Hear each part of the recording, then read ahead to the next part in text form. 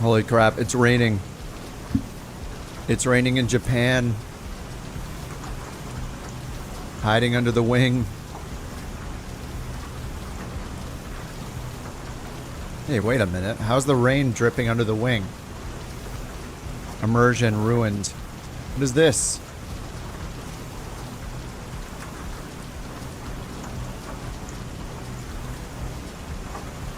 This is impossible.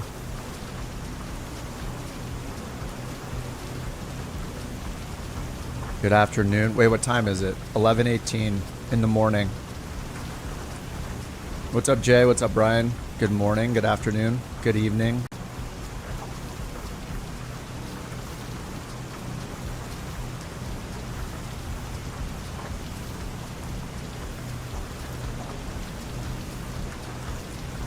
All right, we'll see if we make it into Russia. We have, this first leg's only 200 miles, but then the ones after it are really long.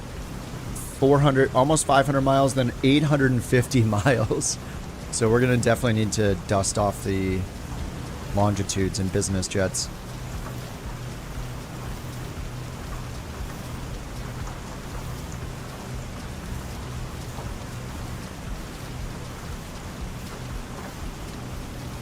$850, yeah. Yeah, there's a long leg coming up. Whoa, what the heck? Does it mean there's a plane right on top of my plane? Oh yeah, okay. There we go. Not a bug. Dude, the rain on the windows looks so good though. What's up, Shooter? What's up, Lith? What's up, Deadly?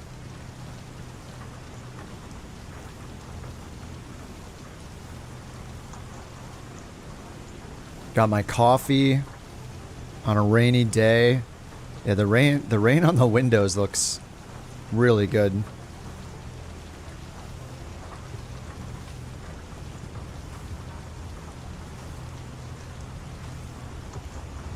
And like how everything is blurry through it.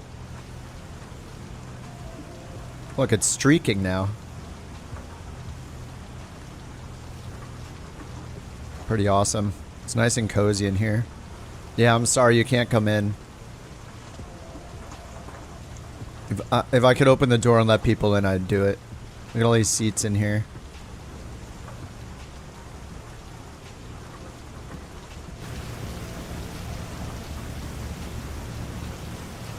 New graphics card? No. Nope. The 15 people in the entire world that got their hands on them. Lucky them. But no. I did not. I'm still trying, but, you know. It's pretty unlikely.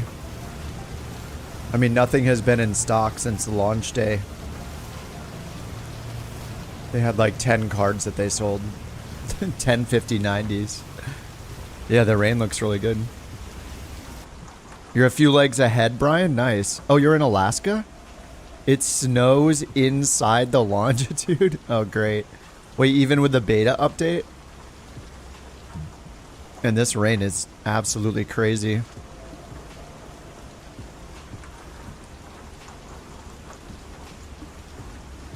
It's looking awesome. All right, well, I got the route set up in SimBrief. See if the route is crazy. If it goes way off course, I'll change it, but okay, that looks good. All right, let me copy that route in.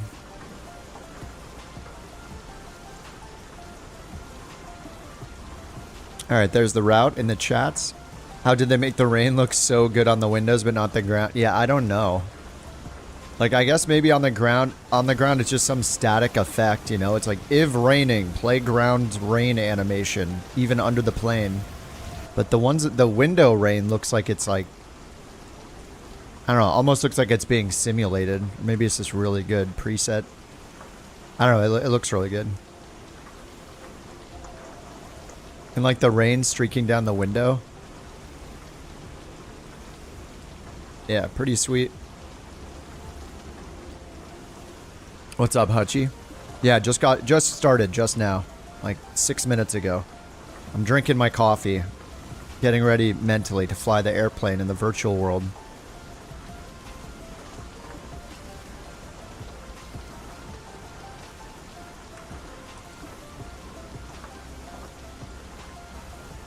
All right, so I put the route in the chat if you guys want to fly the exact same one, but we're leaving from RJBD. Let me go ahead and get the battery on here.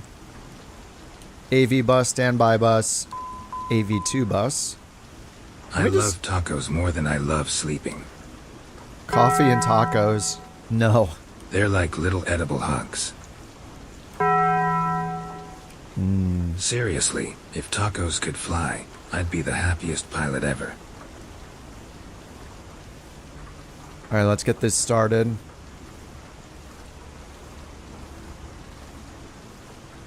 Start flight in NewSky. This is leg. Oh my god, what leg is this? I already forgot what leg it is. I'm like, I know mileage wise, I'm about 66% through. Yeah, it says right there 66. Is this leg like 62? No, no, 52. All right, leg 52. Can you start on Cumulus? Couch Captains is on Thunder. You can have one company per server, but the VA is on Thunder. So you can have 3 companies if you want. Dude, the wind is changing because of the prop. Or the rain is getting blown backwards now because of the prop being on. Dude, that is so cool. And the streaks are going horizontal too. What's with the weather? I mean, it's raining. Well, I don't know how to answer that question. We're in Japan and it's raining here. If tacos could fly, a taco strike to the windshield would suck? Wait, would it? But wouldn't we be able to reach our hand out and get some taco leftovers? What's up, Delta? Happy Saturday, sir. I mean, having tacos thrown right at you sounds pretty good. What's going on over here with this plane, guys? Somebody's plane is a little tiny bit aft heavy. Just a little bit. Whose is that? John's? Okay, got the tracking started over here in NewSky. Yeah, tacos equals always good. Agreed. Alright, beyond ATC. Let's see what we got for charts here. And let me get this imported. Oh, she's awake. She was so sweet for the first hour of the day. Plane's carrying 2 extra pallets of tacos. Okay, let's activate and then compare this to the flight plan.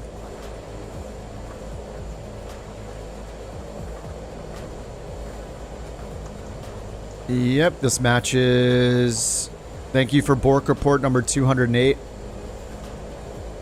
She's not learning. And it says 27,000 feet, so I'll put that here for our expected cruise. Altitude and speed. Keyboard mode. 27,000. And then if we go up here and change from cross to route, we can see the SID. So we're on the Keck 1. Not to be confused with the Keck W. Then the Yankee 12 to Swima, or Shima right there. Then the Victor 52. The Yankee 121 to Ripsy. That's correct. And then expecting runway 36 at our destination. Okay.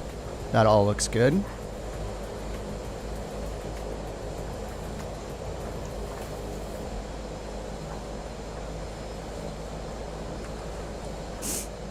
$208 BorkCoins have been issued in a week. I don't think it's been. Has it been? It's got to be longer than that. All right, let's see what we got for charts. Let's try to use them over here. We're going to go to the new charts feature. Airport. No charts selected, so looks like we have no charts here. Oh, I'm on a FAA, aren't I? Let me click this and then hit. Oh, it is on Lido. Lido. No airport chart. No SID chart. I don't believe it. How are there no charts here? There are charts here. Okay, only at our destination. Alright, too small of an airport. I think this is an untowered airport. SID from the flight plan. What is our SID? Actually, I don't think we have a SID. Let's recheck the route here. Yeah, no SID, or we have, no, we do have a SID. Wait, how do we not have, okay, I'm just going to stop asking questions. How do we not have a chart for a SID? I guess maybe it's an obstacle departure procedure, and it's in some of the miscellaneous charts. Anyway, we have no charts until our destination. So at our destination, we'll have the star, no chart, or no, there's no star. Well, maybe we'll have an approach, and then there's an airport ground chart. So we do have the airport ground chart. All right. Still on the beta? Oh yeah, the beta's awesome. It just got updated yesterday. They added charts to the Epic avionics, so we have a whole charts feature now, which is awesome. You can use the charts over here if you want to. Lots of bug fixes too, especially in the PC-12. They added some new features. Like, yeah, things are pretty good. There are night missions in career mode now. I would definitely be on the beta. Like, there's not really a risk at this point in the life cycle of Flight Sim 24 to not be on the beta. Like, if everything gets deleted, it's not a big deal. Like, just back up your community folder. If you have to reinstall it, it's not as horrible as reinstalling 2020. All right, let's go ahead and just get our clearance. It looks like we're on Tokyo control to get our IFR clearance to RJAF. Tokyo control, Couch 323 on the ground at Romeo Juliet Bravo Delta. Looking to pick up our IFR clearance to Romeo Juliet Alpha Fox. Couch 323 Tokyo control. Expect runway 15, Kushimoto 1 departure. Squawk 4103. Kushimoto 1 departure. Squawk 4103, Couch 323. Couch 323, read back correct. Alright, I forgot I had her response on. Pilot's discretion. Hold for release. Report holding short runway 15. Alright. Start or taxi at pilot's discretion. Hold for release. Report holding short runway 15, Couch 323. Alright, they switched us to runway 15, so I'm going to go over here, departure, runway 15 with the SID, and activate that. Can we see the runway detail? Oh, we can. That's decent. Alright, 15's over here. Can we get the altimeter setting? Couch 323.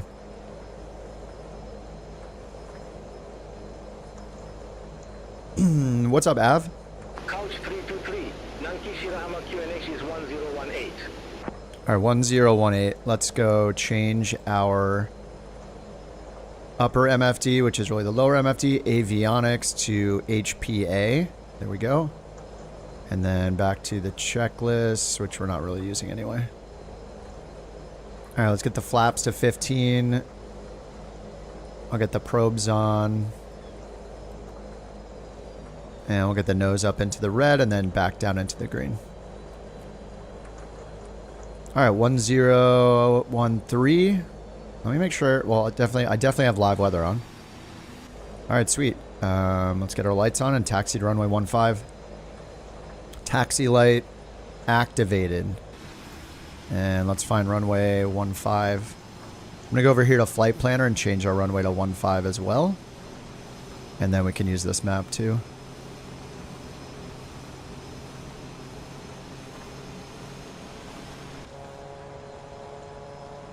Alright. Parking brake switch is disabled because of the bug. I have not seen letters from Iwo Jima, no. Oh, there's an airport in that from the movie? Or that was in the depicted in the movie? I have not seen it.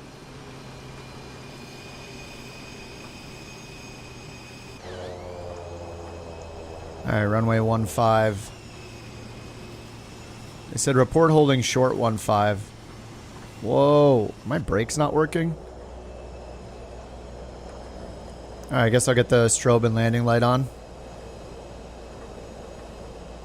Sure, we're holding short 15. Couch 323, short of 15, holding for release. Couch 323, release for departure, clearance void, if not off by 035 Zulu. If not off by 035 Zulu, contact no later than... You wired up your avionics button to do basically the whole longitude startup? Nice. It's glorious. It is pretty nice when you have switches for like everything. Whoa. Dude, the stopping power is so bad right now. Because of the rain, I guess. Oh yeah, I need centerline takeoff because we're doing NewSky. Actually need to line up on the centerline here. 2 crashes less than 5 minutes. Did you undo the DLSS swapper? I wouldn't use the DLSS swapper stuff. I would revert back to whatever the default DLSS stuff is. I had 2 crashes before I started the stream yesterday. And I reverted it and I haven't had one since. So I would do that.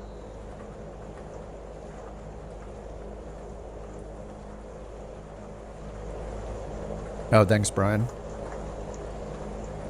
Oh, Xbox Series X. Oh, weird. Looks like they broke the heading sync shortcut again. Look, I hit heading sync. It puts it at 276. I right-click for heading sync. It puts it straight ahead correctly. All right, so we have the SID departure, which we can't get any information on. So I'm just gonna go all the way up to 21,000 feet, where our cruise is. I think it was 21. Sorry, 27. All right, 27,000 feet. Let's get heading mode, flight level change mode, auto throttle. All right, auto throttle's on standby. You know what? I'm not using auto throttle. It's always a bad idea. All right, how are we looking? Everybody's on their way. We're gonna get out of this horrible weather.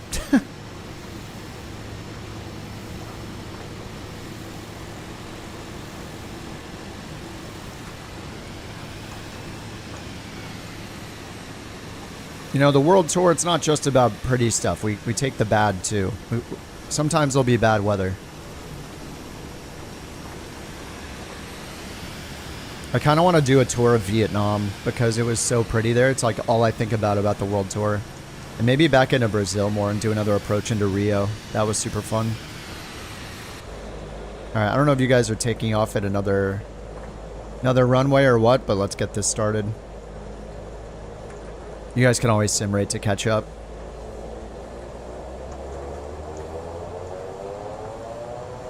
How is the parking brake on? Oh, it's not. Is it on? What the heck? I didn't even turn it on. I don't understand. The parking brake just has a mind of its own in this game now. It's kind of terrifying.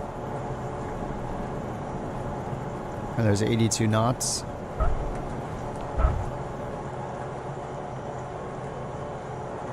Gear up.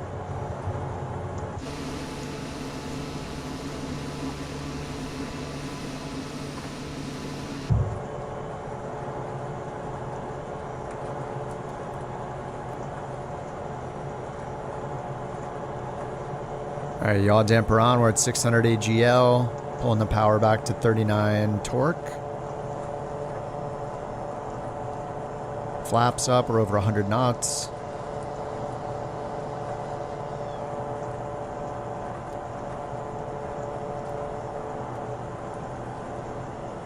Here, we got some mountains right below us that we can't see. See them on synthetic vision, though.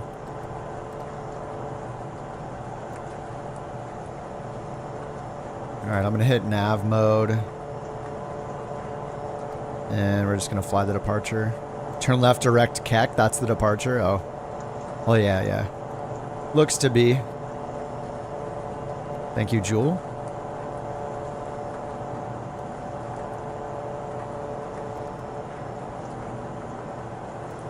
Alright, we're at 2 degrees Celsius. Let me get the... Oh, inertial separator is off. I'm going to get it on. Should have had that on for departure. And now through these clouds, it's 1 degree Celsius now. Now let's try to follow the flight director here. And I'll let the the co-pilot get in touch with Tokyo Control, Tokyo. Couch 323. Good day, 4,500 feet. Couch 323, reset transponder. Squawk 4103. Whoops. Squawk 4103, Couch 323. 4103. Couch 323, Tokyo Control identified. Climb to flight level 270. All right, 270. Climb to flight level Guilty of flying on 270. VATSIM a lot. Couch 323. Hey man, I can't stop you.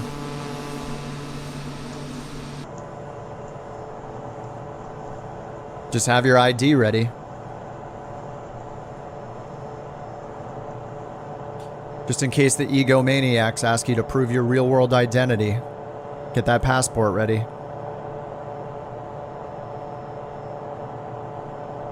Alright, compare fuel quantity.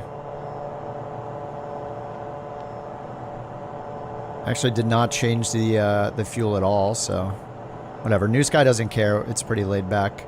Are we going direct to Keck? The day they ask, I'm out. Yeah, I didn't wait for that day. I just got out. It's funny, there was that Reddit post from like 4 days ago that had tons of upvotes calling them out on it yet again, and people being like, wait, what? They do what? There just seems to be such a lack of awareness that they do that to people.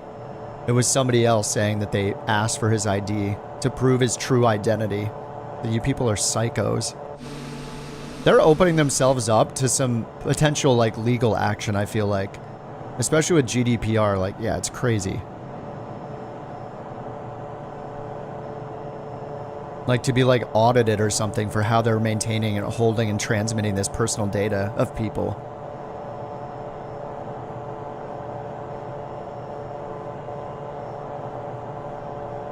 Creepy, creepy stuff, guys. I don't like it. Oh, the breakout. I do like this, though. This is wonderful. They do after some time randomly. Yeah. Yeah, what better way to thin out your user base?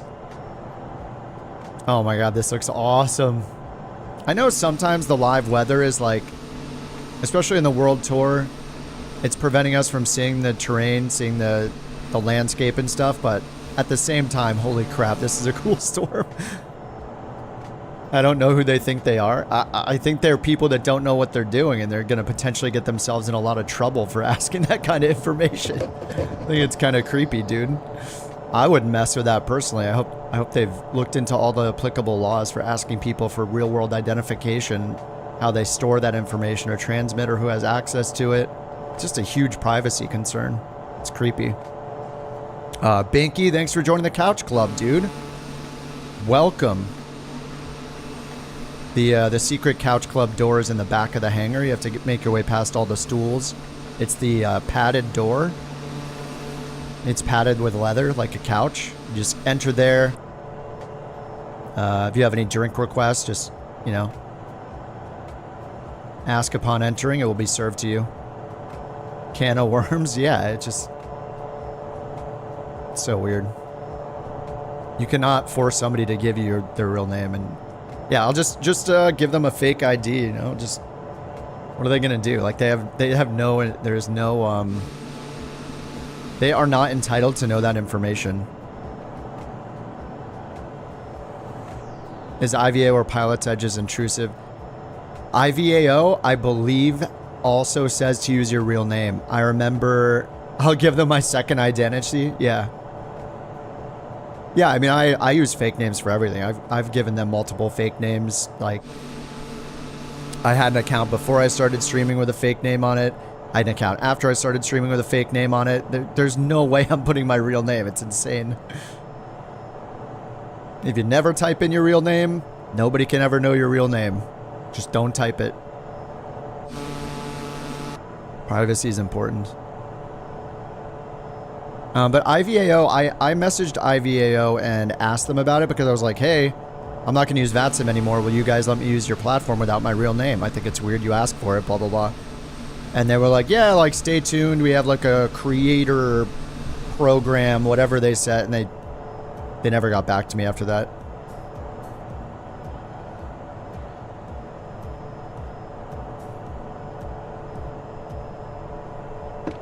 But yeah, protect your information. It's important. Have I ever slipped up or forgotten who I really am? You know, I ask myself that question every morning. Binky, thanks for the 10 gifted Couch Captains memberships. Is this the altitude we're going to stop at? Oh no, we're at 17. We're going above this next layer here. Thanks so much, Binky. Binky's balling out on a Saturday, yeah. Thank you so much, Binky. Welcome to Major Gate is back. Nice. Kelvin, James. Nice. Raven got one, and Keith. D got one. Heapster, Kenneth, Alander, and Binary. Heck yeah. Binary, welcome back. D got one. I think for the first time. Raven's back. Courtesy of Binky. Thanks so much, Binky. Appreciate that, dude. As far as we know, Kip may not even be the streamer's real name. Exactly. The world may never know. Like I said, I'm a fan of the currency of Laos and the hit rock band, classic rock band Winger. Don't question it, okay? Those are my interests and where I draw my inspiration from for my identity. But yes, every morning we must question who we really are.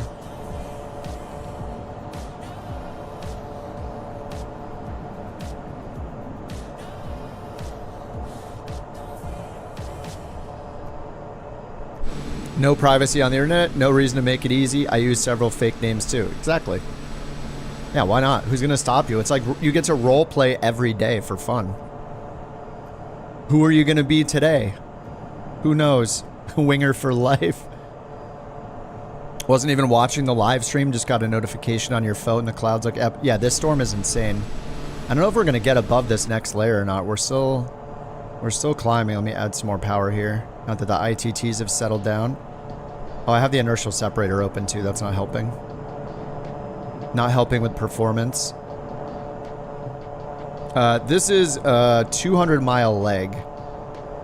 After this, though, we're going to really need to hop in business jets. So get your PC-24s, get your longitudes ready, your CJ-4s, your Learjet, whatever you got. All right, it's negative 27 up here. We still need to worry about icing, so let's get this stuff on. I'm going to leave the windshield icing off just to see if it ices up.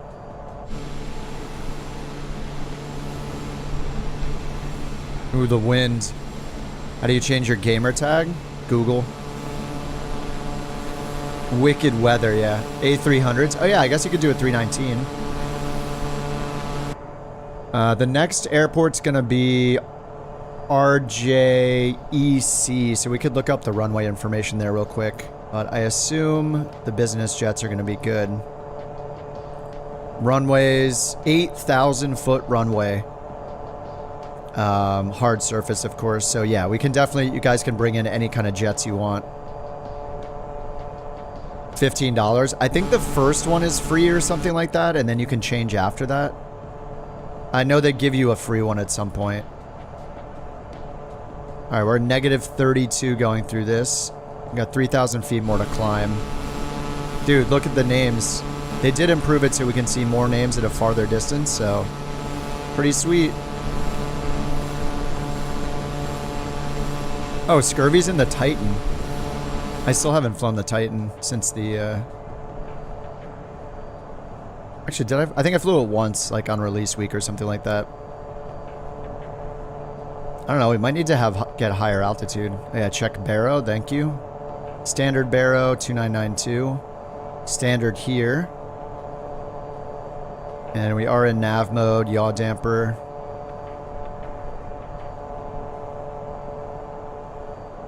And let's see, once we get up to our cruise here, 27,000, it should change our FMS speed automatically from 0.33 to 0.46, I think, is the cruise. All right, we're almost there. 2,000 feet per minute. I'm going to go to vertical speed and smooth it out. 1,000 feet per minute for the last little bit.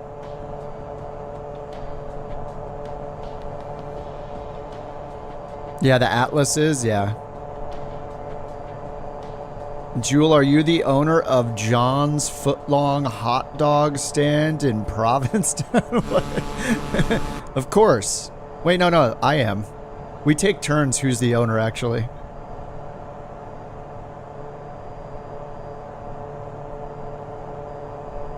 All right, here's our cruise altitude.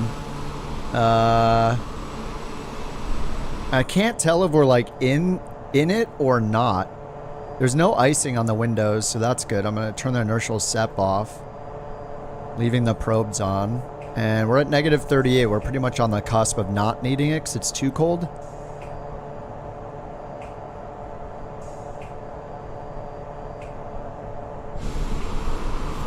Oh man, this is quite the leg. I mean, maybe for the next leg, I'll have to look at it. Actually, maybe for this leg, I should have turned the weather off. Oh, we can do whatever we want, right? Let me turn the weather off here. Ooh. Whoa, chill. Let's go to few clouds. No, let's go to high level clouds. I just wanted to see the terrain for a minute. Alright, let's get the auto throttle on now. Alright, there we go. I just wanted to take a look at the terrain. It feels wrong to fly through these parts of the world without seeing it at least a little bit. Can neither confirm nor deny. What's up, Shill? Every business in P-Town's very suggestively named. Oh, really? That's good. Oh yeah, auto FPS is still not working for me. Ever since beta 2, even installing the latest version, it never starts up on sim startup. So let me change the terrain level of detail myself here. Just bring it up to 400 and 200.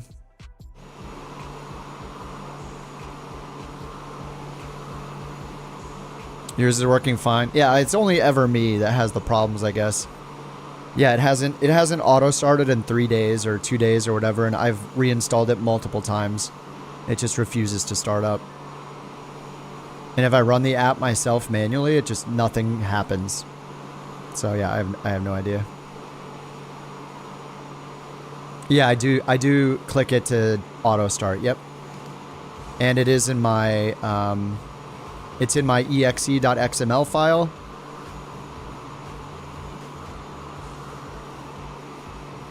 Here, let me try to run it manually again.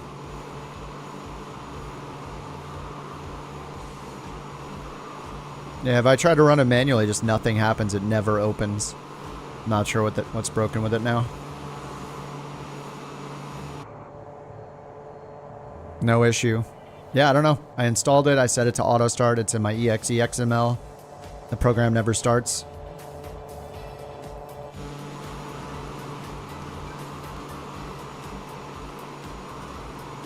It's broken for me. Yeah, I have version 445.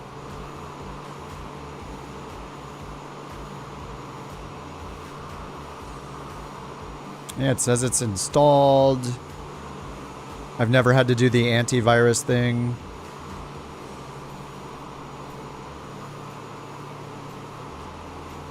Oh wait, I just reinstalled it again and opened it. Now it's open. Okay, but it can't use SimConnect. Did it? Oh no, wait, it's working. SimConnect is connected. Okay. I just reinstalled it again. Yeah, the hacks are interfering with it. Oh, it's back. It's working. Holy crap. What I did, I checked the box that deleted the config file, and then it started working. So if you guys are having problems, try that.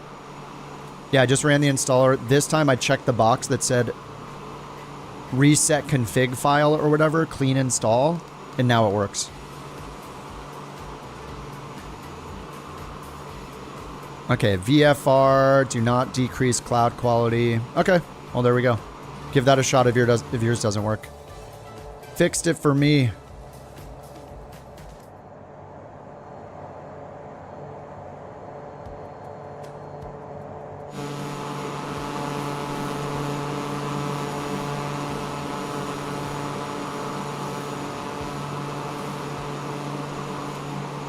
Auto FPS is back.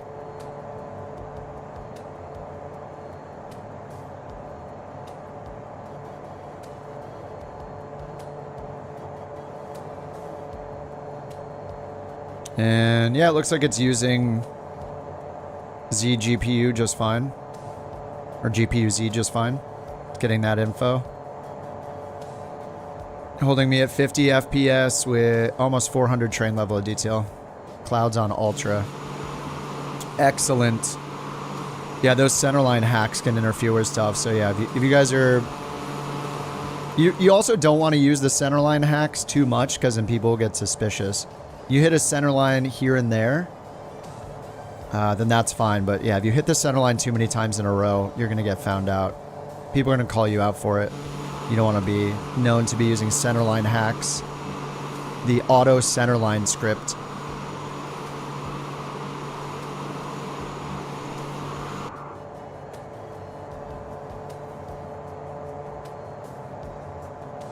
Approaching a PANI. The Panny. Yeah, let's see our top of descent here. And do I have traffic on? Yeah, I do have traffic on. We're just not seeing any here. Or hearing any here.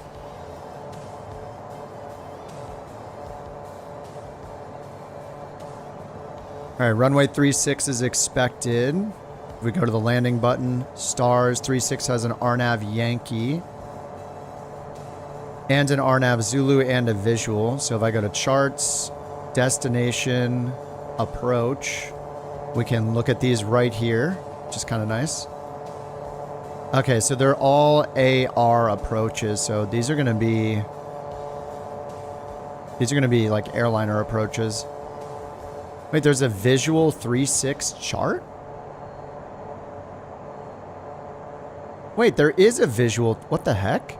There's an actual chart for the visual approach.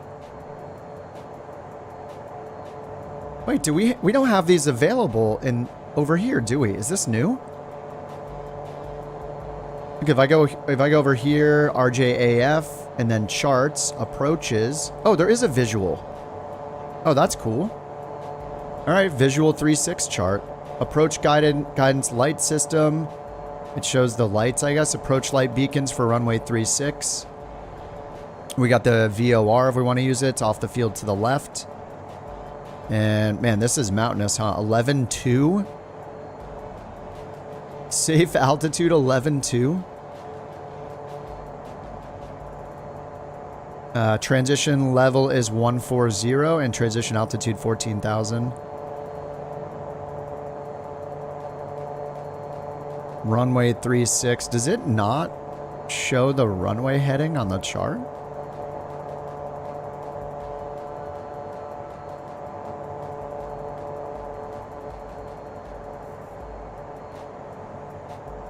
Visual 3.6. It just says approach lighting system. Okay. All right, so let's put in the visual for 3.6 down here. I don't know, let's try vectors this time. Insert and activate. Find and delete the disco. Wait. What did it do?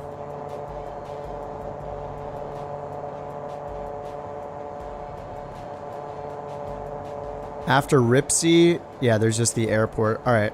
It's because of the vectors. Yeah, we're not close enough. Okay.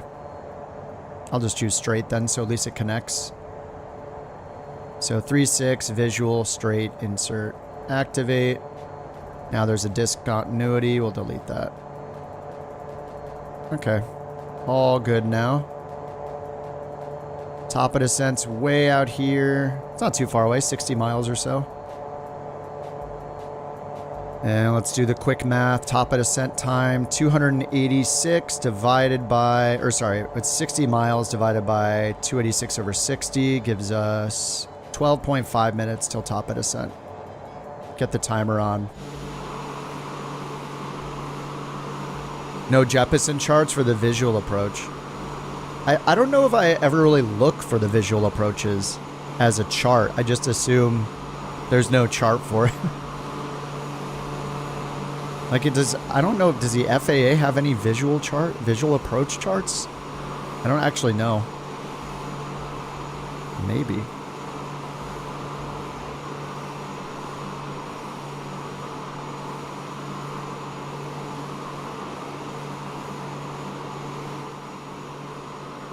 What's up, Noodle? Team green for graphics card. Team blue for CPU. I'm on team green and red then. Never Intel. Never. I haven't had an Intel processor for the longest time. I went to AMD when I built this PC like 5 years ago when it had its original components and never looked back. The AMD processors are incredible. Just get an X3D AMD processor and an NVIDIA card and you're good to go. Well, we'll see what happens with NVIDIA though. Given this horrible launch and unavailability and the underpoweredness of the 5080 and nobody being able to get any of them. I don't know. We'll see what AMD does. I hope Intel starts making more and more and more powerful cards to compete. I would totally try an Intel GPU if it had similar specs as something like a 5090 if I could get my hands on something like that. Yeah, this is Japan, yep.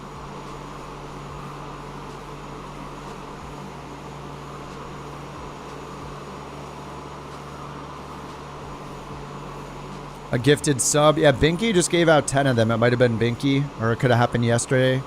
Beans and Lex gave out, and Metal Face all gifted 5 yesterday. It's one of those people. Well, enjoy your Couch Captains badge.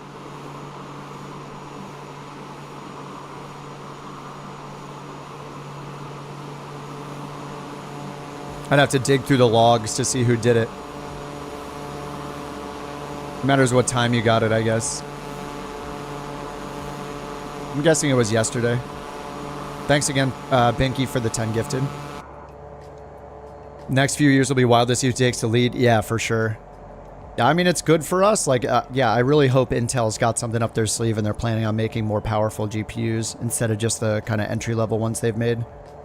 But it's great. I mean, if you're building a gaming PC for something that doesn't need something like a 5080 or 5090 in it, it's like so awesome to have another choice.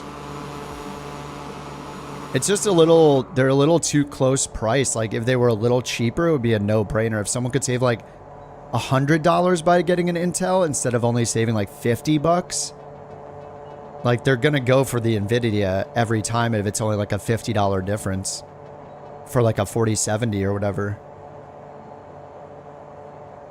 If you click the badge in chat, it will tell who gifted it to you. Oh, really? On YouTube? If you click your own badge?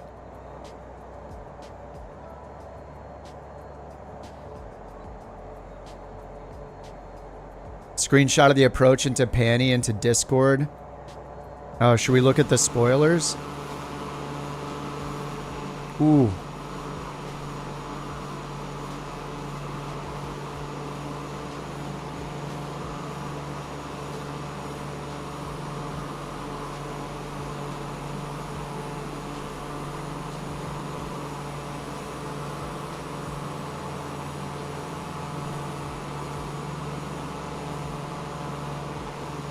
We're flying over Aquino Airport.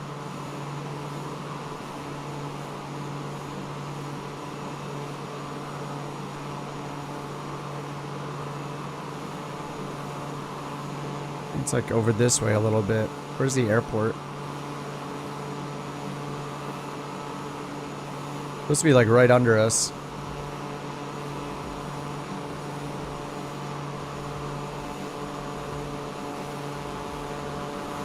As we know, I'm the best. Oh, I guess that's it right there.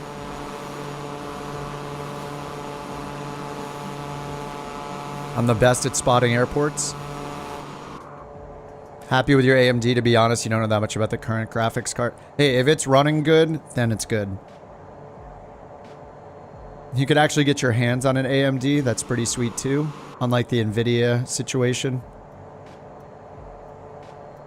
Couch 323, contact Tokyo Control 134.15. Alright, that's up. Center on 134.15. Dude, it's gonna be very... Look at the mountains over here. This is gonna be a cool approach too. Tokyo Control, Couch 323. Good day. Alright, top of descent, a little more than 30 miles away.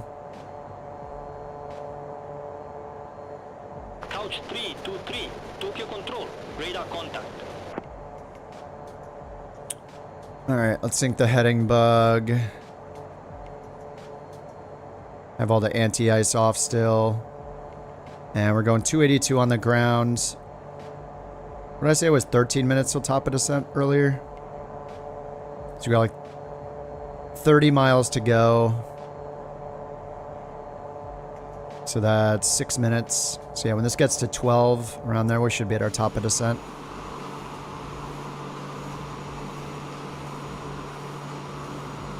The new LLM, it's awesome. It lets us ask for weather information, ask for which runway is active, you know, ask for winds, ask for runway condition, ask about planes that are near us. There's a bunch of stuff it does. For a V1, it's awesome. I'm still waiting to hear the controllers use long or shorthand. There's also a new feature even outside of the LLM that's like controller workload.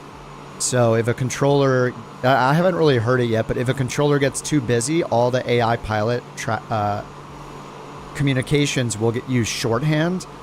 And then if it's the opposite and the controller is really just laid back, like there's almost no workload, then supposedly pilots, the AI pilots will start commenting on things like rude passengers and bad weather and hard landings and all sorts of stuff. So haven't heard any of that yet, but it's pretty cool. But yeah, the LLM opened up a bunch of things. Like you can ask it whatever you want, but it's very strict in not being ChatGPT. You know, it's not going to try to like play along and answer what coffee you should order and stuff like that. It'll say like, oh yeah, we like coffee, but let's keep it focused kind of stuff. You know, they try to keep you on, you know, like a real ATC would do, like stick to their job. Yeah, we can ask them stuff like the weather. Tokyo, can we get the current weather at Romeo Juliet Alpha Foxtrot? Couch 323.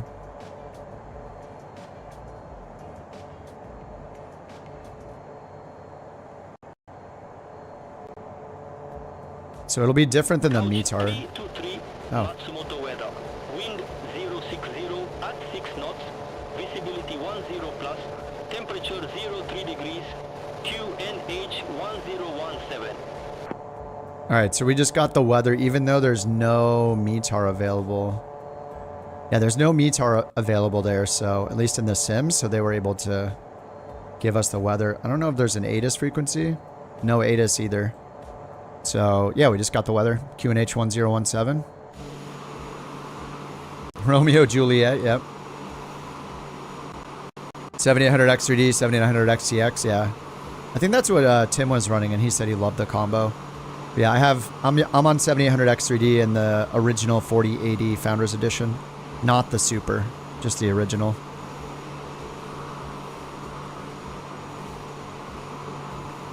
Yeah, can't use the info if you're not on live weather. Yep. Yeah, I have the preset on right now, so everything's just standard.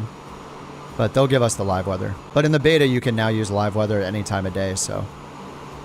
But that goes for every ATC service. Everything, it goes for everything.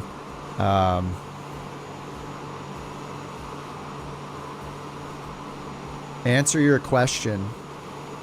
No, let's time you out. How about that? Here, you can be timed out for 30 minutes. There you go. That's annoying. Can be on ATC. Yeah. FPS is tanking. Using auto FPS.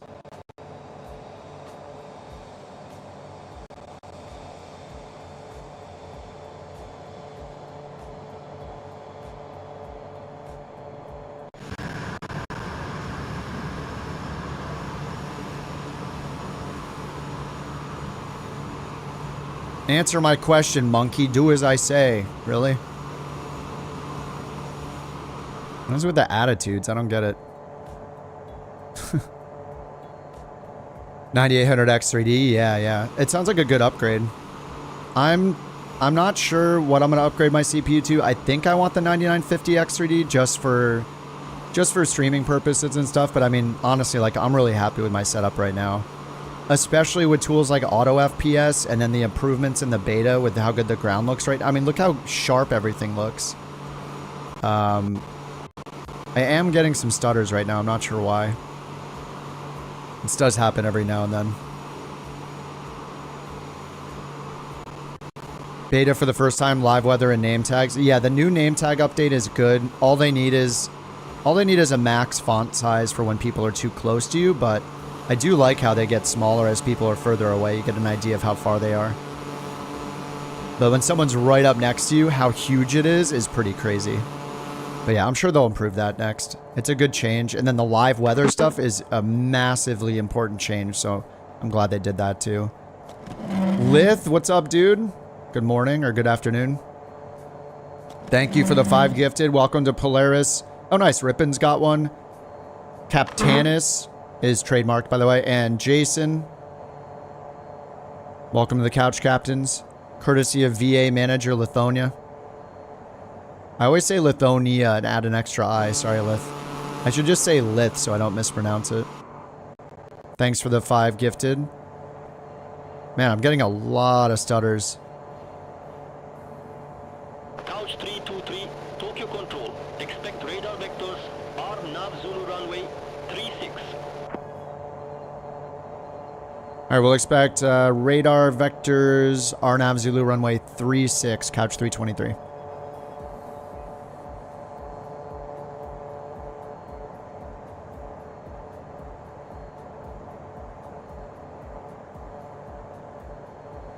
What's up, Brian? No, of course I didn't get the 5090. I would love to have gotten one, but only about 4.5 people got one. In the entire world, it seems like, so. What's up, Tuss? Yeah, the name tag fix is awesome. Did anyone? Yeah, I don't think so.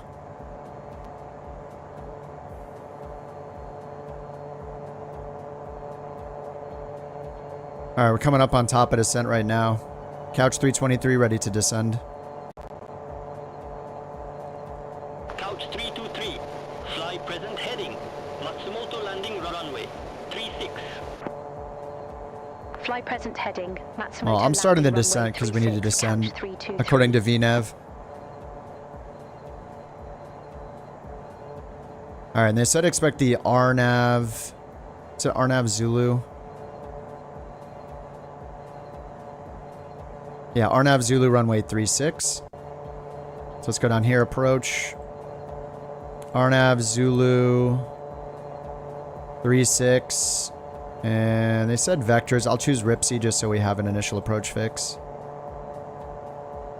Discontinuity hunting. Looks like we're good. And looks like this will go all the way down to 5,000, 3880. Whoa, look at these altitude constraints. 2837. So I'll bring it down to 2800.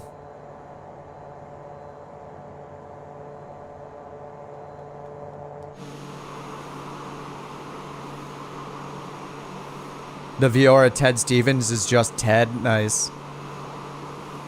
Ted. That sounds like a good spot to build a base camp. Ooh. More stutters.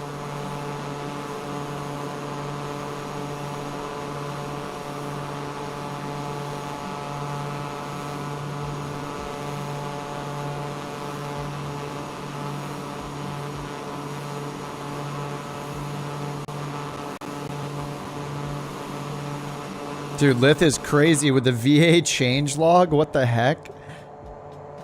Yes. The 323, contact Tokyo. Control 125.6. Alright, should I put on live weather again? Is it super crappy? Couch 323. Let's see how bad this looks. Tokyo Control, Ooh. Couch 323. Oh flight my level God. 243. I don't know if I want to do this. I kind of want to see the mountains. Okay, I guess we kind of do need to do this. Is it terrifying? Then we should do it. Alright, and then down here we should now be able to go to the charts and bring up the approach. No charts selected. I don't understand why it can't figure out that we chose the RMP Zulu. Yeah, it's supposed to detect it from the FMS, and it's literally right here. Maybe it's because it says RNP Zulu and this says RNAV Zulu. Maybe they're just doing a string comparison. I guess that could be it. Alright, so we're going to be on our way to Ripsy 12,000.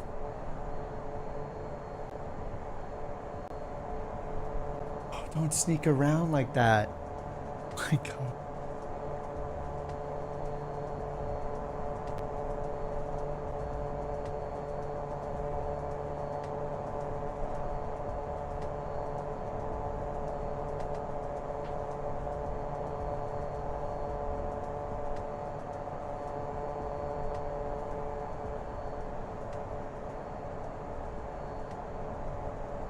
The mountain, one of the puppy's whiskers fell off or something. She found it. She's like, what is this? Looks like a puppy whisker. She lost a whisker. Her senses have been diminished. Now she's less of a hunter. Less of a 8-pound hunter than she was before. Yeah, Lith, I can't believe you wrote that up. That's insane. Should we make a... You know what we could do, Lith? We can make another channel called like OnAir VA changelogs or something like that. That's the thread format on Discord. So you can make like one new post a day. And then people can just look through all the historic posts if they want. And it won't be like blended in with all the other chats. If that makes sense. I think that might be an okay way to do it. So it could be just like an announcements board kind of thing. Let me add that right now while we're descending it through this madness. Because that's awesome, dude. That's super helpful. Alright, inertial separator on.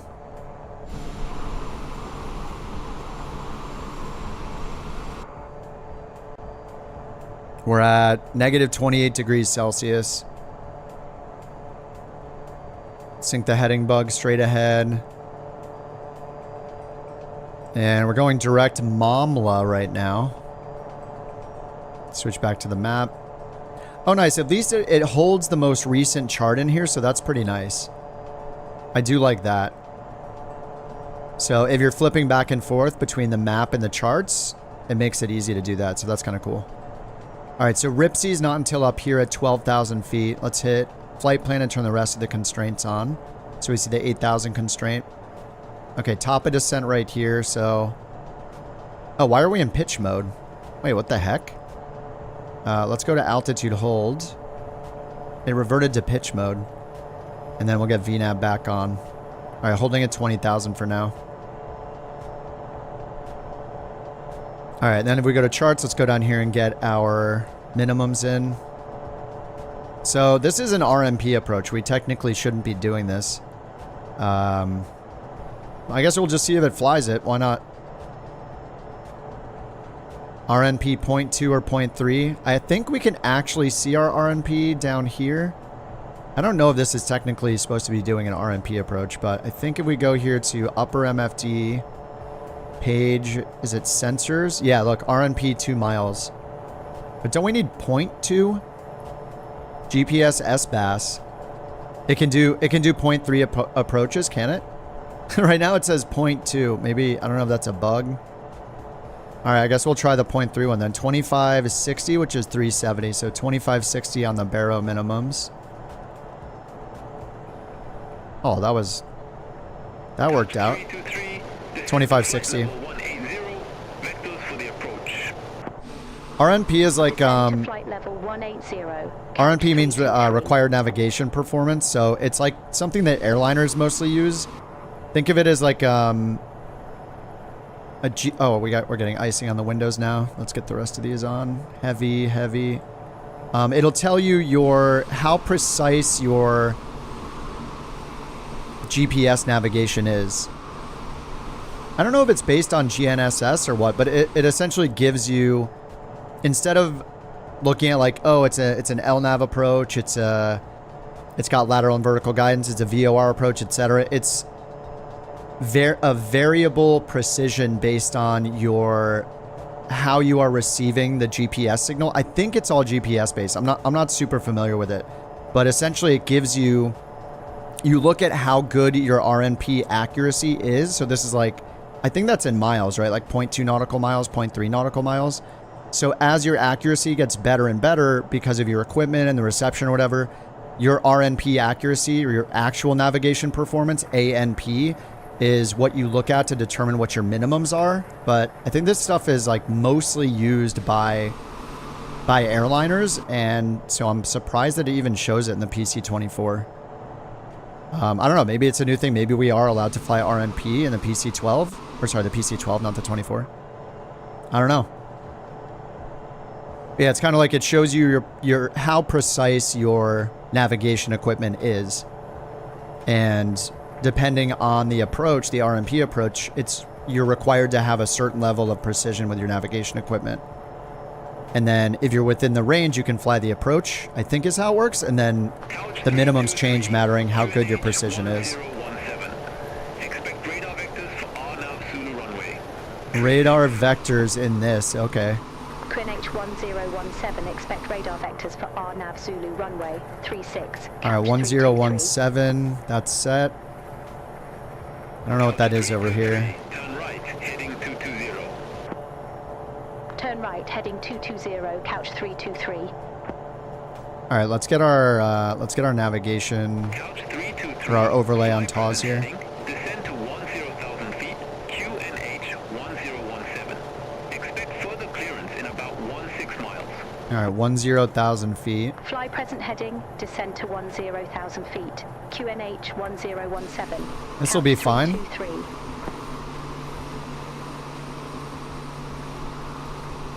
Just over some mountains here. This is totally fine.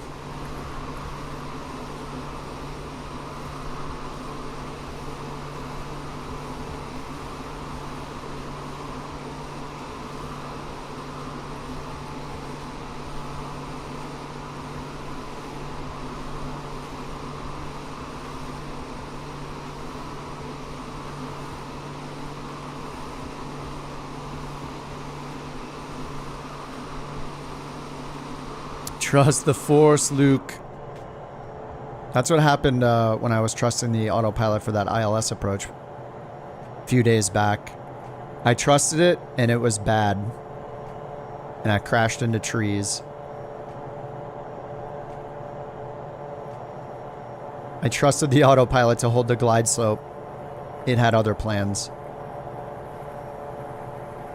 Alright, Ripsy, 2.4 miles. Which is right here. Nice, we show up over here. Nice. Accurately shows our plane, so we're going to make a right-hand turn coming up.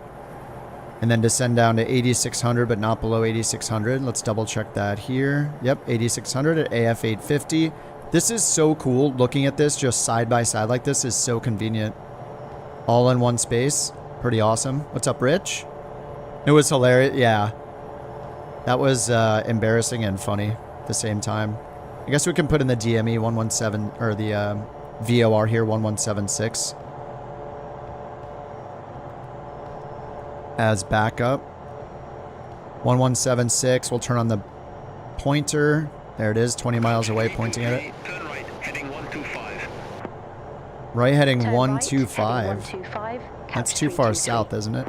I'm just gonna follow the approach. We'll see how it does with the RMP. 323, turn right, heading 220. What? Turn right, heading 220, couch 323. No. We're following this. Couch 323, turn right, heading 135. Okay, there we go. Turn right, heading 135, couch 323. Alright, let's slow down to 200 knots to buy ourselves a little time. Turn right, heading 145. Turn right, heading 145. Your vectors are all over the couch place? Yeah, 323. it's getting confused. It's probably because of all the terrain. I'm surprised it didn't just clear us for the approach that it assigned earlier. The moving maps are so cool, man. This is such a cool update. I actually love, I love the EFB and pulling in the charts, but this is just so convenient. Now I can just bring this up, right, and get the ground chart up. So I have this ready to go, and I have the approach chart over here, and we got our geolocated position. Pretty awesome. All right, what's our temperature? -10. We still got inertial separator and anti-ice on. Coming down to 10,000 feet. I'll just turn the landing light on. And we want to turn it to the flashing mode for the landing. With the pulse mode.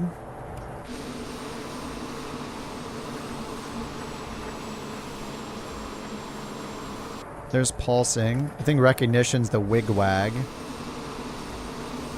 No, it does nothing. And the center one just holds the landing light steady right here. Yeah, these are... 323, turn right, heading 205. Turn right, heading 205. Let's buy ourselves more time. Let's go down to 180 knots. Auto throttle's doing decent right now, too.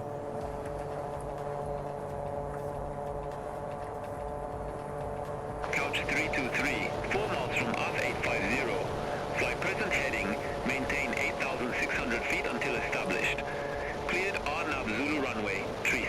All right, 8,600, and we're about to Fly get down present there. Heading 8,600 feet until established. Cleared RNAV Zulu runway 36. Oh, this is fun. 323. Lith, what should we call the channel? On-air VA announcements, minutes from the management of On-air VA. It's another word for announcements. I don't want to call it a changelog. That sounds like software. We'll make a new on-air little forum channel on the Discord, so important information and day-to-day tasks are there. The on-air VA daily update. The NOTAM. Oh yeah. NOTAMs, that's great. Thanks, Sebastian. That's perfect. On-air VA NOTAMs.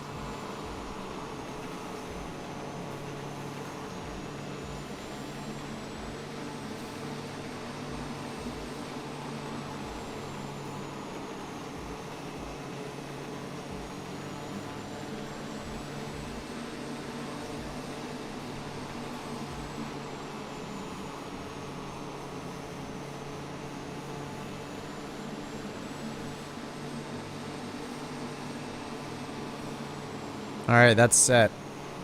Yeah, beautiful. Thanks, Sebastian. That was perfect. Did they do live weather? Live weather, they fix update.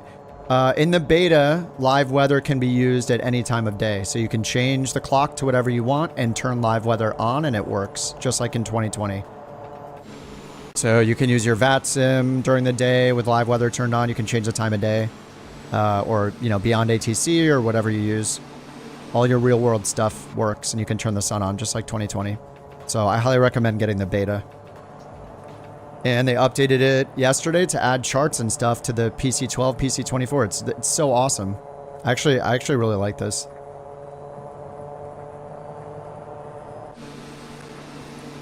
All right, I'm gonna hit approach. Oh, looks like I can't yet. Maybe not close enough. All right, let's zoom this range in.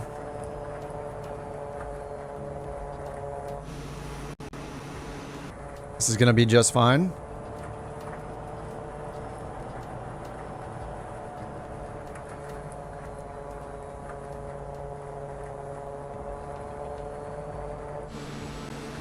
All right, let's get the auto throttle off.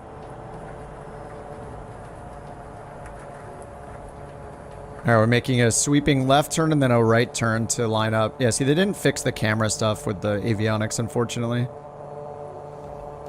Like, when I zoom in, it looks great, but when I zoom out, it's still getting, like, because of the cloud or whatever, it's, like, overexposing this because of the clouds. I'm not sure. All right, 5,000. No tower service. Wonderful. Frequency change approved. Couch 323. Bye-bye. All right, frequency change approved.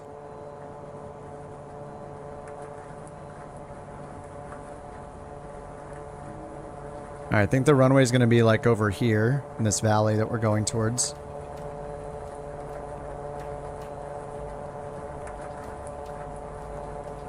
All right, and then if we need to go around, it's at minimum 7,000 right turn, then climb 10,000. So 10,000 is our target altitude. And we just make a sweeping right turn all the way back around towards the airport. Watching out for the mountains on the right.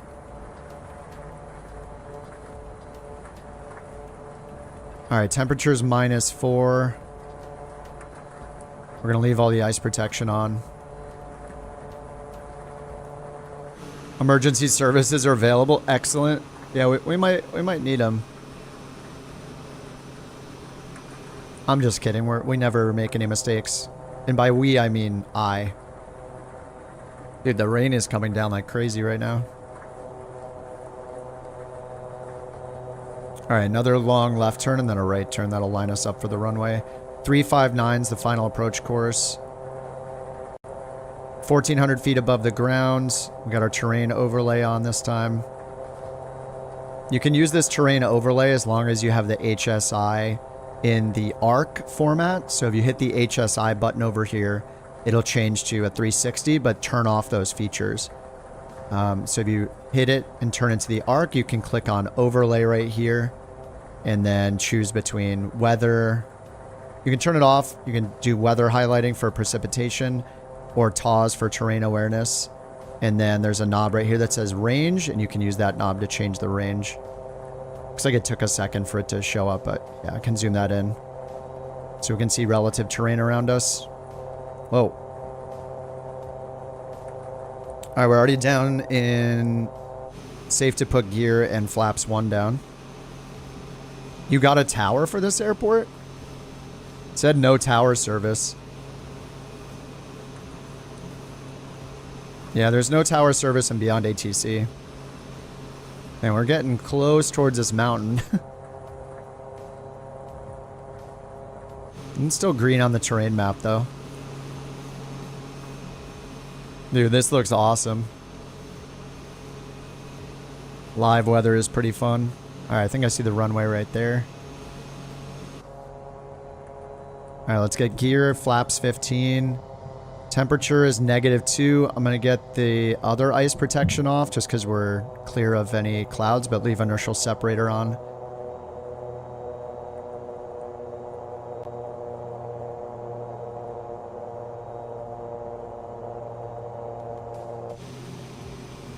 Alright, there's the runway right there.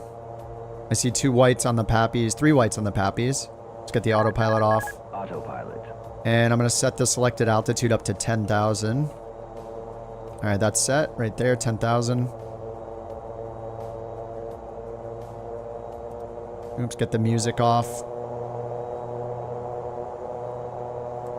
Alright, winds are pretty light. 1 knot crosswind, 4 knot headwind.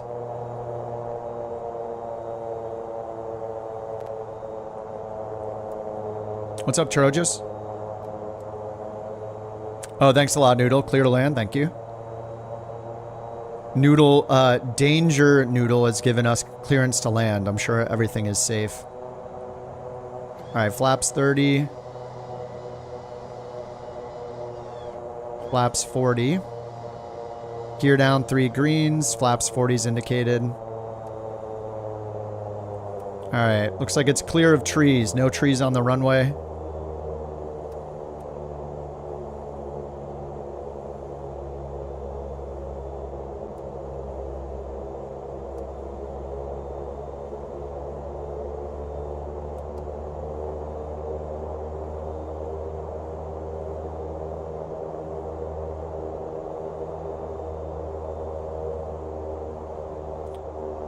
Runway 36.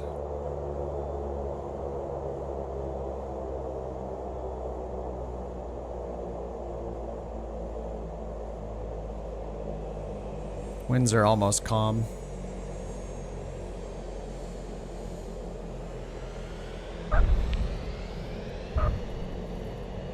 Alright, reversers. Saving my brakes. I touched the center line. Ooh, I just touched it again. What's up, Killrick? Alright, let's turn around, get the flaps up. Inertial separator is still on. Let's go down here and get the airport chart up. Dude, that's so cool. Does it show us on the airport chart? I don't know if it shows us... Yeah, I don't see our position on this chart, unfortunately. I really like the charts being in this. Normally, I don't like it because they're not easy to use. But this one, you can click and drag and the zoom button's real close. Like, I don't know. It's pretty easy to use them over here. And then they have, like, these tabs at the top for SID star approach. It was so easy to switch over to the ground chart. And it had it selected automatically. Like, yeah, it's well done. And it remembers if you're using LIDO or FAA charts. So you don't have to switch it every single time to see if there's an FAA chart. Alright, I'll get over here and then watch some landings. Ooh, is this our spot? Take number 9, please.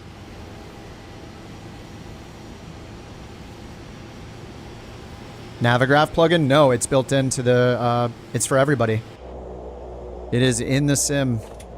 in beta version 2 that they released yesterday. They added the charts. So it's the same charts you pull up through the EFB, but you can do it here in the avionics natively. It's awesome.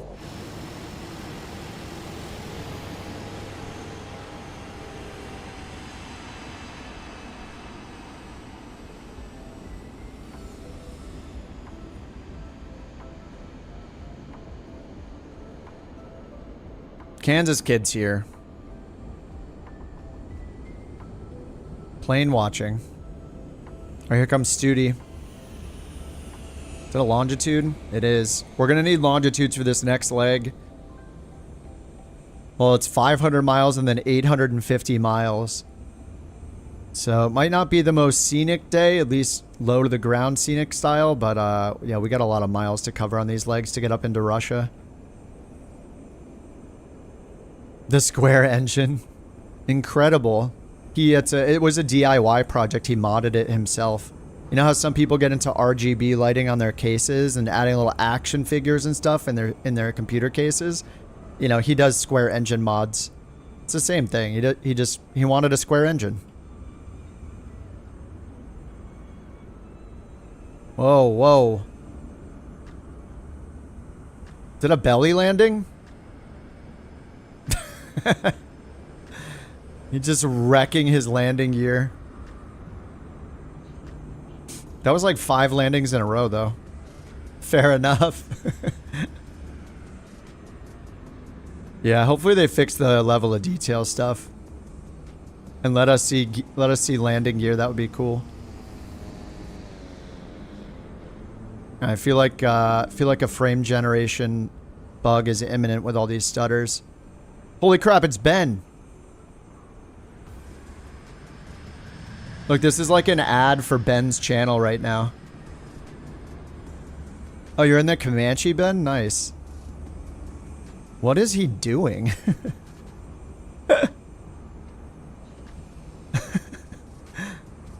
I mean, yeah, the name checks out. Big.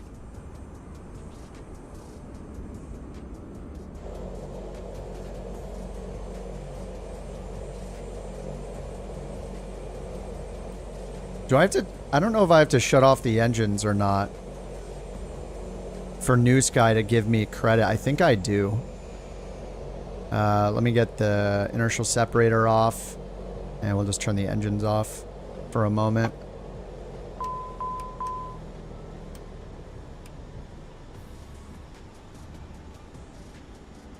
Stuck in a vortex? I don't know what's going on there. Lith, I made the channel for you. The NOTAMs.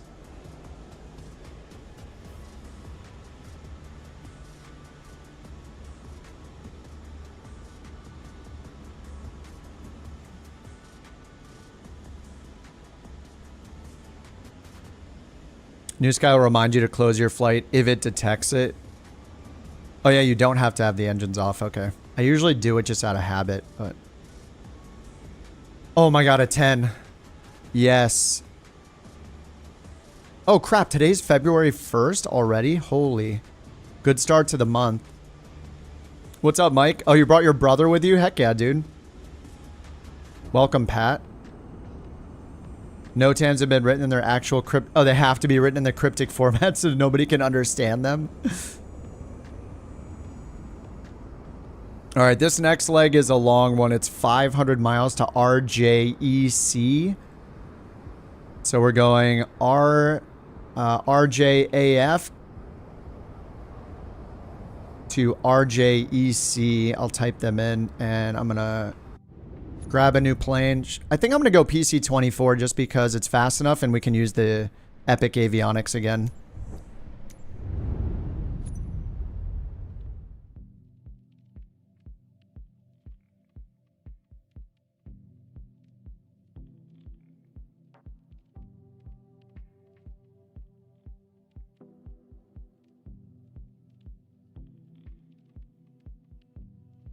All right, PC-24.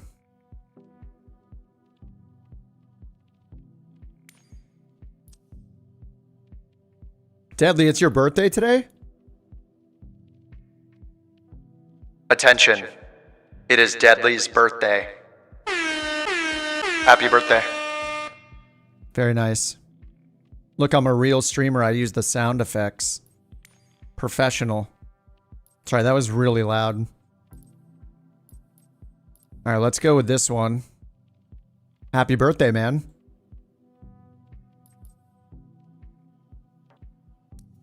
The black and white VIP.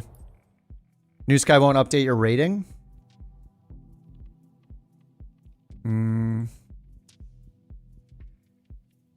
don't know, I didn't look at my rating. I just saw that it rated my flight, so that's good enough. All right, my awards. PC24. We'll go back to RJAF. Hop on one of these ramps. Flight conditions are custom, off, all players, live weather. Choose your time of day to your liking. And start flight. Nice, you're gonna hang for a bit, then out for some birthday beers. Do it. Do it.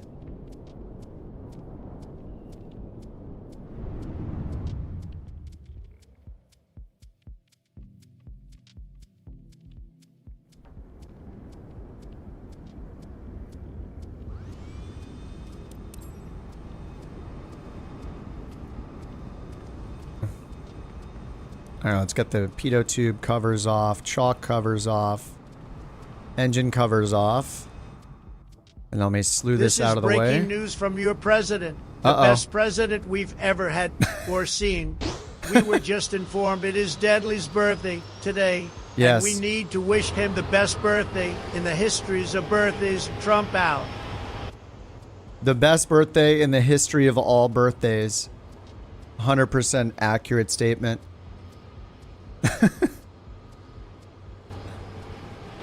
Oh my god. This is what I get for using the current frame generation. Quote unquote technology. Alright, time to turn off frame gen. It was nice to know you, frame gen. Let's get our 5 FPS now. Wow, a birthday wishes from the president. Amazing.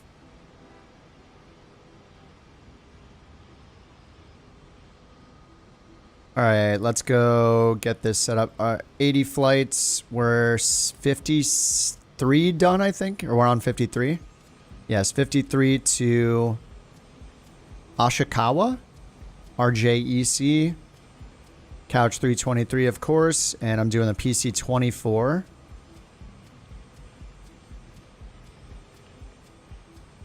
No passengers or cargo. Book the flight. Hour and 40 minutes, it says. It's your mom's 86th birthday? Yes, it definitely counts. Unknown aircraft type.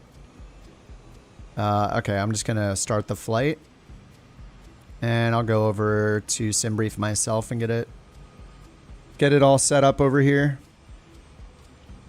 Alright, create new flight.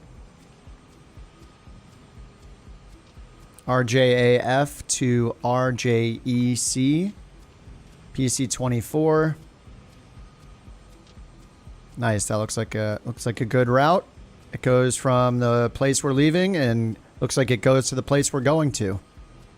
Beautiful. The HAPO 1 departure. Let me check my fuel planning. 60 minutes reserves. Beautiful. All right, generating the route.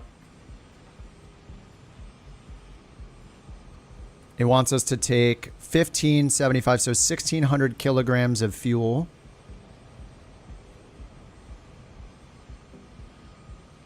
Set route. There is the new route in the chats. All right, let's get the batteries on. Just gonna get the whole thing on, why not? Run, start.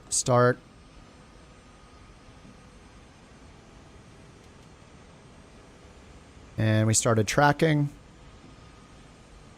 All right, looking good. TAWS system test. Okay.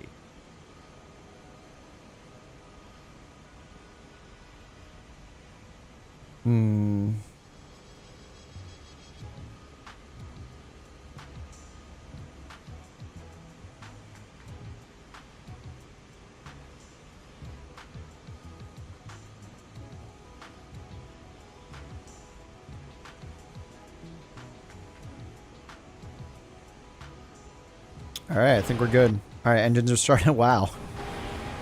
Heck yeah. Is that the TBM 850? Oh, it's the 930. You love to see it every time. Behold, the TBM 930 in all its glory. It's like making a pizza or something. Which is... That is something we're interested in.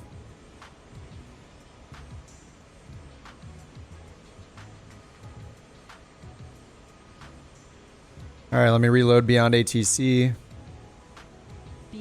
Yes, happy birthday to your mom. Binky's mom, 86. Happy birthday, Mrs. Binky. Okay, center.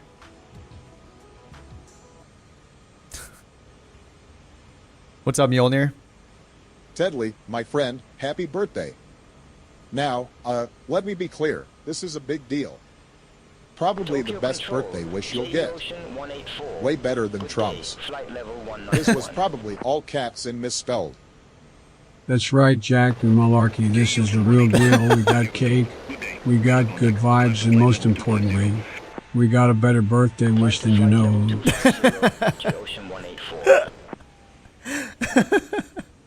That's right, Jack. No malarkey. Couch 323, IFR to Asahikawa. WTTS. Thanks, Danger Noodle.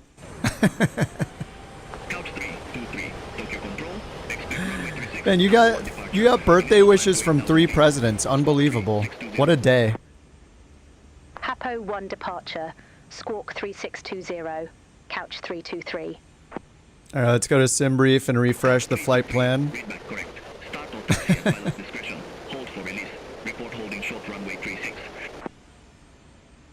Start or taxi at pilot's discretion. All right, we're going to 39,000, so let's import the route from SimBrief. Runway 36, Couch 323. Runway 36.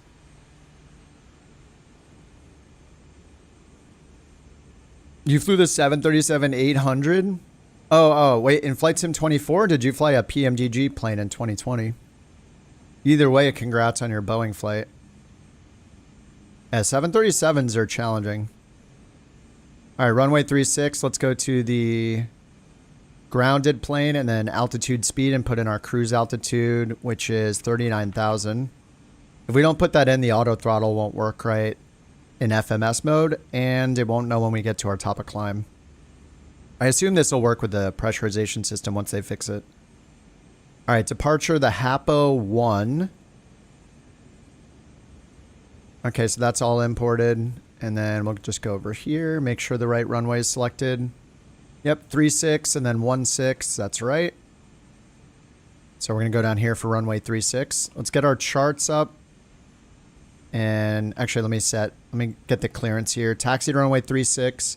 Hapo 1, squawk 3620. So we'll go 3620 on the transponder. Oh, they fixed the text on this.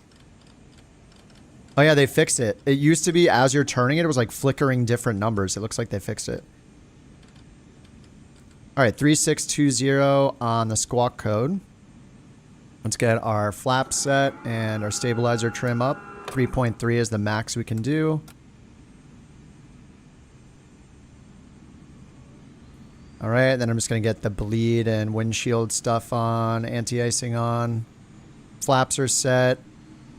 I'll leave the speed brake for now. Okay. And then, yeah, we'll just need our taxi light on when we're ready to taxi. So we just need to look at the departure and figure out, I'm going to go to charts here.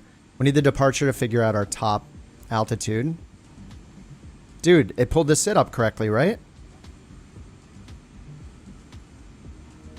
I think this is the right diagram, the right chart. Does it show the Hapo? Yep, Hapo 1. Beautiful. Dude, it just pulled up the right chart for us just by clicking SID. You love to see it. Okay, so the Hapo 1, and we're taking off going north, so we're going to go this way. 36, then up here 6,000 or above, 5,900 or above. So we'll just make sure that we have at least 6,000 in. I'll just put in 6,000. They'll give us another climb. Actually, this thing's going to climb super. I'm just going to put in 39,000. If they give us a restriction below that, we'll pull it down. All right, 39,000. Ground, can we get the current altimeter setting? Let's get the altimeter. It's in inches, so I need to change that down here again. Couch 323, Matsumoto Kuneich 1017. All right, 1017. We'll go to Page Avionics HPA and set 1017. Hey, can you give us the altimeter setting in inches of mercury?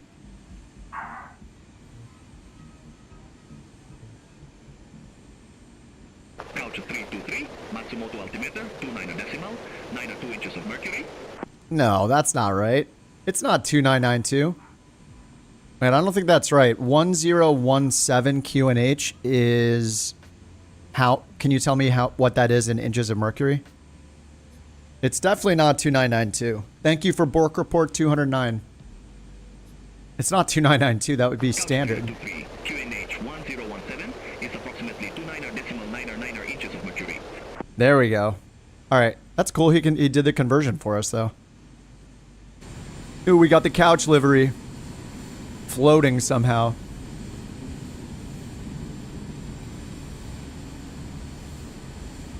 A319. All right, I think we're ready to taxi now, and we got the departure over here. So when we take off, we're just going north. And then we got the, we just taxi down here to runway 36. All right, we're supposed to taxi to 36, so let's do that. Get our taxi light on here. I'm just going to get the strobe and landing light on as well. And let's get the parking brake. Where's the parking brake in the... Oh, right here. Can't use my shortcut anymore because it's so bugged.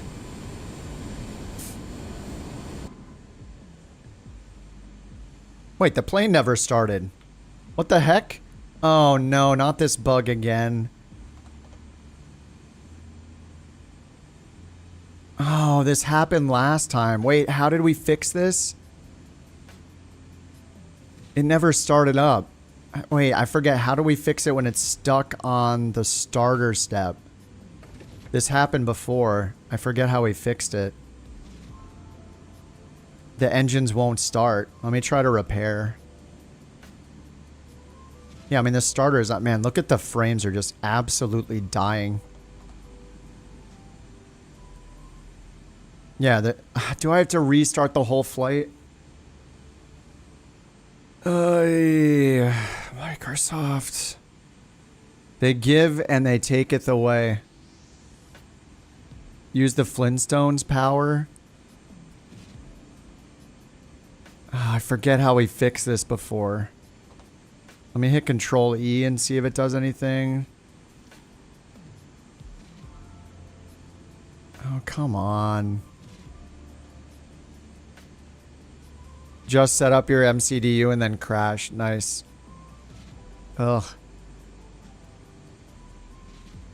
We better get over to, we better all get over to Reddit. Love bugs, right? Yes, we love bugs.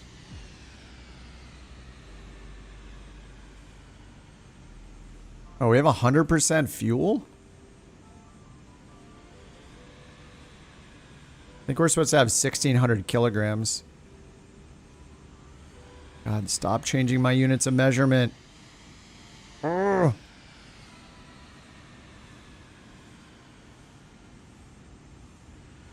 I don't know how to fix this. X-Plane 9? Yeah, that sounds wonderful.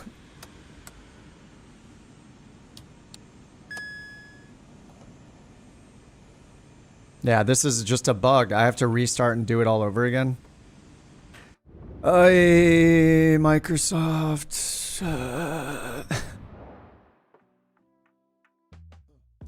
All right. I did repair and refuel. I just tried it.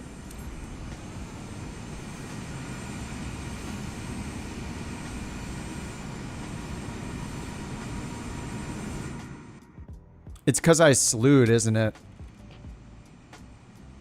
Alright, I'm just going to do the quick start, and then we'll import.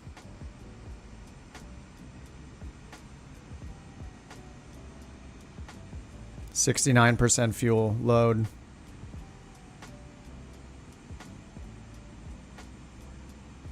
TAWS system All right, test. comma. Okay. What did I put in? I just put in 39,000 feet. That's done. Start and ignition. Import the route. Activate. Charts. SID. Perfect. Perfect. Generators are on. Those are on. Let's get nav logo, strobe, landing pulse, blah, blah. Those are all set. Look, it's still stuck again. Just stuck at auto start. It's the livery, right? It's the livery. I remember this. When this happened last time, it was because of this livery. I feel like you would have to try really hard to make this bug a thing. If they load in the black and white livery, then make sure the engines can't start. Like, how do you program that? What does the livery have to do with the engine startup procedure? Watch, I'm going to change the livery and it's going to work. We'll go to the white, the silver livery. That's what it was. It's that livery. It makes no sense. How do you even do that? All right, let's go to this ramp. Okay.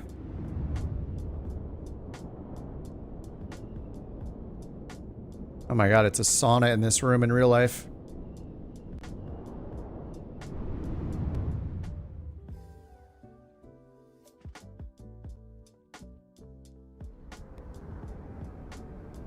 You were looking through livery files for something different? The liveries have a bunch of command data? What?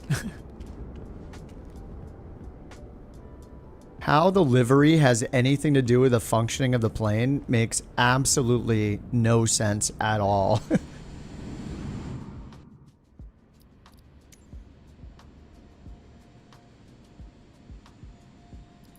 Alright, let's get the weather back on. Alright, Control E. Watch, it's going to start up now that I changed liveries. That one livery is messed up. Yeah, it's insane. It doesn't make any sense.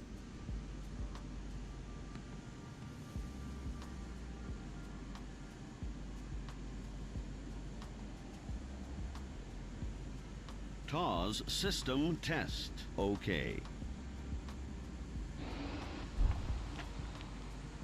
Look, it's starting up now.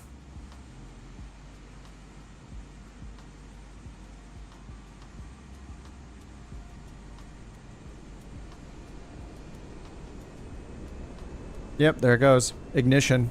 That is insane. The best programmers. Yeah. Yeah, that's such a weird bug.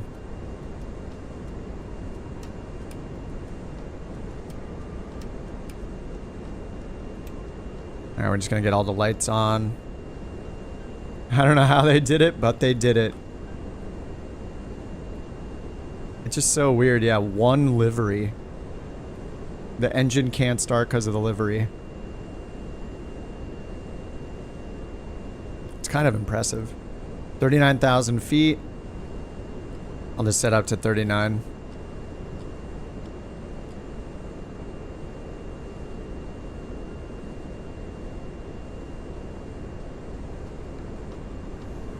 Gonna have to serve some cigars? Yes. The Couch Captains way. Okay, this is quite the delay. Reset altitude selected, yes. So let's set that in here. Altitude speed, 39,000. This is a long flight too. The delay is unacceptable. Can I just delete that livery then so I never have to deal with this time wasting again?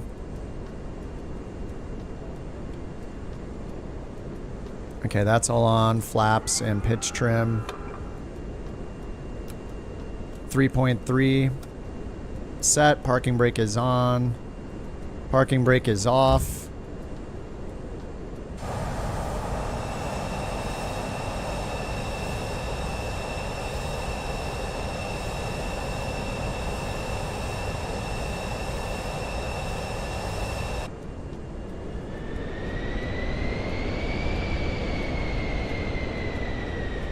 Beyond ATC should be good.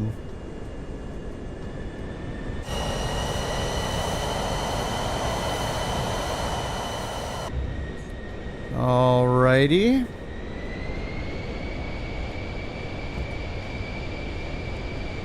Alright, we got 500 miles ahead of us.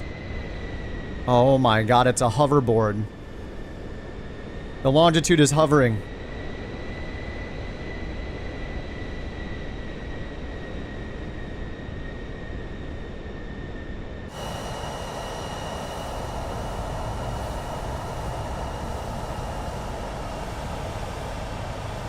Alright, let's tell them we're holding short.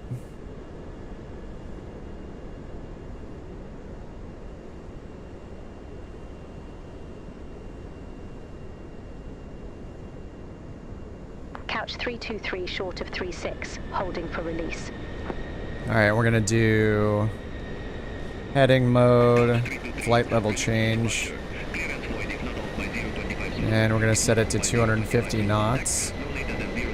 What do we do, 200?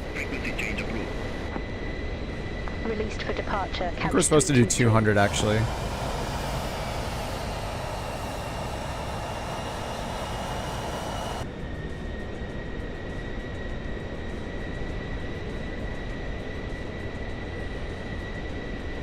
Thanks for being patient, guys. That was super annoying. For all of us. Alright, let's get the heading bug set to 360. And I'm going to turn nav mode on right away because we're doing the SID.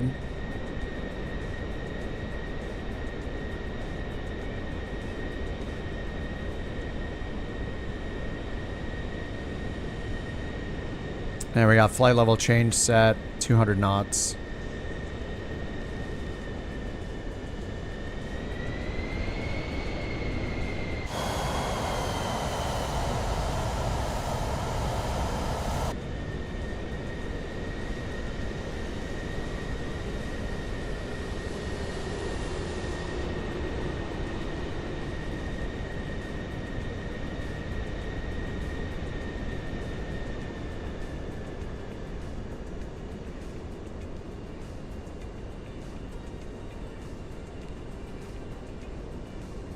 Alright, we gotta do center line takeoff because of NewSky.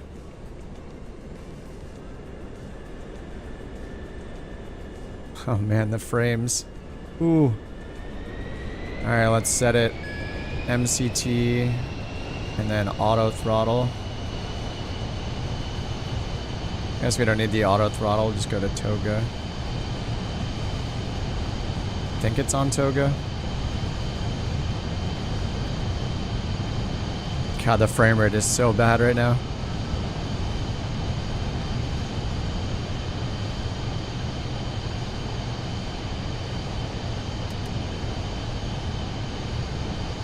Alright, gear up.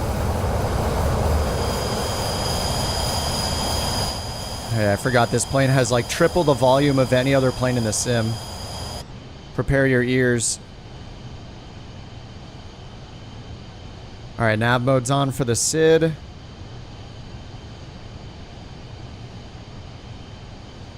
get the taxi light off.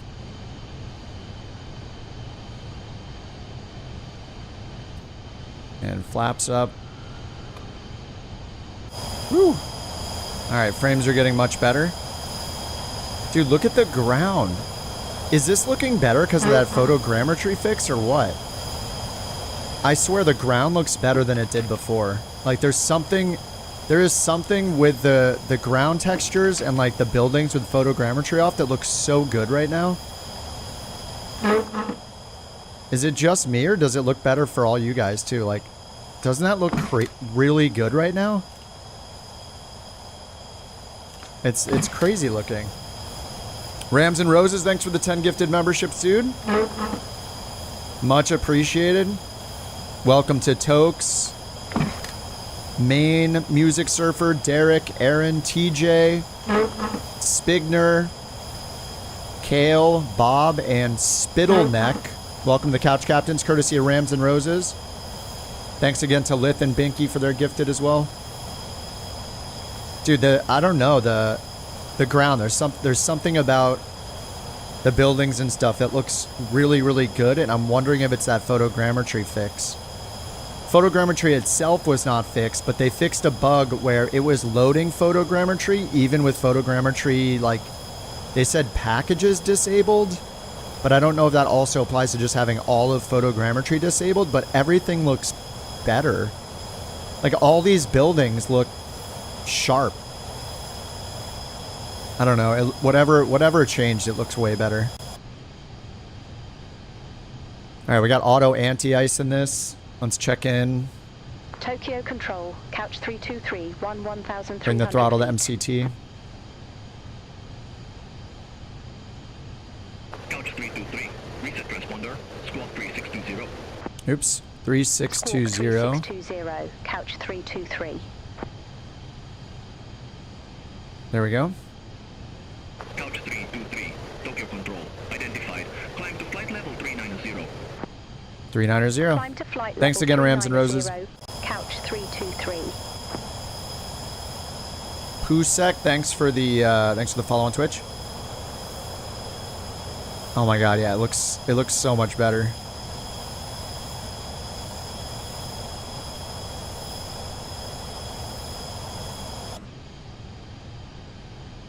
Ooh, the frame rate though.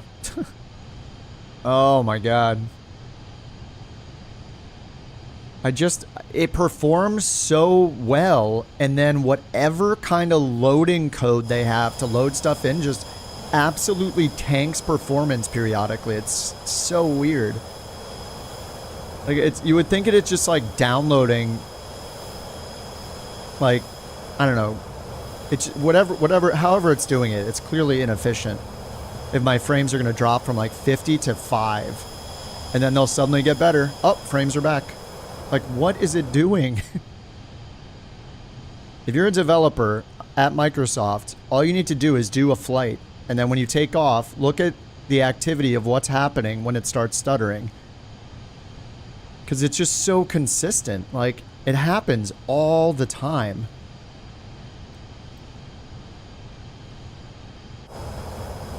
All right, lights are off. Let's go standard Barrow 2992. Like, I don't want to rely on frame gen. I mean, I can't rely on frame gen because it's so buggy in the sim that you have to turn it off. But if they ever fix that, I don't want to rely on it. I want actual good performance. We don't want the triple fake frames instead of double fake frames. We want the real frames to work better.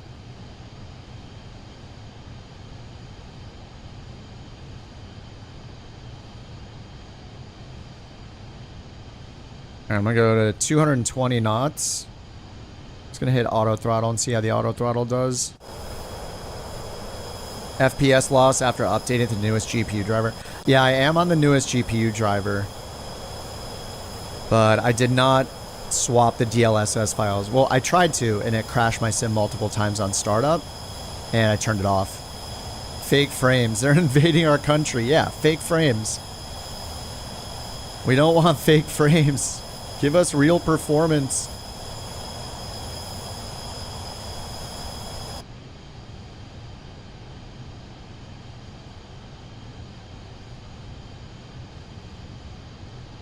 It's just that thing in your back of your mind. Even if your frames look good and your frame gen is working okay in that moment, it's like, how many frames do I really have?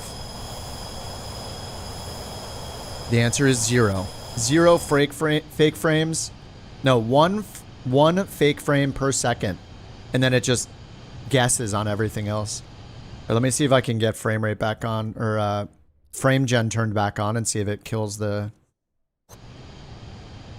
Nope, stuttering again. Only Microsoft Flight Sim does this with the stutters. Still can't use... Oh, man. They just need to hire one person that's implemented frame generation in a video game onto their team so they can implement it in Flight Sim 2024 and 2020. If they could just hire somebody with experience doing it in another game and do it in this game, that would be super nice to have that bug fixed. The new DLSS driver, or the new frame gen driver, or whatever, the DLL you can use with frame swap or DLSS swapper, it did improve it did get rid of that crazy stuttering, but it turned it into a different kind of stuttering that corrected itself and happened 10 times more often than this frame stuttering that I get now. So it's like, there's no right choice to make yet.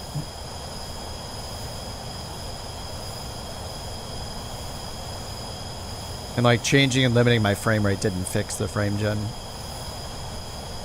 Some people were very convinced that that was the problem, but it's definitely not the problem. There's just something wrong with how Microsoft implemented frame gen.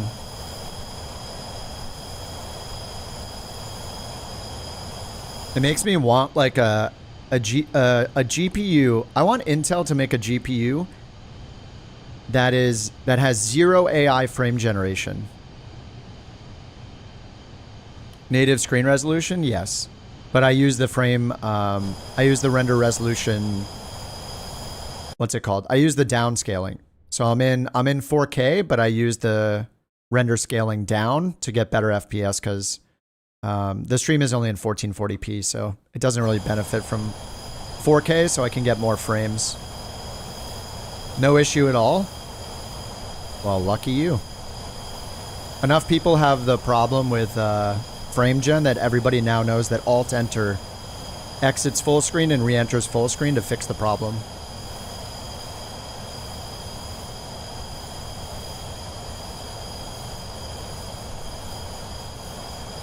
The GTX 970? Yeah, like Intel, I do have G-Sync, yes. I mean, it doesn't matter what my configuration is. It's not my problem. Microsoft Flight Sim is the problem. I use frame gen in tons of other games with 0 issues. The problem is Microsoft. So this is not my problem to solve. It's their problem to solve. I should be able to use G-Sync, use the downscale, use frame gen, and it should work like it does in every other video game. They need somebody that knows how to implement it without it being buggy. And I don't think they have that person because it was a problem since it debuted in Flight Sim 2020 and they've never fixed it.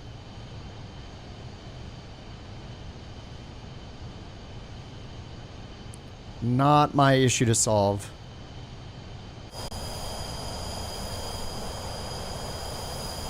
I have a 4080.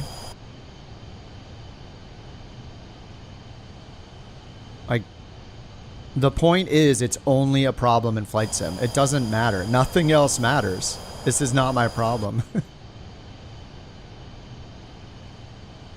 Microsoft doesn't know how to implement frame generation properly.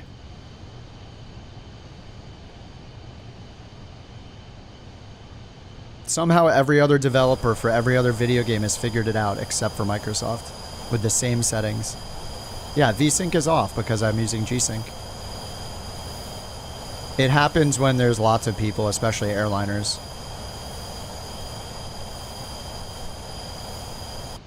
Fly in flight level 300, yeah. Well, they said it's going to be fixed in Sim Update 2.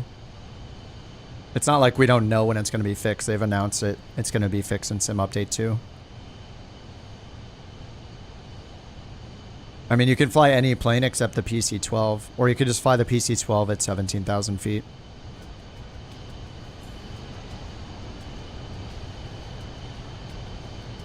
All right, climbing a Mach 0.6 up to 39,000. This is a long route. This is like 500 miles.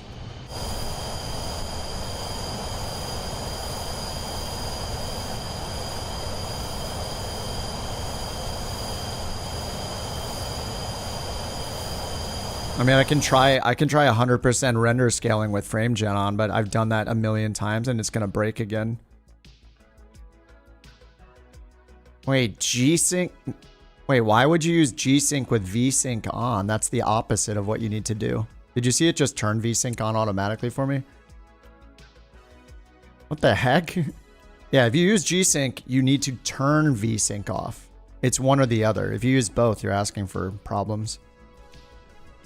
But I can switch it to 4. Yeah, look, I mean, it's even worse. This is 4K without the render resolution. Yay, frame gen. It's beautiful. It's the future. Yeah, this stutters like mad. I mean, it's not. This is not a problem that only affects me like people seem to insinuate all the time. This is such a well-known problem since they introduced FrameGen in Flight Sim 2020 in the DX12 beta that everybody learned. Like, look at this. It's insane. It's a Microsoft problem.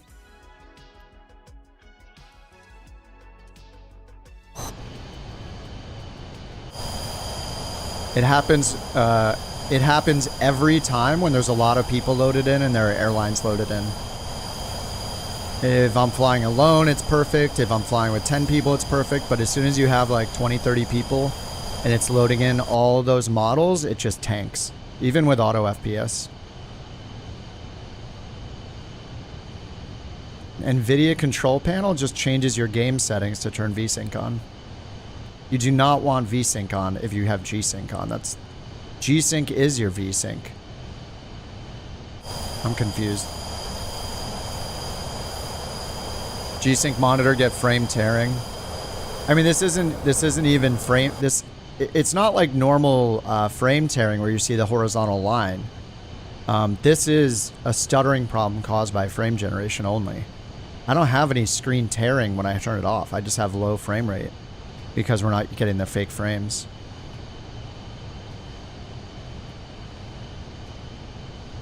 Live weather, yeah. Yeah, 110 knot crosswind, yep. We are flying north right now.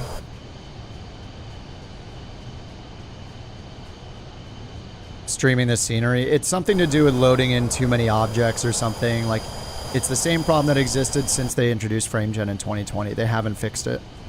No other game has this issue that I've played. It's a unique Microsoft problem. The funniest part is when you hit escape and then your frame rate suddenly gets better. That's a hilarious thing I've been doing. So this is with FrameGen off and now everything's suddenly good. Like, what did it do? What did it do in the last 15 seconds where I went from 5 FPS to like 40 or 50 FPS with no FrameGen? It's so funny, man. They just need to hire some people that are good at optimizing video games with loading, because yeah, it's always been a problem in Flight Sim. They like allow too many objects or models or polygons to be loaded, or too much VRAM usage or something. They're doing something where they're not optimizing things. They're not limiting what's loaded in to just tank FPS. It's crazy. Lossless scaling. Yeah, lossless scaling is it's like FrameGen for people that don't have cards capable of FrameGen natively, or like the 4000 series.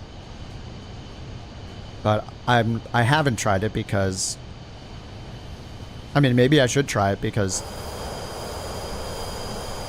the native FrameGen doesn't work. So you got to have some solo developer put out a Steam app that works better than what the entire Microsoft team made for FrameGen.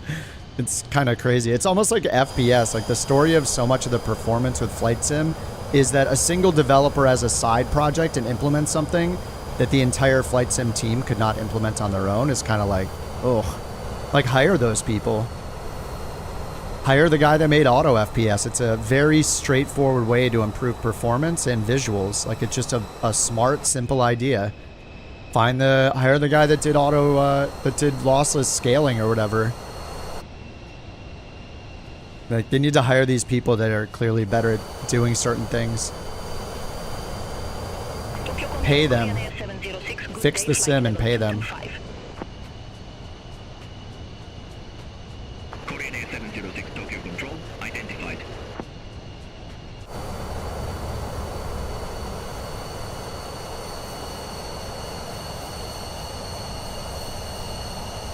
I mean, I even have like, I have a lot of settings on high. I have texture resolution's on high now. Medium seem to help, but some planes just look so, looks so bad. Anyway, overall, the updates in the beta have been incredible, but I feel like all of the updates that I like are probably done by the working title team. Like all the bug fixes to the avionics, the addition of the charts, whoever fixed the multiplayer nameplate thing, whoever fixed the texture resolution on the aerial photography. But whatever is going on with like loading in plane models and the frame gen stuff, all like the core graphic stuff is so messy. They need to get like the working title equivalent of a team working on that stuff. Because everything else is so good. Like these improvements over here, the charts, this stuff is such a good... These are such good updates. And when the frames are good, they're great. Like right now, even without frame gen, like this is pretty smooth. It's auto FPS has it on 600 terrain level of detail right now. Looking good. There's just some major optimization things I need to work on. I'm not even flying in an airliner either. If I was in the Phoenix right now, this would be way worse. The Cows yeah, the DA40 is awesome. I love it. I switched back to the PC12 yesterday because we were doing some soft field stuff and doing some stuff for our virtual airline and OnAir company. So I just switched back, but yeah, we need the. I was hoping in 2024 they would fix all the core graphics problems, and they really haven't. I mean, everything looks great, but performance-wise, there's still way too many problems. Oh, nice, D. New motherboard, RAM, and 7800X3D. Beautiful. I'm running a 7800X3D still.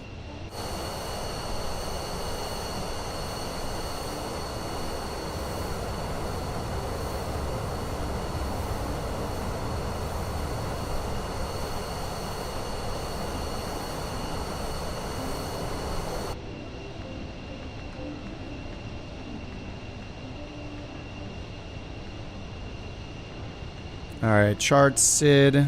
Probably way off the SID already. Yeah, we've turned right. We turned to the east. This was a pretty short one. If they could also load in better, like, the quality of whatever the first map load is so bad that you have to zoom in to make out any of the... I wonder if they can load it. They basically need to take whatever this is. Maybe it's just an anti-aliasing thing, but like... Yeah, these look so bad until you zoom in. Once you zoom in, these are so sharp, though. Anyway, it's still really good. Oh, you got the 9800. Nice. I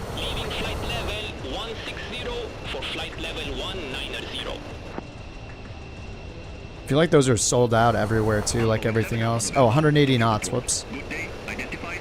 I need to be going 7.3. I'm going so slow.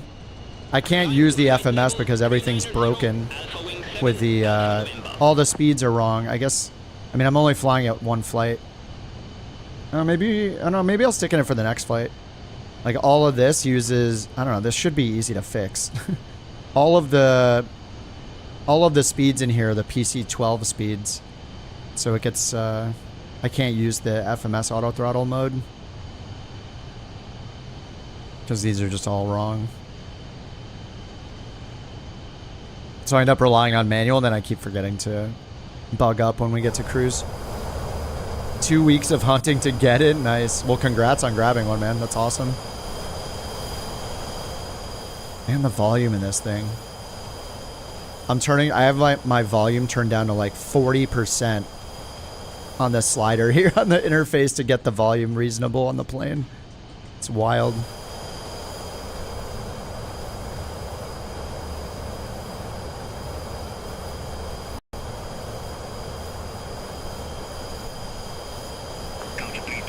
That's us.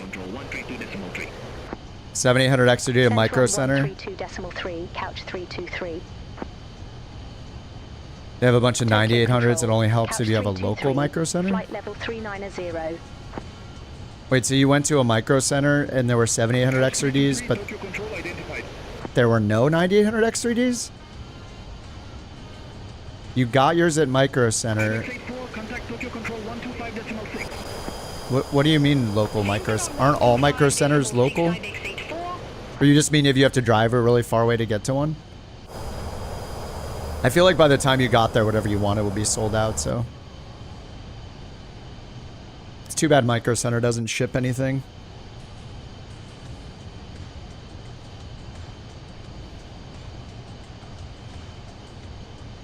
How the 9800 performs, yeah. I mean, what is it, like 15% faster or something? Yeah, Micro Center, at least whenever I look at something, they don't ship anything. At least like the high demand stuff, you can't get anything shipped. It always says shipping not available. Starting to use NeoFly because you're fed up with Ingram? Yeah. OnAir's just different, Richard. Like, I would start with NeoFly just to get a feel for it. If you run out of things, like, and you're looking for certain features that don't exist in NeoFly that are in OnAir company, then maybe check it out. Both of the interfaces are really hard to get used to, so be warned. Once you get used to them, they're great, but the UI is really bad in both of them.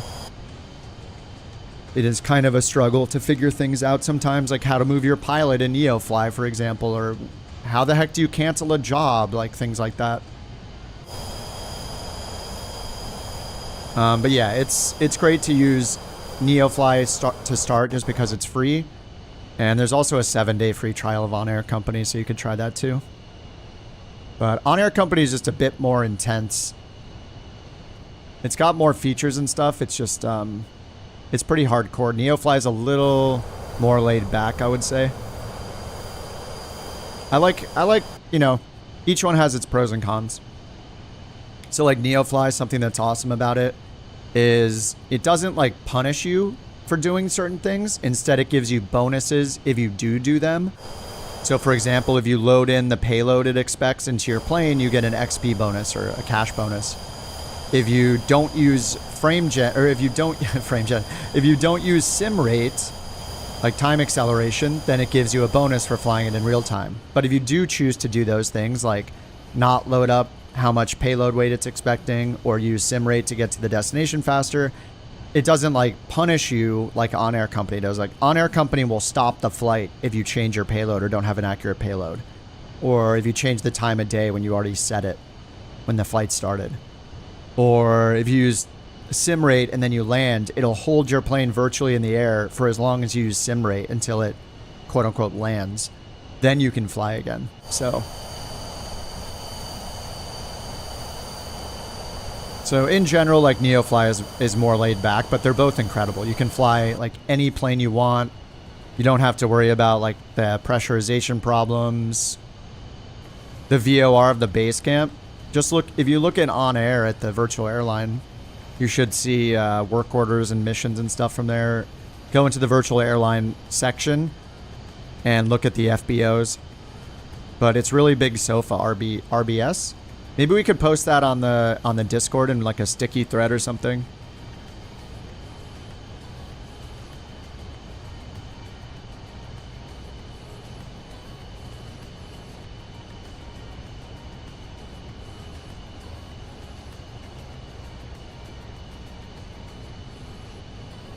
Yeah, maybe we can post like list of VA locations. SOFA for you. First FBO located at RBS VOR. Really big SOFA. I don't know if we can pin those, but I'll just put it in the Discord.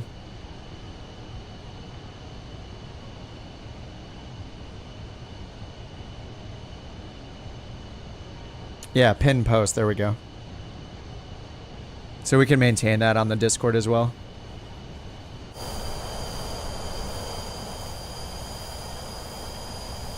See, this is where I don't care about the 5080 extra frame gen, just because of flight sim specifically. Like it's not helping me with a 4080. It's not going to help me with a 5090. What I need is the raw frames. Situations like this where I can't use frame gen. All that matters is real frames. You can get a 5090 right now for 5,000 pounds.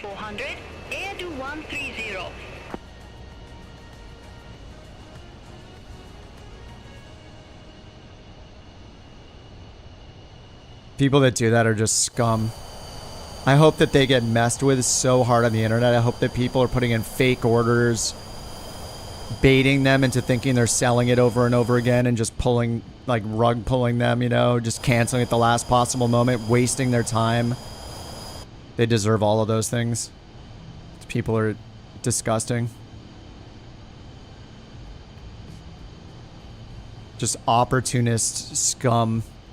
It's gross, dude. They deserve all the negative stuff that that people do to mess with them and troll them online. Like people making fake posts on eBay to sell the bots and stuff is hilarious.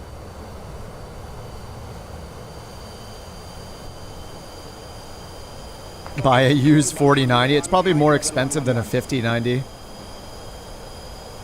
I just like, this is such a huge opportunity for like Intel and AMD. Like Nvidia doesn't care about scalping either.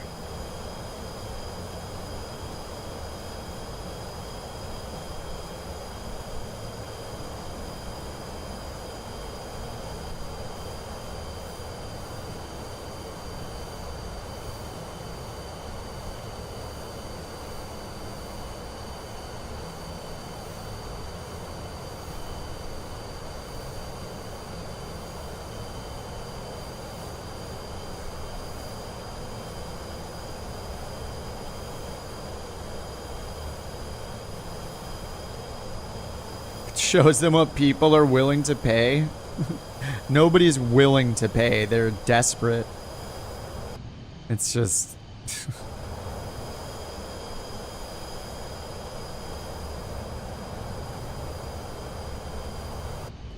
I wish for all the bad things to happen to anybody scalping video cards like that.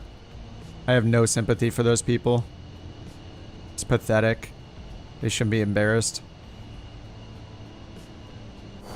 Man, look at the frames. Beautiful right now.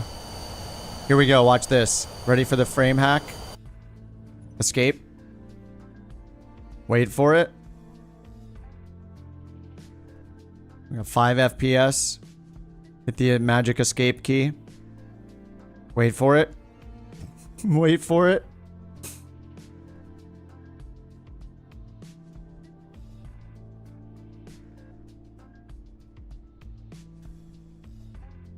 What is that blue streak in the sky? What the heck? Oh, look, the frames are perfect again.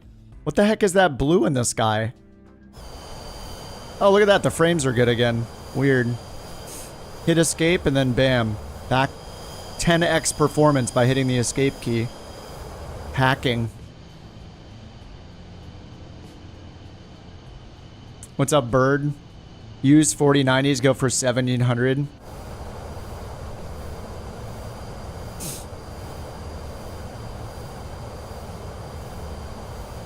Well, you're not gonna get hate for not buying Nvidia out of principle. I get it.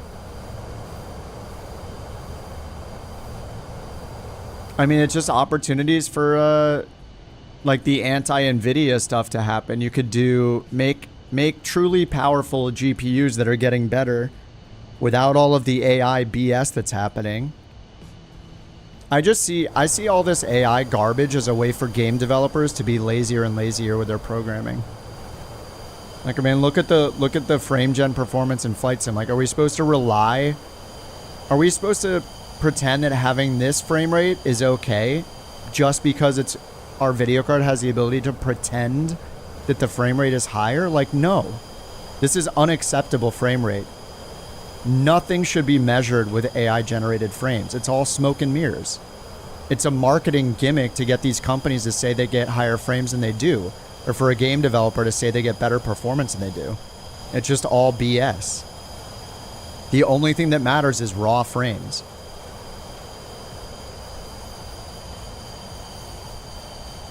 Like, you can prove what a good game dev company you have by having great performance without AI generated frames being used in the metrics and stuff. Like, that should be the goal. The frame rate that it is right now, this should be the goal. Not relying on AI frame gens to make it look like that. And then everybody gets confused, right? Then you have AI frame gens using all the specs and the marketing crap. It's just so stupid. Nobody cares. We shouldn't care about that stuff. We want to know the raw performance increases. You know, like the 0% performance increase on the 5080.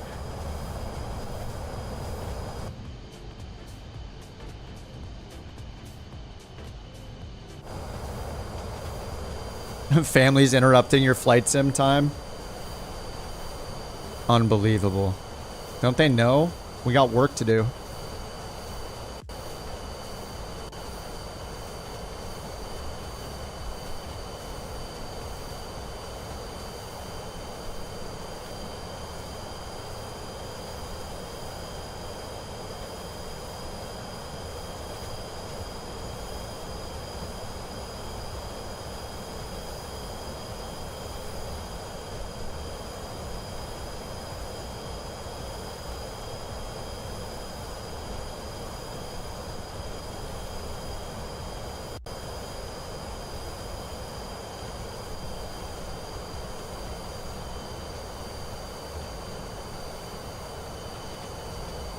Tokyo Control, Air 258, flight level 3908.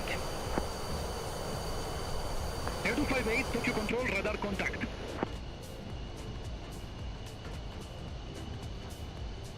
And sync the heading bug. That worked that time. Top of descent. 250 miles. 444 knots. 102 knot crosswind. Alright, top of descent's in 20 minutes. Looks like about 20 minutes. What's up, Rich?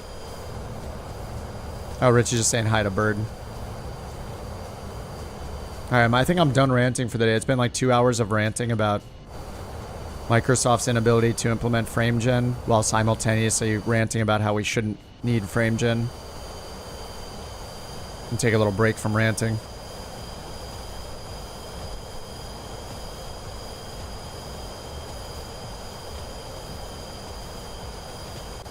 Somebody earlier was saying they were hopping around flight sim streams today and everybody is pulling their hair out. just from performance. I forget who said that earlier. But I mean, overall, like the beta has a lot of good stuff in it. I'm not upset about the beta. I'm just upset about the core performance of the sim with FrameGen. Oh, there it goes again. Look, just randomly. There go all the frames. Bye-bye frames. Like, what is happening? We're loading in Minecraft-looking aircraft, and we still have bad performance? Like, then what's the point of the Minecraft-style aircraft with no engines? Like, what is going on? It's just so random. What is even happening?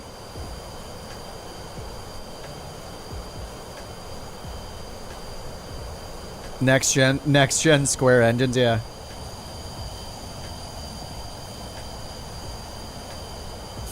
Yeah, the bounce off a rock, yeah. They've really made it nearly impossible to take off from the ground in this sim, too. It's ridiculous. Like, the angles that every piece of ground is at, unsmooth, just, like, can wreck your plane in a split second. There's no, like, give to the ground. Another smoke and mirrors thing where it's like, oh look, you're leaving tire tracks in the grass or the dirt. It's like, yeah, it's just a visual track. What you're actually on is a 100% concrete hardness level of like polygon that your wheels are rolling over with no give to them. So it just breaks your landing gear over and over and over again. It's ridiculous. Like, did they think that through when they're like, let's add micro bumps and hard edges to polygons everywhere on the ground? It'll be so fun to take off from. And then it's just like a jagged line like this. Like it's just a bunch of up-down lines that your wheels are trying to get over. It's not like soft dirt or grass. It's like no wonder it's impossible to take off from the ground. VIP charter mission still broken? Tokyo Control, Japan Air 200. They weren't broken, there just weren't any of them, and I think there are a few of them now. Japan Air 2000, Tokyo Control identified. What's up, Shadow? And we're back to 5 FPS or whatever we're getting. I mean, is it auto FPS that's killing my frames now? No, it's a... Oh god, auto FPS just doesn't work half the time. My frames are 9. The target frame rate is set to like 40 or something. And it's just sitting here, not decreasing the level of detail. Like, if you just look at the UI itself, it knows all the information. It's just not doing what it's supposed to do. It's great when it works, but I don't know how it's not decreasing the level of detail right now. It's at 390, 400. It's increasing the level of detail while the FPS is at 9. What are you doing, dude? I don't understand. Yeah, this, like, even auto FPS is just not doing what it's supposed to do. I don't understand. Why is everything so difficult? Yeah, it was. I think it was auto FPS killing my frames. Auto FPS was increasing my level of detail as the FPS was tanking and keeps increasing it instead of decreasing it. It's wild. So it looks like auto FPS may be the culprit now that's killing my frames. I guess it's hard to tell the difference between a greater than and less than sign. If FPS greater than 10, if FPS less than 10, increase terrain level of detail. Wait, what? Didn't you mean the opposite? I think you meant the opposite.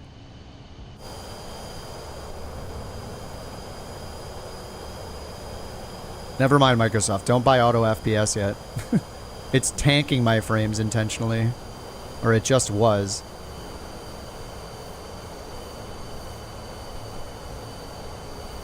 $9800X3D, it's fine-ish. What is the performance improvement on the 9800 versus 7800X3D? Is it like 10-ish%, 15%? Grateful for Xbox performance. Hey, if you're getting good performance on Xbox, that's awesome.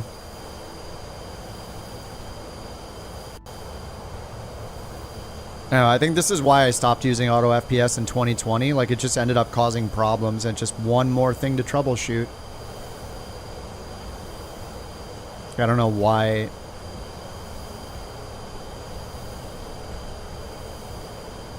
It's just weird.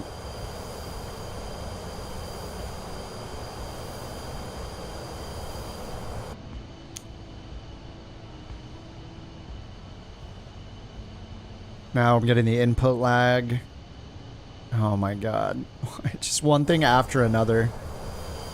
Now it's tanking the FPS again. Yeah, I have no idea. Okay, here we go. And auto FPS knows that the frame rate is 19 right now. It's red. Terrain level of detail is 422. Okay, it's slowly reducing it. Good. I don't know why it's only reducing it at 10 at a time. Considering the FPS is at a critical number right now.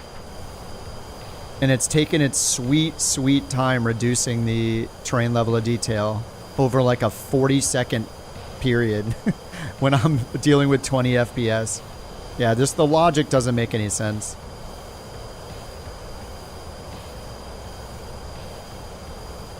It needs to be drastically decreasing the terrain level of detail if my frames are 20. Yeah, the thing needs better logic. It's nice when it works, but man, it's not helping me right now.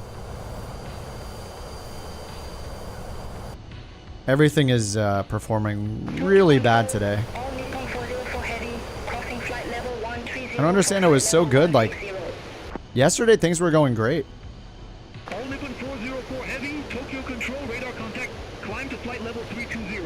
It's like roll the dice on a daily basis. Am I going to get good or bad performance in the sim today?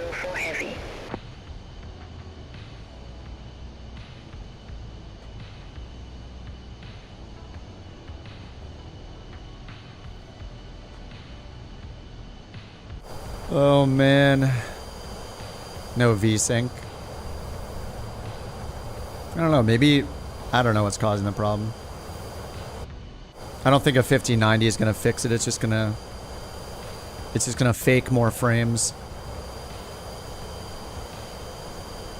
So are we waiting for the AMD? What's their new card? Is it 7900 XT? I don't know the naming. Or sorry, AMD is releasing new video card or something, right?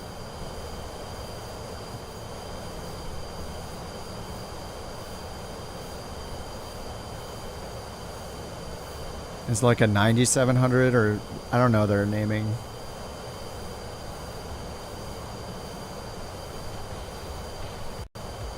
Maybe I should just go with the, if they release like some 9070. Maybe I should just go AMD. It got delayed.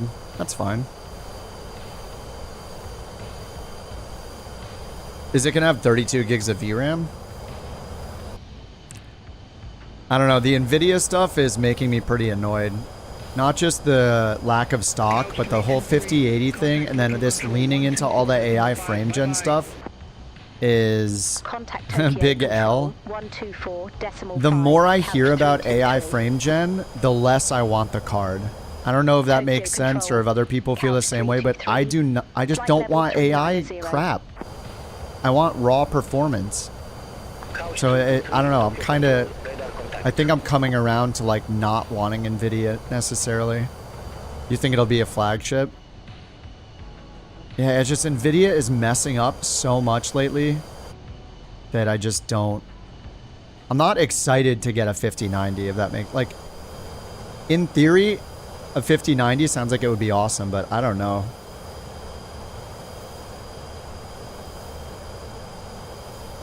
ATI?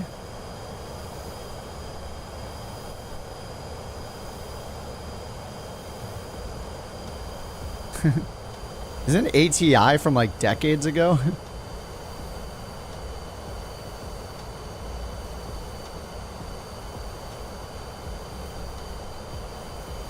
Who's running an ATI card? They're very poor at ray tracing.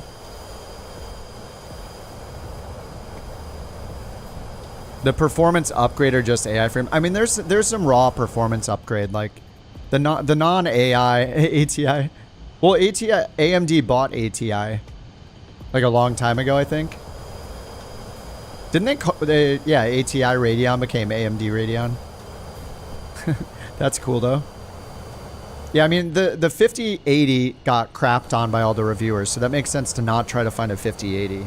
Unless you're like upgrading from a 3000 series, then the 5080 probably makes sense. The Intel Arc, yeah, I mean if Intel had one that was like a powerhouse, they just have like budget cards basically. Like I need something that I can like run in 4K. I don't know. The Intel ones are just underpowered, right? They don't have like their one that's going to compete with a 50 or a 4090, 5090. What's the 60? Yeah, without frame gen. I don't want the frame gen crap. Battle Mage? What's that? 5080. Yeah, it's priced too high. Yeah, because it's essentially like the same as a 4080 Super, right? But like $200 or $300 more.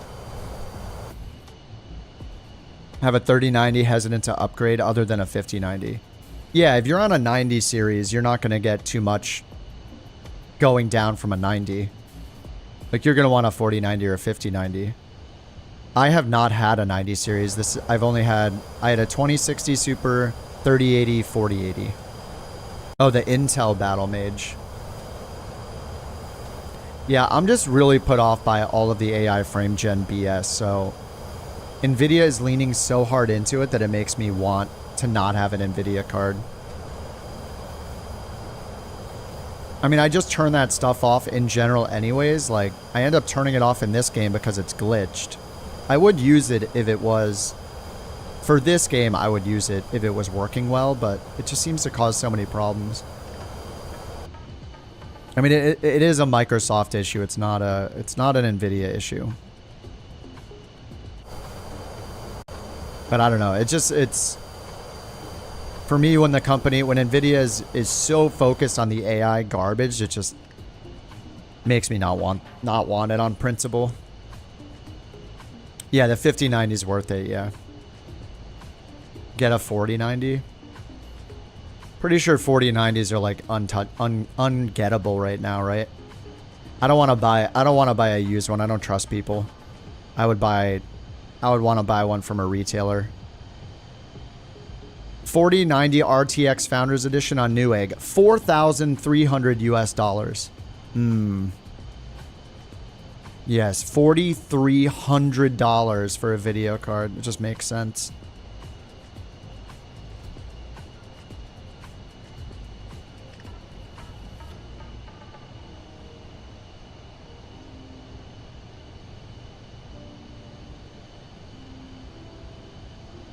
Let me get that 4090. The price is more than the card number. They released like 10. I know, it's ridiculous, dude. The only card worth anything? Yeah.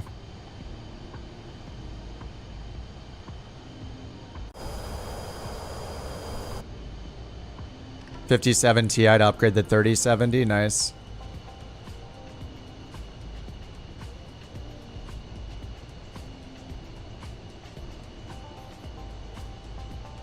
Stay away from ARC and AMD. I mean, Nvidia is not great either. Look at the crap they're like pulling with their 5080. None of the, like what? Which one's the choice then? Because it's not Nvidia. You know, none of them are great. You can get good money for it. I don't care about the money. I'm getting it for the performance. I don't care if it loses its value. Like, this isn't, I'm not a salesperson. I'm playing video games here. I'm not looking at what retains its value, so when I sell it in 2 or 3 years, like, that's not the goal. The goal is to get good performance. It's like a, like, borderline scalper mentality or something. I'm actually playing video games, so what I care about is the performance. Not how much I'm going to sell it for later. I'm not thinking about that at all. Like, why would I be thinking about that?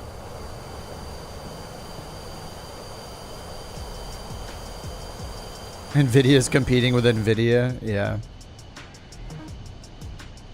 More 5090s for review than actually bought. Yeah, that sounds right. Air 101, Tokyo Control, expect Korea, runway 19 left. Expect Korea, runway 19 left. Such a long flight. 130 miles out. 125 miles out. Going 445 knots. Top of descent, 17 minutes. Contact Sapporo Control 119.3. Have a good day. Center on 119.3, couch 323. Bye-bye. Yeah, the 4,000. Yeah, I get that the 5000 series is not a good enough lift compared to the previous gen, yeah. Couch 323, Sapporo Control, identified.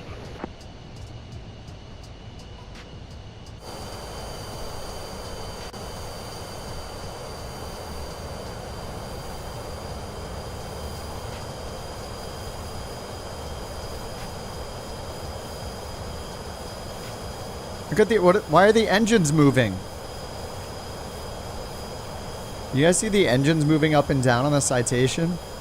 It was like, it's so weird.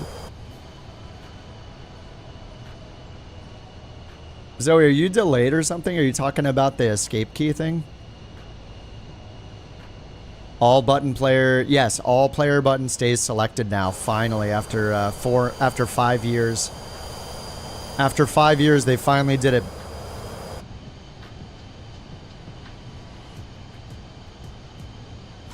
All players stay selected, but unfortunately, custom does not. Thrust vectoring.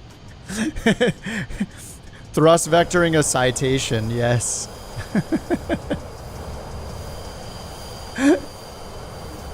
The sim is done now. Yeah, agreed. That's all they had to do.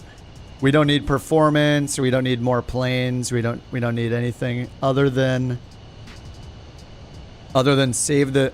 You know, the sim isn't done yet. They need to do one more thing. When you are in settings and you choose a setting, it should remember your settings. I know it's a hot take, but I once used a computer program.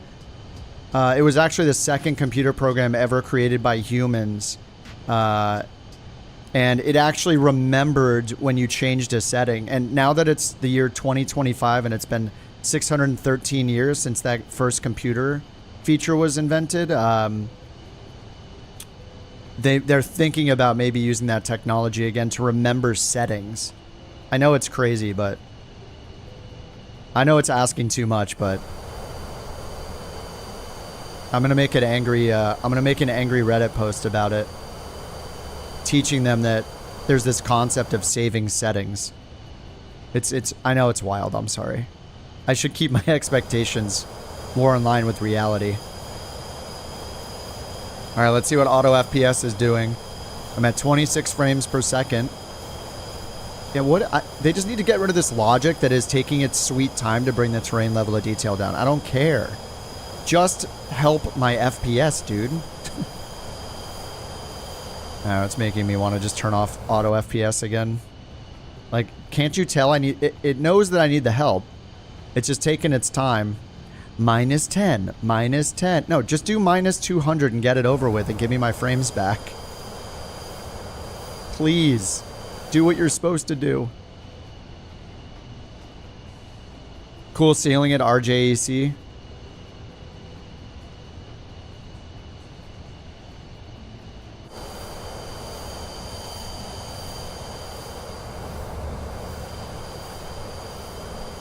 Oh, look, all of a sudden we got our frames back. There they are. Sim restart after one flight. I mean, this just happens every flight pretty much.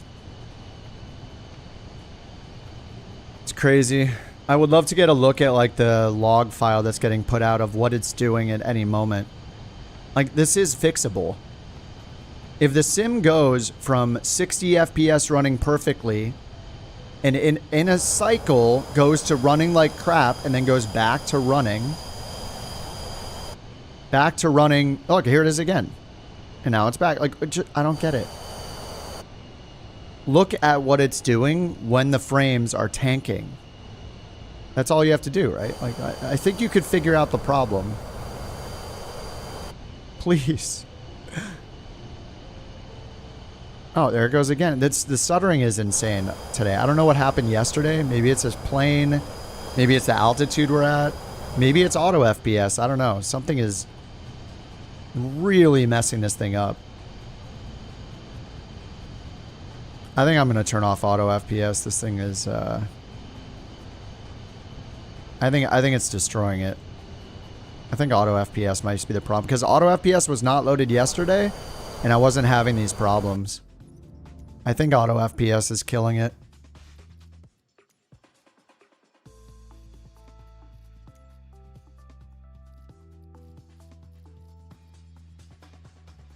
Just go to a 200, 150, and just leave it there.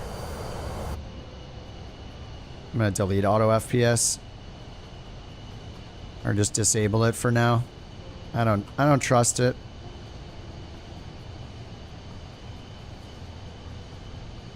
I remember going through this same arc in Flight Sim 2020. When it works, nice. When it doesn't work, my performance is being wrecked.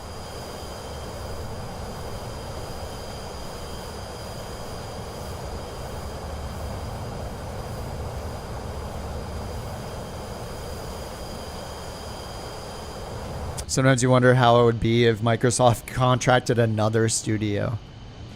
Yeah.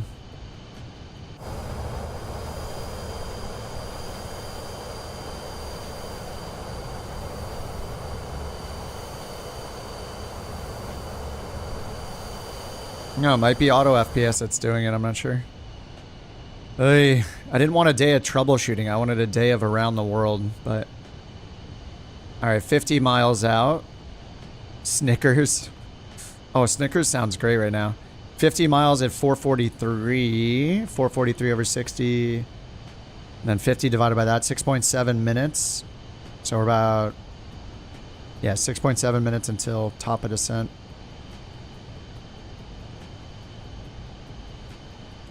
Look over the net. AI is about fake illusion. Oh, yeah, of course.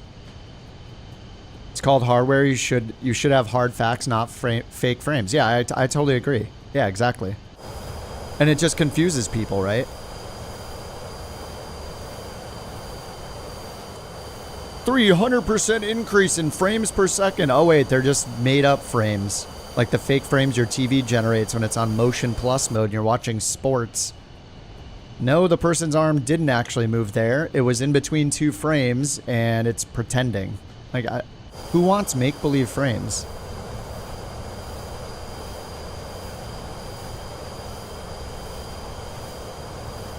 It just makes developers lazy. It's all, it needs to go away.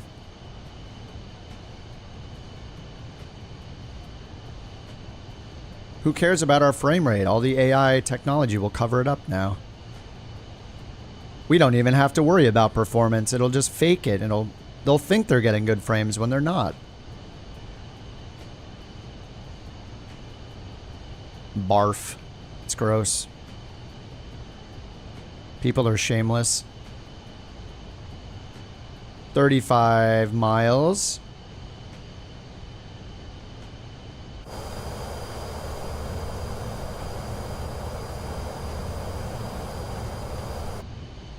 Same people want fake photos and music. Yeah, AI music is so bad. AI images are so bad. 132.6, couch 323. It's just funny. Everybody knows AI when they see it. It's like it's all got the same look. Good day, flight level 390. Couch 323, Sapporo control identified.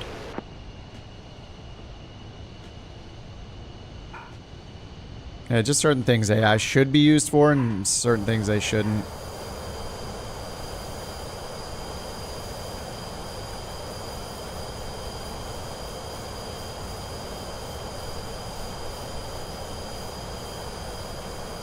You don't think that programmers will get lazy? I mean, they already are.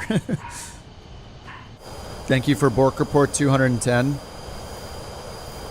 I mean, they're already lazy. Look at, like, I mean, the performance in this, right?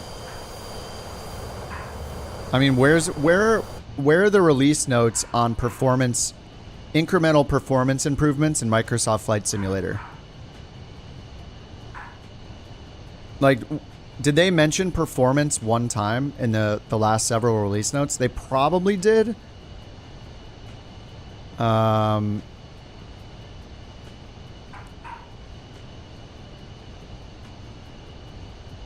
know, did they fix anything?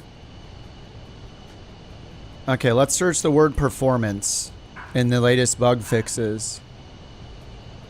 1 out of 1. This is the only time the word performance is included in the latest report. You may have it may have an unexpected community folder may have an uninspected. It's just a disclaimer about community folder. The word performance does not appear in the entire. Let's look for the word optimize. Nope, the word optimize does not appear. The word performance does not appear. So let me check the notes from the previous one.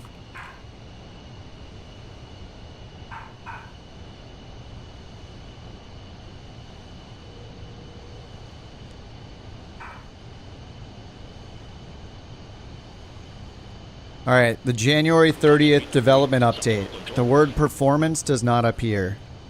The one before that, January 23rd. The word performance does not appear. Community folder, stability and performance. Okay, here we go on performance. So this was 4 updates ago? 3 updates ago? Oh no, this is Sim Update Beta 1. Okay. Sapporo control, IVEX46, good day, flight level 136. Fixed a crash, fixed a crash, fixed a crash. Renamed something. Optimized texture memory usage of the WASM gauges. So certain instruments. Fixed a crash when closing the game. So they optimize texture memory uses. Insert wherever the WASM gauges are. I assume it's not every plane. Like when the performance is tanking to 5 FPS regularly and they're not having performance fixes in every release, like that's scary, right? Like we need, one of the biggest issues is this performance garbage. Like Why it drops to 5 FPS then back to 50 over and over again is a problem. So we'll keep an eye on the future release notes, but performance should be something they improve as often as possible when the sim's in this state. I mean, maybe it was just auto FPS. It's possible that auto FPS was just wrecking my frames just now. We're ready for descent, Couch 323. Couch 323, descend to 14,000 feet, QNH 1017. 14,000 feet. Descend to 14,000 feet, Couch 323. All right, 14,000 and top of descent's coming up right now, so. A few more frames on beta with your 3060, nice. I don't know, maybe I should try lossless scaling because they're never going to get frame gen right. You know, it's been like 2 or 3 years they've had frame gen implemented and it still doesn't work correctly, so. I don't know if lossless scaling is the better way to go. So I don't get it. Does lossless scaling have its own frame gen, or is it a DLSS replacement? I think it's a DLSS replacement, isn't it? Like DLSS makes the avionics look like garbage, so I tend to not use DLSS. I think with TAA downscaled to 1440p, I get better performance than DLSS in 4K. Code gets rushed. Oh yeah, it's all on leadership. It's not the developer's fault. It's the people managing the project's fault always. Oh, lossless does both. I mean, since Microsoft can't implement frame generation right, I guess it makes sense why lossless scaling is popular.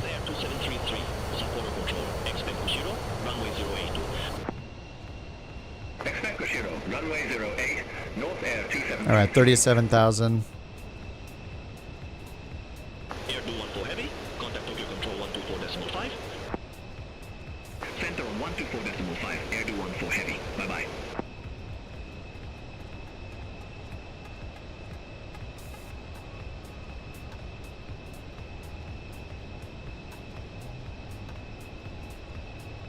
Devs hate releasing something with bugs that isn't streamlined. Yeah, I'm sure. Like, well, at least good devs. Yeah, good devs want to make good stuff.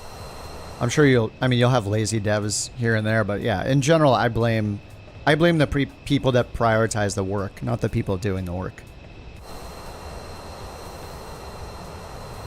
If your team isn't given the time to optimize, if the devs aren't being given time to optimize for performance, then they're not doing it, then it doesn't happen.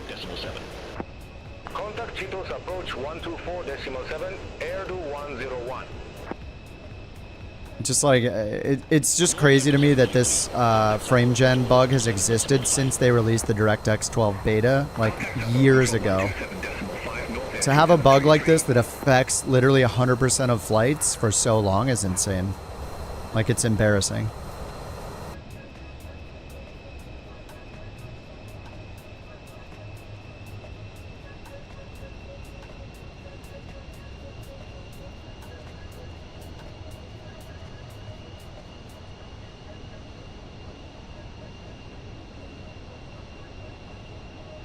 Hopefully on the dev stream they'll discuss the tilt of the moon.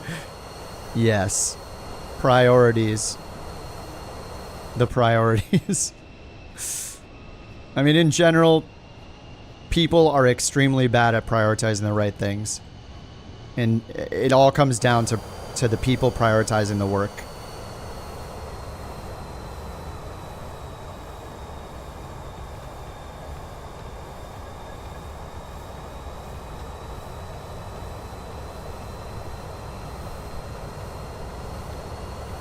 Was there a oh yeah, there were like 20 borks. I had to mute the microphone because she's going absolutely insane.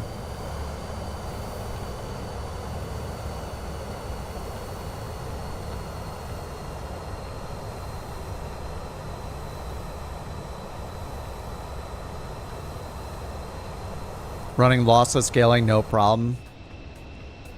I mean, yeah, I know you guys have mentioned lossless scaling forever. Can I turn it on while the game is playing, or do I have to, Will it crash my game if I turn it on? I mean, I guess I have a resume thing. Frustrating stream. Yeah, this has been super annoying. I think the problem might be auto FPS. I don't know. I turned auto FPS off and it's not been as bad. I think auto FPS might be the problem, which I believe is a conclusion I came to in 2020 when I stopped using it in 2020. You can do it while you're playing. Let me try. Auto scaling, scaling type. Do I want to do FSR? LS1? Oh man. Frame generation 3.0.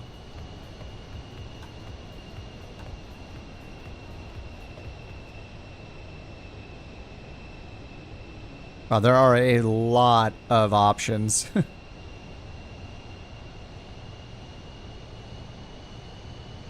It accelerates the window in focus, but I tab out all the time though. I don't want it to do something just to the window I'm focused on. What? So every time I tab over to my streaming software, it's going to double my frames in OBS, double my frames in Discord, and kill the frames in this?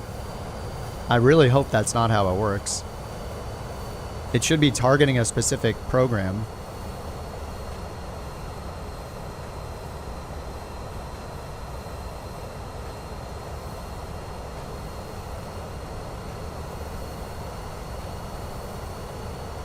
Yeah, how do I tell it what window to target?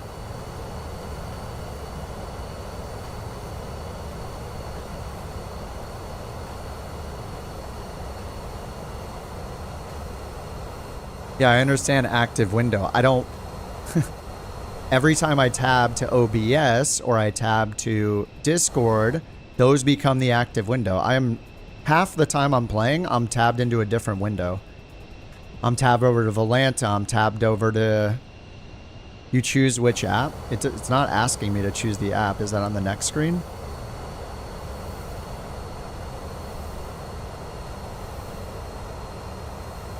Oh, I have to make a new filter. Okay, the default profile is for everything.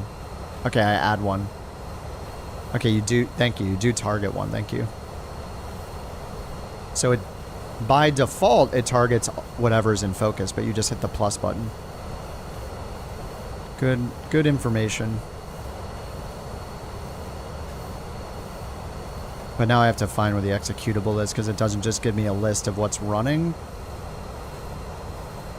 I need to find the path to the executable.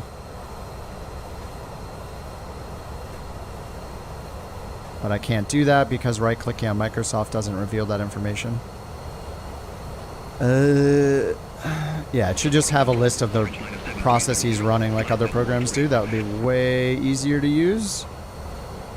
Flight Sim 2024. Okay, I have to figure out where the file is. Task Manager, Properties.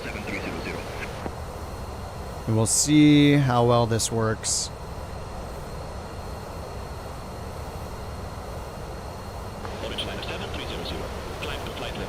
Can't get the full path to the file. Okay. Only can get the location, but not the executable. Please, Microsoft. Overspeed. Overspeed. Overspeed. Overspeed. Alright, 270. Doing this in the descent. Click scale and tab to it? No, I think you're missing what I'm talking about. I do not want it to just do the current program. I want it only to do Microsoft Flight Sim. So you make a new profile and you need to target the executable, which is what I'm trying to find. Tacos are like hugs for your belly. Wrapped in las. And a bit of salsa chaos. Alright, I'm turning that command off. If tacos could fly, I'd marry one. Tacos command is now gone. Congratulations. Mods only. Alright, bye-bye tacos. Hidaka, Couch 323, flight level 199er. Senpai Gaming. Yeah, that Harris guy that did all the... yeah. Lots of videos about streaming. Yeah, he's got good videos, yeah. Why did that guy rebrand everything? It was super weird. QNH 1017, expect the RNAV Zulu runway 16 with the Asoba transition. Oh, you have to run it in windowed mode? That's stupid. Okay, I guess I'm not running it then. I'm not playing this in windowed mode. Unless it like gets rid of the taskbar and it looks full screen like a borderless windowed mode. I guess that would be okay.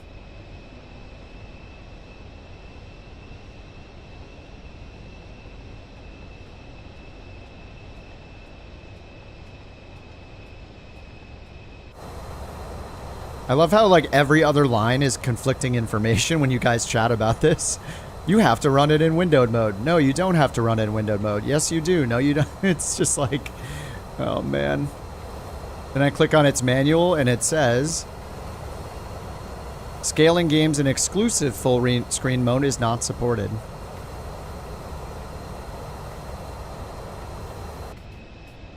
Never trust chat.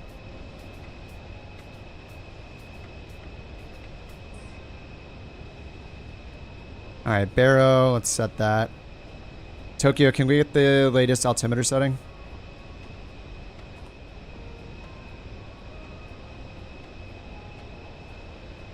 Couch 323. I do not have that information available. Please keep the frequency clear.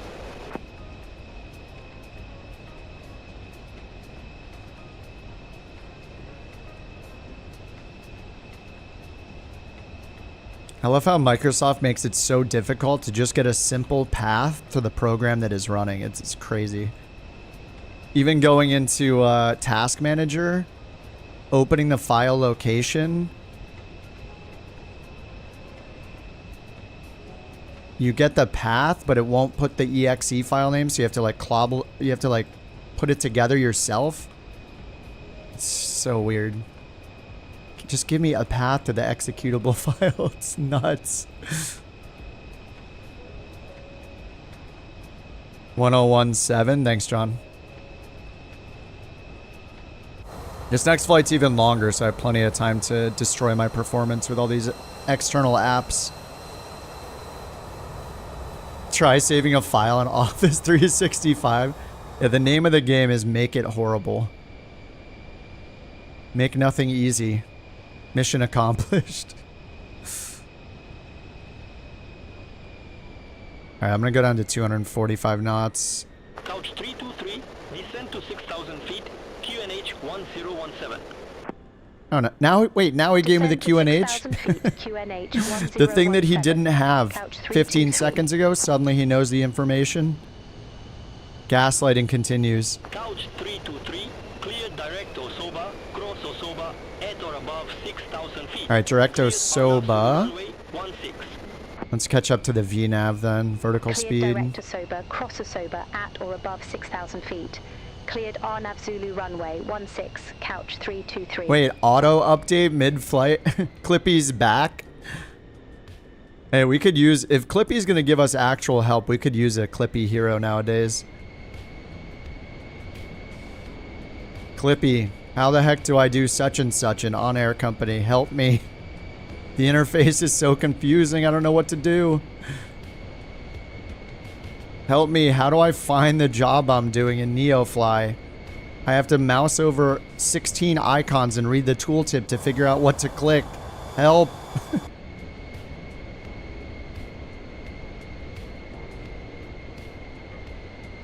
Help us all, Clippy. For all these horrible UIs. We need to be saved with a Clippy UI.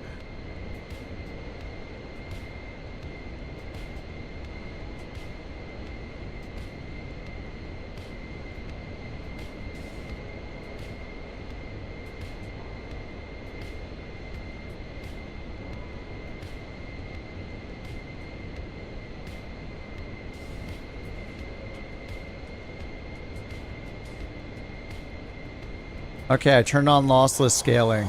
I instantly noticed tons of input lag. That's my first impression so far.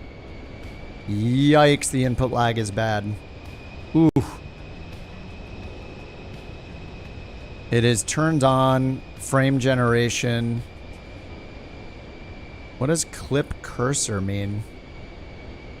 Yikes, yeah, the lag is so noticeably laggy. Every time I just turn the camera, it's like a quarter-second delay that wasn't there before.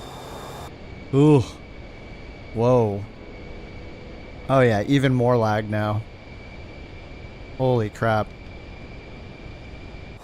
See, this AI stuff is just... it's just so bad.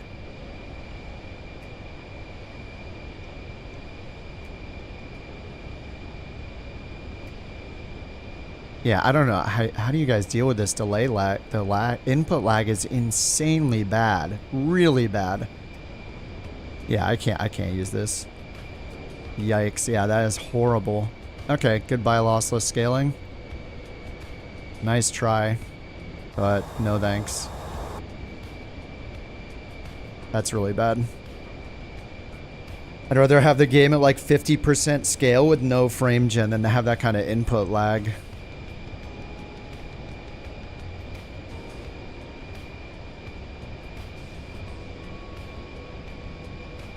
Okay, gotta delete that now.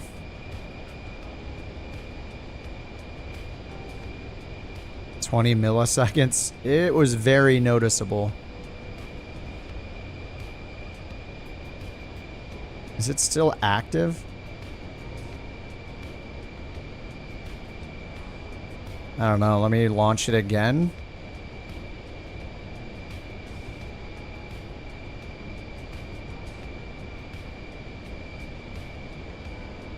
All right, we're at 8,000 feet. Get down to 220. Darn, we'll fly airplanes at some point today. Once I install 35 utilities to try to get the sim to run better, everything will be fine. Only good for old games. Well, the reason I'm trying it is because Microsoft can't implement frame gen correctly, so they put me in this position where I have to try all these third-party tools to try to get the game to run correctly. Be able to get a good frame rate, but if they would just fix the frame gen error that's been there for like 2 to 3 years, then I wouldn't have to do any of this, but they have never fixed it. So, RIP performance. They could either fix it or they could actually do performance improvements to the raw frames where we don't have to rely on AI frame gen. One or the other would be great.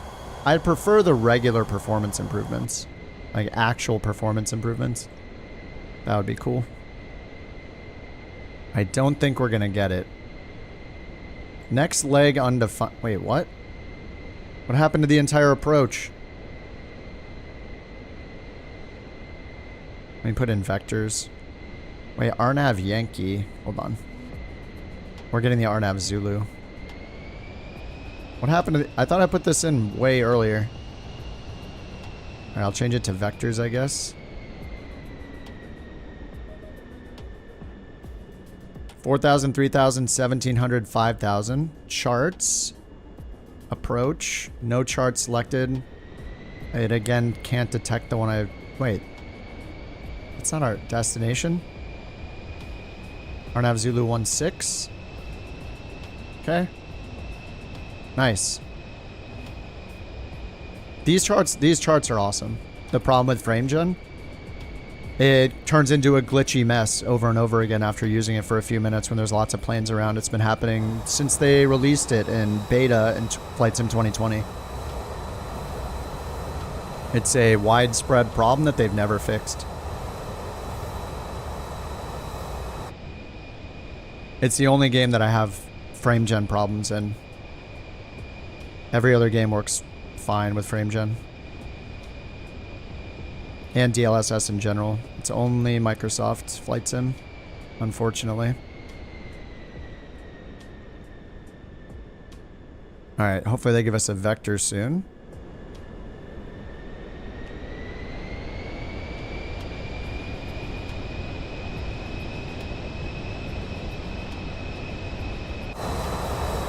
I use vectors because ATC is vectoring me.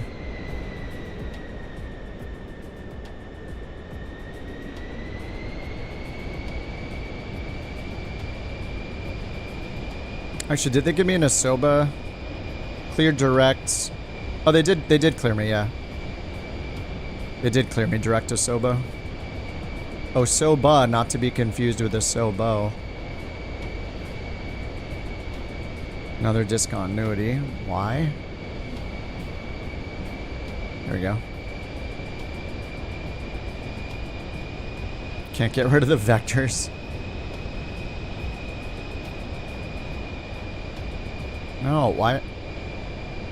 What? No, direct Oso... Oh my god, the vectors won't go away. Wait, what? Dude, it's in front of me.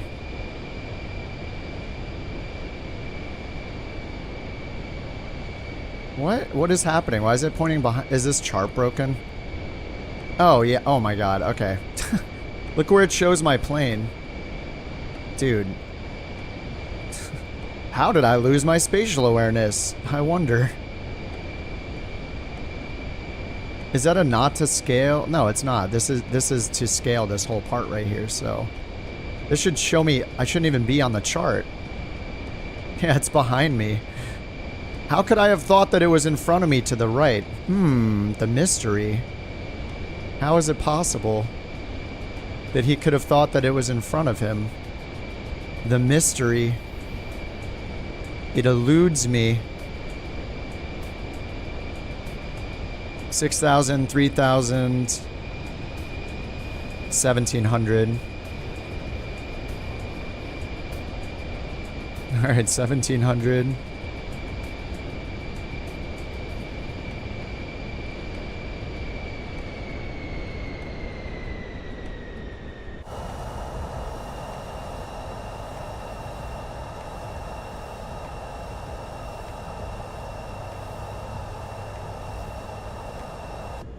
Well, the first map worked great with my position. This map doesn't work, so now I don't know if I love the charts or not when it's making me miss my turn and get confused about where I am. Ugh.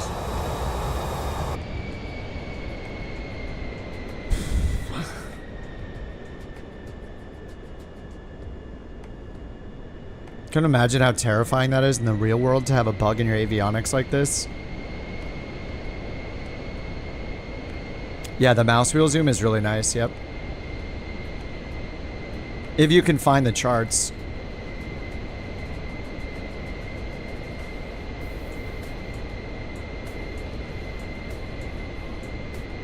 Arnav Zulu. But yeah, the mouse wheel scroll is really nice.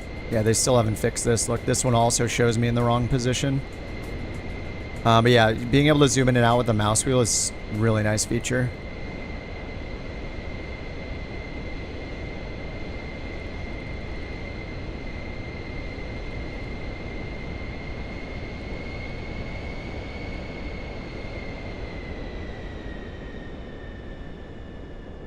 Does it have my top of descent?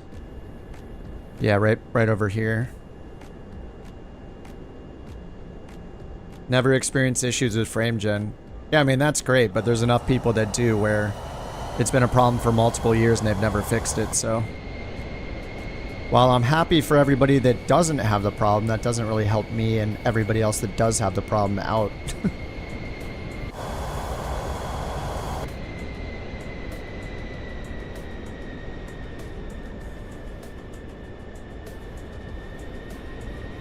It seems to happen way more often when I'm in an airliner, or several of us are in airliners. When we're in the planes that are simpler, it doesn't happen. So it has something to do with them loading too much crap in, or I have no idea what the problem is, but the way Microsoft implemented FrameGen is completely broken and has been since it came out. And I've never seen them implement any fixes for it. So that leads us to trying to use like DLL replacement, use things like lossless scaling, it's such a widespread issue that you'll hear people say Alt-Enter twice over and over in any stream you watch where somebody runs into the problem. People have learned to hit Alt-Enter twice to temporarily fix it, and then it'll come back again. So it's just like the escape key fix. If Microsoft could just sit down and figure out why hitting Alt-Enter twice fixes the bug, and figure out why hitting escape fixes frame rates, then maybe they could implement a fix, but they haven't done it yet, unfortunately. So now I'm forced to not use FrameGen, which is not a big deal, but it wouldn't bug me if the regular performance was really good without FrameGen, but kind of have to rely on it. It's like neither choice is right. Do you want crappy frame rates by not using FrameGen because they can't optimize the game properly? Or do you want to use FrameGen to cover up their bad optimization and then run into FrameGen bugs? Like, there's no right choice. You have to pick one or the other. So it's really frustrating. So right now I have FrameGen off because of the bug, and then my performance is going to suffer because of it, because the game isn't optimized to not be using FrameGen.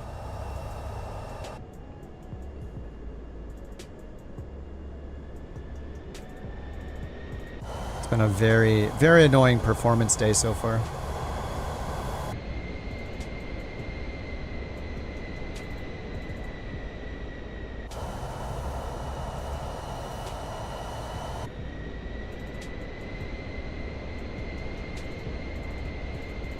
All right, 150 knots, top of descent, and the next restriction's 4,000 or above, 3,000 or above, then 1,700 at T-Ube. Triple screens.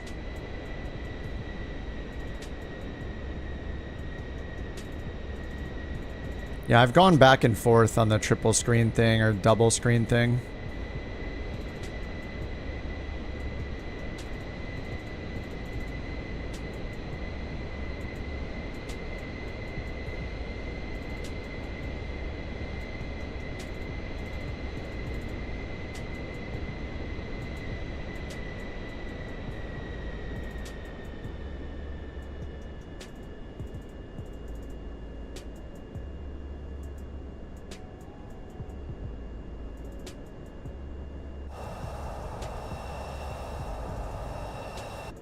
Okay, let's try lossless scaling. YouTube, yeah, the YouTube knockoff, T-Ube. That's what I thought when I first looked at it. All right, I turn lossless scaling back on. And we'll see how annoying the input lag is on a landing. All right, 1.32 Pipu.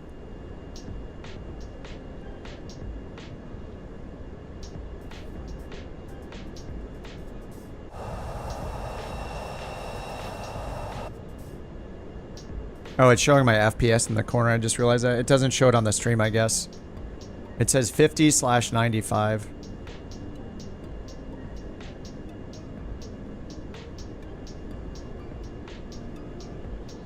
"14-inch touchscreen for the MFD." Oh, do you pop it out?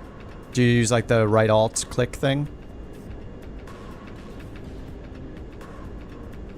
Couch 323 established on final RNAV 16. What's up, native? Couch 323, roger.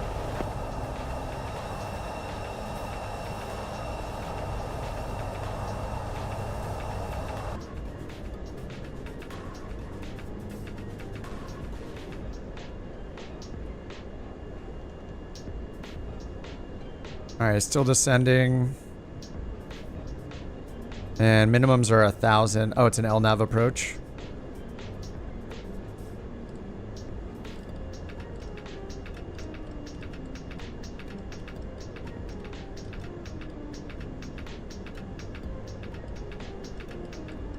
Let's get this music off. It's kind of weird anyway. Maybe I should set a shortcut for baro minimums. I don't even know if that's a shortcut. That'd be a good shortcut. Contact Daisetsu Tower 126.2. Over to Tower 126.2, Couch 323. Bye-bye. Runway is to our left. Let's go charts. Okay, it's got our position right on the chart now. So it looks like when we get off chart, it loses our position because this is good now. And we're going to make a left turn 164. Alright, 16 clear to land. Let's get the auto throttle off. Let's get the speed brakes armed. Spoilers armed. NVIDIA decided to update during your endurance race, causing lag. Oh, yeah. It's, was it the auto download? Is that what you had on? Stressful day of sim racing? Dude, I got a stressful day of this flight and dealing with my performance problems. It's been really frustrating. Trying to... Maybe lossless scaling will win me over. The input lag is definitely noticeable, but I mean... Maybe the trade-off is worthwhile. Whoa, what was that? Yeah, the input lag is kind of insane right now, though. It's now got me at 17 frames per second. So that's Microsoft doing Microsoft things on final loading in. Yeah, I went from 50 FPS native to 20 right now, 19. So it's covering that up a little bit. All right, let's get flaps 1 in gear. Flaps 2.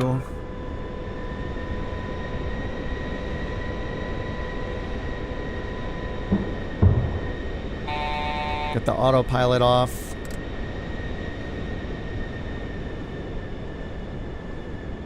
FSR frame gen? I think?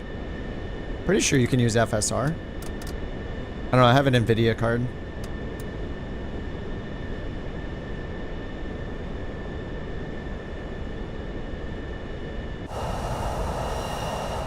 Oh my god, 12 frames per second. Hell yeah.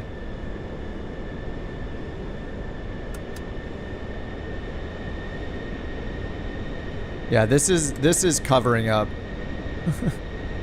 More input lag when you drop below native 20. I mean, luckily we don't have to make too insanely fast like moves in this kind of plane, doing this kind of flying, so it's okay.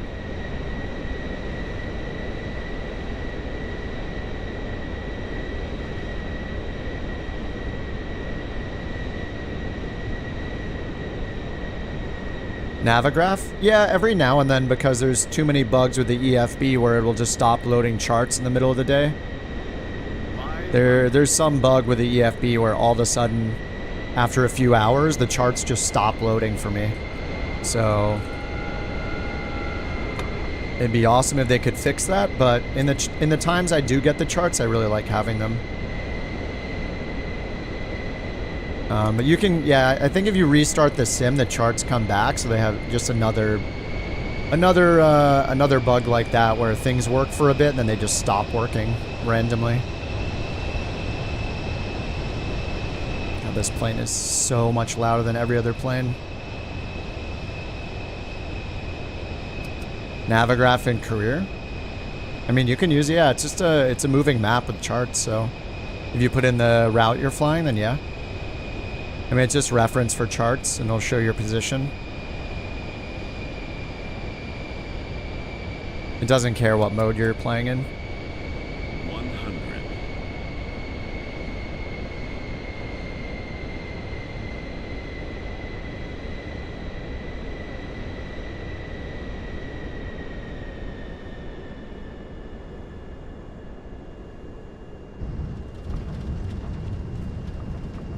I gotta force the nose down in this thing.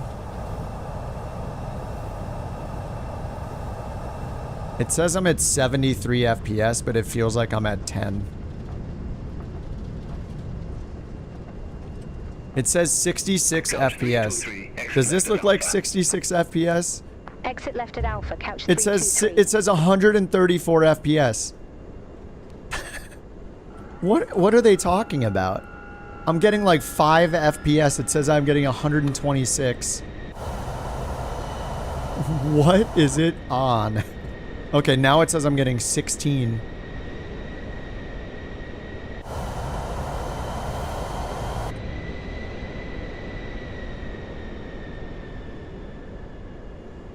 16 FPS on the ground. 11. It's crazy. I mean, I think it's helping because it's making the 11 look like a 20 instead, which is nice, but I have something weird going on. Like what?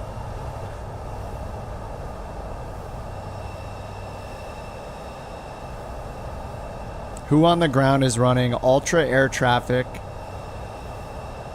and seeing everybody in all the same planes I am in 4K, but downscaled to 1440p on a 4080? Who's getting like 50 to 100 FPS on the ground right now? Native.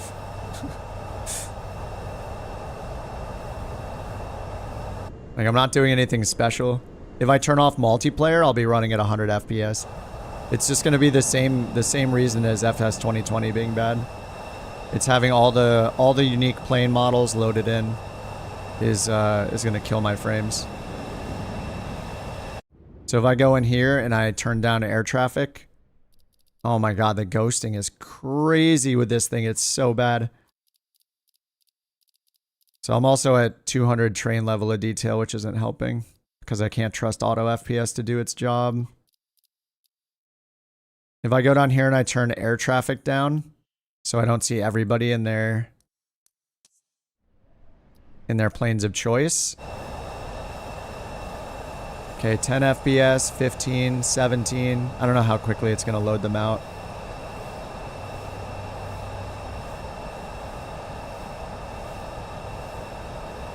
Still 17. Maybe it won't unload the planes. Now let me get the engine off. Oh man, the artifacts that it introduces with lossless scaling is kind of gross though.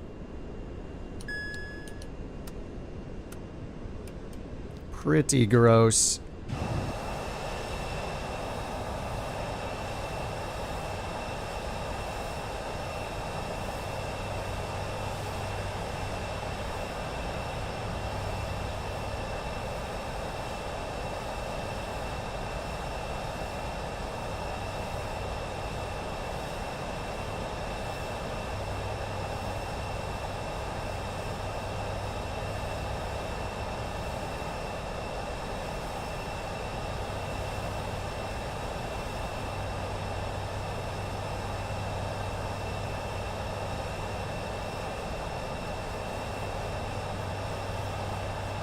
Okay, maybe it unloaded a few. I'm at 39 FPS now. RAM and VRAM. The sim has never used like... Oh, the RAM is at 60%. This is global though. This is including streaming. 88 VRAM, 94 GPU, 37 CPU, 60 RAM.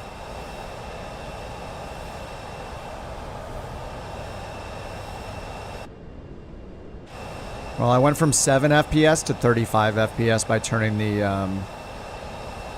air traffic down. Less FPS on foot than in the plane.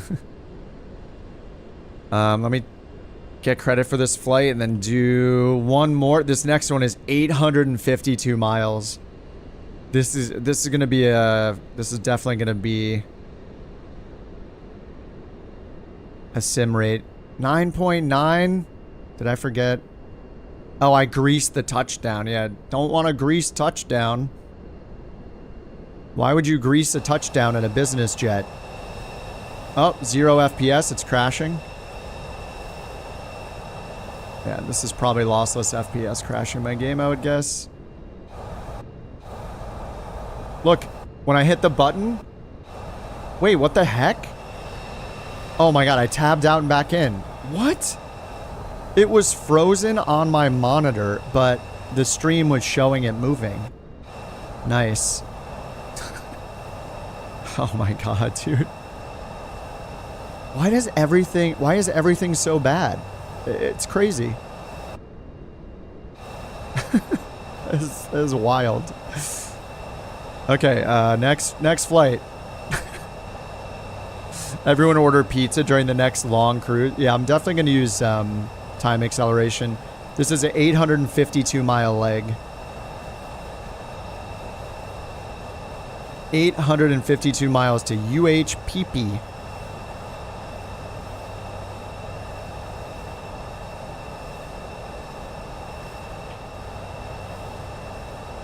PC-24, 2 hours. We're taking no passengers. And NewSky won't input PC-24 for some reason, so I'll go do this sim brief myself. Okay. 323. So RJEC to UHPP. RJEC to UHPP. Pilatus PC-24. Crazy route. Mostly over the water. Is there one that goes over these islands, I wonder?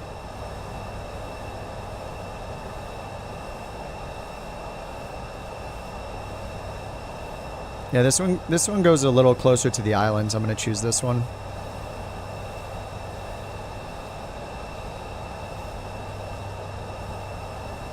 How many other programs?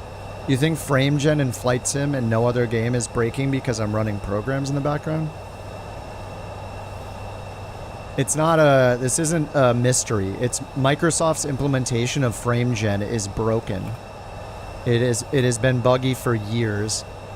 It has nothing to do with my setup. There's a reason why tons and tons of other people run into the same problem.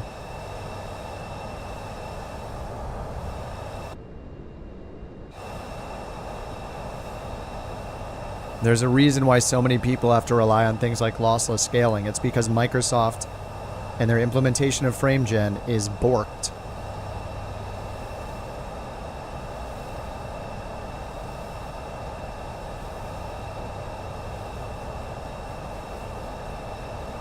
All right, start a new flight.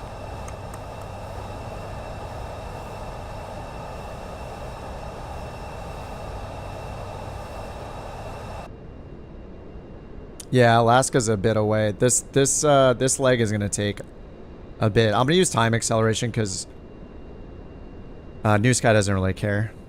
No, it doesn't count as a bork. That's just me saying the word bork.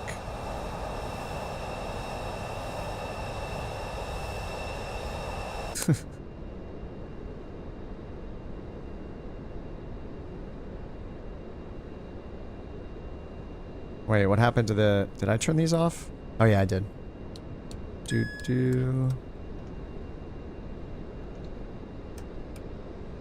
Start it up, and then start it up over here.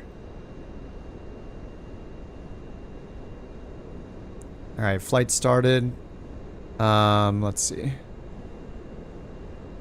Who said we're going to Alaska? Test. Okay. Did I say we're going to Alaska?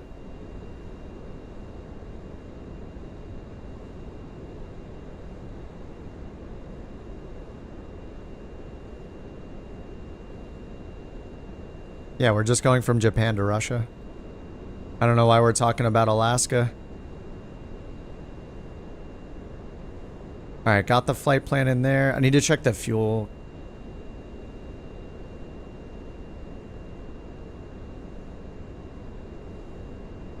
Yeah, Russia first. We got like, I think there's like 3 stops in Russia or something.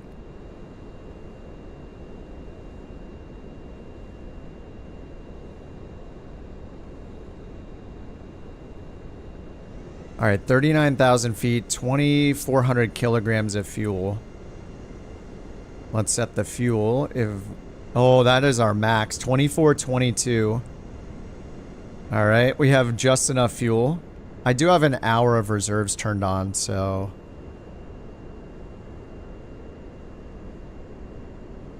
Okay, tracking is on. Let's get Beyond ATC going. Again.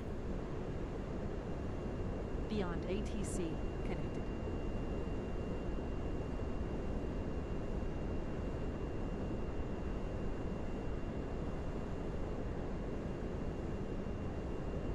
All right, we're expecting 39,000 feet.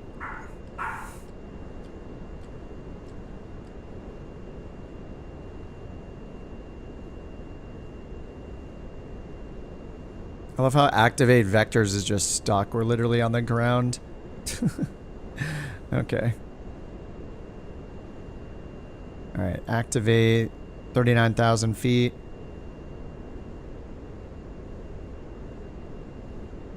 Alright, TBE MNW.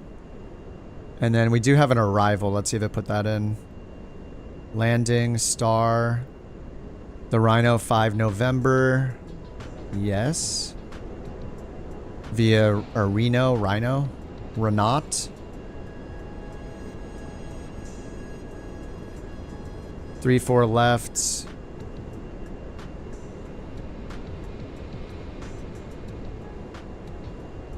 I'll put in the ILS Yankee Renat. That's already one of our waypoints. Discontinuity. Alright, so we go Rimley, Renat. Renat starts it. Why is it in there twice? With different restrictions. It's doing like a reversal. This thing seems to be very bad with... what the... What? What is it doing? I don't know how the Garmin avionics do it so well and these do not. Like the Garmin... Like I wonder if they reprogrammed all the logic, because I don't know why it just doesn't use the same logic that the Garmin... The Garmin's work so good, and this one just has all these weird problems. They must have like made it from scratch, or I have no idea.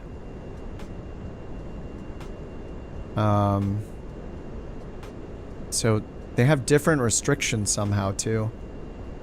Let's just bring up the route. Did it pin the charts? There's a star for 3-4 left, and then we need the approach. UHPP. Charts, approaches. ILS Yankee. 3-4 left.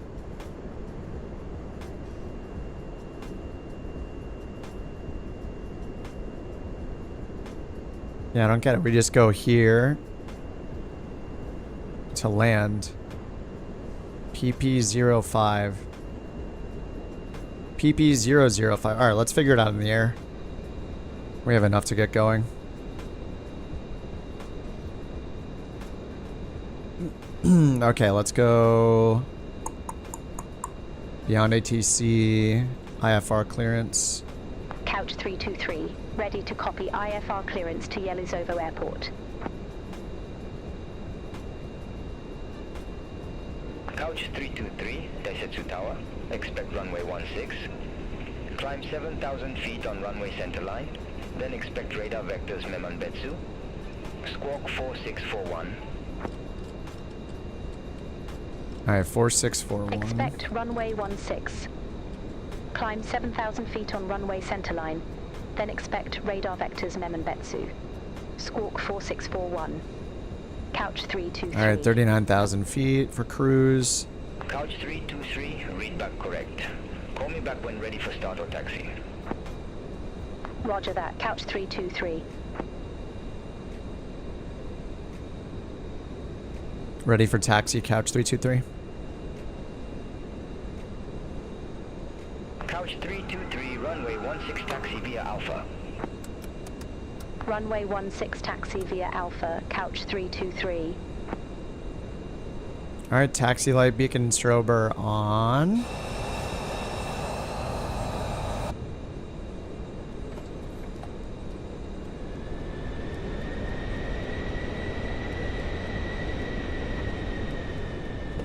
Oops.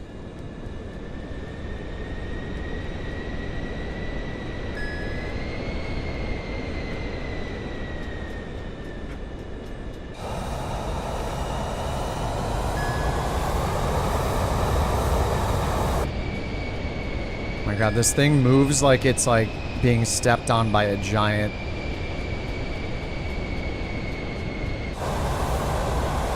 Full fuel, it feels like it's like weighted down like crazy. Alright, let's make sure I'm going to the right runway here. I need to turn around. Runway 16.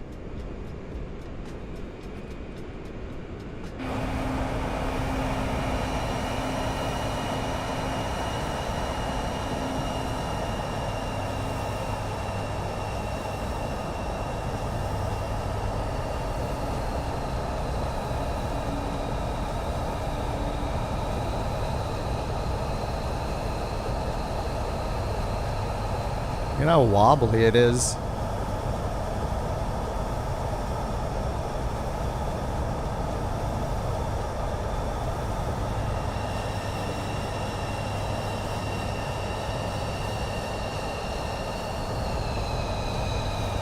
So wobbly.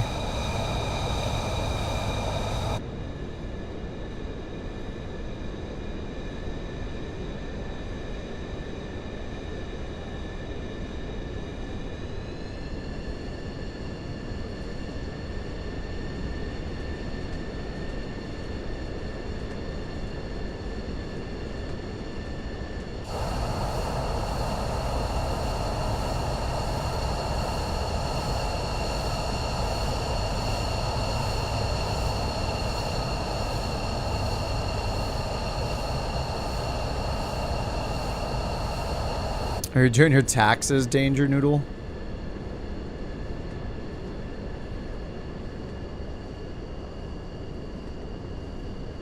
I thought there are no income taxes anymore. Why are you doing taxes?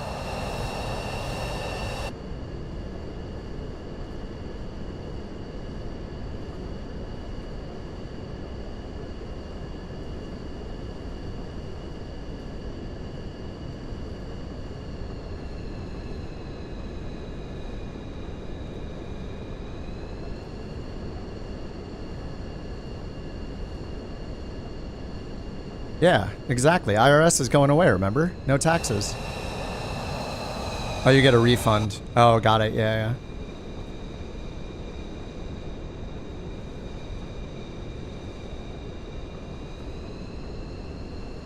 yeah. Yeah, do it before the IRS gets shut down, yeah.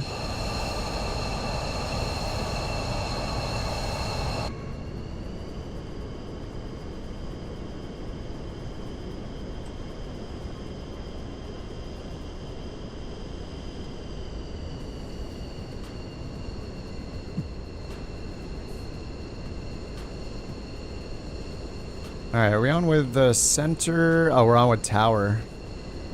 Desetsu Tower. Desetsu Tower Couch, 323, holding short, runway 16. Ready for departure? Couch 323, Desetsu Tower, wind 180 at 3, fly heading 160, runway 16, cleared for takeoff. Heading 160. Fly heading 160, runway 16, cleared for takeoff. Couch 323. Alright, heading 160 and... Oh, what did they give us for the initial altitude? I just changed it by accident. Well, I have to look at the 7,000 on runway centerline. But then you said okay. 160, I guess they're just guessing at the centerline. Let's bring the speed. Selected speed up to 200. There we go. Alright, strobe is on, landing light and recognition lights are on. Flaps are takeoff position, pitch trims takeoff position. Other trims are neutral. We make sure tracking is happening. It is. Scam them into giving you a refund. And then your tax money? Thanks to having little Danger Noodles, they get my money. Nice. Keto static. Okay, that's fine. Alright, takeoff detent.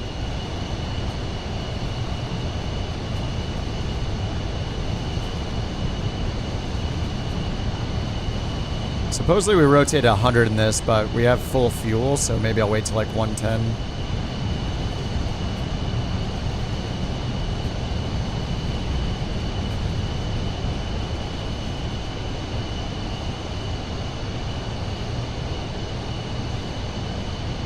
I don't know, I think something's wrong with the pitch trim limits on takeoff, because I have to hold my stick like 50% back to hold this takeoff attitude.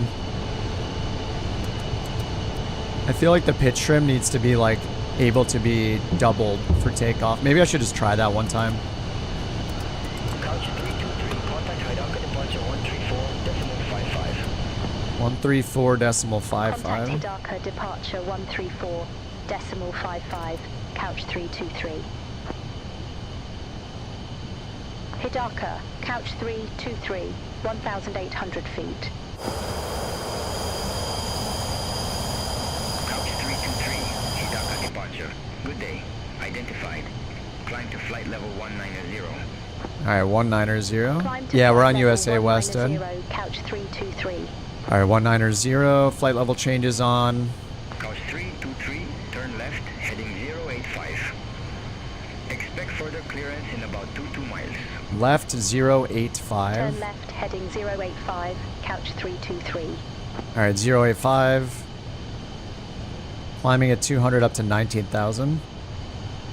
I'm just going to change baro now.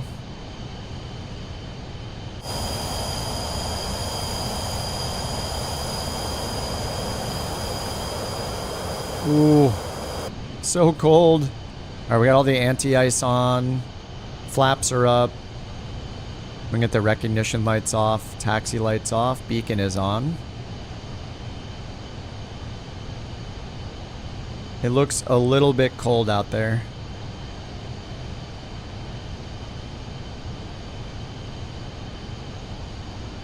Negative 15 Celsius at 6,000 feet. Saying to check the baro because I set it to standard in advance, so that's fine.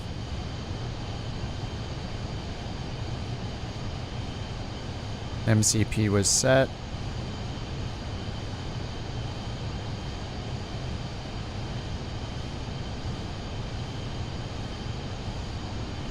Breakout time? This is gonna be maybe a 4x sim rate kind of flight because this is 852 miles to Russia.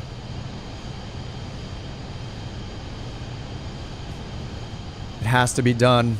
This is the, I think this is, it's got to be the longest leg in the whole world tour.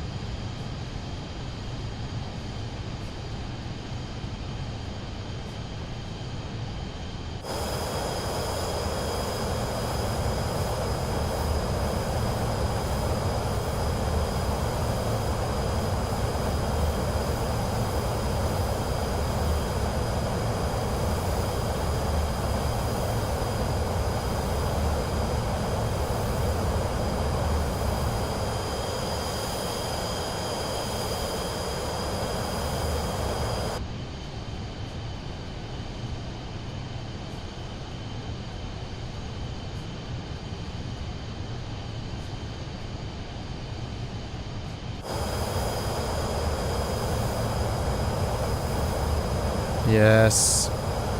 The clouds are on the mountain.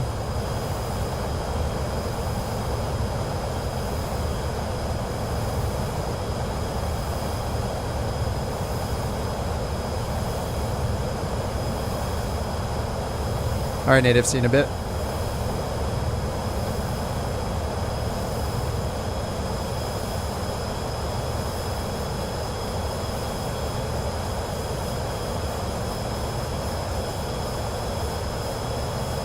Let me get my train level of detail up a little bit. I don't know if I can... I don't know what to think about auto FPS now.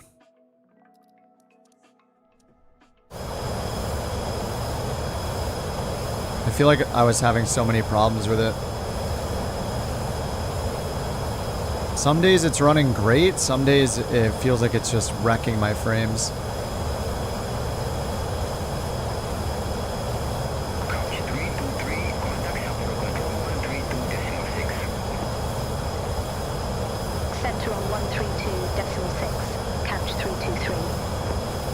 Alright, I'll give it another try. Sapporo Control, Couch 323, through flight level 167 Sapporo. to flight level 190. I could use some Sapporo right now. Couch 323, Sapporo Control, good day, identified, climb to flight level 390. Alright, 390. Climb to flight level 390, Couch 323.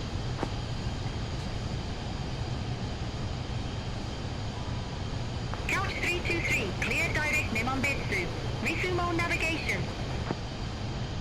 Roger, we'll head direct Memon-Betsu, then resumo navigation couch 323, thanks. Alright, direct. It must be this VOR. And let's get nav mode on and then activate. I guess I can go over here and look at that leg. TBE. Info. Oh, it doesn't have the names here.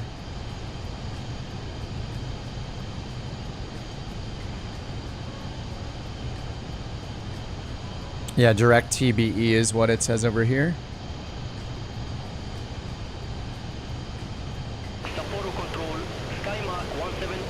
Yeah, the long leg. The destination's good, but the 2 or 3 after are more difficult. Yeah, the one after this says 415 miles. Oh, what the heck is that? Oh, is that the VOR? I think that's the VOR pinned down there. Okay, runways, 3-4 is recommended. 11,000 feet. There are 2 11,000 foot long parallel runways? Or is there just one? Sapporo Control, Japan Air 506 Heavy, flight level 160. Japan Air 506 Heavy, Sapporo Control, radar contact, climb to flight level 380. Is this the right airport? Climb to flight level 380, Japan Air 506 Heavy. Check altitude constraint. 390. 390. Cruise altitude 390. Okay, yeah, we're good. Oh, there's just one. The other one was closed. Okay.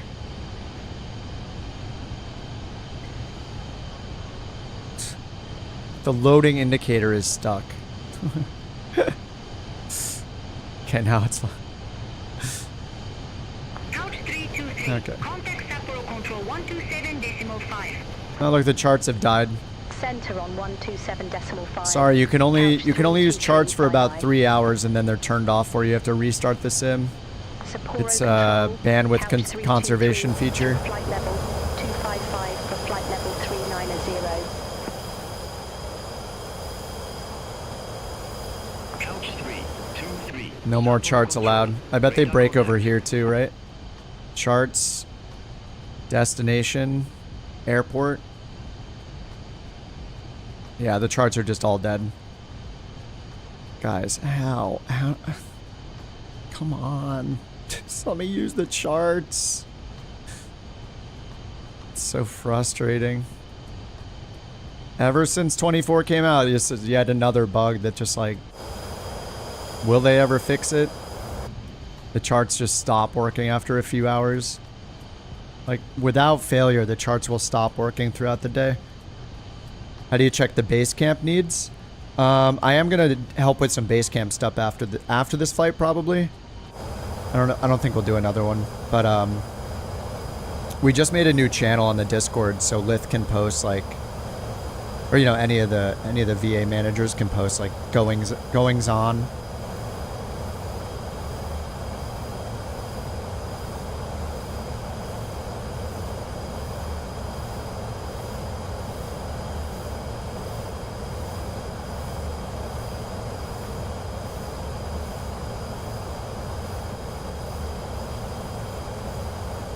Oh, Bio posted a screenshot saying, first rainbow I've ever spotted.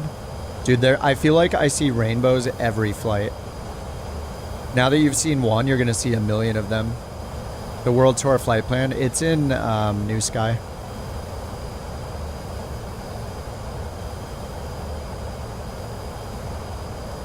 Lithny, I gave him permission.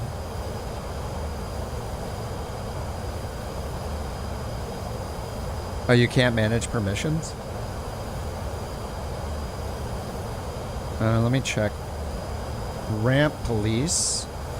Permissions.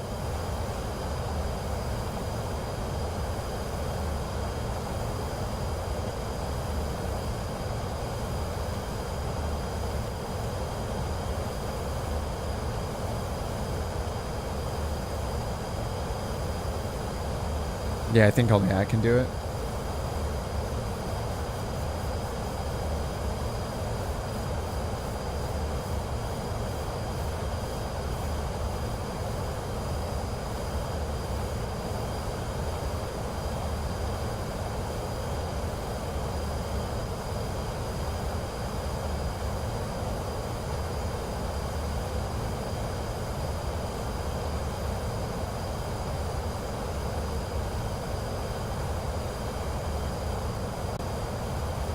I don't know, you should be able to. Anyway, just DM me about it or something.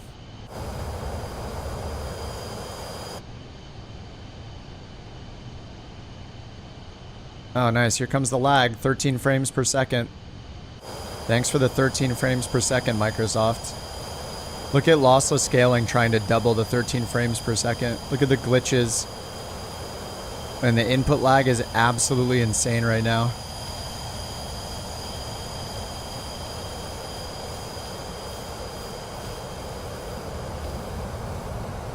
If I go a little faster, it'll get crazier. Oh, it's not too bad. 13 frames per second. Heck yeah. What it's doing right now, nobody knows.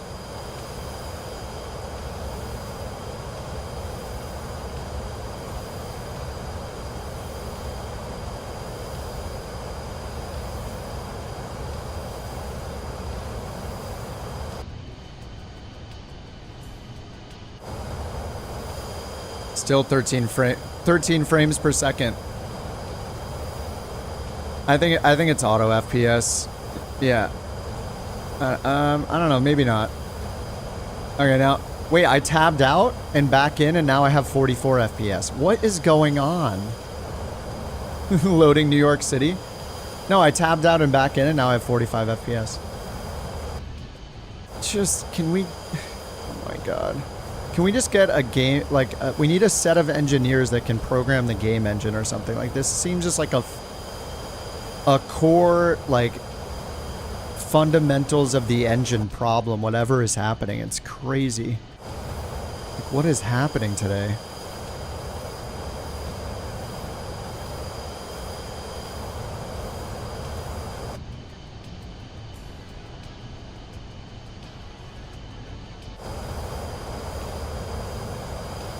Shouldn't be I am using lossless. What do you mean it shouldn't be lossless? Yeah, we're trying lossless. Since Microsoft's FrameGen implementation is garbage. Someday. I mean, maybe the new way to do it with Flight Sim specifically, because they're clearly never going to fix the FrameGen implementation, is to not care about an NVIDIA card, because FrameGen is useless when it doesn't work in the sim.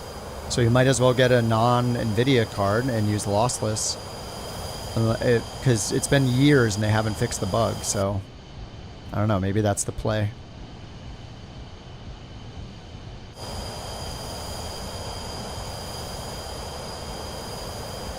Like, I don't mind the artifacts as long as lossless doesn't give me that crazy stuttering thing that the FrameGen gives me, then it'll overall be better, I guess.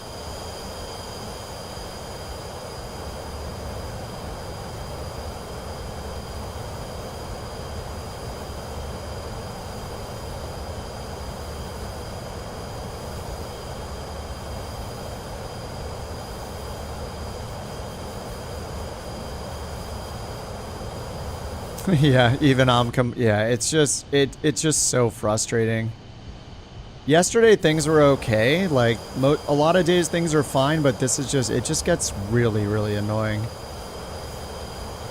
It just seems like, to me, it seems like they have a big disconnect between the people that work on things like the avionics and the people that work on the core part of the, like, game engine.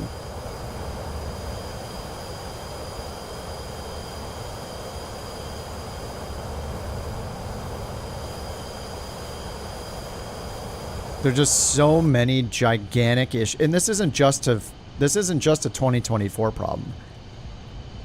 Like, ever since they implemented frame generation, it has had bugs. It's had that stuttering problem for like over 2 years, maybe 3 years. Whenever they implemented the GX12 beta, and they still haven't fixed it in this sim either. It's pretty crazy. Yeah, it runs flawlessly for some, but there's so many people that have the problem that, I mean, you see it all over the place. Alt-Enter is, it's like a meme at this point. Getting 2 FPS, hit Alt-Enter twice, and bam, it fixes it. Hit the escape key, wait 20 seconds, it fixes it. Like, it's ridiculous. I shouldn't be here troubleshooting the performance of the game. That's their job.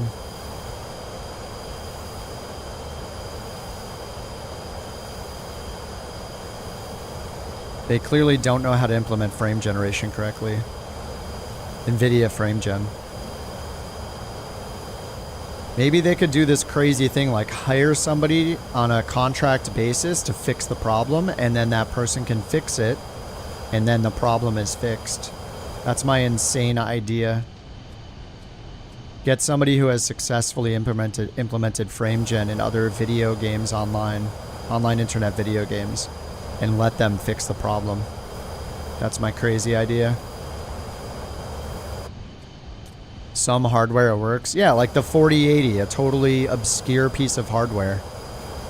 I can totally understand why it doesn't work on something as unknown as a NVIDIA 4080. That's too easy. I mean, they clearly don't know how to make it work. It's been several years and it's still not fixed. So maybe find somebody that can make it work. I just don't understand how I'm in cruise and the frames drop from 45 to 12. We're just here cruising along. Nothing crazy's going on.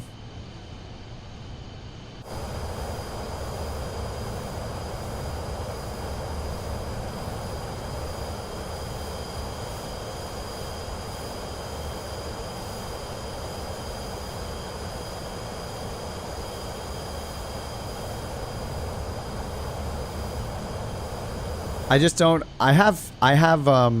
believe that the sim is going to get a lot better. Like Flight Sim got so much better over the 4 years that 2020 was out. It was rough when it first came out. The problem is these core issues that have never been solved for years. That's the concerning part. Can they make the, like, everything else better? Sure. But when the foundation is still broken, like that's the concerning part, is when these foundational things, after years of being problems, are not fixed. Besides that, like the sim is as good as 2020. Like this problem exists in 2020 as well. Sapporo Control, Couch 323, passing flight level 380 for flight level 390. It just all comes down to prioritization. I will always... Like, it's possible that somebody knows how to do it. Yeah, the frame gen problems have existed for years. Yeah, 2020, when they introduced frame gen and said, hey, you can now use frame gen, the problem existed then. I had a 3080 at the time, and then I upgraded to 4080 to use frame gen. And part of my decision to not get a 4090 at the time was knowing that frame gen would work. And even though they were fake frames, for such a slow-moving game, it would be fine. And then frame gen never worked properly. It always had that glitch.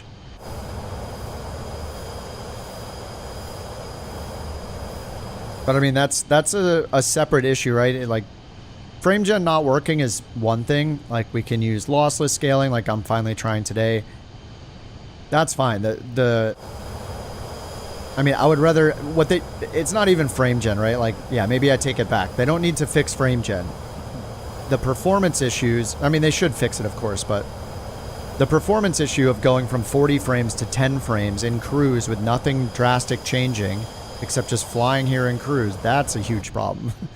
That's the bigger problem, is why my frames go from 50... They're 50 right now, and then they drop to 12 when nothing significant is changing outside. Yes, we are there. Yeah. We'll be there in like 3 hours. Actually, let's do some time Excel. Let's go to 2x. This is an 800-mile route. leaving Japan. TOD is way up here. We have an absolutely massive amount of miles to cover. Don't even have many multiplayer planes. Yeah, I don't know. I don't think it's multiplayer plane related. It's some I don't know. I'm pretty sure I've had it happen just flying over the open water too. I have no idea.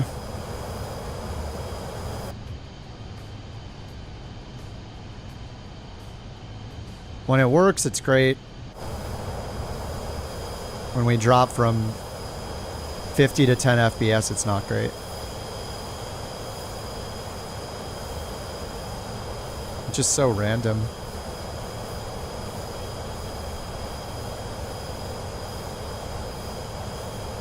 Couch 323, contact Yuzhno Sakhalinsk radar 124.0, bye-bye. It's us.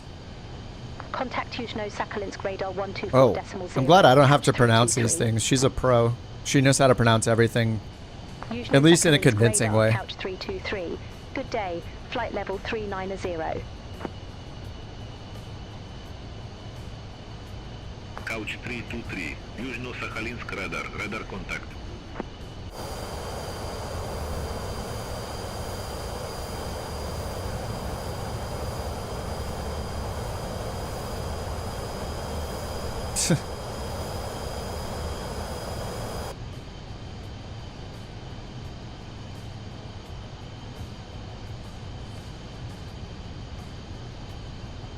Avert your eyes.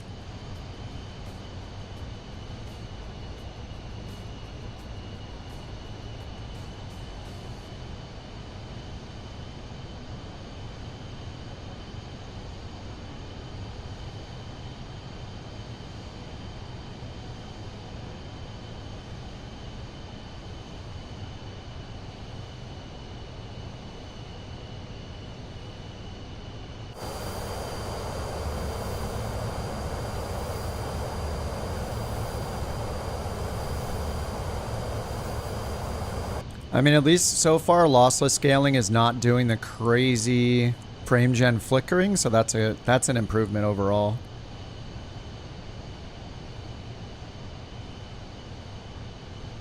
And we're in 2x speed.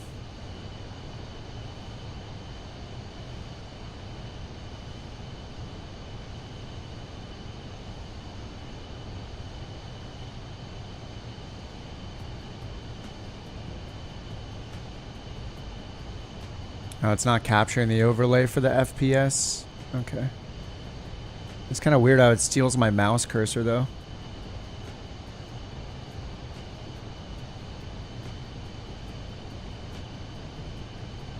Yeah, like when I move my mouse cursor off the screen, it's invisible. What the heck? I think that's a lossless FPS thing. I even turned off the capture cursor option or whatever.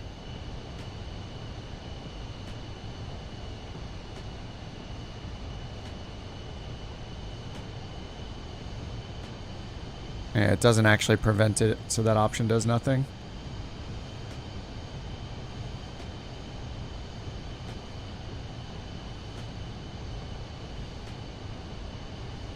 Crop input.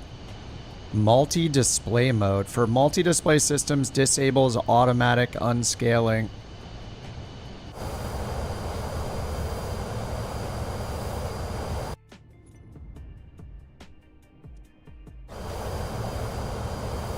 Disables automatic.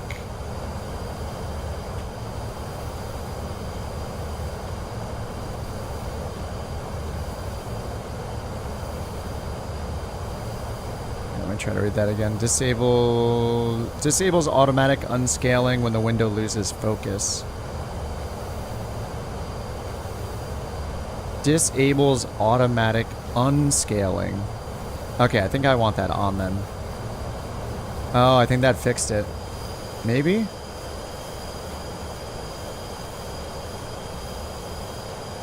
The FPS... The FPS went away, though, in the corner. Whoa, now it's lagging? Huh. What's up? TN22A? Oh, you prefer Twitch? Yeah, I've been multi-streaming the last couple weeks. Twitch definitely has... There's pros and cons to both. Yeah, I don't understand. It got rid of my FPS. Why did it remove my FPS counter?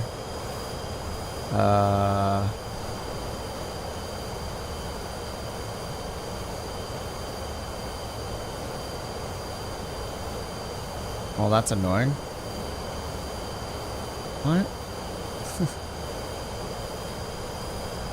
You turn on multi-display mode and it gets rid of the FPS counter. Why? What the heck? Yeah, Twitch has the crabs, that's true. Yeah, with the bot too, Twitch is nice with the bot because the bot doesn't have that problem that the YouTube with the YouTube limitations, so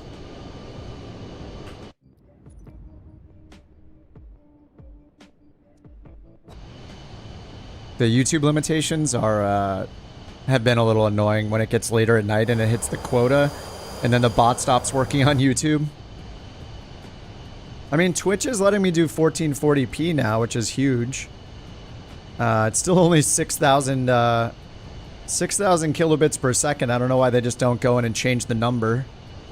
Change the number from 6 to 10. Solved. I got an idea, guys. Make the number bigger. If they make the number bigger, then the quality will be better. So, another wild idea I have. Maybe increase the bitrate. Alright, this is getting super choppy now. What's up, Max?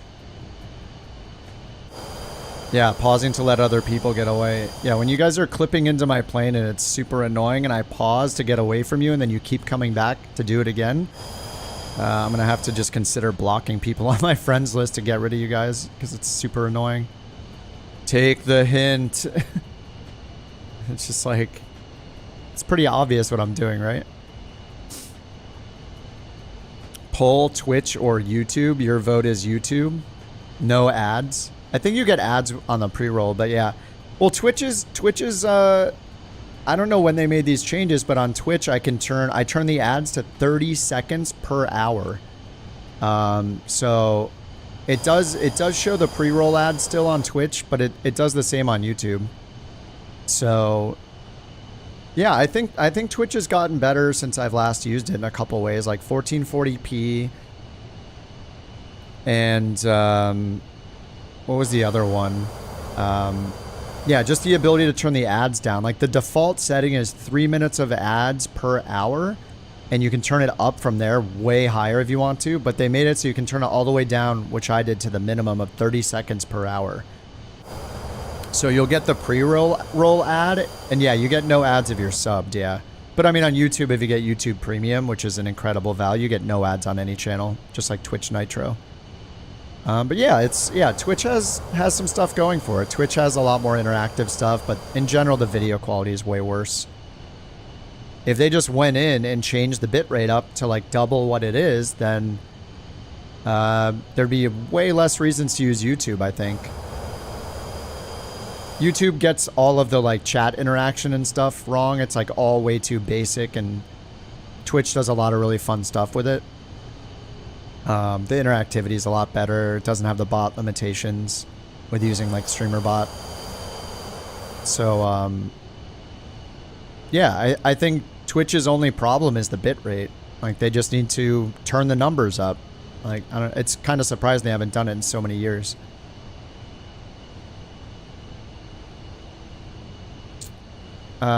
Twitch Prime. Yeah. On YouTube, the only way to get rid of ads is by having YouTube Premium, but I don't run ads. It'll show ads when you first tune in, but the mid-roll ads, I have those turned off. At least for now, they still let me just disable them, so they're off completely. And on Twitch, I brought it to the minimum of 30 seconds per hour. So you'll hardly see ads on either one, regardless of being subbed or having YouTube Premium, but yeah, it's nice. And then when the 30-second ad does play every hour, it turns off the pre-roll ad for like 5 minutes, which is nice.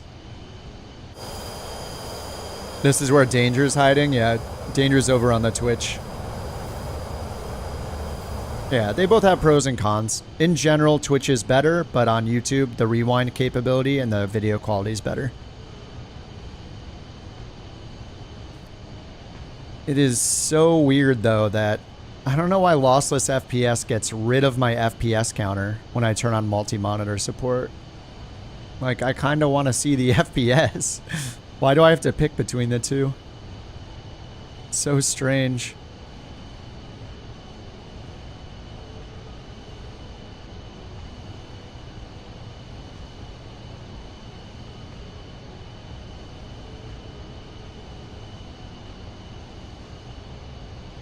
I don't know why it got rid of the thing. Twitch experience is better, but not being able to rewind. Yeah, you know, the rewind capability is really cool. Randomly timed ad rolls. So it's only 30 seconds every hour on Twitch. 30 seconds out of an hour. And it does have some new logic where if there's interactivity like chat happening and stuff, it will delay the ads. Assuming that something's happening that's exciting or whatever. So I think that's kind of smart too. Also scaling artifacts. Are you seeing the artifacts? It looks okay to me. The artifacts really only come in when the raw frames are really crappy. I don't know, I think it looks okay. Yeah, other streamers run a lot more, yeah, for sure. I mean, I just pulled it down to the minimum. It's weird on Twitch too because the vast majority of earnings for a streamer do not come through ads. Like even some massive streamers have shown their earnings recently, and it's like 1% of their money comes from ads. The majority of so it doesn't make sense for them to run ads. They get like no earnings for it. You know, a Prime sub will be like a few bucks, and that same day, the entire ads for a 12-hour stream will be like 4 cents or something. What am I going to do? Make it triple? I really need that 12 cents? Like, it's better to just turn the ads to absolute minimum. What issues am I seeing, Jack? I don't know. What do you... See, the downside to YouTube Rewind that's a little weird is people will be rewound commenting in real time on things that they're watching from an hour ago. So sometimes I get really confused if somebody's watching in real time or not. So it's a nice convenient thing, but then people can realize they're not watching not in real time and be typing delayed by 10 minutes. Like, and then you're like, wait, are you talking about something that happened 10 minutes ago? And they don't realize that they're pulled back. Oh, the performance issues? Oh, yeah. You haven't used it in 24. I mean, yeah, I've had these frame gen issues since they introduced it. It's nothing new. This is the same in 2020. Frame gen has always sucked for me in Flight Sim. But yeah, lossless scaling seems okay right now. Hour and 33 ETE. This isn't bad in 2x. What's our ground speed? 442. We got a little bit of a tailwind. That's nice.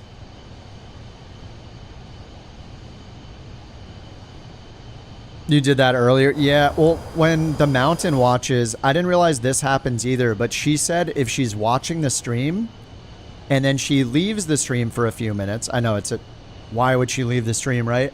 That is a different problem, why she would close the stream. But say she closes the stream, and then 10 minutes later she comes back to the stream, it will be back at the moment she closed it.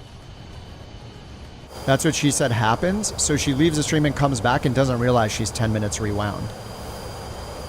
Very strange. Like on Twitch, you know you're live every time you open it. So, yeah. I guess just like everything, pros and cons. Except tacos. Tacos are only pros. Kind of want some tacos. But yeah, it's been a rough few first hours here. Trying to get the performance under control. But now that I can't see my FPS, my performance feels better. It's a weird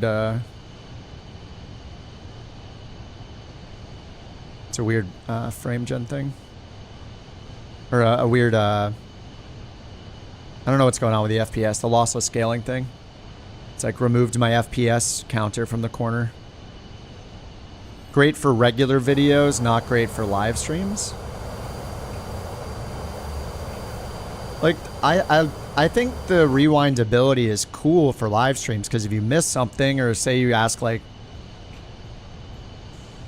say I'm explaining something, or I'm like, oh, you go into these settings, these settings, these settings. I know I can say it fast enough and not repeat myself and not say it slowly, because someone can rewind and rehear it at a moment's notice, which is really nice. They don't have to ask again.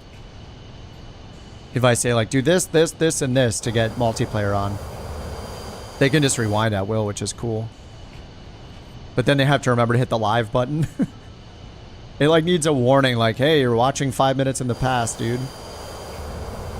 Can Sawyer claim what as a defense? Oh, yeah, yeah, remembering where you stopped watching. Oh, yeah, yeah, and then coming back to it, yeah. Yeah, that's a really bad experience.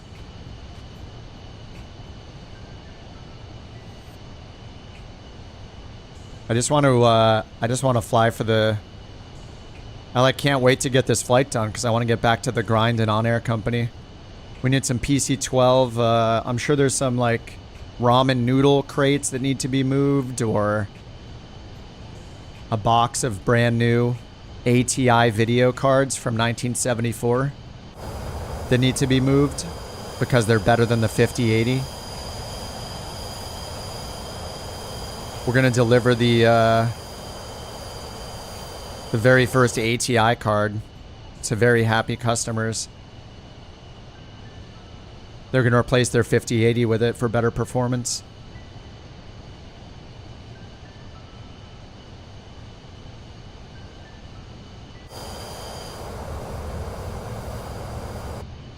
It's our top of descent. Ooh. 450 miles. Do we do... let's do 4x speed. Alright. Quadruple speed activated. We'll see how it does.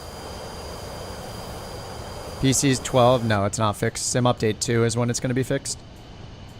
Can you create a drug empire in an on-air company? I mean, you know, you could pretend like whatever's in the boxes that say pharmaceutical supplies, whatever they are, it's up to you. You know, if you want to get a little role-playing action or something.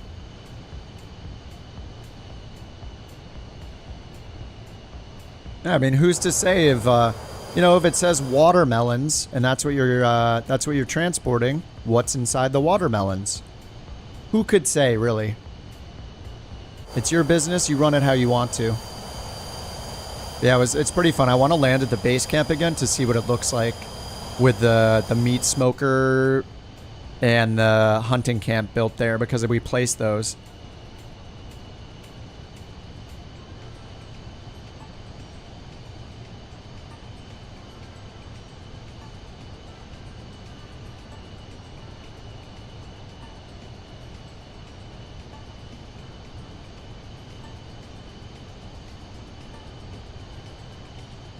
Ludicrous speed activated. Yes, plat activated. Center on 135. Highest frame rate is working better in the beta. You think so? Petropavlovsk control, couch 323. Good day. Flight level 390. Couch 323, Petropavlovsk control identified.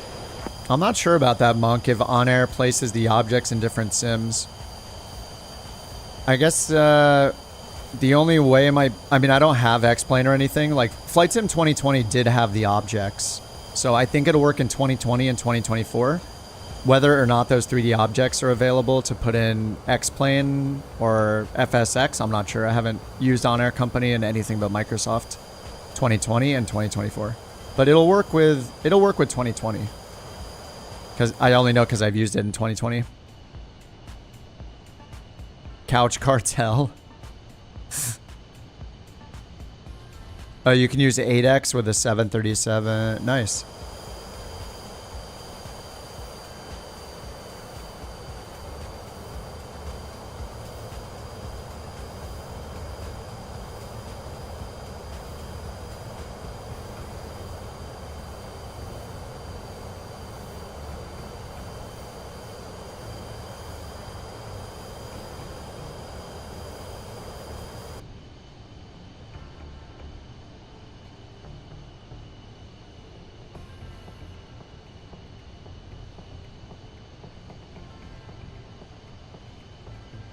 Oh, you can just click to... Oh, is this new? You can click to change to standby? Maybe I just never did that before. I wonder if I switch to standby if it loses the mode C if they lose.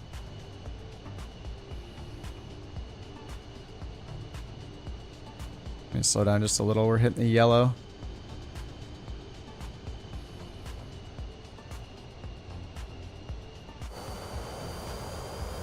Alaska's so big the World Tour has 9 stops just in Alaska. Oh, you think it's a CJ4? Yeah. It is the PC-24. Yeah, just don't pick the like black, the coolest looking livery, the like blacked out one. Don't pick that because you can't start the engines with it. Comments read delayed YouTube, checked and noticed I wasn't watching live. Yeah, exactly. You could just watch the Twitch, Rich. Kip is moving illegal couches with devil's lettuce. The devil's lettuce? What would be illegal about the couch? Thanks for the super chat, Rams. What's packed in the cushion of those couches?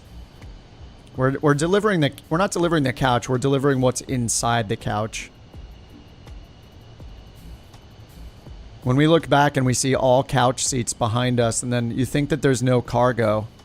The cargo is in the couch. The devil's lettuce? I have no idea.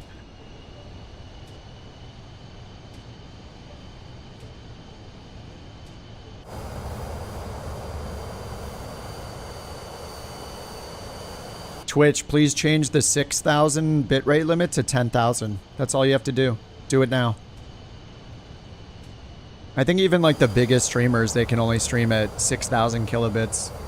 I know Twitch, yeah, Twitch has like the window you can open for advanced video. Here, let me go to Twitch right now and click on whoever's like top. Who's number 1 right now? Or maybe not number 1. Maybe I'll click somebody else. Is Lyric on right now? Okay, Lyric's on right now. So I tuned into his stream. He's only streaming in 1080p for some reason. That's weird. Why isn't he streaming in 1440?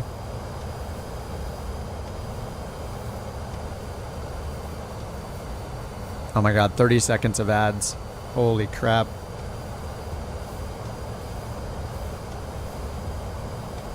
Video player, video stats.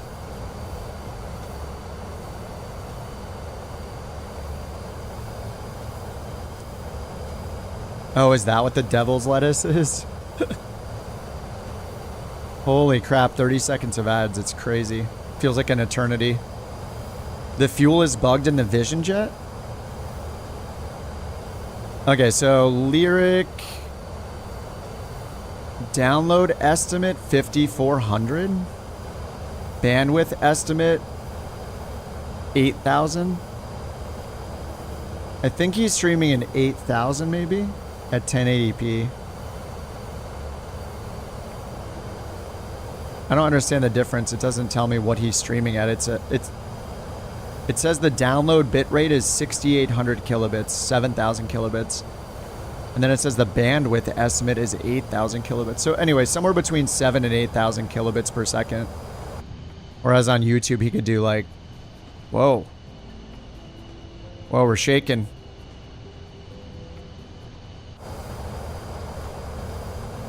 We're Dutch rolling. Yaw damper off. Yaw damper on. Uh-oh. Alright, let's sync heading bug ahead. No, it's getting worse.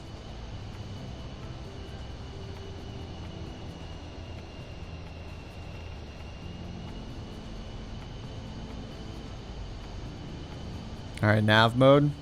Let me see if Direct 2 fixes it.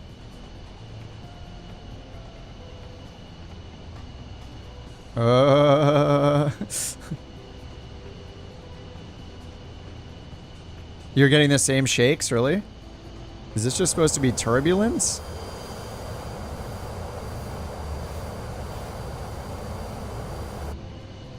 Yeah, it could just be we have some turbulence here, and because I'm in 4X, it looks a little crazy. Might actually have some turbulence. Get the puke bags. This is totally fine. This is why everyone's in couches. They just move around. All comfy. Same shakes. Oh, we're all getting the same shakes. In different planes too, or are we all in the PC-24?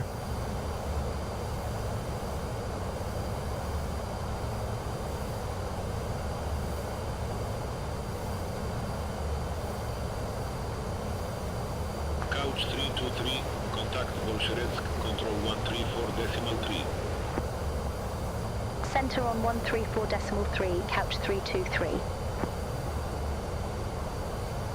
Bolsheretsk control, couch 323. Good day, flight level 390. Couch 323. The longitude's doing it, and the 319. Huh.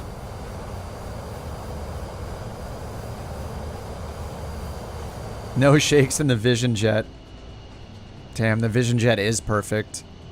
Crap.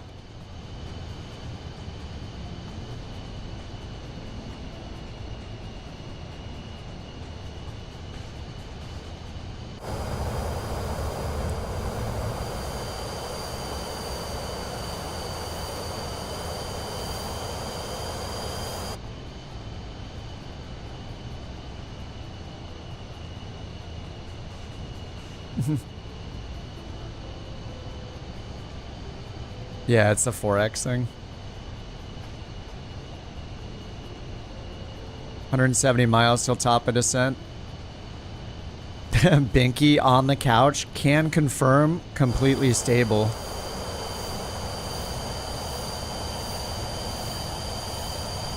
This is where, yeah, being in couch first class or even beanbag economy is pretty good.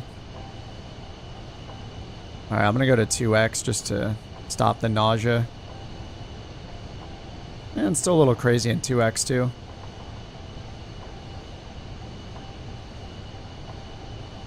Who are we on here? Bolsheretsk control?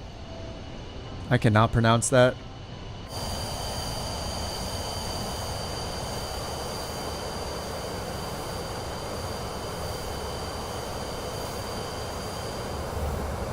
Oops. Good thing you can't get out of the plane accidentally. I hit Shift C instead of Shift V.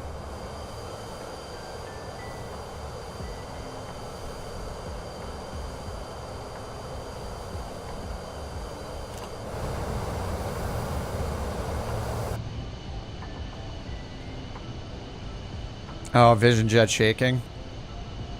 It was a nice calm moment. That moment is past. 130 miles. So 430 knots over 130 miles.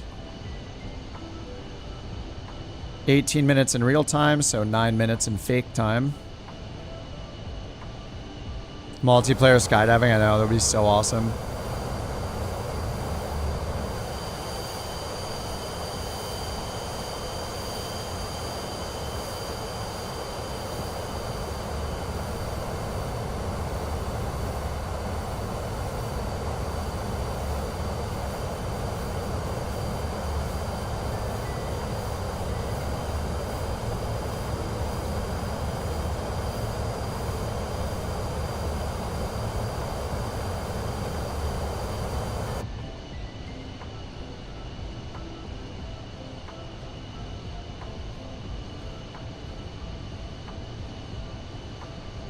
Alright, so we have this kind of craziness coming up with... Oh yeah, top of descent's going to be wrong. Right, because it's got us going to Renot and then this P waypoint. So I think we need to delete a couple of these.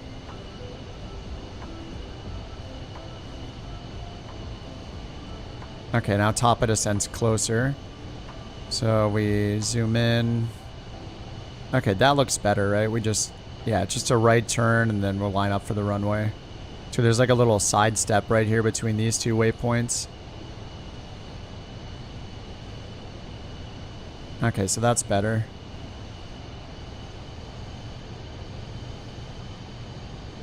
No approach selected. ILS 34 is selected. Oh right, the charts are dead because of that annoying bug where the charts just stop working. Yeah, you have to pay to access the charts longer, probably. Anything more than 3 hours, you gotta pay for the charts.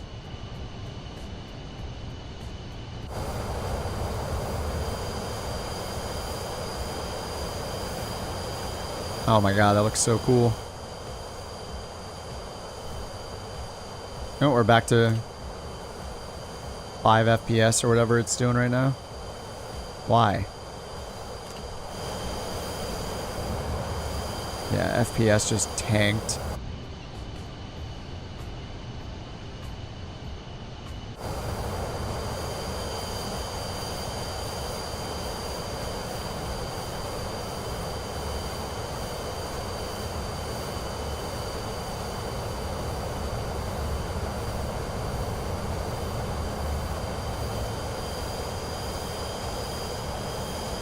Okay, let's do the fix.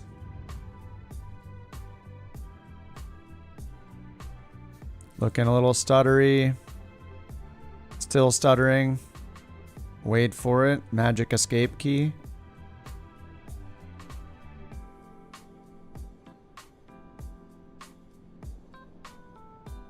Is it gonna be fixed? It still looks kind of stuttery. What is that line in the sky? I don't have assistances turned. Why do they show here, but not in the flight? It didn't fix it. It's still kind of poo-poo.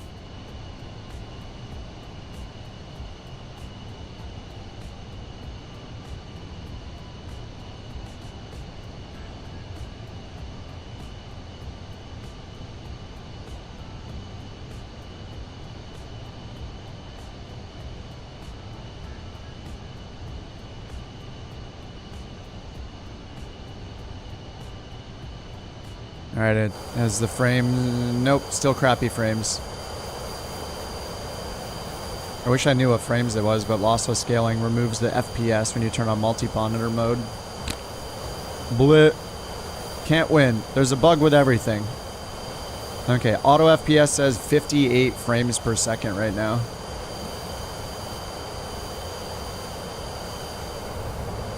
That's probably post frame gen or post lossless. Alright, let's go to 1x, right? How far away from top of descent? Alright, 30 miles. Alright, I'm gonna go back to real time.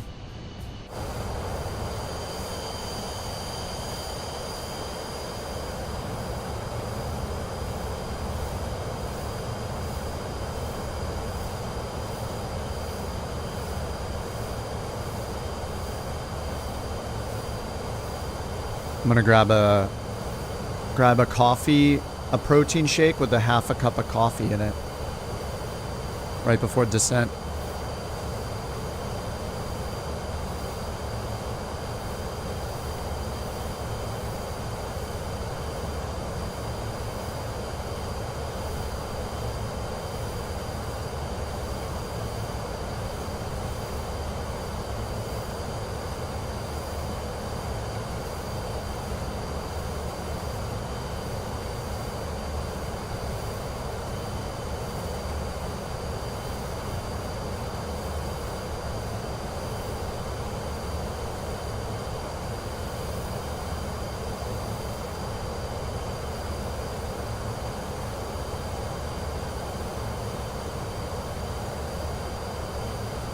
Puppy's doing the zoomies. She's getting her zoomies on. Which means a BorkCoin is probably imminent. Alright, top of descent, 19 miles. We're going 436. Couch 323 ready for descent. Bring us down. I think the frames got a little better.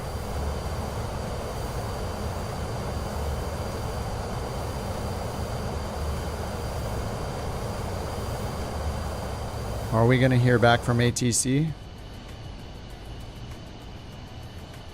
Pilot request submitted.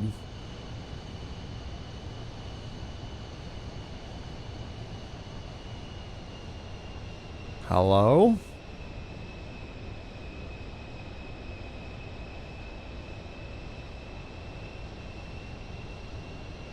Okay. Now Beyond ATC hates me.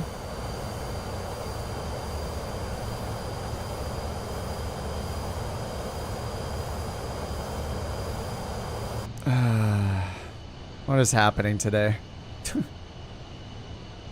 You know what would be absolutely insane? To just play a game without the need for 800 external programs at the same time, and you can literally just play the game. Not worrying about performance and lossless scaling and external software because the main game doesn't have the capabilities you want. And oh, it sounds so refreshing. You literally just open up the game and play it, and that's it. That would be so nice. Lossless scaling and auto FPS, I think they are compatible, because if I look at the auto FPS status, it detects that I'm using lossless scaling FrameGen 2X. It shows it as a detected thing. So it does support it, and it does the same with FrameGen, or when FrameGen is off.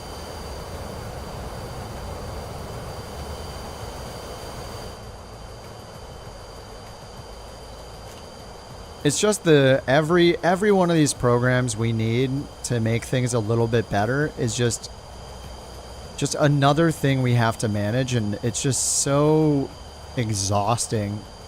Like, dealing with it all the time. Like, why do we have to do all this?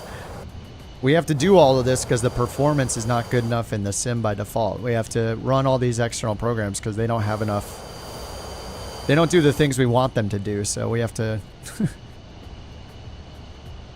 And Beyond ATC is just not working right now either. Let me restart Beyond ATC. Yeah, it's just like the ability to just open a game and play it and not have to be part tech support. 20% of the time you're playing the game, you're doing tech support. Like, it's just so weird. It should be like a new metric in a game review. How much do you have to do to get the game into a state that's like playable and has the features you need in it? How many external programs have to be run? All right, initializing traffic. All right, I missed the top of descent. I'm just gonna start it. 13,000 and then 37 and then 2,100. And we're going direct to Rimley, so let me do direct to. And then VNav is on. Vertical speed it down and try to catch up. Auto throttle's on. Let's go Mach 0.7. The FPS edition is $5.99. I don't care, I'd pay for it. If it actually worked, give me that edition, please. I mean, we're essentially paying that much with our time, right?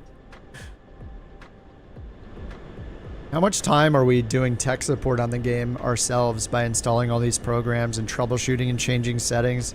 Probably worth the extra $400 in the long term.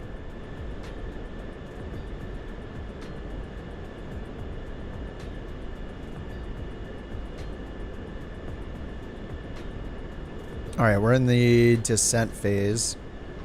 Announce on frequency.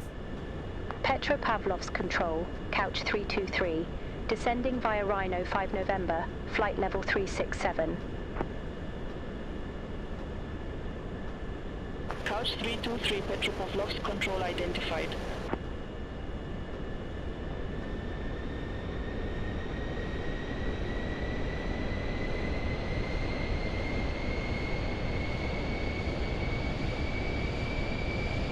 All right, 35,000, descending 2,900 feet per minute. Okay, we're catching up to the vertical profile. And I got VNav on, so we'll see how it captures it.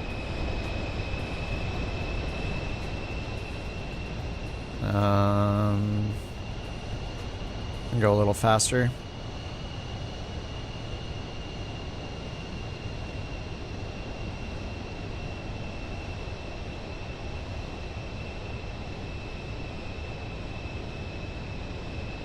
Okay, VNAV.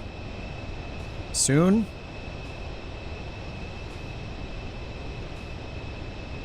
There we go, VPath and V selected altitude.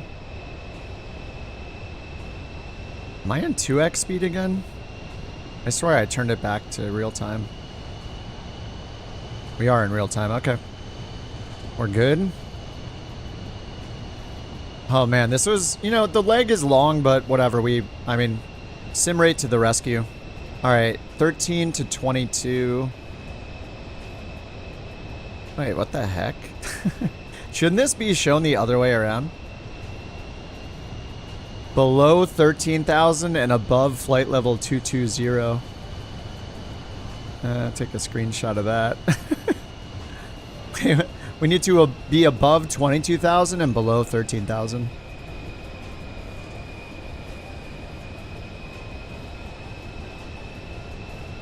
Oh, beyond ATC, thanks.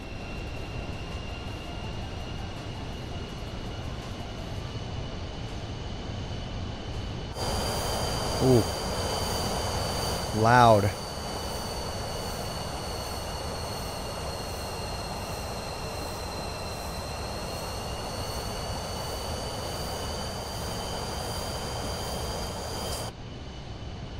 One is in meters. Yeah, I know it's a joke. Thank you for letting me know it's a joke so I don't respond seriously.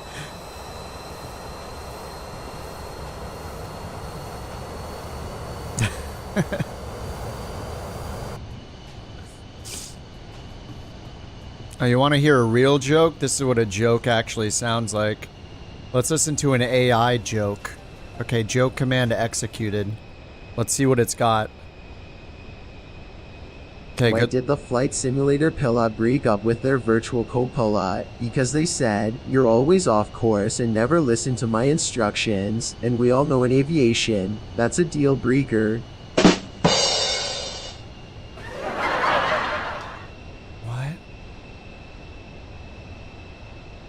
Oh man, it has not gotten any smarter, has it? It can't even pronounce the word pilot. What? That's why pilots can't have a relationship, because they're always off course. A co-pillow? Co-pillow.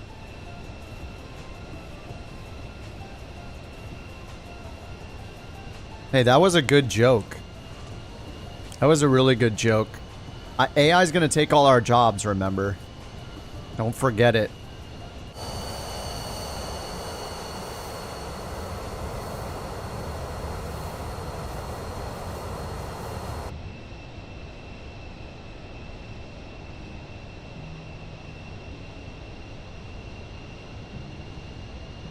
I'm gonna move so many pallets of plastic after this landing. It's gonna be insane.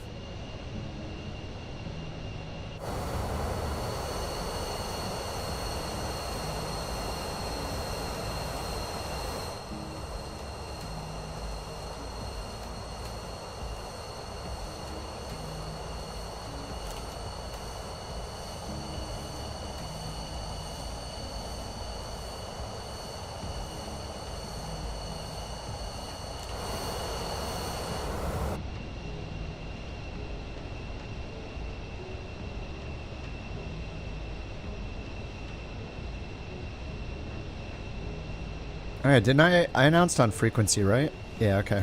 I did.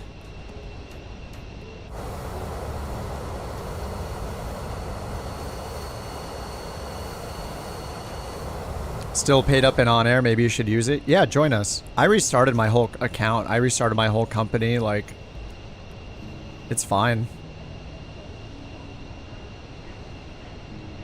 What's train level detail at? That's 400? Man, at 400, that still looks really blurry. Let me move it to 500.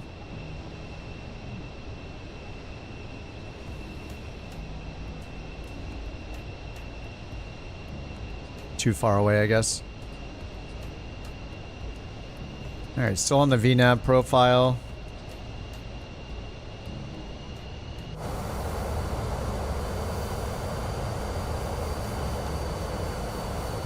I would love to look up the charts, but the charts are broken. Ugh. I'm guessing there are charts for this airport. Wait.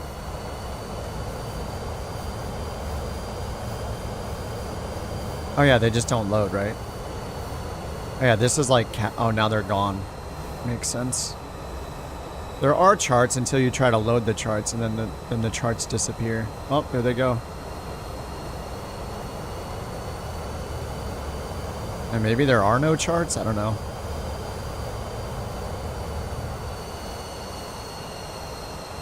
Or no Lido charts? I don't know what the deal with the charts in Russia is. If they even exist, so maybe there just are none. For reals. Jewel, you have to join us. We have a base camp. Lith has been putting in a lot of work organizing it. Lith and Bear. It's going pretty good. The base camp stuff is really fun.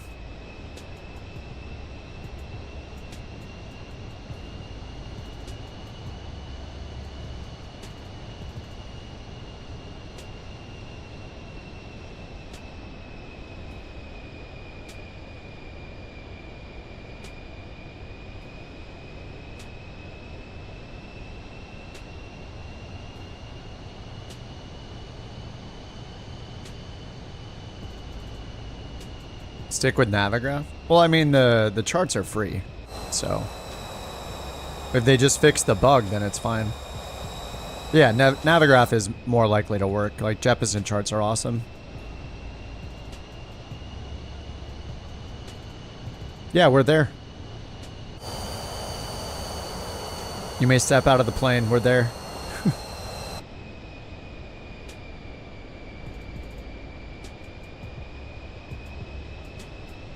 Let me get the auto throttle off. It's doing the thing.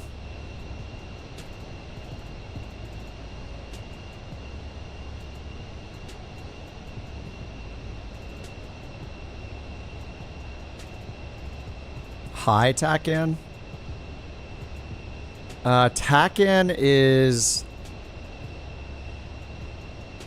Does it have like VOR capability? I think it has VOR-like capabilities. It's for the military, and they can like put them on... They can put TACANs, install them on like aircraft carriers and stuff. So like they're like very portable, I think. But it's a military radio navigation beacon.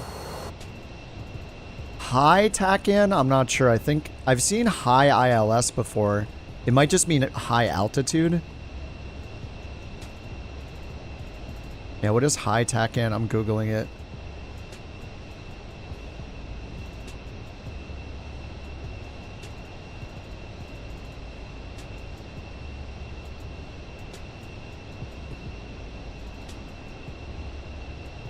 Here's one. High approaches. High ILS, high TACAN.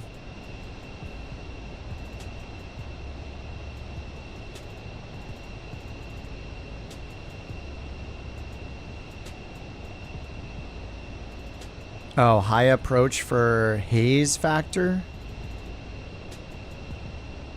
We refer to a high ILS or high TACAN in a sense we would just... Oh, a descent profile from a higher altitude than normal. Almost all the final approaches of high approaches look exactly like normal ILS or TACAN. They just have some wickets tacked onto the approach plate to intercept descending from altitudes in the mid to high teens. Oh, okay. So you start your glide slope descent on the ILS or TACAN at a higher than normal altitude. So it literally means high.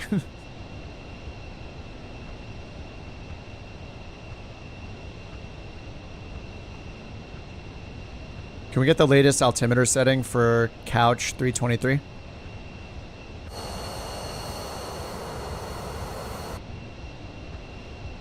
Or do we have weather at our destination? Couch 323, Yelizovo QNH 09904. There it is, 09904. Cool.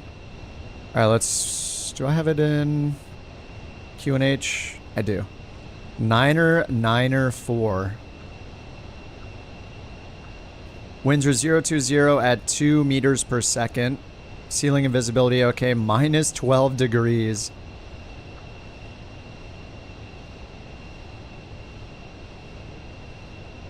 Landing at the UHPP. A combat landing?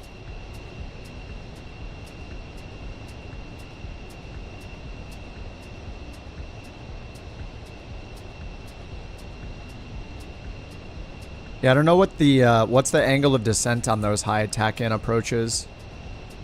Does it show like an angle of descent? I wonder if it's like, you know, 5 or 6 degrees or something.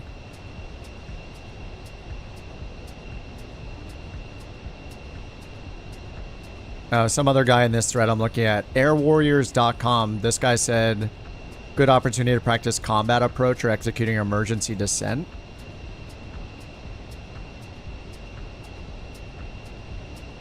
I'm not sure. No, I think he's talking about something else. What's up, Paul? How do you try the LLM? Not early. Early access is what everybody gets. It's part of the experimental channel. You have to be a supporter. So you have to pay an extra $30 US to become a supporter, and they give you access to the experimental features. So they're more experimental, more buggy, but you get to try this stuff earlier. So that's what I have a supporters edition that I bought. So yeah, if you just upgrade to supporters, they give you like a special Discord role and, you know, stuff like that, and they give you early access to the experimental features, which is where the traffic was for a long time before it got pushed to the early access channel. And if you do the upgrade, all you have to do is go into the software under your account screen, I think, and then you just change the version and hit the apply button. It'll restart and download the new version, and then that's it. But the LLM's pretty cool so far. You can ask it like weather and winds and all sorts of stuff. Hey, can you give us the winds to expect on runway 34 left? I'll just ask it a quick question without even identifying myself. Overspeed. Couch 323, I don't have that information available. Please keep the frequency clear for ATS communications. Do you like coffee, though? I like coffee. Please keep the comms open for HC communications. It's just you and me on the frequency, and your workload is so low that I give you permission to talk about coffee. Can you tell us what kind of coffee you like?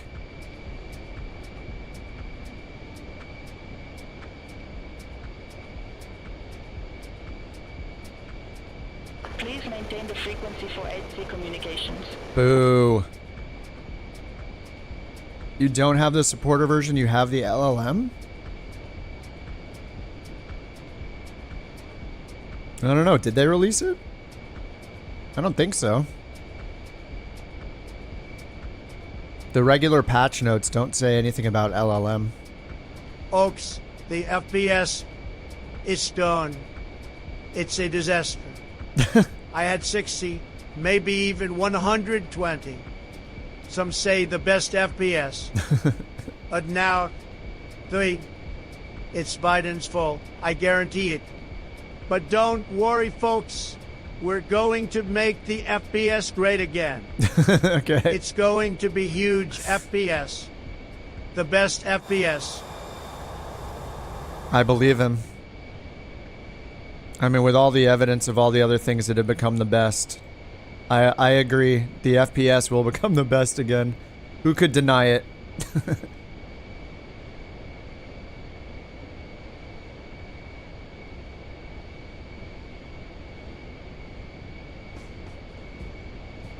Yeah, career mode showing night missions, yeah. I saw a couple of those too. Thanks for the TTS, Danger.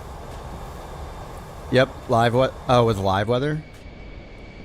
I mean, the career mode live weather doesn't mean anything. No matter which mission you select, it will rewind you to that time. If it happens to be the real time of what it happens to be at that location at the time, sure, but it just happens to be live. It will always set the time to what the mission says. It's just common sense at this point. I agree with you. I'm ready for the best FPS that we've ever seen in Microsoft Flight Sim. I'm here for it. I want it now.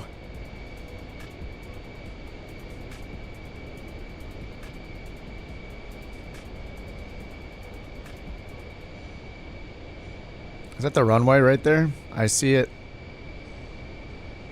The hugest, most bestest FPS.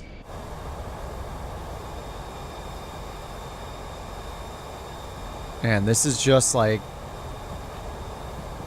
This is another planet here.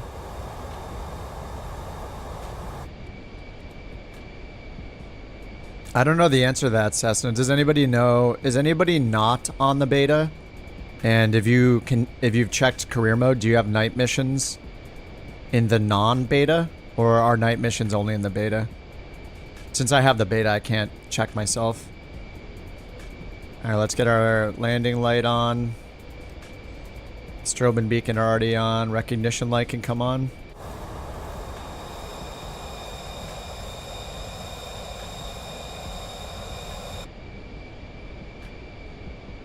Executive order for the most FPS. I'd be down with that. That's one I could get behind for sure.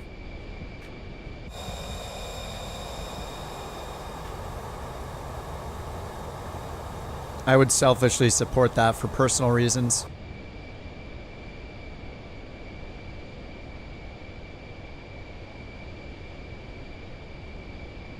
Alright, well we don't have the charts, but we know we're going down to 2100. FI 34L, and there's also this little side step that's going to happen in front of us. Right up here, it's going to go to the right and then left again. And then our go around is a climbing left turn all the way around and over the airport, and then hold over here at 70, above 7190, so maybe 7,200 feet.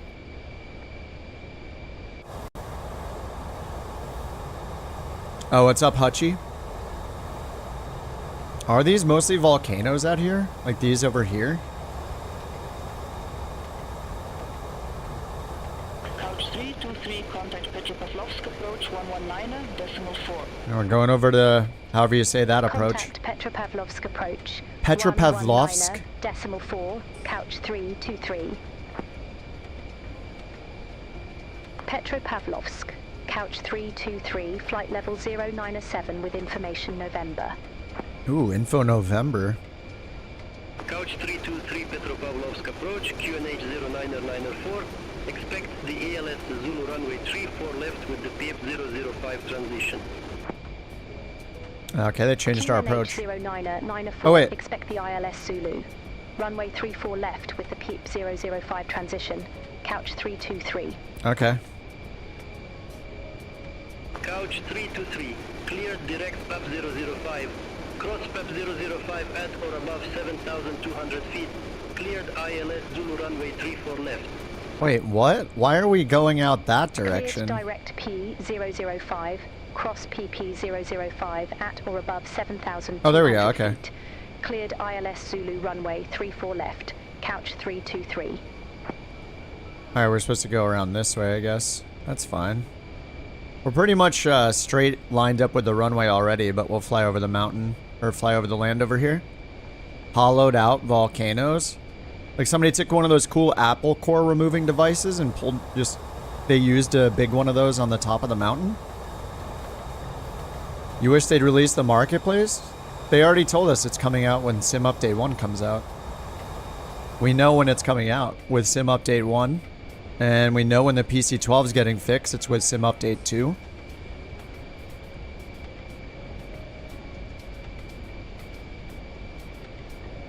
But yeah, it would be nice to know how much the planes will be.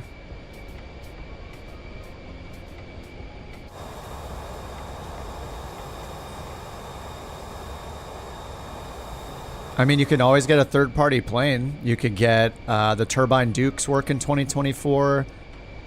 The Cows planes, the DA-42 and the brand new DA-40 both work. The DA-40 is great.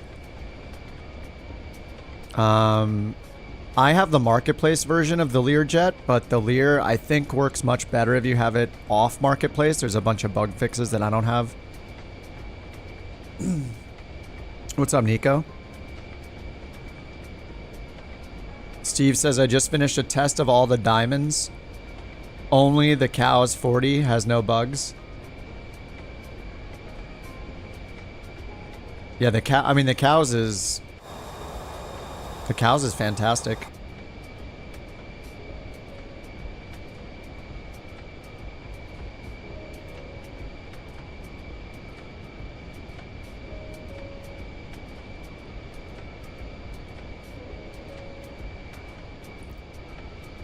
Yeah, I just bought the cow. Was it 3 nights ago? 2 or 3 nights ago, the Cows came out. They've already done 2 hot fixes on it. And they were in here getting feedback on the plane directly. Like 2 of their devs were in here chatting about it. So pretty awesome.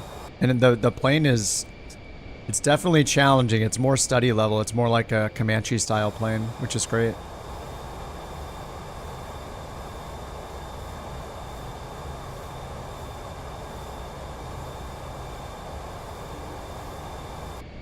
Lots to learn.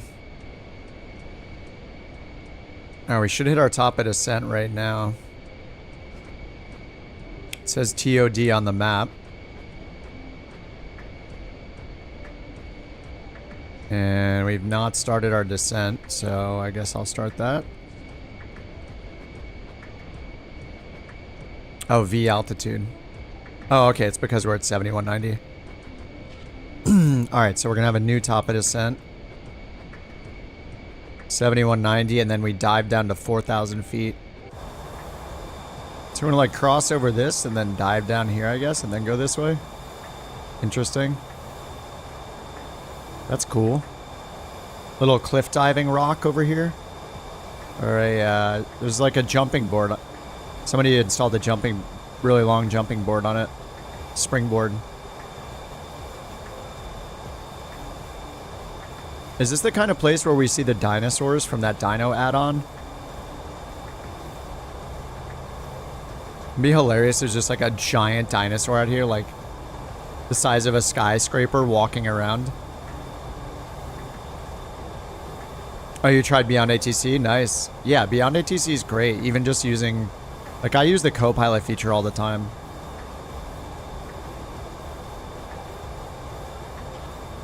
Glad you're enjoying it.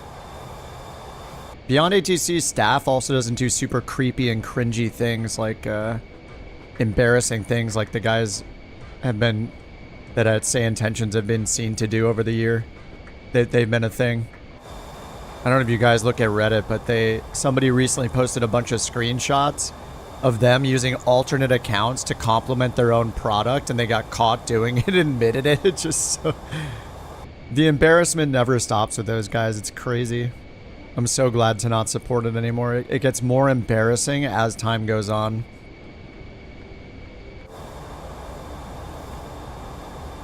Like buying yourself a cake.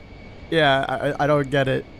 What's the other explanation? I don't know what the alternative explanation is. It's insane. It's just so funny to watch. Yikes. Big yikes. Alright, it says we need to get down to 4,000 feet, but it has not started the descent.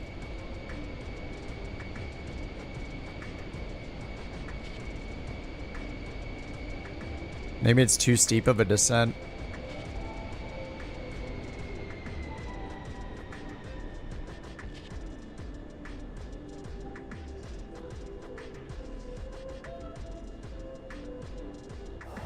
Alright, let's get the music out of here. A cake you buy for yourself. Yeah, it's like if you have a crush on a girl and you give yourself a present that's... You buy yourself a present and you sign it with her name at the bottom, and then you pretend like she gave it to you to your friends. Hey guys, look what Sarah got me. It's got those kind of vibes. Yeah, sure she did.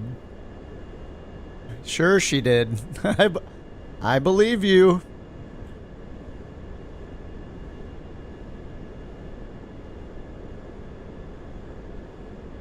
But yeah, buying yourself a cake and eating it, that's something people want to see and they'll support you for.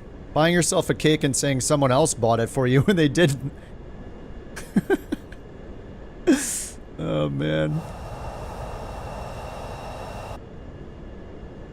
There's no shortage of cringy, odd stuff in the flight sim community, and it always seems to come from, like, development teams. I mean, there's enough cringy stuff with people, like, yelling about realism and stuff like that and being against sim rate and that kind of stuff, but it's just another level when you're, like, trying to be, like, a professional making a product for the community. It's just... Oh, man.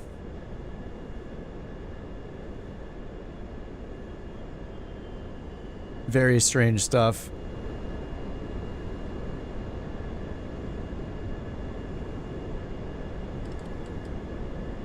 Alright, let's slow our rated descent here. Can I get the VNAV again if I go direct 2 with VNAV on? I don't know how to get it to recalculate the VNAV profile for the next waypoint. It seems like it's not going to recalculate it the way the Garmin does, so I still have the VNAV profile right below us here, and I can catch up to it, but I don't think it will, like, recalculate it and let us descend at a faster rate to catch up to it. Or, like, recalculate it at more than a 3-degree angle, the way the Garmin will.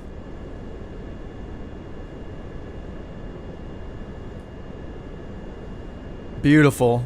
That was like a Free Willy moment there almost, like... Whee! Like jumping out of the water and back in.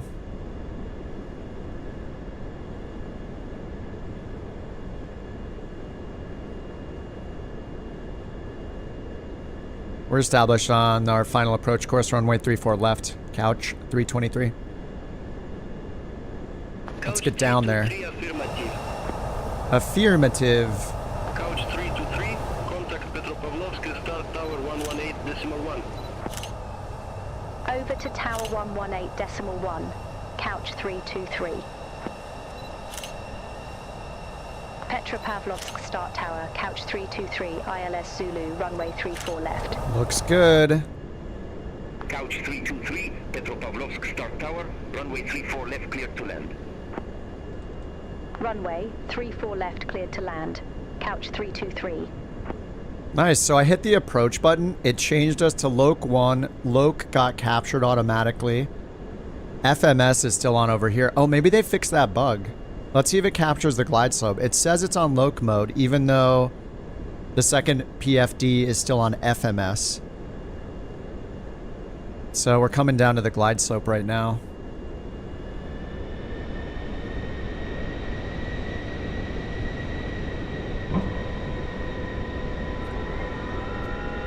Yeah, it's capturing it. Nice.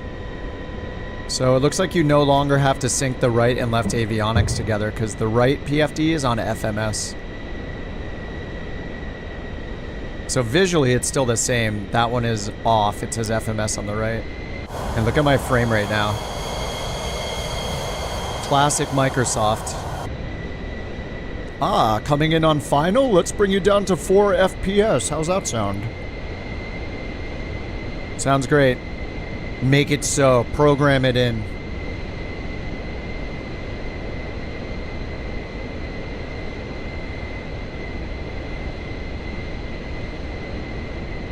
You asked the transition level, it gave it to you? Nice.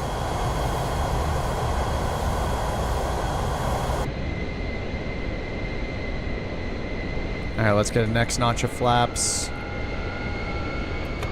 Full flaps activated.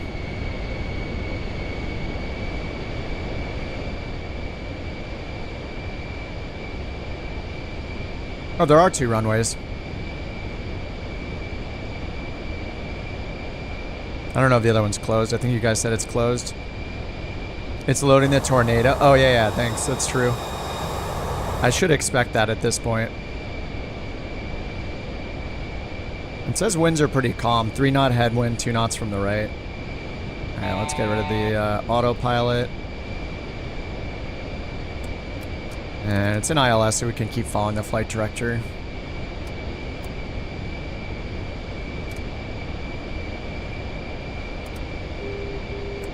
Alright, outer marker. I can see the runway. We're not going to crash into the trees, in theory.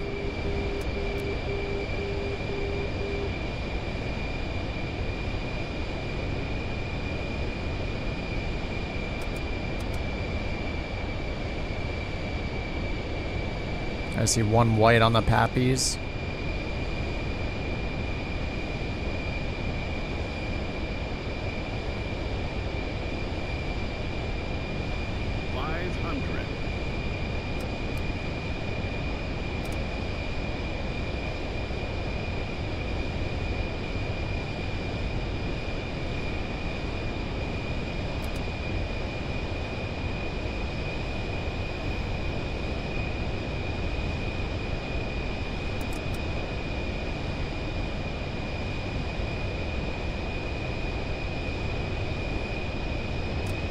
Little low.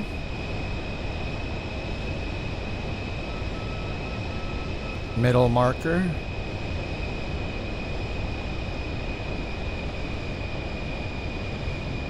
Four knot headwind, 2 knots from the right. 100.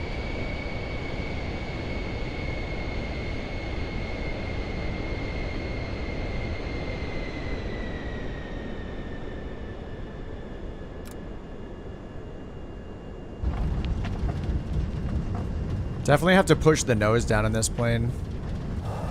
When you get the rear tires down, you gotta pitch forward. Alright, 1.09 G's. Not gonna get the penalty for a greased landing.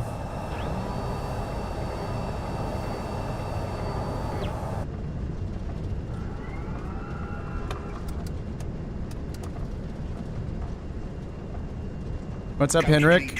Hello from Reykjavik. Nice. Exit next available taxiway, couch 323. You don't talk to Beyond ATC because, like VATSIM, I'm always too scared to pull the trigger. To talk to the AI. You can say anything you want. Hey, we just landed the big machine on the road-looking thing. What should we do now? I'm just pulling off on the yellow lines. We're looking to park in the parking lot. You can just say whatever you want to it. Let's see if it knows what I'm saying. Please maintain proper radio discipline for ATC communications. Oh, I'm sorry. I don't know how to use the words. How do I park the plane? Where should I go? You can say whatever you want to it. Nobody's listening. 323, contact ground 127.0. Oh, contact ground. Ground 127.0, couch 323. Very helpful. Hey, ground people. I'm in the airplane that just landed. We need to get to the parking spot. Aircraft calling for taxi instructions. Say call sign. I don't know. The sign here says N25OTG. Aircraft calling for taxi instructions. Say call sign. Call sign. Aircraft calling for taxi instructions. Say call sign. Davenport 323. Couch 323. Say again ramp number. What's that? I just want to go park somewhere. Couch 323. Say again ramp number. 420. Couch 323, gate 420, unknown doesn't exist at Yelizovo Airport. Please select another. How about you choose for me? I don't know. How do I get there? Couch 323, say again ramp number. Can I get a coffee? Couch 323, say again ramp number. 68. Couch 323, Anyway. gate 68, unknown doesn't exist. Anyway, you can say whatever you want to. Like, it's not gonna... Nothing's gonna happen. You can always hit the buttons in the UI, you know? Just press the UI buttons. Everything will be fine.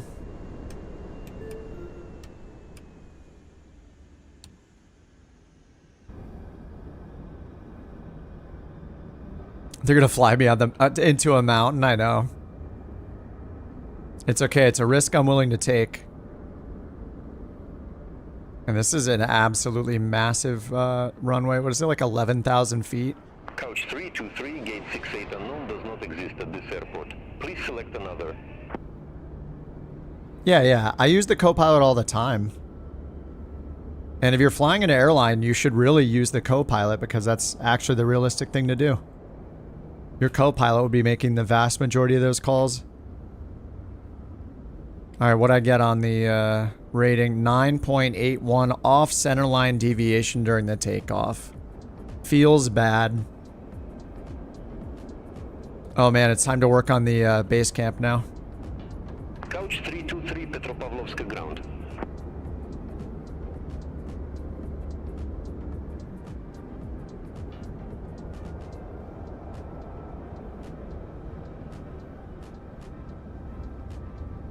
The next one is a runway that doesn't exist. Oh. My god, that plane looks like a tadpole with a tail. Oh, now it's just a tail wing. Oh, no fuselage. Oh, no nose wheel. No nose at all. The entire front of the plane fell off. Couch 323, gate 68 unknown doesn't exist at Yelizovo. Please select another.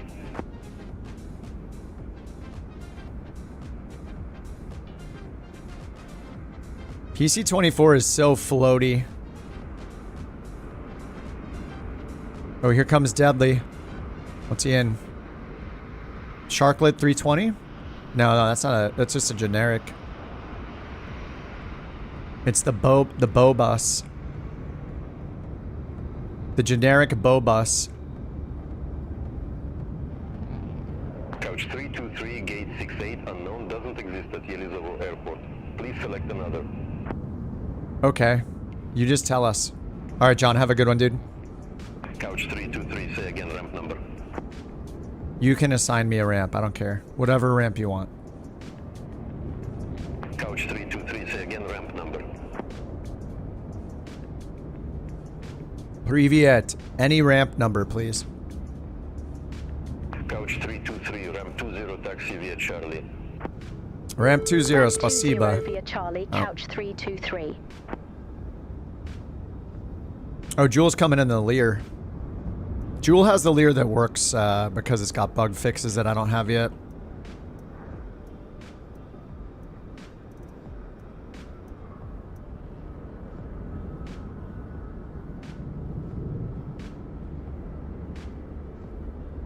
Offer him some vodka. Soon enough, soon enough. Yeah, no, he's good. He got us now. Vlad. Один пиво, пожалуйста. Один любой пиво, пожалуйста, Vlad. Maybe he'll understand that request. What's up, Spider Monkey? I can't see you in the RJ. The performance was so bad that I turned the airport or the air traffic down from ultra to high so it will not destroy my frames.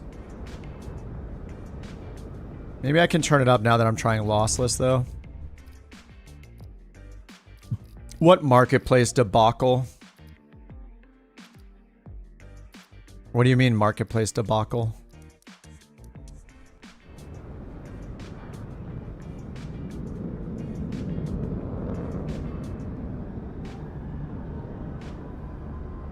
There is no marketplace. How is there a marketplace debacle? They said it'll come out when Sim Update 1 is released. It wasn't ready for launch because clearly some executives or something forced them to release the game early because there's no way they would have released it without a marketplace if they had their choice. They're just losing money for 2 months.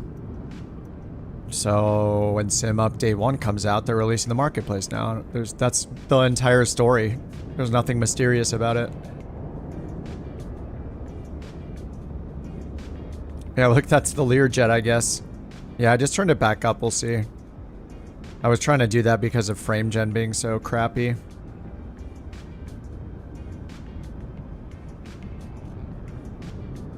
That's a Learjet, just picture it.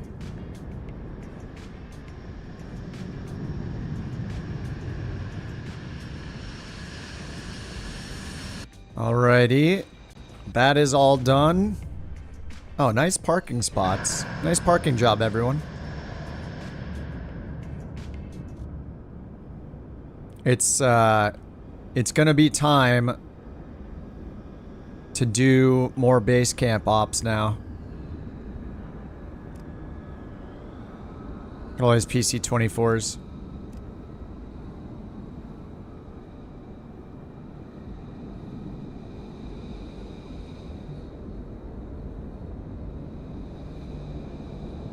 So I'm gonna scroll up to the post that Lith made earlier.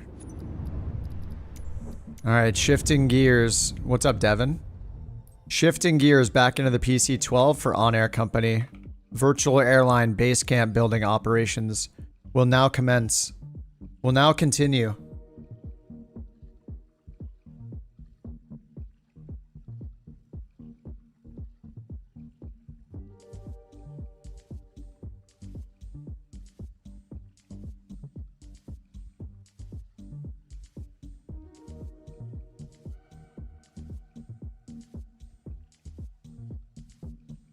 Your phone died?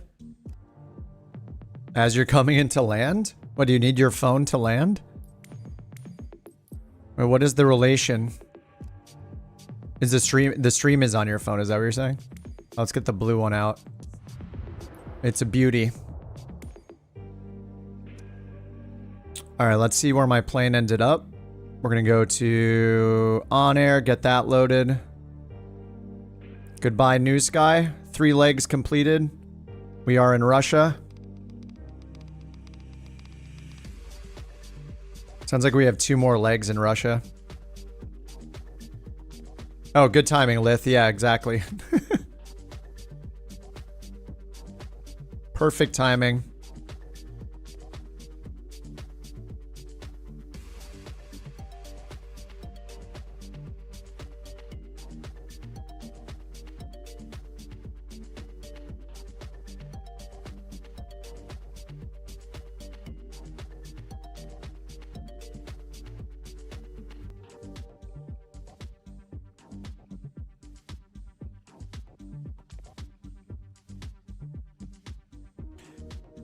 All right, I got 255K. Let me see where my plane's at, or where the planes are. And I'm gonna review what Lith posted.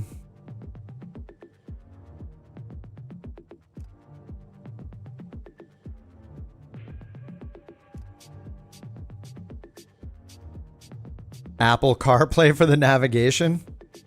Hacks. Let's see here. I'm gonna go to Lith's message. So Lith... Oh. Okay, we're done with that frequency. Lith posted an update. The daily update. So he said, we started construction of the hunter camp, bought 100 hunting supplies, delivered them via truck. Okay, to the base camp, to Sofa for you. Hunting hut is set up for production to smoke meat. Oh, the other meat. Smoke meat and tan hides. However, we need more industry points to build the structures. Set up a new route from Sofa for you to Davenport to move meat to our canning facilities. Anyone can fly the route weekly on Sundays. Nice. Okay.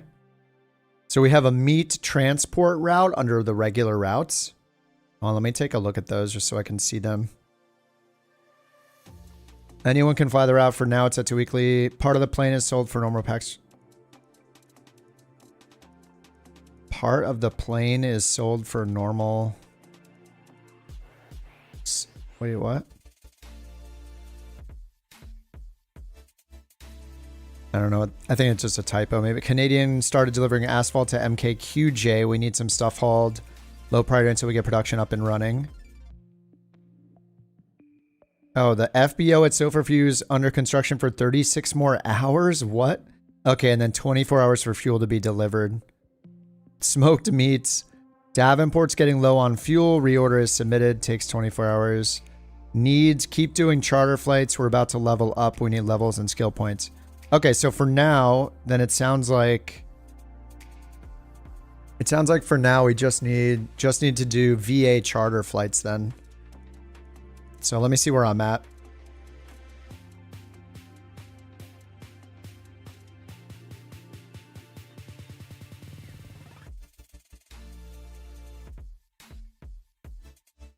Okay, so we have all of these VA missions. And where's my plane? I think I have a plane. I have a personal plane at Davenport still. Oh, I have a work order? Plastic work order in progress? Wait, do I have to transport more Wait, no I don't. Delete all completed work orders.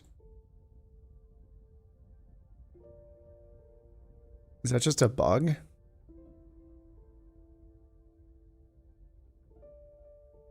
What? It still says I have a plastic work order in progress. I guess it's in the VA window. So I have a plane at Davenport. Okay, the other Pilatus is at Davenport. Okay, all of our planes are at Davenport or Mount Comfort. So I should just fly my personal plane out of Davenport that I leased. Until the lease is over. So let me load into KDVN. Looks like we're going to be there. From our headquarters, small ramp. And make sure I have custom off all players. Live weather. And daytime. You know, real time is fine for now, right? I know it's about to be, it's just turned dark there. I'll just do it once we get in. Yeah, I'm not sure what's going on with that. Let me check the work orders here. Oh, there's a shortcut. Alt-W for work orders. There are no work orders. Delete completed work orders.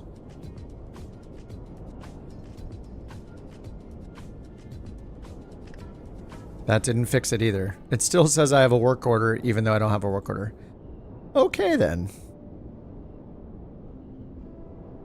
All right, let's just see what we can carry with the PC-12 from Davenport.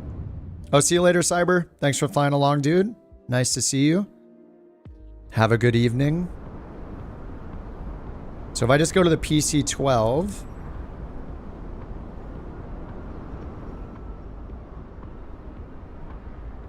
and we just take a look at all of these things, we can just find one to do and just bring it to where it needs to go.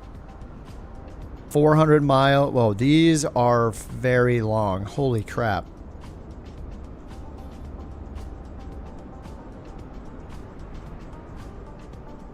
Alright, why does this say one passenger needs to go?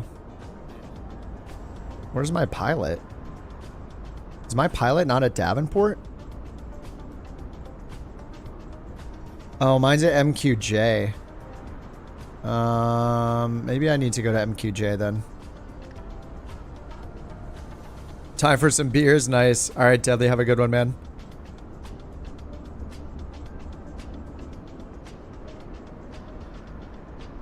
Have a good birthday night.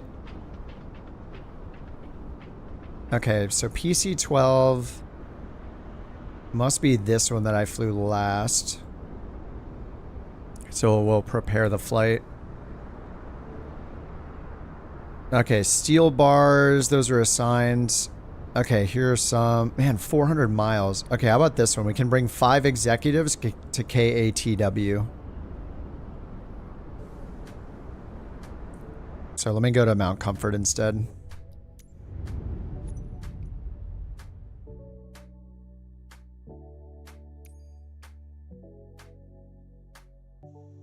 Alright, daytime at Mount Comfort.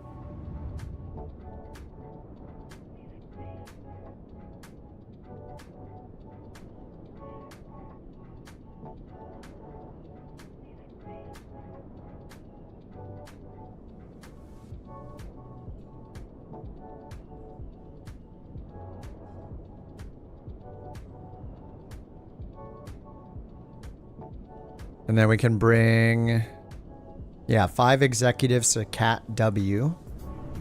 I'll just load those in so we take them.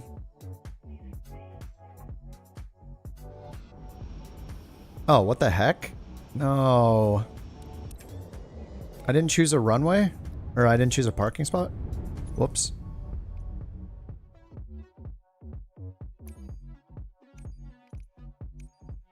Why does it reset the time?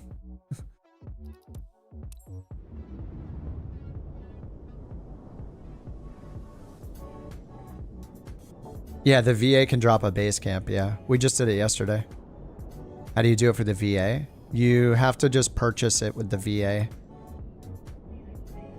The VA has to buy it instead of you buying it. And then I used a VA plane to put it down, but I don't know if that's a requirement or not.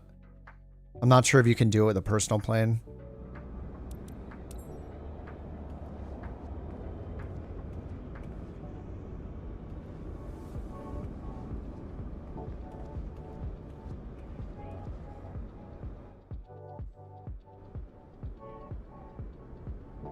All right, back at Mount Comfort. And I need to find another mission, see if there's something else available to stack here. So, KATW. Just take like 150 gallons of fuel.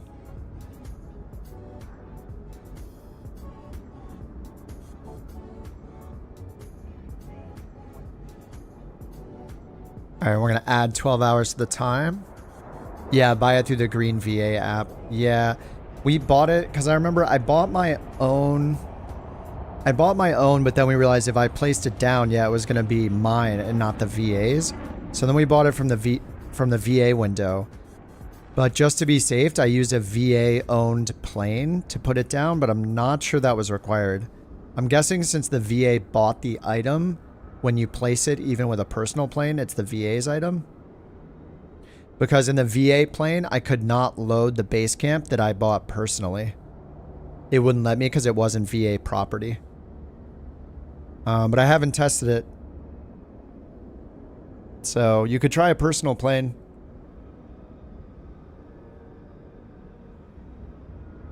Not sure. I didn't feel like risking it because it was kind of a long flight to go place it. All right, let's see if I can find another mission that goes to Cat W. Because we have like 1,000 kilograms extra we can take with us. Yeah, so let's go do the job finder. I should do it in the VA window, really. MQJ to ATW.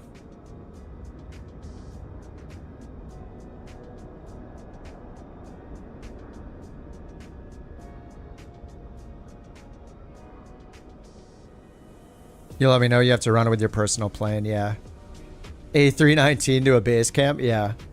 Yeah, I hope it works. I mean, the VA owns it, so yeah, I would hope that it lets you do that. Okay, now this is the annoying part of the virtual airline, which is I have to go find a job between these two airports, but I can't filter by... Actually, I might be able to because the VA owns a Pilatus.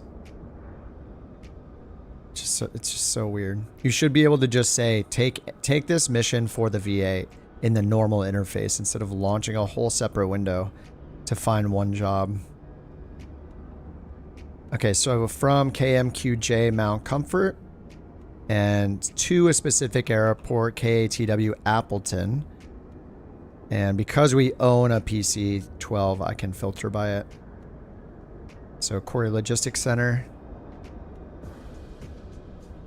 Just seeing if I can stack any jobs to Appleton. Nope. There are no jobs. Okay, so I'm just going to fly with the one we have. Do a little sim brief. What's up, Mandolin? How's it going? Flight on Flight Sim 2020? Nope. I uninstalled it like 2 weeks into 2024 being out. And I don't plan on returning.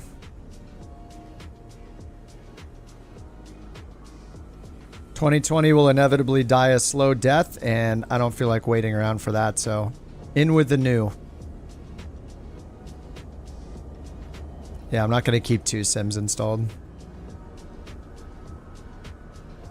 Sorry, but negative. Alright, PC-12, generate flight.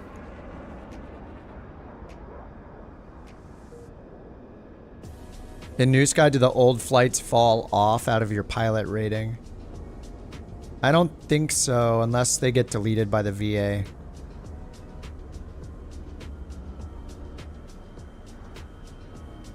Like the logic for the type rating, some of them are based on, it should say in the UI when you point at the little info icon, it might say like your average rating must be X for your last 10 flights or last 50 flights. If it says that, then they kind of roll up. I guess it's like a rolling number. Like I know you have to have your last flight over a certain amount. The last 10 have to be over a certain amount. The last flight has to be within 30 days. Things like that. Okay, so we're loading 5 executives, 5 passengers. And the sim brief gave us 607 block fuel. I have 619. Oh, no, sorry, I don't. I have 455. There we go, 607. We got 1,000 spare kilograms, and we're going to validate it. Okay, it's got our route. I just did validate the fuel. Oh, not enough. That was our FBO. I'll buy the rest from Bear. All right, now we can fly. Plus 12 hours on the clock. There we go.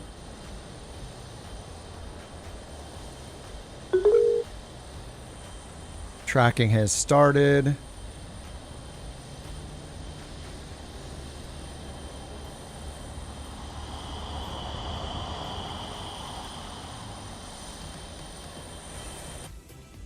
All right, let's get this thing going. Bus, gen, battery.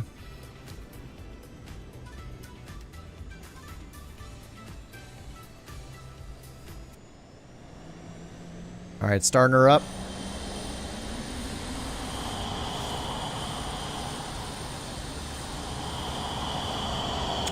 Yes, you can set up a base camp on water. You have to land on the water. I've never done it myself, but I'm pretty sure for a fishing camp, you're required to land on water to place it. So you'll need something with floats.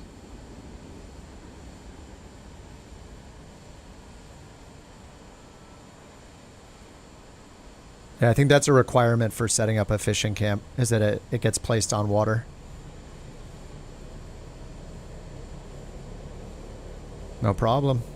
Yeah, I haven't set one up myself. I don't even know what they look like. All right, tracking has started. Let's hit comma 2992. Wait, looks like I don't have live weather on anymore. Yeah, OnAir company keeps turning live weather off. It's so annoying. All right, now we'll hit comma. All right, 3027. Let's change back to inches. Down here. All right, there we go. And we can probably use some ATC. We'll see. See if it loads up. Beyond ATC connected.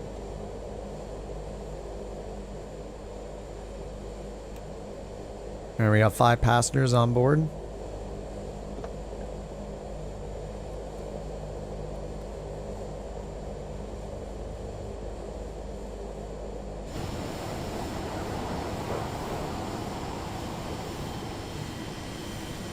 You don't think it's on air? Oh, it's the same problem. You're having the same problem. Weird. Okay. No way, it's a Microsoft thing? Ooh. Say it ain't so. Mount Comfort. All right, Mount Comfort Center. And we're going to Appleton. Indianapolis Center, American 882, flight level 260. All right, let me grab the route. American 882, Indianapolis Center, radar contact. Refresh.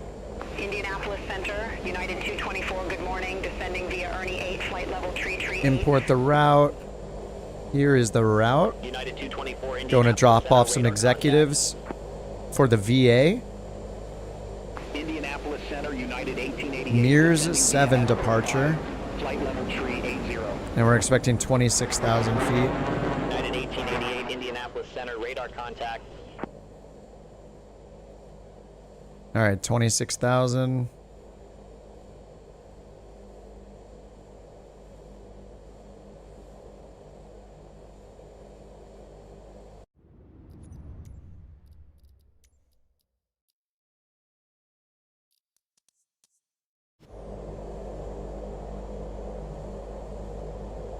Okay, Camp QJ, runway 7 to runway 12.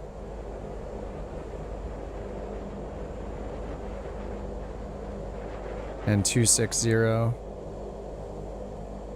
Alright, let's get our flaps in, pitch trim set. Indianapolis Center, Delta 1176, flight level 360. Delta 1176, Indianapolis Center, copy.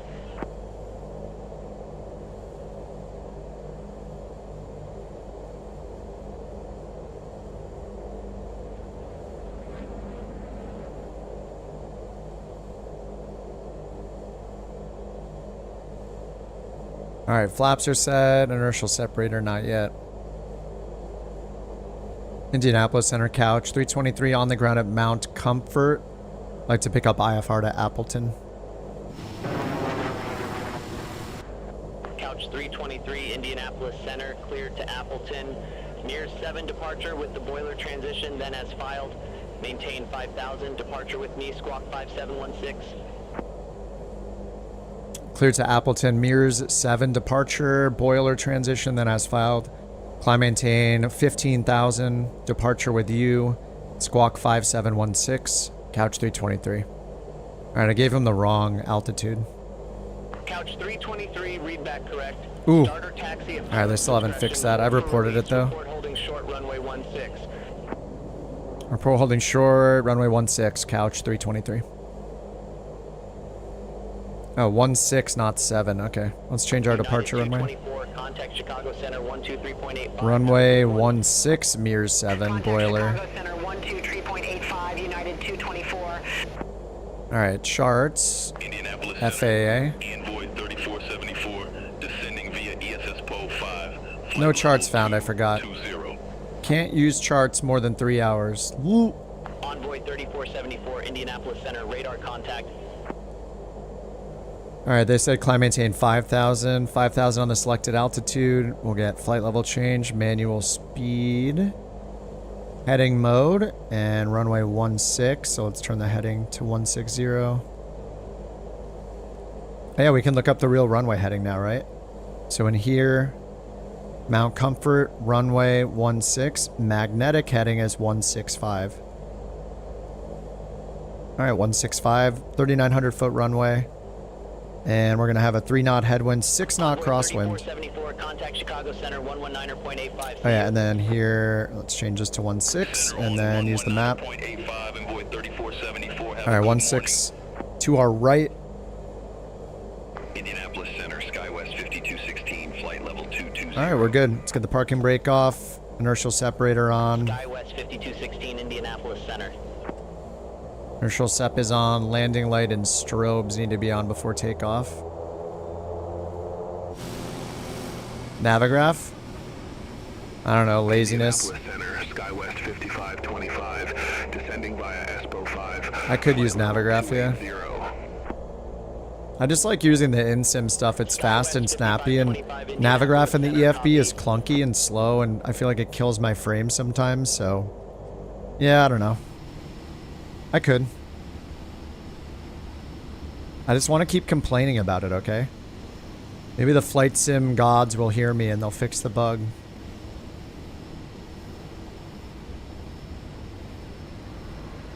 Back home again in Indiana. Your state song is Indiana? Are those the lyrics of the state song?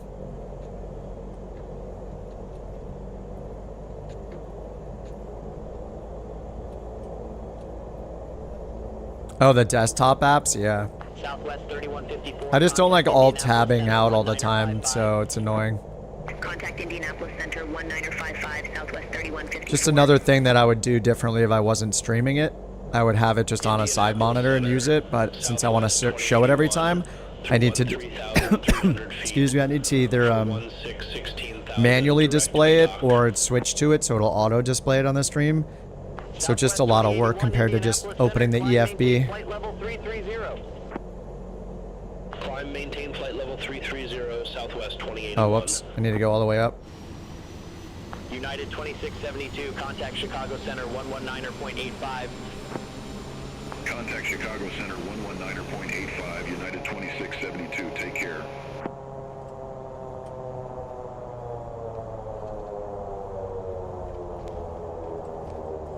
Precision taxiing.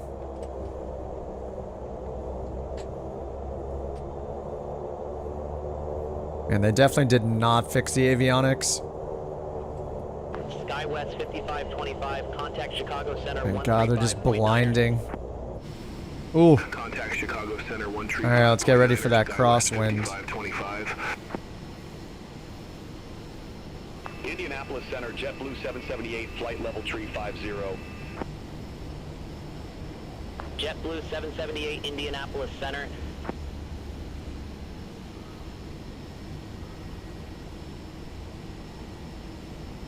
United 1888, contact Chicago Center 1985. What do you mean? I did change the stream name. 1985, United 1888. Oh, I spelled factories wrong.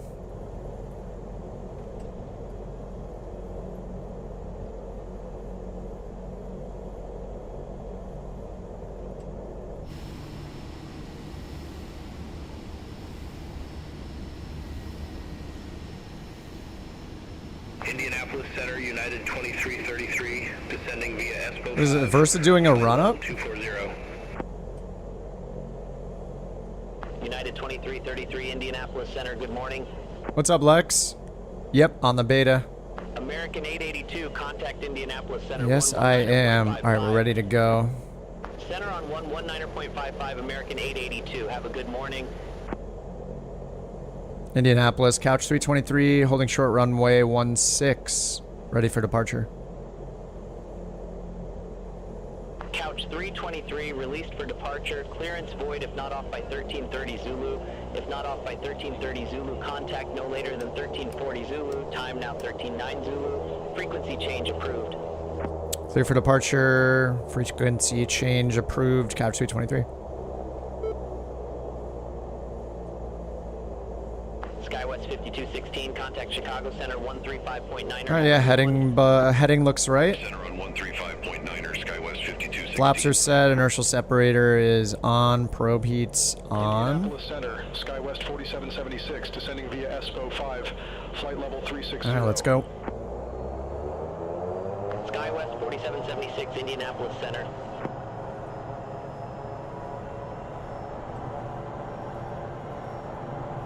Delta 1176, contact Chicago Center 123.85. Contact Chicago Center 123.85, Delta 1176.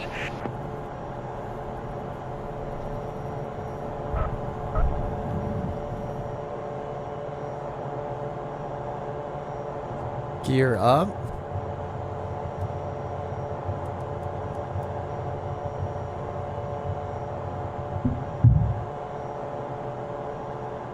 Southwest 2081, contact Indianapolis Center 135.125. All right, 500 AGL. Center on 135.125, Southwest 2081. Have a good one. 700 AGL, flaps up. Flaps. Indianapolis Center, Frontier Flight 1369. Good morning, flight level 348. Frontier Flight 1369, Indianapolis Center, radar contact.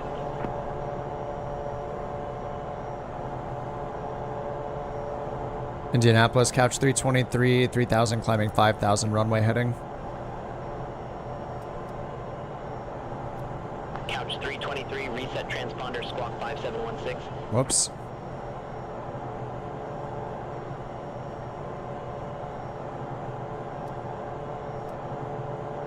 Squawk 5716, Couch 323.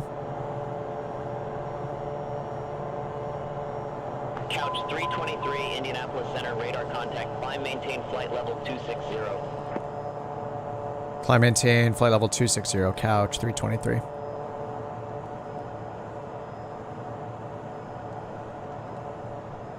Oops. Let's not do nav mode. Am I still on loc? No, FMS. And FMS.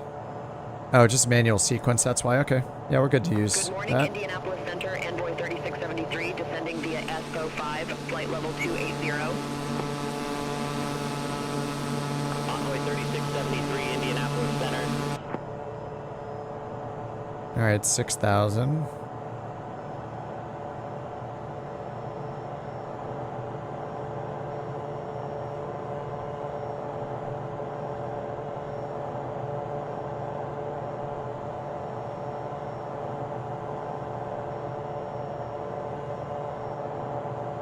All right, once we get through these clouds, we'll get the inertial separator off. Indianapolis Center, Blue Street 5528. Good morning. Flight level 350. Blue Street 5528, Indianapolis Center, copy. All right, so we got landing gear up, yaw damper on, inertial separator is still on.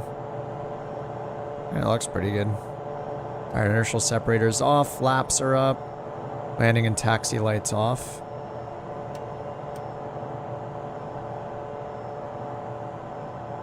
Alright, 8,000 feet. We're going all the way up to 26,000. We just need a heading from them. Indianapolis Center, SkyWest 5633. I'll just give it another minute and see if they're actually going to give us a heading. SkyWest 5633, Indianapolis Center.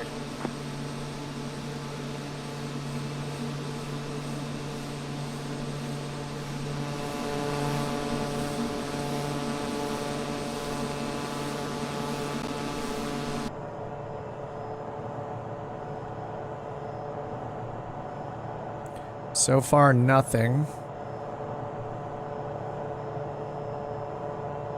We need to turn around to our first way. Actually, I'm not sure if it's going to do it, right? Yeah, sorry. There's one. I forget. I always forget with Beyond ATC, it can't handle a manual sequence that's in a SID. So we just need to vector ourselves. It's fine. Should have done it earlier.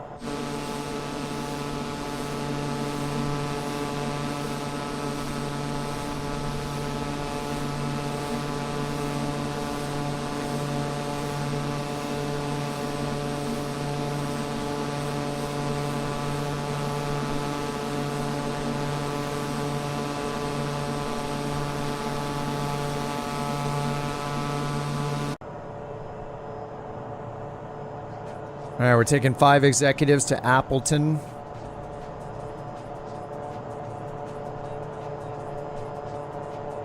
Ooh. We're gonna fly right over Chicago, nice. Indianapolis Center, American Niner 46, flight level 309er. American Niner 46, Indianapolis Center, copy. Did he say coffee? Contact Indianapolis Center 119.55. Have a good one.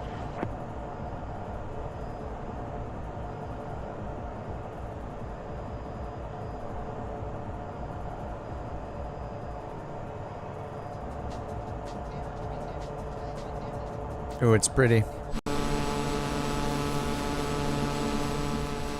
Couch 323, contact Indianapolis Center 119.55. Have a good one. 119.55, couch 323, see ya. Alright, 119.55. Indianapolis Center. Southwest 3154. Contact Indianapolis Center. My voice, yeah. They have not asked me. Center 132.2, Southwest 3154. Have a good one.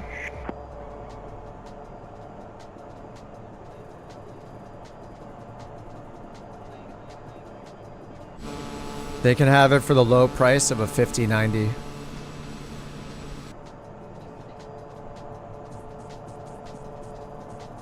Alright, 16,000 feet. I'll just get Barrow set to standard early.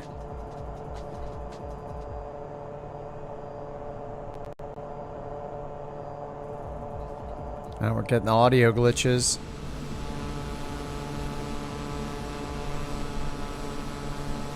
Alright, see you, Binky. Have a good one, dude.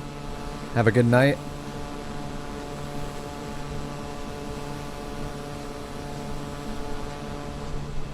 Whoa. Beautiful, Microsoft. You love to see it. All day, random FPS drops. Oh, yeah. This is with lossless. You love to see it.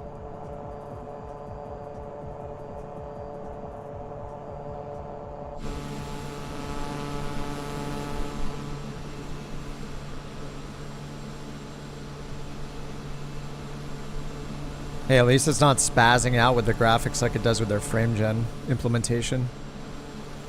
Oh my god. Look. We're seeing contrails. It's happening for the second time in 2 months.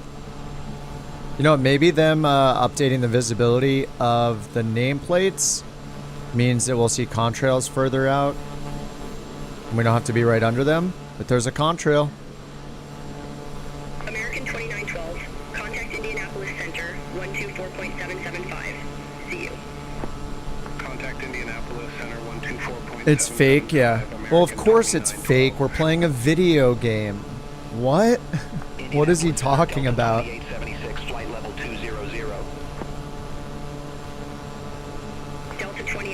Oh, once we get SimFX, the contrails will look better, and we'll see them in multiplayer. Definitely a conspiracy. Yes.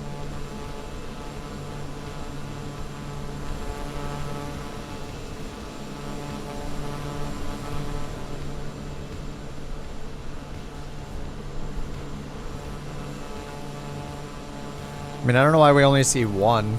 There's a ton of planes around. A conspiracy like the BorkCoin.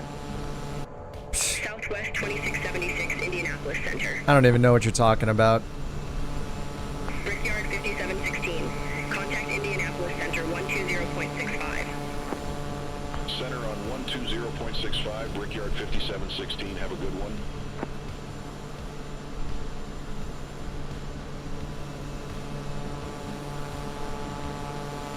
I don't know why we see so few contrails considering how much traffic there is, though.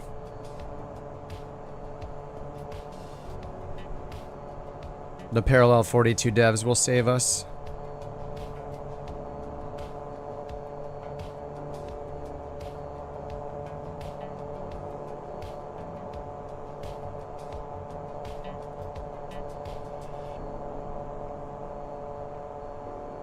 Indianapolis Center, Copa 236. Good morning. Flight level 345. Copa 236, Indianapolis Center, copy. Ripping along the east. Ripping along east in a helicopter trying to make some money. Oh, are you doing helicopters in OnAir company, Jack? That's kind of cool. Too fake looking, yeah. No, the thing with the contrails that's hilarious is like one of the guys that supposedly developed them, or I don't know, something was in here just kind of acting like extremely egotistical, and it was really awkward. So that's the only reason I make fun of FSLTL now, because of that guy. And the contrails, he just came off as pompous. It was really annoying. I don't know what was going on with him that day. Sounded like he was looking for like pats on the back or something in chat. I don't know, it was strange. Always so weird with most people that work on flight sim stuff. I don't know what the deal is.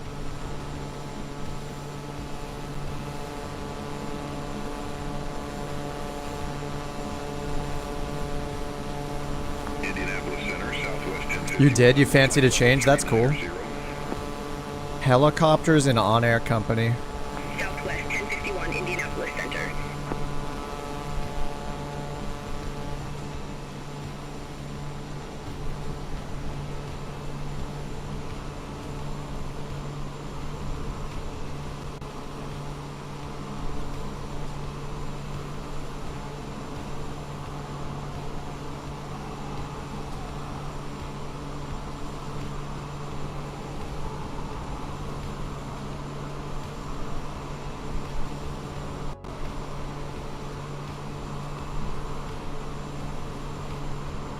Just lost your engine sound while flying on the beta.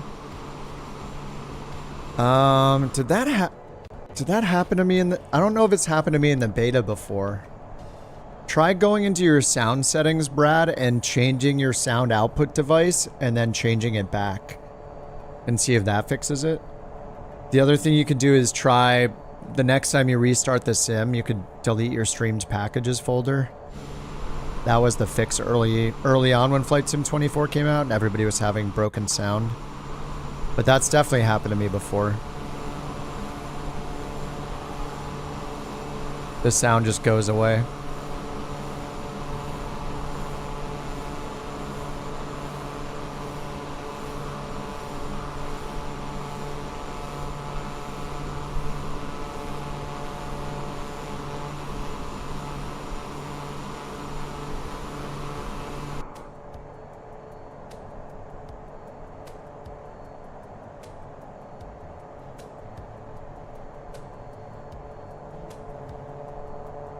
Indianapolis Center, Envoy 3657, flight level 2. All right, low prop speed time. How long do we have here? This is a pretty long flight. Envoy 3657, Indianapolis Center, roger.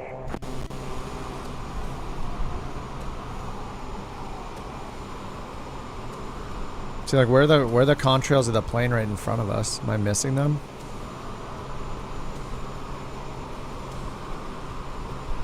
Like, we clearly know that the plane... Oh, it disappeared.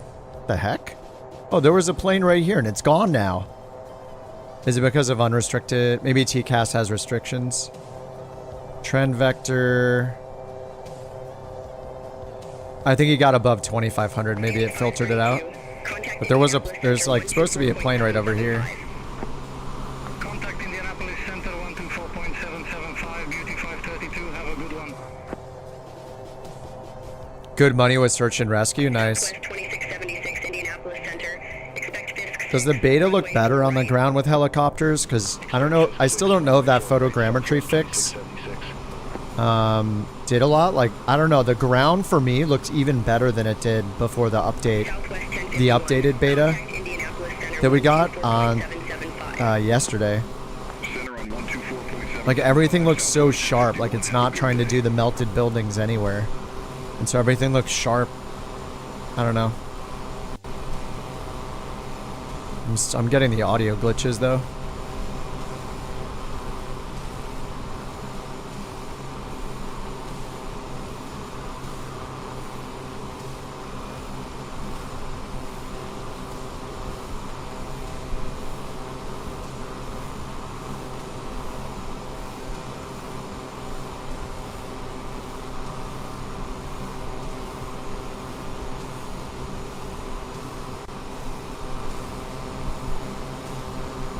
FSR? No, not yet.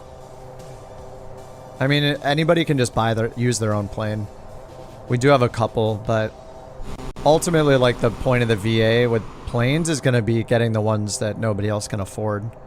Like, we can all afford the small planes, but if we want to get to the big ones, then that's where it's going to cost all the money.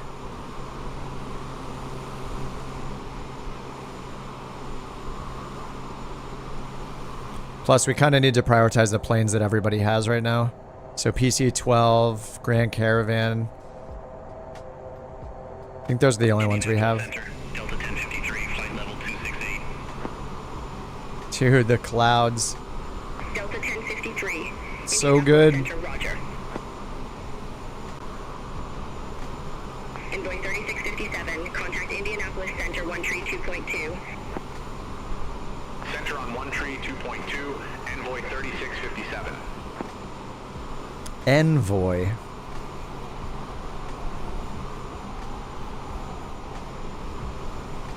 Where's my tracker? We're good.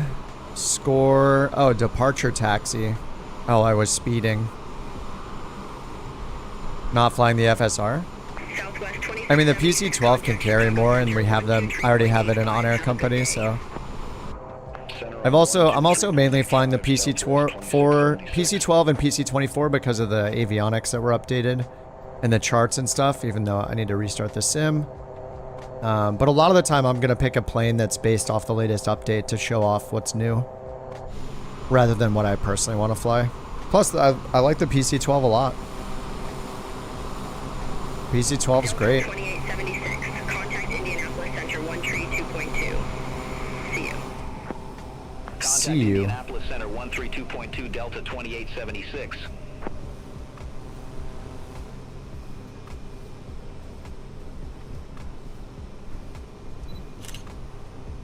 Man, he didn't even say see you. How rude. Oh, we didn't check in.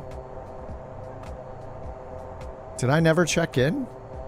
Indy Center, Couch 323, flight level 260. I think I forgot to check in. Couch 323, Indianapolis Center, roger. Old Pirate, thanks for joining, dude. Welcome to the Couch Captains.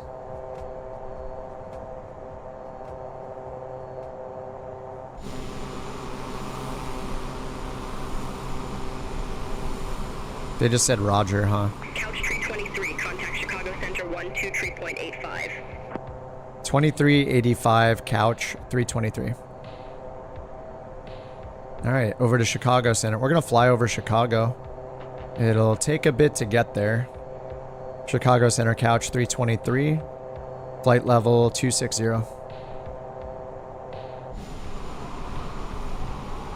Couch 323, Chicago Center, copy.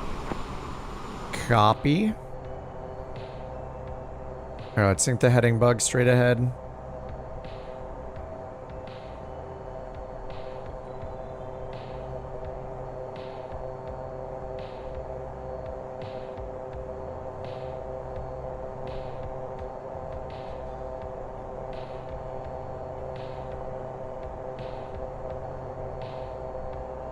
Oh, I see Spider right behind me on on Volanta.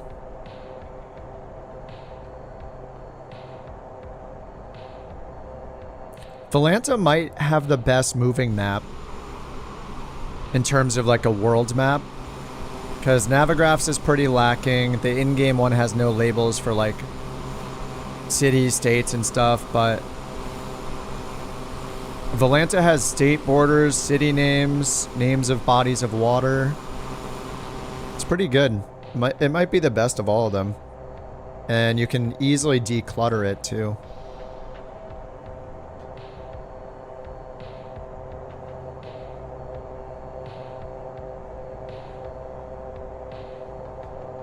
It's kind of nice. Thanks again, Old Pirate. Welcome. We'll have to pull your stool, your gaming stool out from the back of the storage in the hangar, but it's not going to be comfortable, but it'll be yours.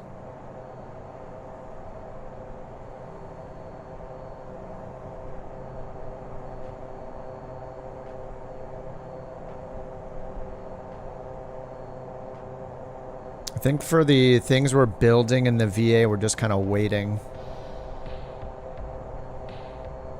Let me review what Lith said again. It is, yeah, 24 hours for fuel to be delivered at the Sofa for You FBO. That one's called Really Big Sofa, the RBS, Really Big Sofa. Oh yeah, and it's still under construction. Oh yeah, sorry. It's under construction for 36 more hours.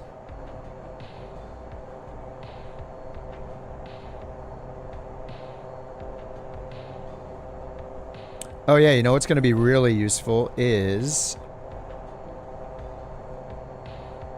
Discord timestamps are going to be super useful.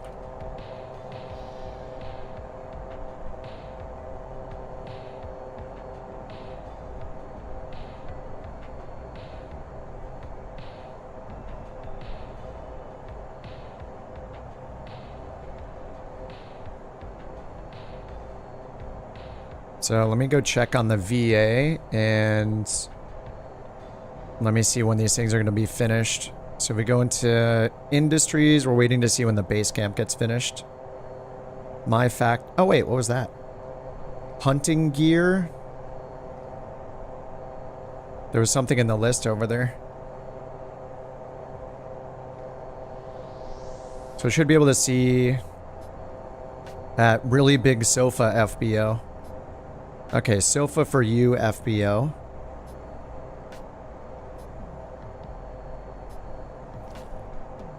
Couch Factory Tier 1, Sofa for You. Southwest 2676, contact Chicago Center 119.85, take care. Contact Chicago Center 119.85, Southwest. Okay, we have the factories, scenery. Let me go to properties. Oh, here we go. Wait, the FBO is built. Oh, there it is. Nope. Upgrading until UTC 23 at 427. Southwest 136, contact Chicago Center 125.375. Have a good one.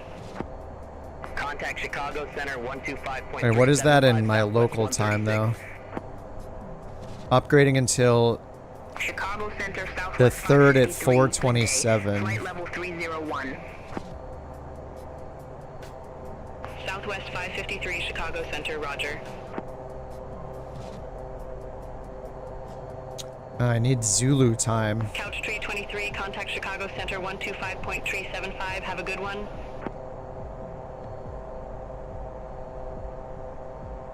I don't want to set with my local time. All these sites do local time. Say again for Couch 323. Couch 323, contact Chicago Center 125.375. Have a good one. 125.375, Couch 323. You have a good one. Alright, 125.375. Chicago, Couch 323, flight level 260.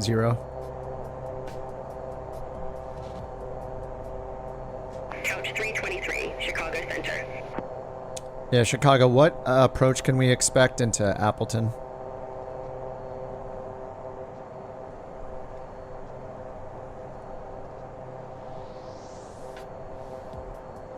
Couch 323, Appleton International Weather.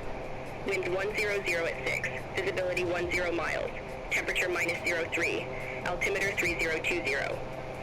Traffic includes Southwest 136 at 5.5 miles, 9 o'clock. What approach can we expect? She just gave me the weather. Couch 323, expect RNAV approach for runway 12 at Appleton in play.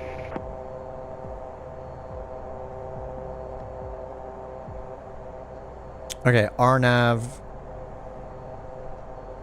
RNAV 12. Okay, there we go. Vectors.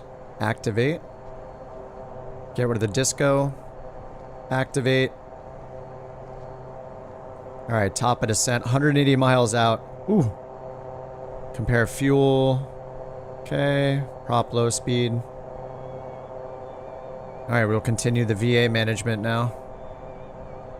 I just want to see... I need to convert this, which is the kind of annoying part. Upgrades until UTC 427. So, 427... I need to find my... What is it? UTC converter.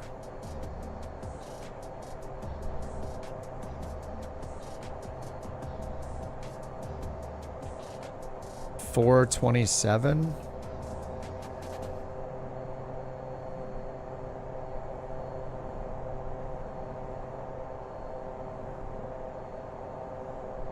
Los Angeles. Oh, I deleted it. Oh my god. 427 is 8:27 p.m. Yeah, 427, 8:27 p.m. tomorrow.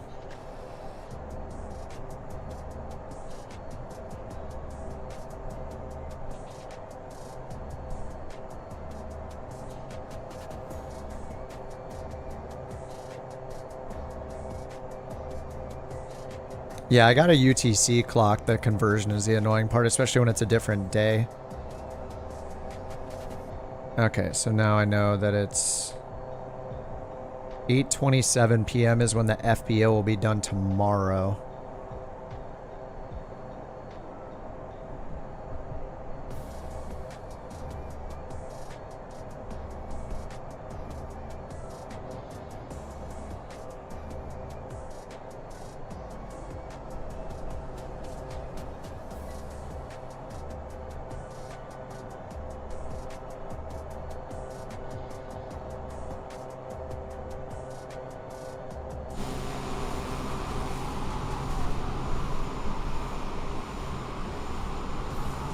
Ew, what is so nasty looking out there? At the bottom of the cloud layer?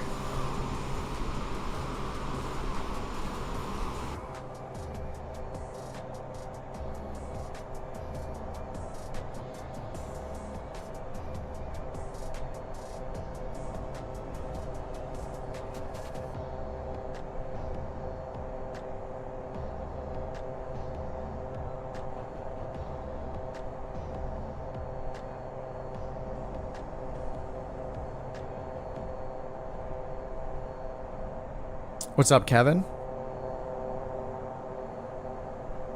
All right, right turn direct. Fat ox. Wow. Southwest 136, contact Chicago Center 135.75. Fate ox. Contact Chicago Center 135.75 Southwest 136.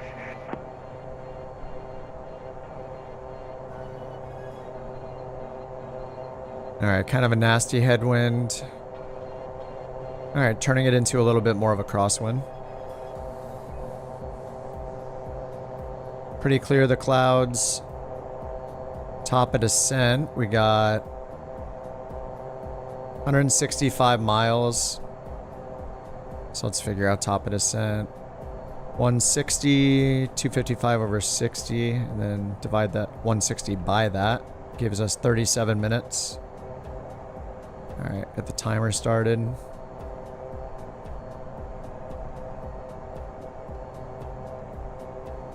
That was weird. It like stole my mouse. Couldn't click anything.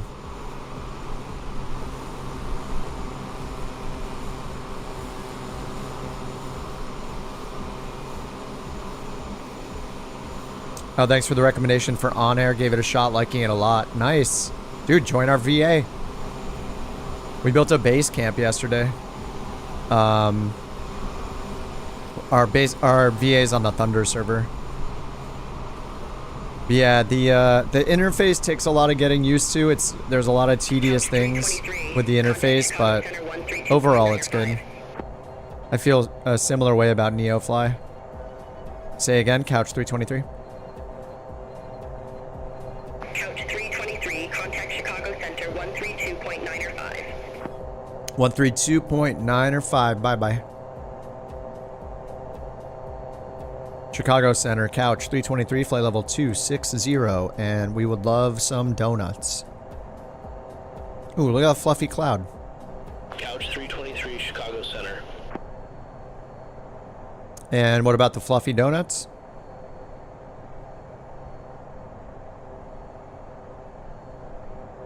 Fluffy donuts are delightful, but let's keep our focus on the skies. Taxi communications are priority. It's chill, man. There's hardly any traffic on. You can let loose and talk more casually for a bit. I give you permission, and so does your creator. How do you get off the chart page? It's a little weird. You have to click the top again. Appreciate the permission, but I'm here to keep things professional. So Let's stick to aviation topics. If you have this open, you have to click the top where it says no chart selected, and then you get back to the map button. Charts, you're probably stuck in one of these. Just click the no chart selected, the drop down up here. It's not that obvious. There needs to be like a big X or I don't know, a back button, something like that. Fluffy donuts, yeah. Do you prefer cake donuts or...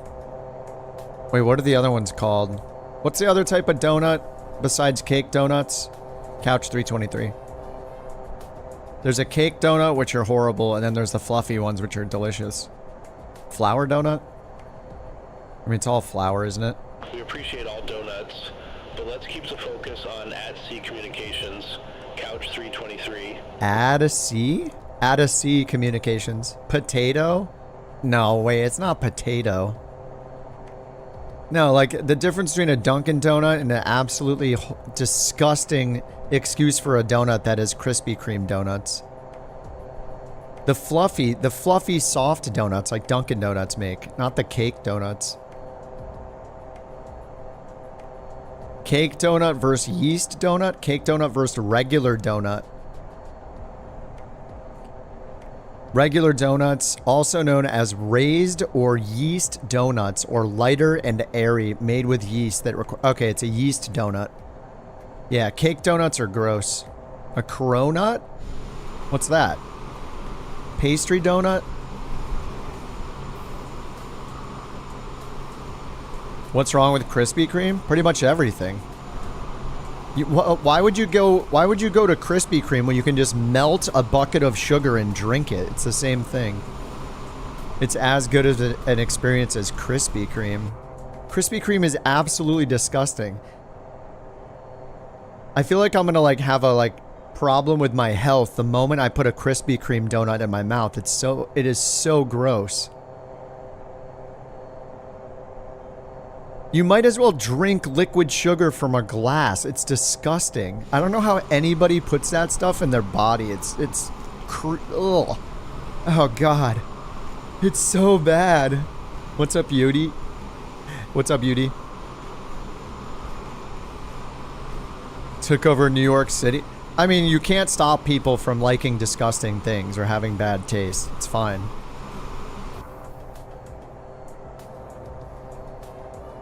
Krispy Kreme is disgusting.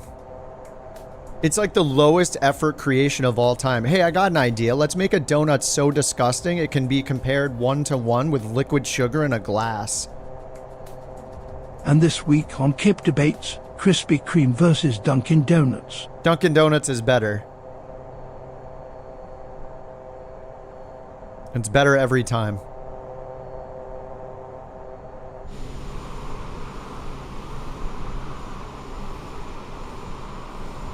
That's what makes it so good. No, that's what makes it so basic.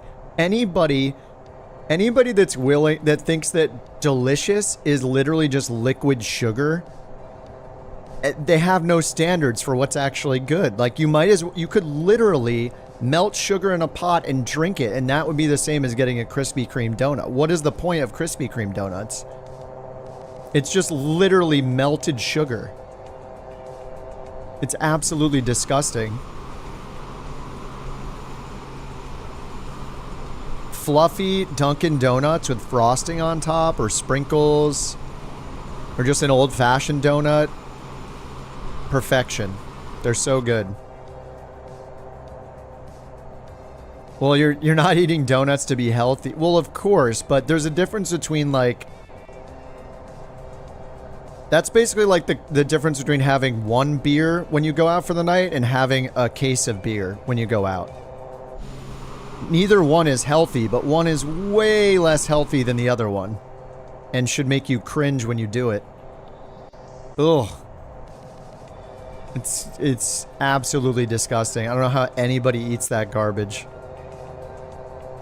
It's just liquid sugar. That's it.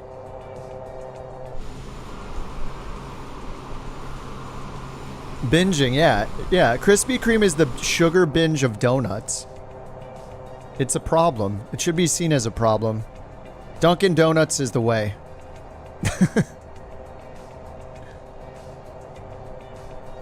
Oh, man. Grosses me out just thinking about somebody eating those.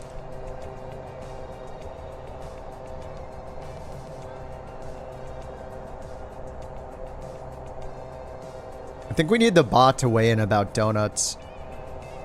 I mean, there's only one way to settle it. It's making a new bot command for donuts.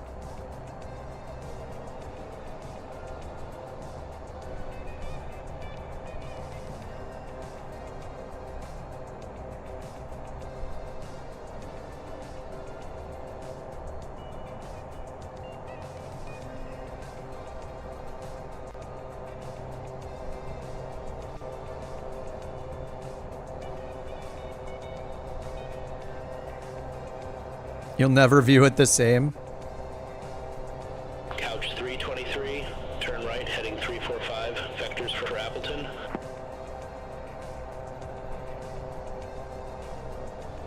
Turn right heading 345, couch 323. Wait, 345? Are we gonna see Chicago still?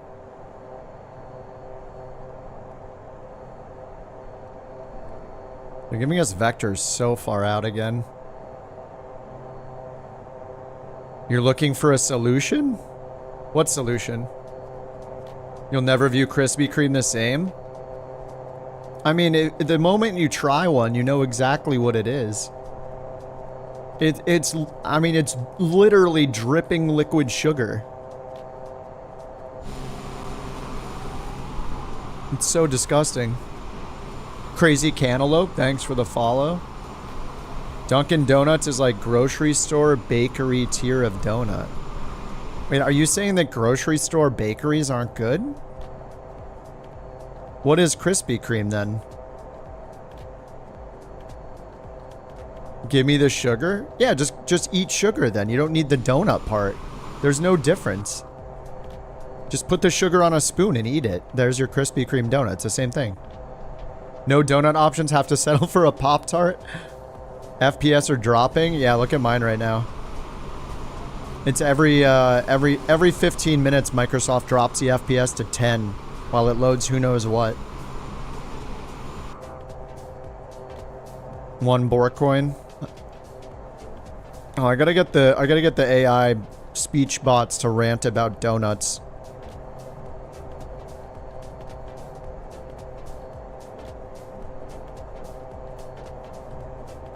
We're gonna have the bot give its opinion. Krispy Kreme donuts are delicious. Ew. That is so gross.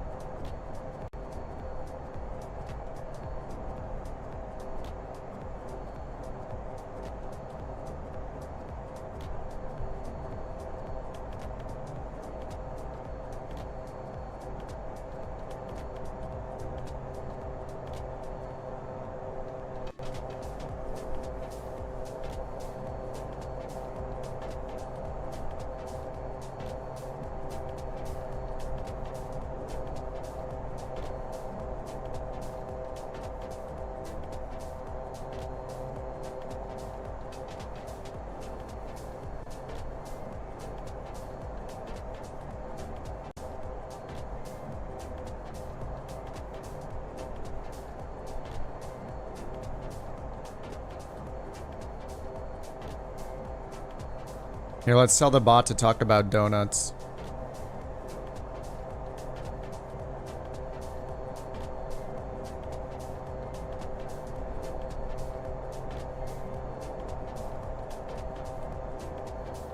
Come on, bot. Don't let us down.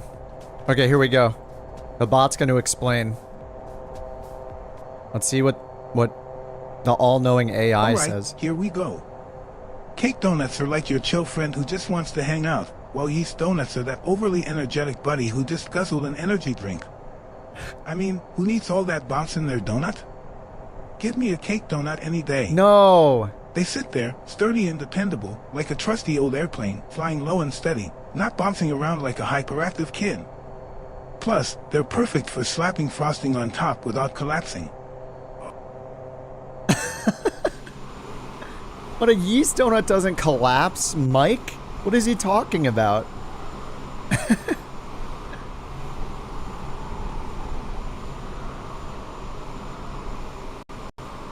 The difference between Krispy Kreme...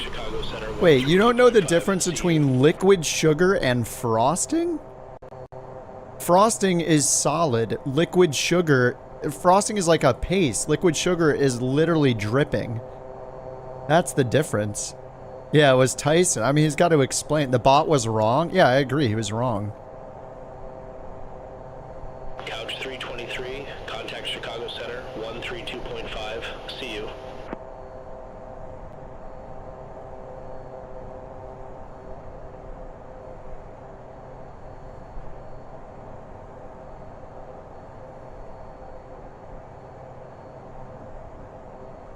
Let's see if it'll actually talk about Dunkin' versus Crispy. Couch 323, Chicago Center.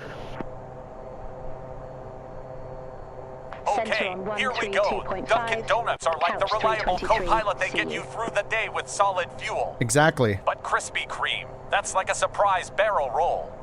You bite in, and it's pure sweetness. I'm all about that hot, glazed goodness. Krispy Kreme wins every time. No! Oh my god, the bot is horrible. It keeps picking Krispy Kreme. This is a bunch of crap. I don't like having sticky fingers. No, that's... Well, that is... Yeah, no, you're right. You're right about that, but that's not the reason why Krispy Kreme's disgusting. Oh my god, the frames are dropping like crazy. What is it loading right now? Chicago is already loaded, right? God, who Who wrote the code to load stuff? It's horrible. What happened to optimization? Oh, look, now it's fine and nothing is, literally nothing is different.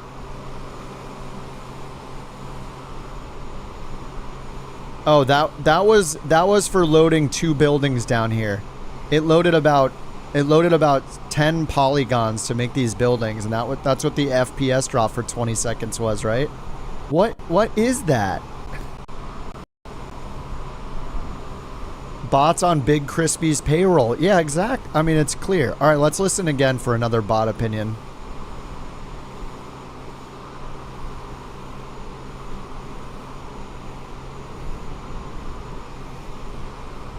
Okay, here's the deal. Dunkin' Donuts are like that reliable friend who always shows up, but Krispy Kreme? They're like the cool kid at the party, no. hot and fresh, just melting in your mouth. I mean, who can resist that? So, Krispy Kreme all the way. Sorry, Dunkin', but step up your game. Dude. I don't get it. There's collusion. I'm gonna have to sway the bot to tell him that it's not as good. I'm gonna have to program the bot so it only says Dunkin' Donuts is good.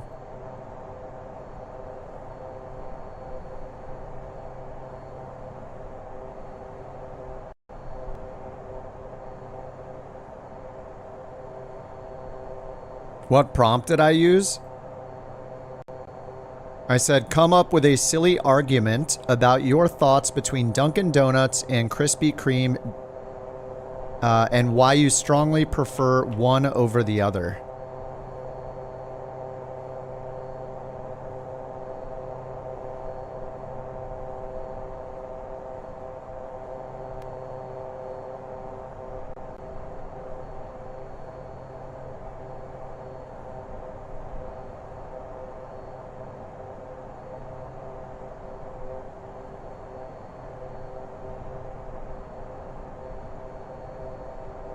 You grew up on Dunkin' and they are trash room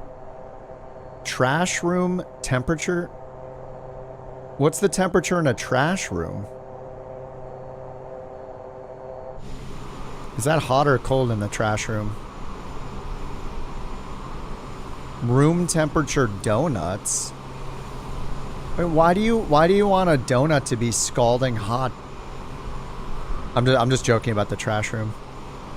Google says Dunkin' Donuts has 12 grams of sugar compared to Krispy Kreme's 10. No way. You're comparing like... You must be comparing like a glazed donut to like a plain donut. There's no way.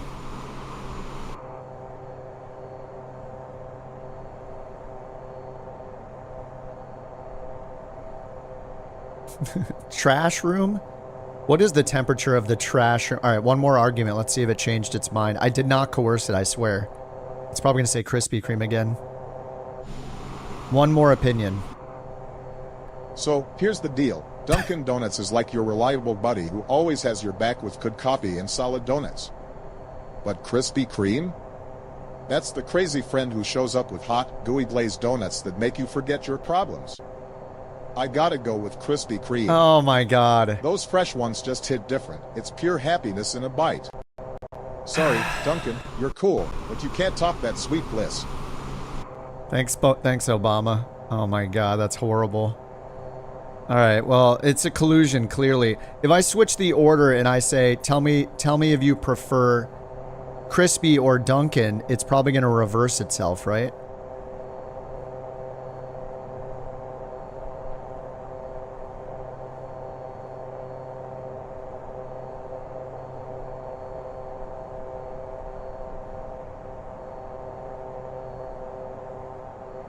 Thanks, Obama.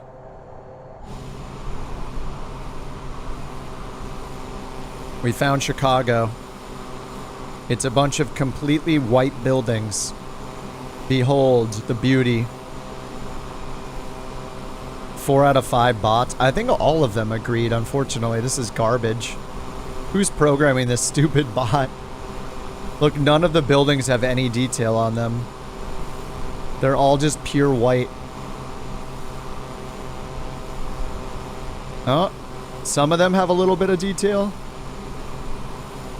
Okay, the details loading in. Now that I'm zooming in the details, that's so weird. Oh well, whatever, at a distance. At least there are buildings. You don't think that's what it looks like? I do have photogrammetry turned off, so...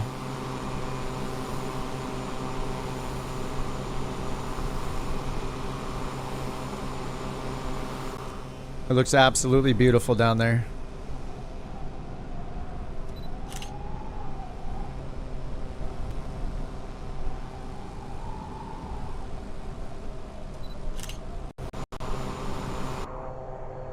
Alright, where's our top of descent?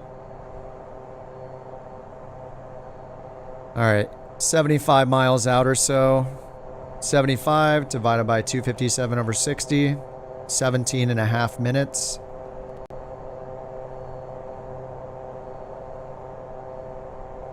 What? What is going on with the buttons?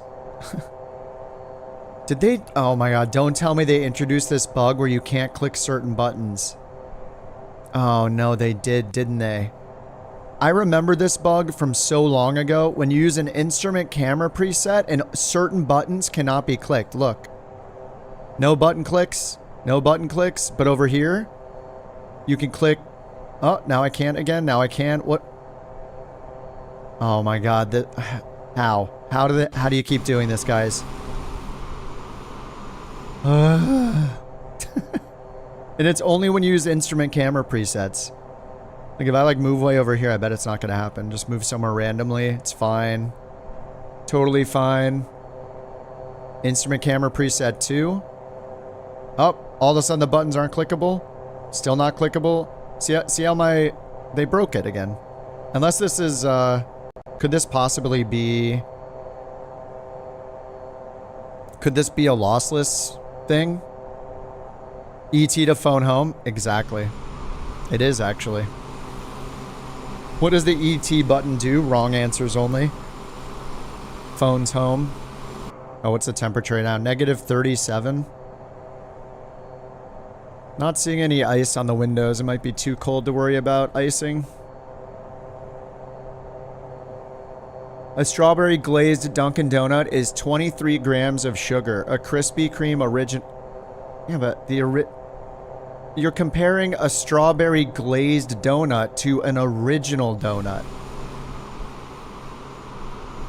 You're comparing apples and oranges. It doesn't make any sense. You have to pick two donuts that are the same. Pick a frosted versus a frosted.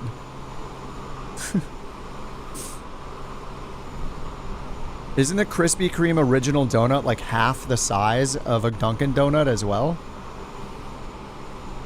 It is definitely not the low calorie option. It's literally dripping. Krispy Kreme original donut size.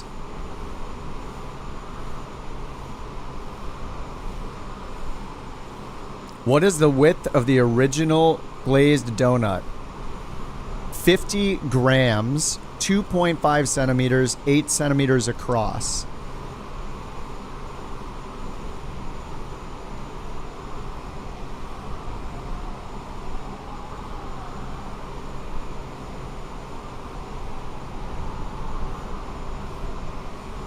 You have to take into account the size of the donut as well, though.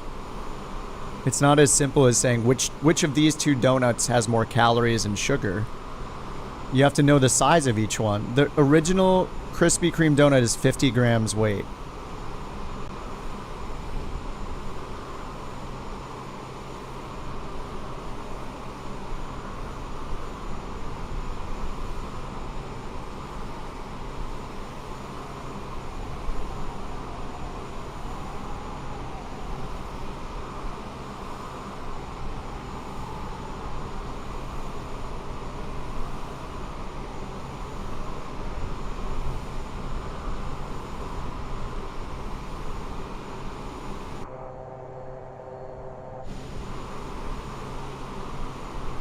The thing that's disgusting about Krispy Kreme is you're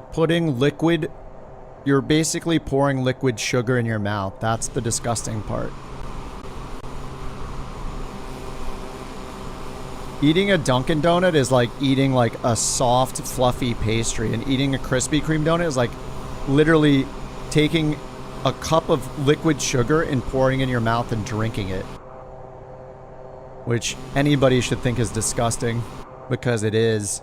What's up, Active? Absolutely disgusting.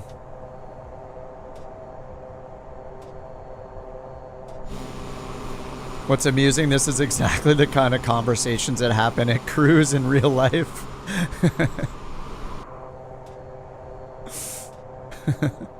I mean, we're just getting to the important things. Once we're away from civilization and we can really speak our true feelings up here at 26,000 feet, it's like going into your car and taking a drive to rant and scream at stuff alone.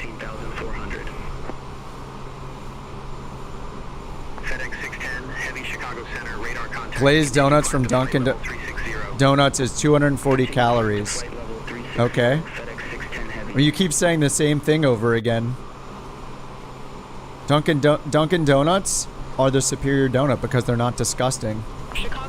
I don't care about how many calories it is. I care that it's not putting literal liquid sugar into my mouth and swallowing it, drinking liquid.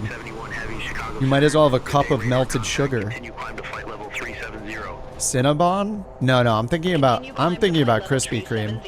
Delta 1671 heavy. What? Krispy Kreme are less dense? No, they're not. Krispy Kreme mostly makes cake donuts. Those are the more dense donuts. Dunkin' Donuts frosted donuts are yeast donuts. They're fluffy. You can like squeeze them flat with your fingers. Like they're like fluffy. They're fluffy pastry like donuts. Not like a dense birthday cake. More divisive than politics.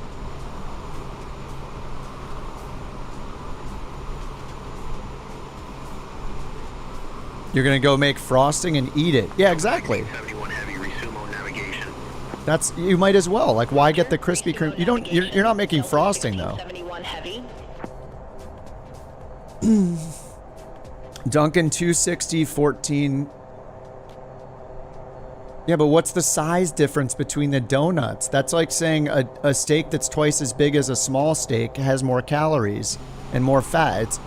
You have to compare the size. Nobody's comparing the size. It's not a fair comparison.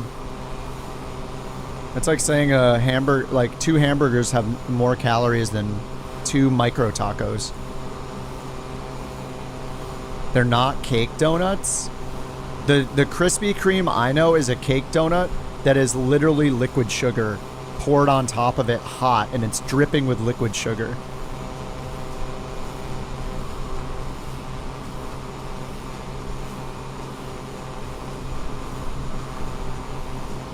Disgusting.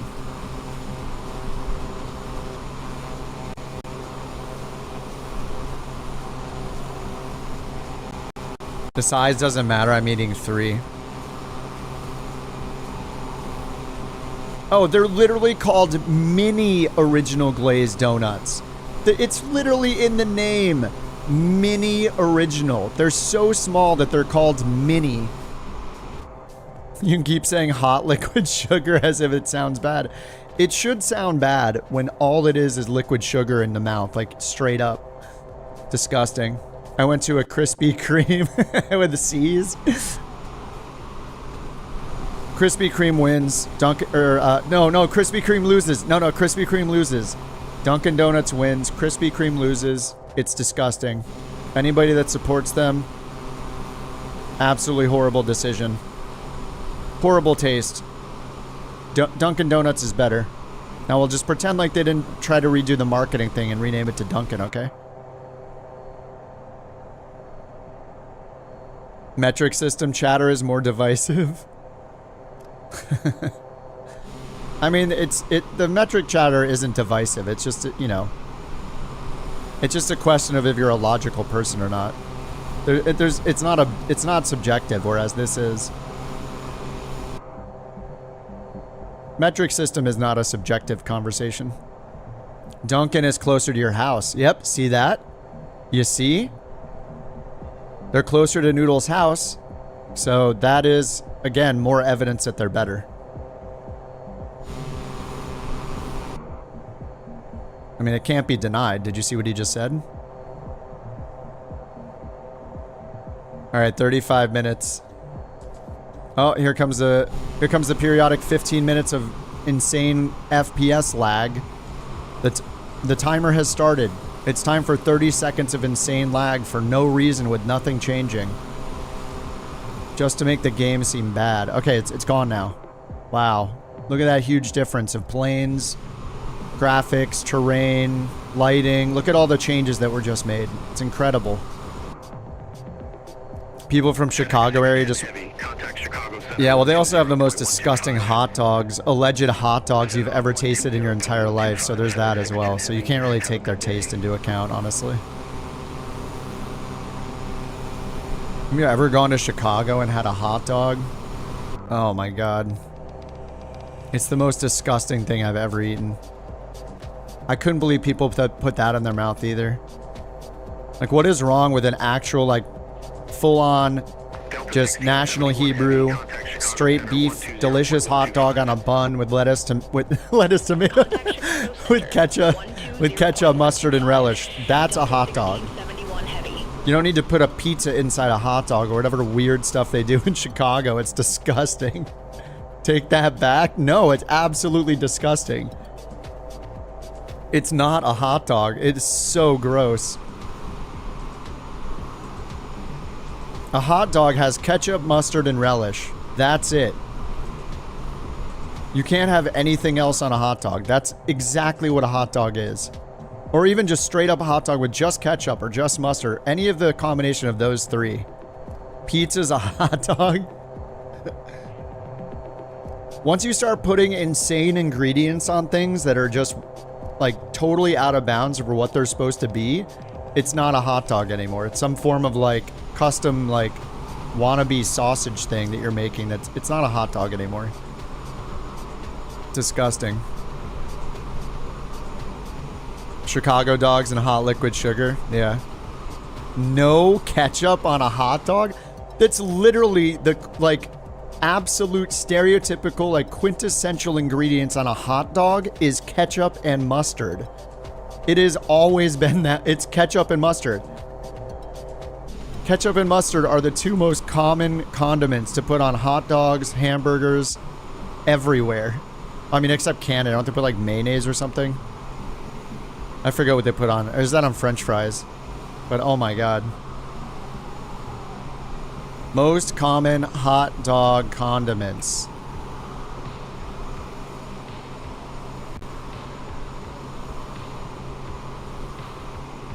The most common hot dog condiments are mustard, ketchup, relish, onions, and chili.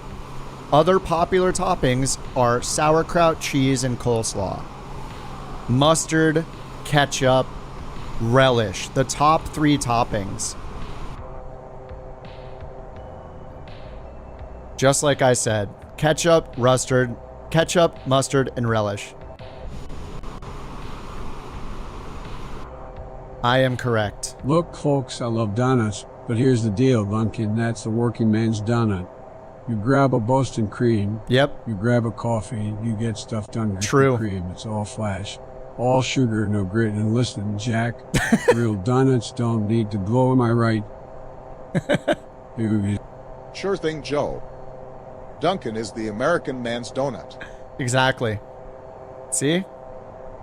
2 out of 3 presidents, or at least so far, 2 out of 2 presidents surveyed can't be wrong. They're never wrong about anything, right? You can trust them. Listen, Jack. Mustard. Yeah, ketchup, mustard, and relish. Top 3 condiments on a hot dog. Go and Google it yourself. 100% normal. Oh no. Anyone knows fast food, it's me. Mr. Big Mac and Diet Coke.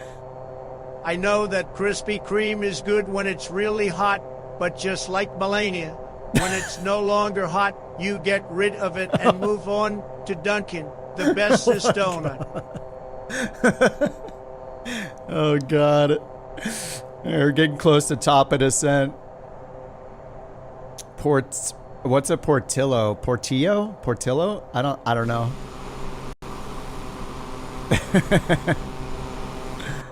Relish is a must. You have me curious about mustard. Ketchup, mustard, relish. That's it. They're the top 3 hot dog condiments. Look it up yourself.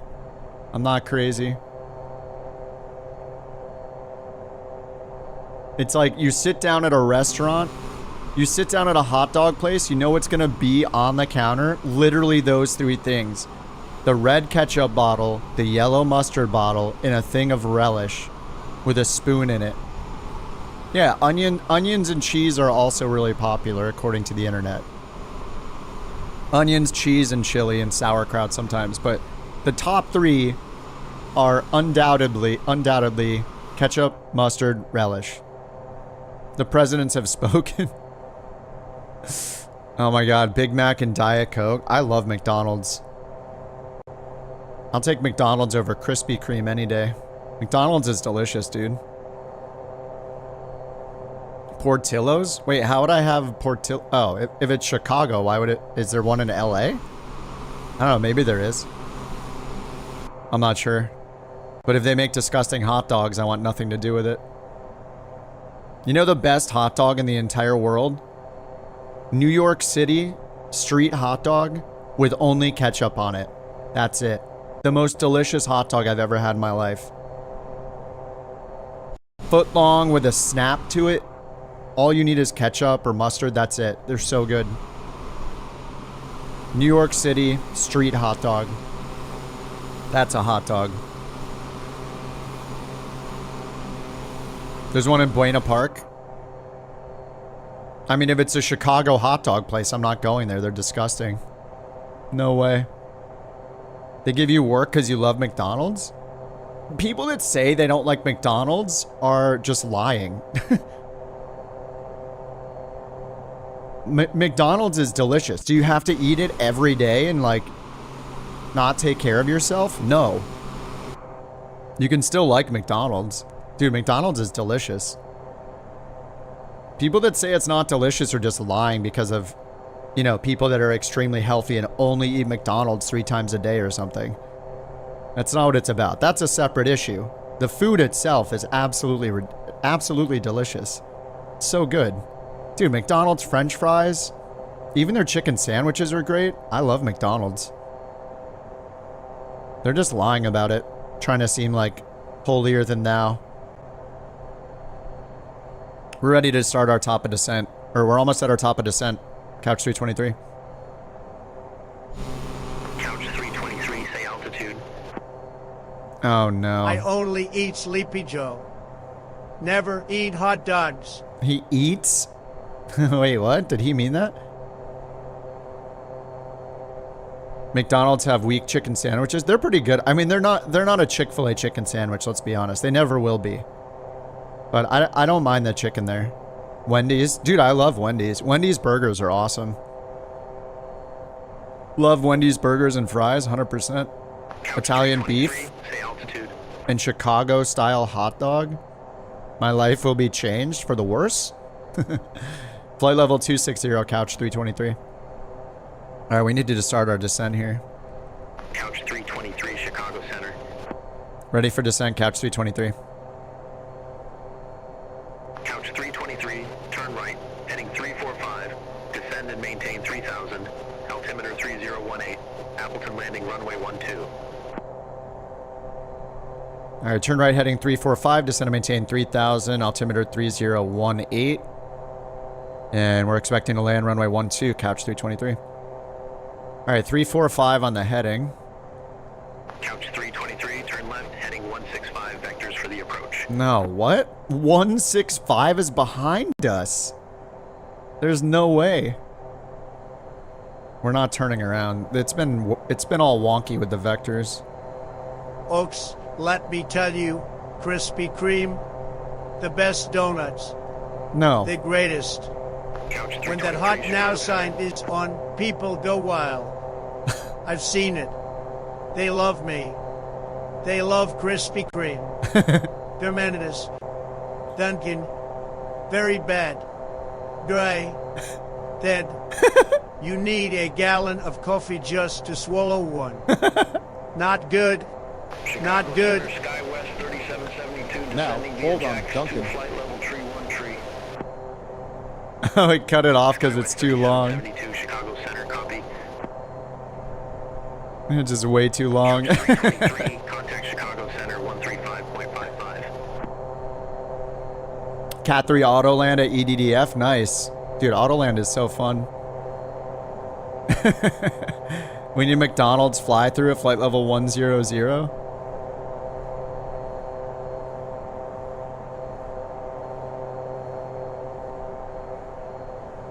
Yeah, it was just way too long.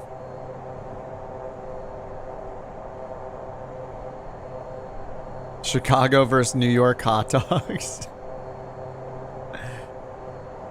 Oh, what, for the bot?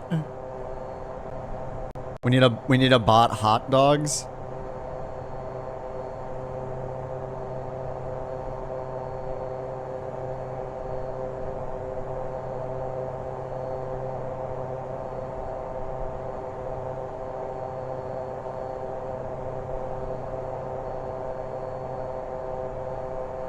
Yes, okay. Hot dogs comparison.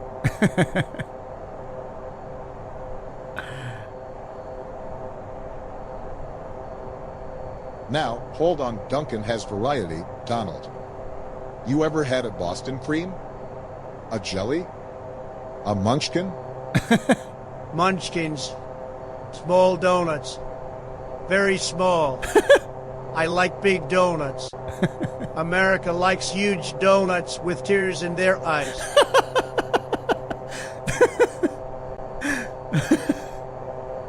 Alright, we're gonna hear from the I should make the bots. I don't know, I guess it could be anybody, but it's funny when the presidents talk about stuff. Anyway, here's the bot's first attempt at a hot dogs comparison.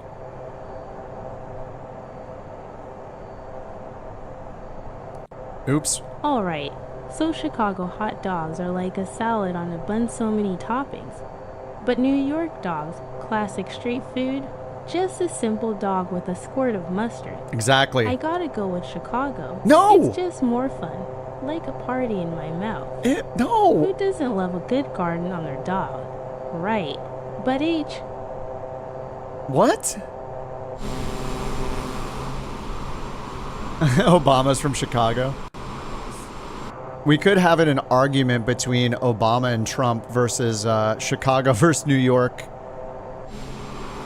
No, I guess that'd be more like Florida. Obama is anti-ketchup? Oh no. Horrible. Alright, we're in the descent still.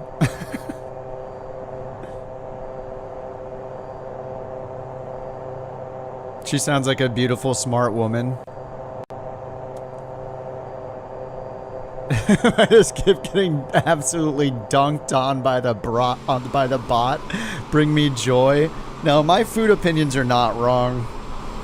It's just not true.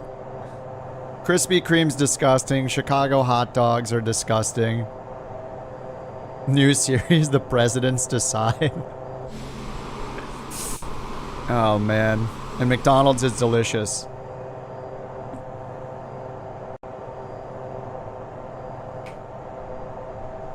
Oh my god. Yeah, the TTS is fun cruise time. It's the new cruise pastime. Alright, 18,000. Let's check our approach here. Appleton, or check the weather out. Altimeter 3018. Yep, that's what they gave me before. That matches. These are the topics Americans really rarely care about. Yes. This is what's important right now. If you have a Portillo's near you, you owe it to yourself to give a real Chicago. I literally had one in Chicago. It was disgusting. I can't believe people eat that garbage. Absolutely horrible. A president roast competition show.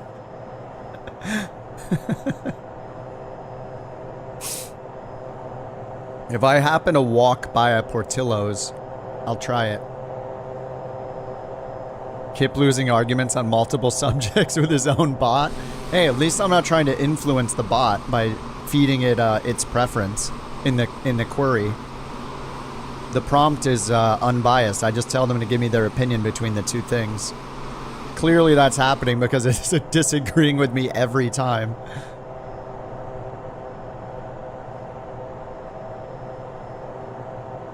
My description doesn't sound like I went to a good place.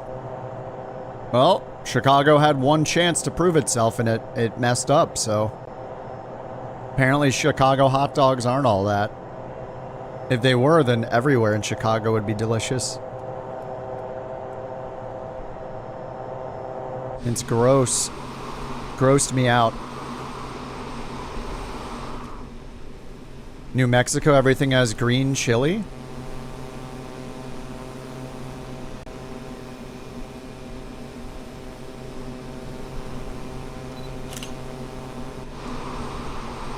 Put an entire pickle spear on a hot dog? Yeah, exactly. And that's kind of weird to eat. I mean, it's not the worst, I guess.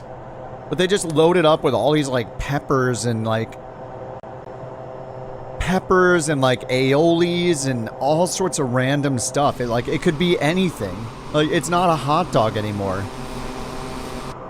Once you put too much stuff on a type of food, it doesn't become, it like becomes something different. It's not a hot dog anymore. It's like you make a chicken and you literally, or you make a, you make a chicken and you make a pizza. You put an entire chicken on top of a pizza and call it a pizza with a chicken topping. It's like, wait, no, it's a whole roast chicken, like, which would be its own meal on top of a pizza. That's basically what they do with the Chicago dogs. It's like so unrecognizable as a hot dog anymore.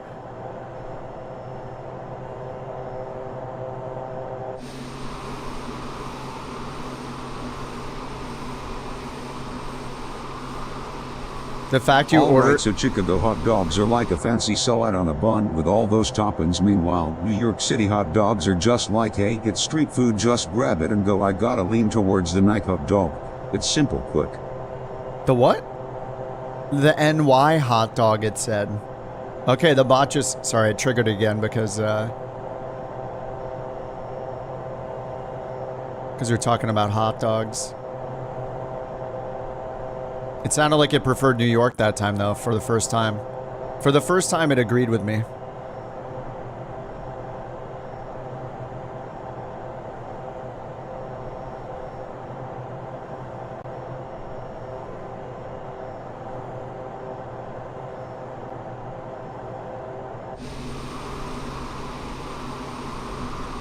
Yeah, exactly. When you have a good hot dog, you don't have to hide it with a salad. Exactly.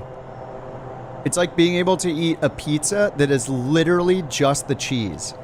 If the pizza is good, you can just eat a slice of cheese pizza. That's really good pizza. And then if you want to then put toppings on it, like a couple, like you really, really love black olives or you really love sausage, sure. But the pizza has to stand on its own, just like the hot dog. The beef has to stand on its own with the simple condiments only.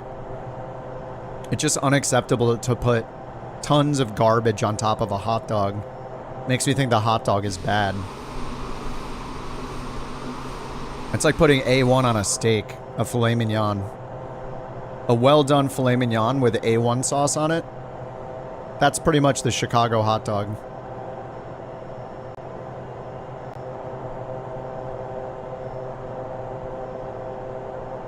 Yeah, the key to good pizza is what you leave off it. Yeah, exactly. If you have to drag your food through anything, it's not worth it. 7-Eleven hot dog that's been there for 2 days. It's probably better than a Chicago hot dog. What condiments? The only condiments that should be put on a hot dog. The top 3 condiments of what is put on a hot dog are ketchup, mustard, and relish. That's it. You don't need anything else. I think a chili dog can be really good too, but that's also common. But ketchup, mustard, and relish, look it up. Those are the most common hot dog condiments. So yeah, I like all 3 of those, or any combination of those. I'll put on just ketchup, just mustard, ketchup and mustard, ketchup, mustard, and relish. All 3 of those. Great. Or all 4 of those combos, sure.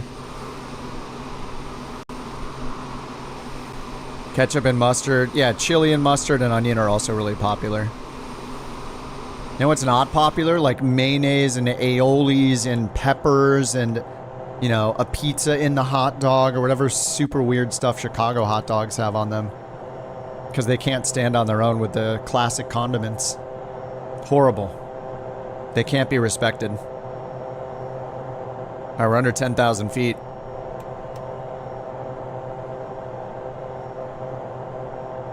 Those are some nasty hot dogs.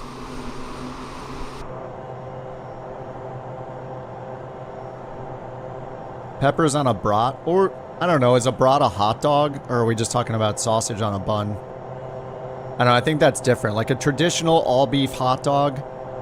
Like a National Hebrew or something. Or a New York City street hot dog. Always just ketchup, mustard, relish. Or one of those, you know? Alright, 8,000 feet. Slow it down to 200 knots. Let's get into manual. Oh my god, they did it. Yeah, they did it again. I can't click certain buttons. Is this a sim update thing or is this lossless FPS ruining my experience here? Something is messing with my cursor. I think it might be lossless FPS. Yeah, look, I can't click the altitude knob. It's just hovering over it. I bet it's lossless FPS. Oh, God. Can people make something that just doesn't break other things? Why? Why is there always a trade-off? Why can't it just be something that's beneficial to use?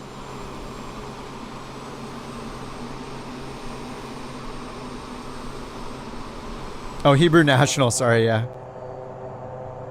National Hebrew. Hebrew National, yeah. You can't press those buttons? Oh, rip. Feel bad for our passengers. Sorry, passengers.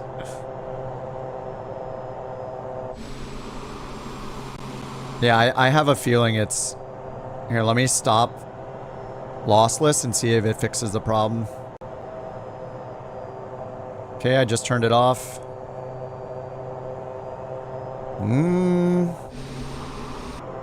Nope. I think it's Microsoft. Yeah, I think it's Microsoft. I mean, they've broken this before in the past. With different camera views, buttons not working in them. They've reintroduced a bug from like years ago. Ugh. Yeah, it's a sim thing. They have reintroduced bugs. Oy. National Hebrew. Now that I'm thinking about hot dogs, I'm thinking about Taco Bell, thinking about McDonald's. Alright, shouldn't they be turning us to final now? Oh, beyond ATC? Okay. Whoa. Chicago Center, couch 323, 4,800 feet. I'm turning myself left. Couch 323, Chicago Center. Couch 323, altimeter 3018, expect radar vectors for RNAV, runway 12. Vectors, RNAV, 12, couch 323. Couch 323, turn left, heading 170. Left heading 170, couch 323. That's a reversal. Oh, we're not doing that either. Couch 323, turn right, heading 280. Expect further clearance in about 2-3 miles. Turn right heading 280, couch 323.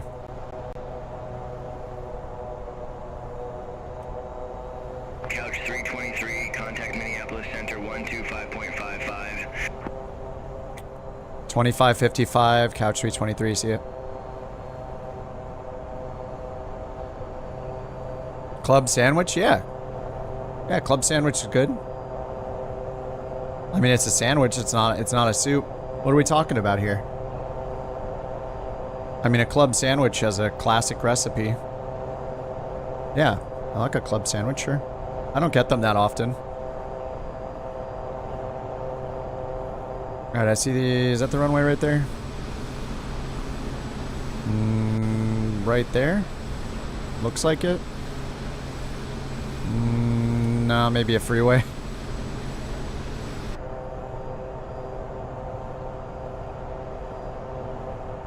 Minneapolis Center, Couch 323. Good day, 3000.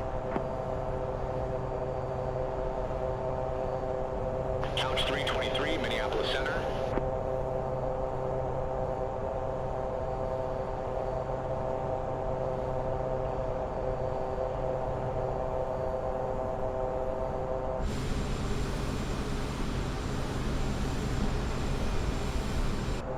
Why don't we have activate vectors yet? Supposed to be landing on runway 12. But it looks like this has us going for like 33 or something like that.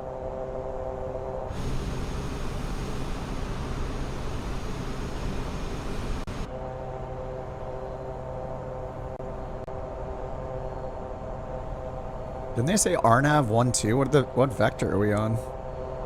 Oh, freezing, nice. Yeah, RNAV, Zulu 12, Sims freezing again. The best time to load stuff in is right when we're on like a 2-mile final.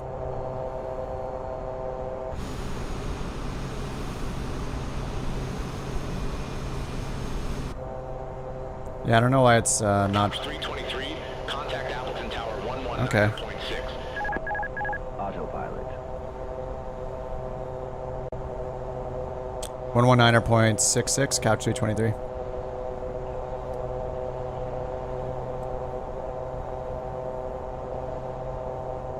Appleton Tower, Couch 323, RNAV, runway 12.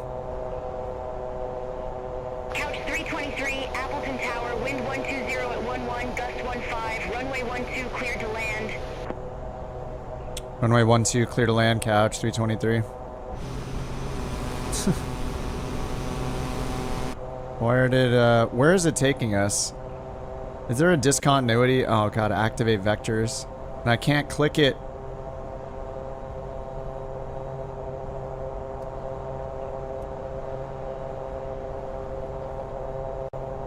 Wait, did it lead us all to the same spot?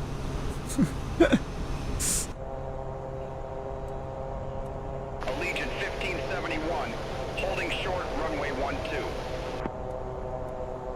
I am totally off course. 1571, Appleton Tower, wind 120 at 11, gust 15, fly runway heading runway 12, cleared for takeoff. Fly runway heading runway That got a little confusing with the vectors and then just stopping giving me vectors. Your speed tape quit? Is your pitot heat on?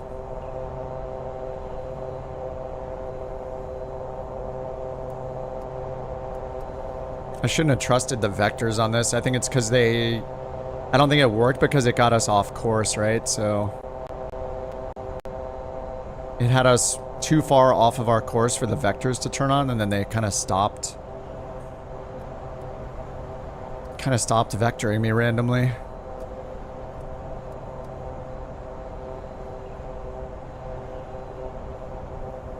RNAV 12 vectors. Let me go and reactivate it. I mean, it looks like it's fine. We just had to like overfly and then turn back around.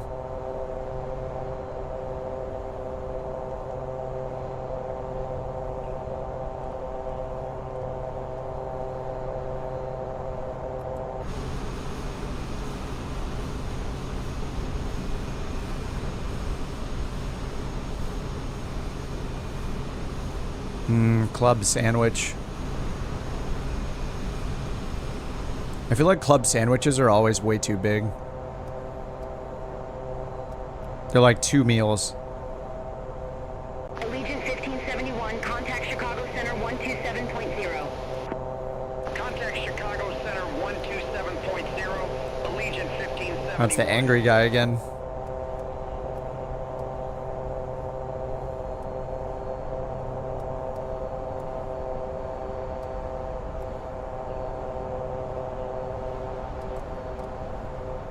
A McRib? I don't think I've ever had one.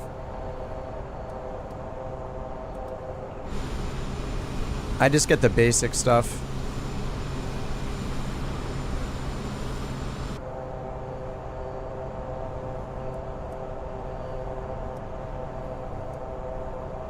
Fixed? Nice.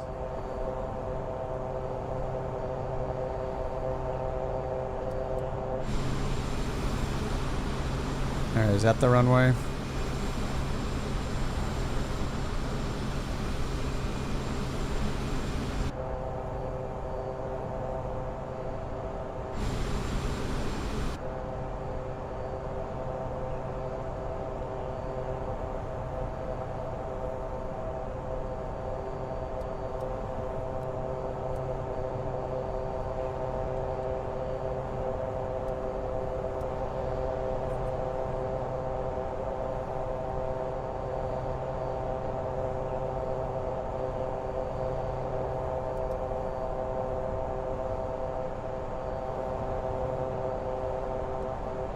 Yeah, they broke the cameras again. That's crazy.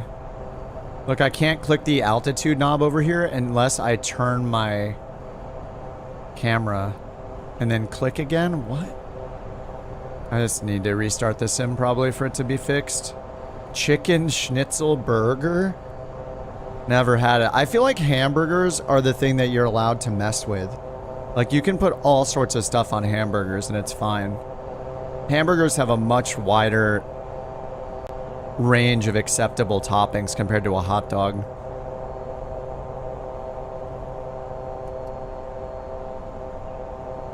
You know, like grilled pineapple, avocados, or not, and you know, like jalapenos, fried eggs, all that kind of stuff. That stuff on a hot dog, weird. That stuff on a hamburger, delicious. Hot dogs are sacred and must not be messed with. Hamburgers have like everything possible on them.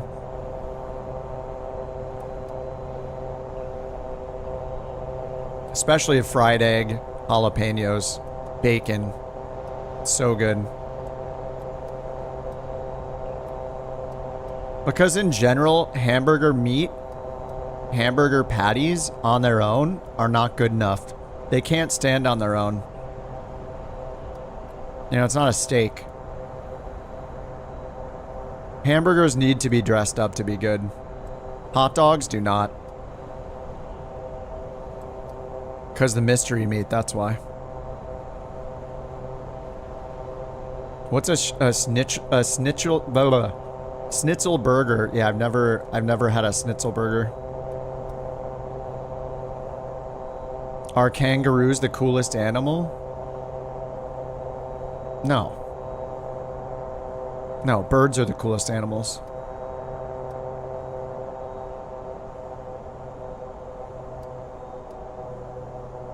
There's nothing that looks cooler than a bird.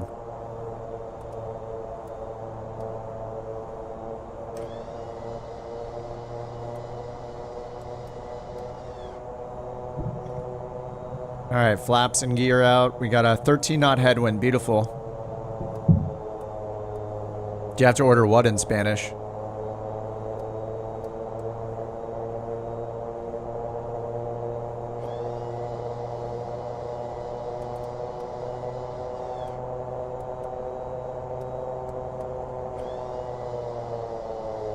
I have prop low speed on, don't I?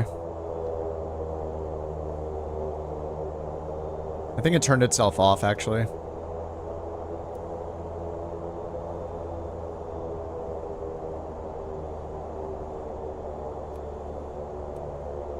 Pigeons, not so cool. Vultures, not so cool.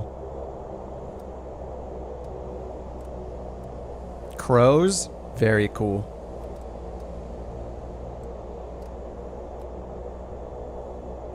Perro caliente.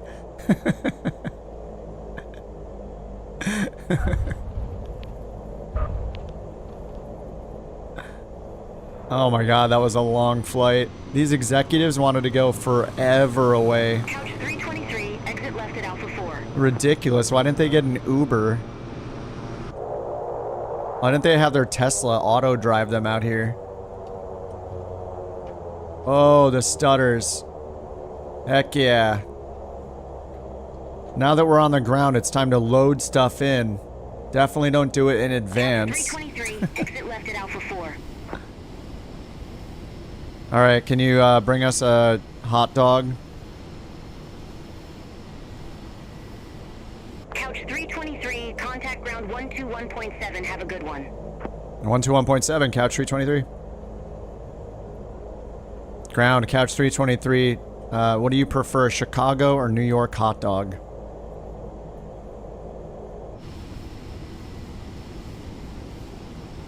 Couch 323, please keep the frequency clear for operational communications.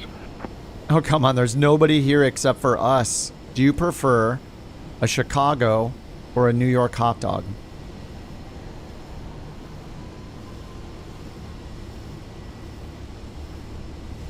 Couch 323, we appreciate your enthusiasm, but please keep the frequency clear for ATC communications. Listen, we're having an in-flight emergency. We need to decide whether or not a hot dog or is better from Chicago or New York.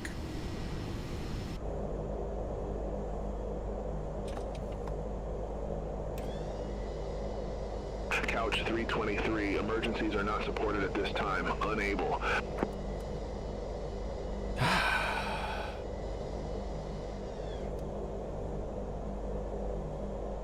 Oops, inertial separator. Killing the engine. Alright, let's get paid.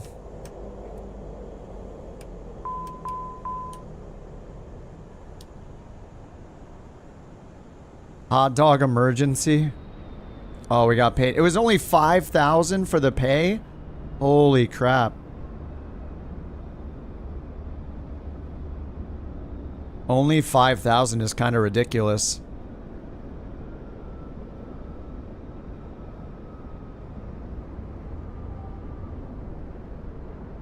What's the difference? Chicago hot dogs are disgusting. New York hot dogs are delicious.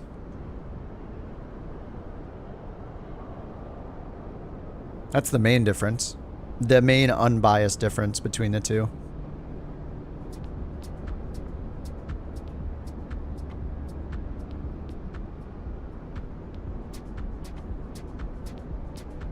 Talking and dancing birds on Instagram?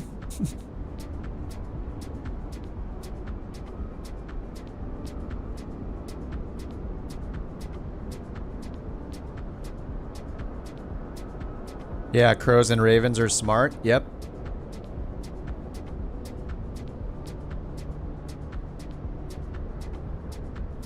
They are very smart. Let's see. Alright, so we finished that VA mission. Let me see what else there is. Oh man, do I want to do another one? I feel like I need like an energy booster here. In the real world. 7 hours and 27. It's only 6:40 p.m. And the Bork dog is quiet. She's sleeping like a little angel. Does the airline have Oh, of course. Sofas, blankets, beanbag chairs, unlimited bottomless beverages. We treat our customers right. 121,000? What? How is it this much? Oh, 2,000 miles. Holy crap. Somebody took this? Whoa, where are you flying? What are you flying? 121,000. Holy crap. That is crazy. 61,000? We got some people in jets, I guess.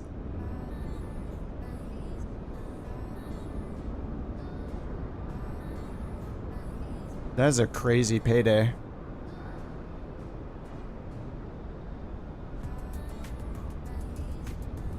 Bottomless beer? No, we got security. It's okay. Plus, all of our customers are classy.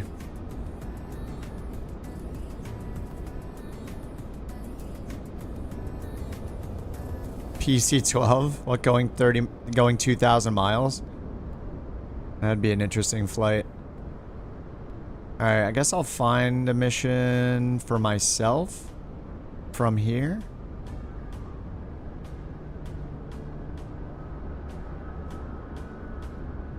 I mean, really, we just need to complete missions for the VA, whatever they are. It doesn't matter.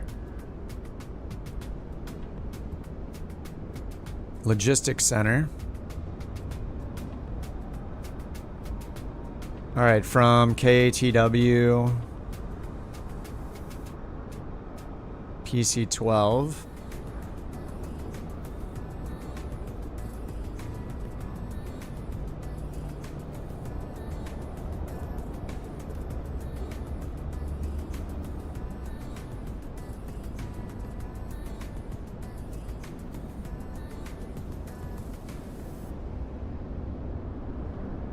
$4,000. Where is this going? Makaketa?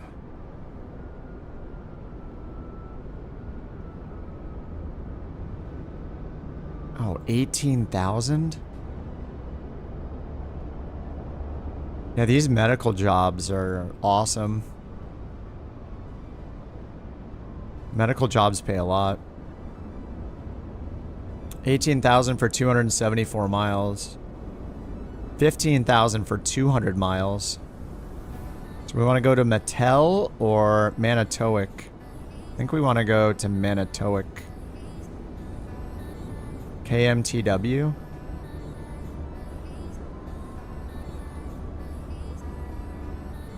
Oh, this is based on... Oh, I put it to KDVN. Why did it do that? Okay. Because of the filter. That's annoying. I gotta query it again. These are based off the one to the south. See ya, Monk. GG's. Have a good night, dude. Oh, no. These missions pay like crap. They pay nothing. Oh, why is this so laggy? Holy crap.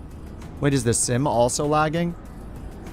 Oh yeah, the sim is completely lagged out. Oh my god, dude. What the heck? The sim was so lagged out, it was lagging OnAir company. Wait, or is it vice versa? No, the sim's running fine. Now, OnAir company is laggy as... What the heck? How is OnAir company this laggy right now? It's literally a spreadsheet. Look at this. Oh my god. Why does everything have a problem? Is there just no software that just works super well all the time? It's crazy. Is it good now? What the heck? It works fine when I click stuff, but when I scroll, it takes like a full second to just scroll. Oh my god, that's crazy. I swear a program from like 1990 had better performance. What is going on?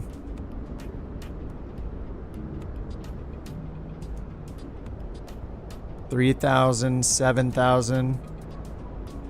Lists. A table formatted list. Apparently a challenge in 2025 for performance. A 4-page list in a table format. Hard on the GPU. Oh man. Learned a lot about hot dogs and donuts. Nice. Cool kids are excelling hard on a Saturday night, causing lag. I can't believe that this is a laggy. It's just a list. It's crazy. Like when you click, it's fine. It's totally responsive. It's just scrolling the list. Oh. Why do these pay so crappy? I don't get it.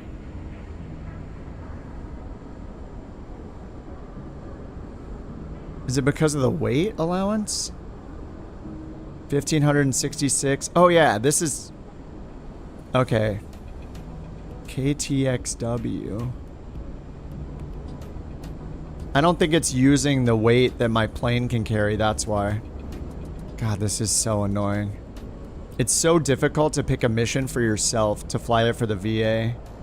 Where's the other window? Wait.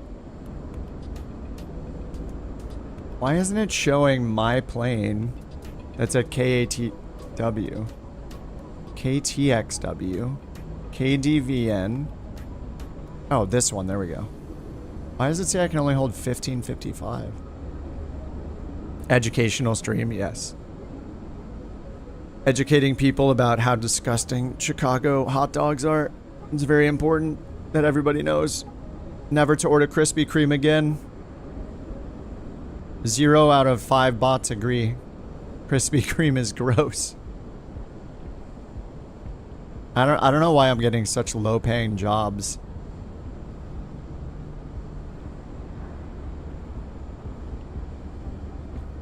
Let me make the limit, or the minimum 100 miles maybe.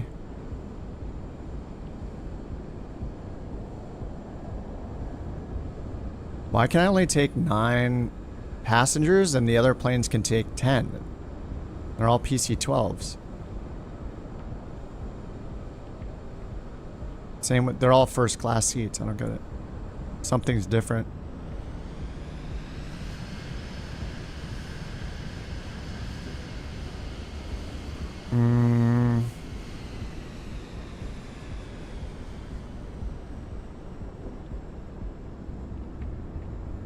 None. I don't know why these are paying so bad. I feel like it's a waste to do them almost.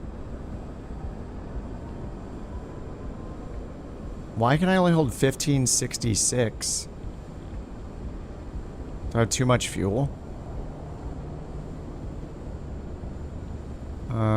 This one. Max payload 1509. 1509, 1509. Okay, they're all the same.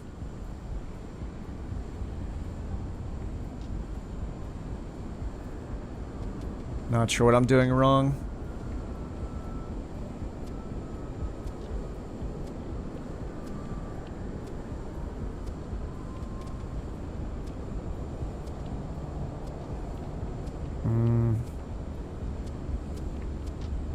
Wait, pick the... What? What is happening? Why is it filtering for Davenport? Oh, I clicked the wrong plane. Okay, whoops. This one. KATW. My fault. Donuts. See you, Yerbit. Donuts for dinner. You know what I want for breakfast tomorrow is a Dunkin' Donuts breakfast sandwich. That sounds really good. They work for Krispy Kreme? Like, you mean in lieu of payment? KEVM. Eveleth, Virginia Municipal, size 1. 9 passengers, 252 miles for 7,000. It's going way up here. That could be fun. But the problem is I now have to go and find this in the other interface so the VA gets credit for it. They need to fix this. It's so bad. I should be able in my other interface just click it and say take it for the VA instead of taking it for myself. The whole sim is frozen. The sim is frozen and OnAir company is frozen. Okay, now I'm back in the sim. Is this... I swear lossless scaling might be messing with the sim. It's like hard to tab into and tab out of. Like, what is it doing? Oh god, how do people use this stuff? Is it the multi-display mode thing messing with it? Like maybe that's what's messing with it? I guess we'll find out. Okay, so I'm in the VA window. Now I have to go from KATW. Choose the Pilatus. Okay. And then find the same mission. French omelets are soup. What's a French omelet?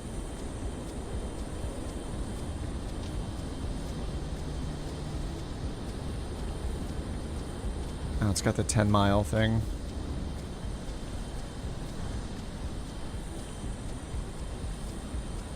That's why I'm getting lag and low pay. They heard me slander Crispy. Ugh.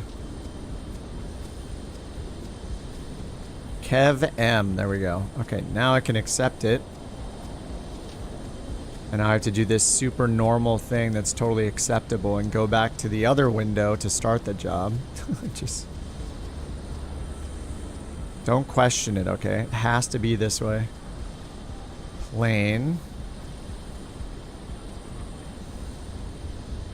It caused a lot of issues. You had to quit using it? Yeah, I'm not surprised. Pretty much all these third-party programs sound like a magic, just like a magic solution. They end up in reality not being great.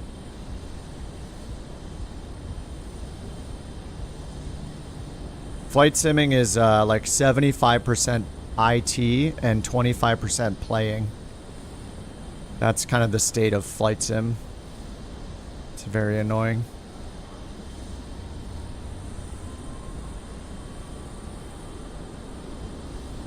Okay, that's the plane.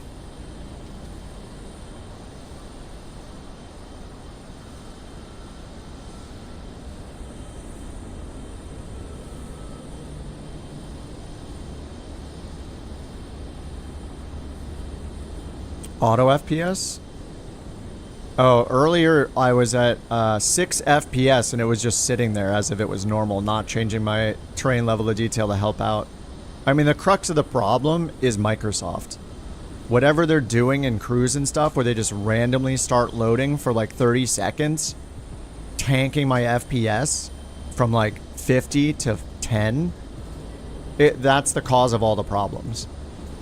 It causes problems with frame gen. It, you know, causes... It's just... it makes me want to use lossless, and I don't know. It's just the random lag spikes are absolutely insane in this sim. Yeah, TAA. Well, I can't use frame gen because Microsoft still hasn't implemented it correctly. It does the weird stuttering thing whenever there's a lot of objects around, so... Alright, 9 passengers to Kev M. They just need somebody that knows what they're doing in terms of optimizing the loading in the sim. It's horrible. And fixing frame gen would be like a bonus improvement, but the problem and the reason I need frame gen is because of the tanking FPS just sitting in cruise, and it just cuts it in like a fifth of the FPS I was getting absolutely randomly while flying. Like, whatever is doing that, they need to figure it out. I don't want to need frame gen anyway. Like, not that it works well in flight sim. It just, like, it's freezing. It's totally frozen again. I don't know what's happening. It's like, it's free. My web browser is literally freezing. Like, why can't I can't drag my web browser around. I have no idea what's happening. Oh, thanks, Sawyer. Like, literally, I'm clicking, like, you guys can't see my browser, but I'm clicking and trying to drag my web browser, and it's just not... I have no idea what's going with my PC right now. Yeah, I can't move my web browser window. It's probably lossless scaling. Like, that's the new element to all of this. I don't know. There's just too much crap we have to load on our computers to try to fix Microsoft's inability to make the sim perform well all the time. That then we just end up messing up our own machines. How is my Chrome frozen? It's wild. I can use the web page, but I cannot move the oh, now I can move the window suddenly. What is going on? And every time I click into the sim, it's like it doesn't recognize that I've switched back to the sim. I have no idea what's going on. I have a feeling it's lossless scaling. Like, that's the newest element to my setup now, and it seems like it might be causing massive problems. Yeah, I clicked the close button on it and it's frozen. Not a good look. Yeah, it's doing something right now. I literally hit the... oh, now it's not closing? Okay, now it's closing. What is going on with this thing, dude? Yeah, this is why I never trust these, like, magic programs that are supposed to fix everything.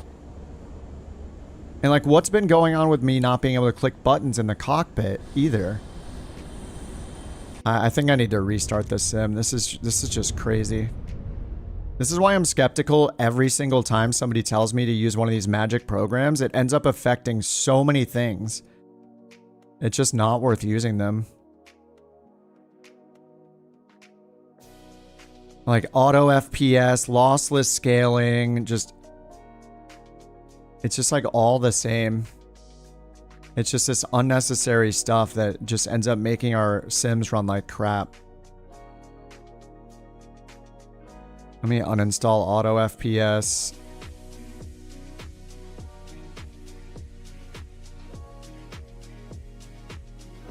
Okay, restarting the sim. Oh. Thanks for the 5 gifted, Sawyer. Much appreciated, dude. Welcome to... Oh, Family First is here. What's up, family? Welcome to Family Machete, Zeph, Dennis, and... Oh, Fredericks. What's up, Fredericks? This has been a rant-filled day. Like, I've been running into so many more problems than usual. 2028, it'll be fixed. They're never gonna fix frame generation. It's been years since they introduced frame generation. They still haven't fixed it. I have no faith they're ever going to fix frame generation. They don't seem to care about it. How many VA pilots? I don't know. I'd say at least 20. I don't know. Maybe there's like more by now. Just no AI BS, no auto FPS, no fake lossless frame crap, no frame generation. Just get rid of all of it. We never needed it. All we needed is the game itself to be coded in a more efficient way so it has good performance. That's it. It's just too complicated. It's the classic human thing of making things too complicated that we never needed. Just make the game perform well on its own. That's all we need. None of this BS fake stuff.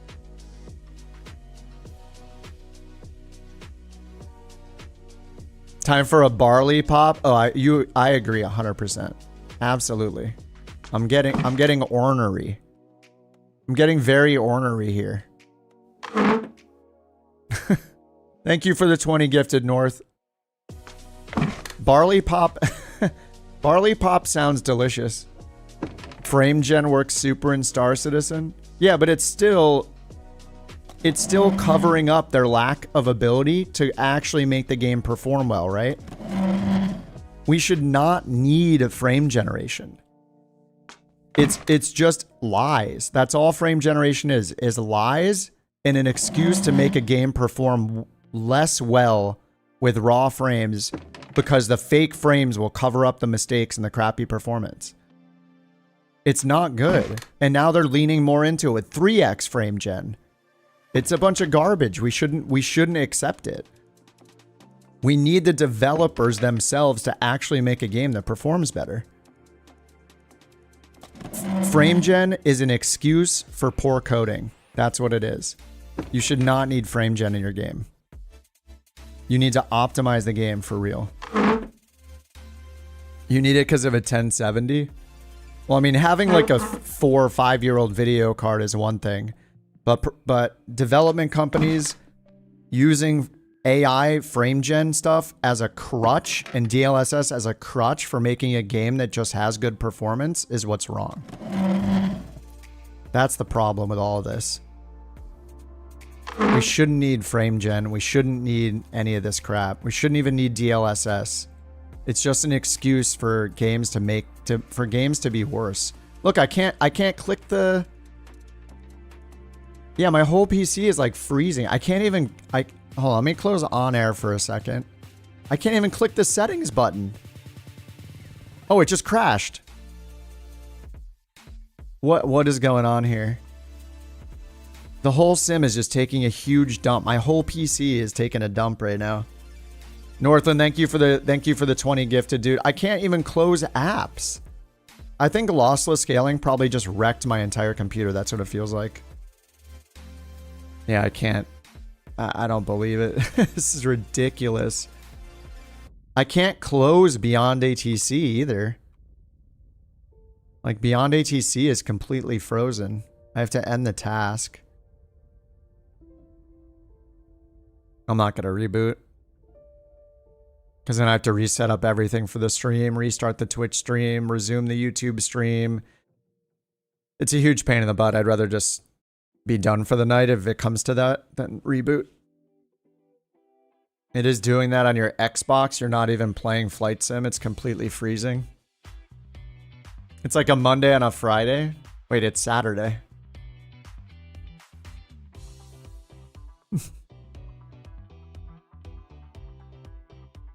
You're trying to confuse me over the weekdays? I'm not gonna get confused again.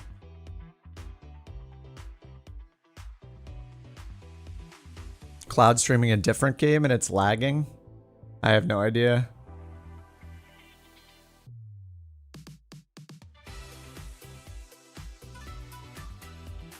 Task manager?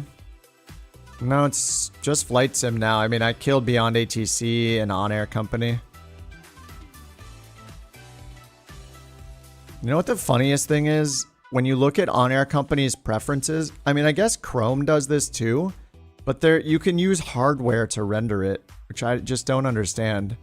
How could something as basic as OnAir company need to use my GPU to render a spreadsheet? It like weirds me out.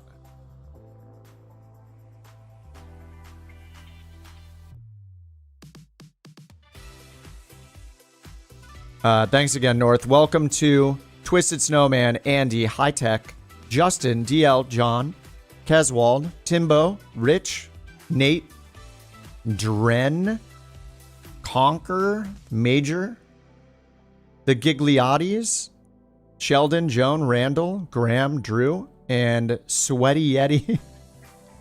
Courtesy of Northland Air. Welcome to the Couch Captains. Rant hour number 7.5 or 7.9 has started. Yeah, today's been a yikes simming day. They don't happen very often, but oh my god, everything is not working. Well, let me get rid of GPU Z. I can't even use my... just so many things are not working. It's like Windows itself is just pooping. What's up, Gray? Mr. Gray, how's it going? Yeah, I can't even use my system tray right now. I'm just trying to close...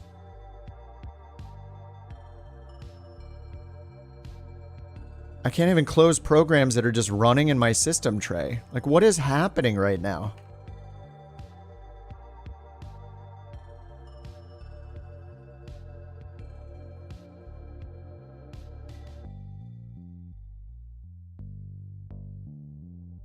All right, NGPUZ.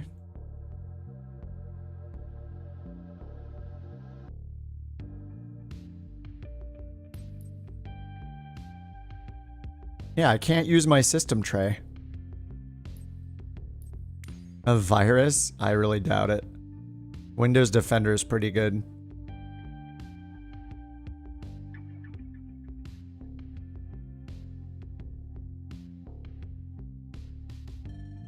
Hold on.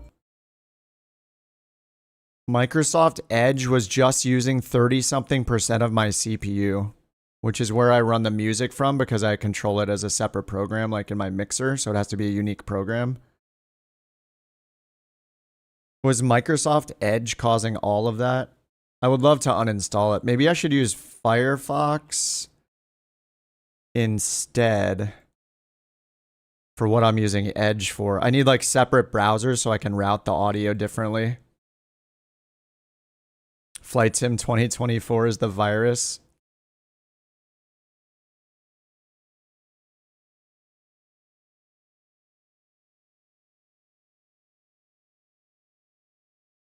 Okay, let me load the music from here. Sorry, I gotta change something in the routing. It's gonna be super loud, sorry. Output volume mixer. Oh no. No, stop it. Right, I can't open the volume mixer because my system tray is broken. Why? Okay, there. Okay, that is set. Okay. I mean, I've been using Edge for years. I've never seen it spike up like this.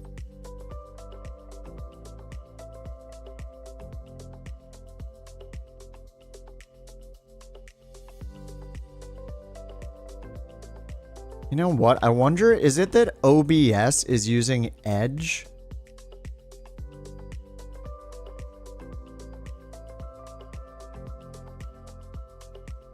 Hold on, let me try ending this. Yeah, why did Microsoft Edge have a bunch of web browsers open when I don't have the program open?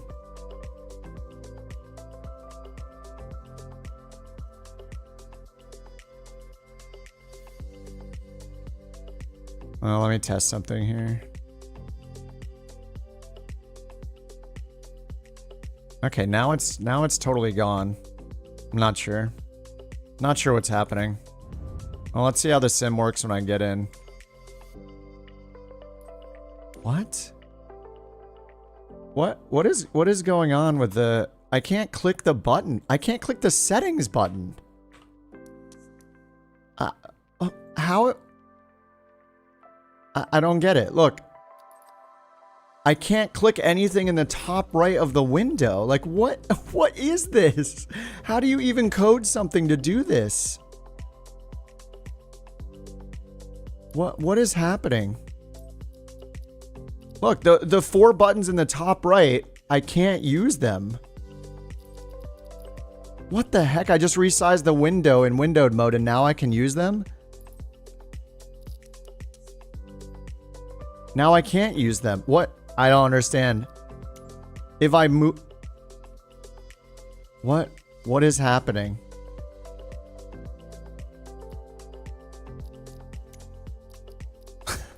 This is crazy.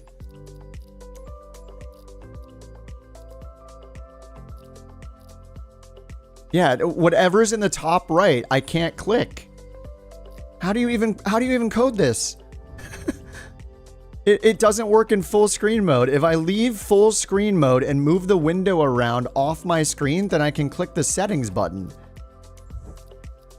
This is absolutely insane how somebody could code this. How is this possible? Yeah, I can't. The cursor keeps going away. What? This is so weird. I don't know if you guys can see my cursor, but when I move it to the top right corner of my screen,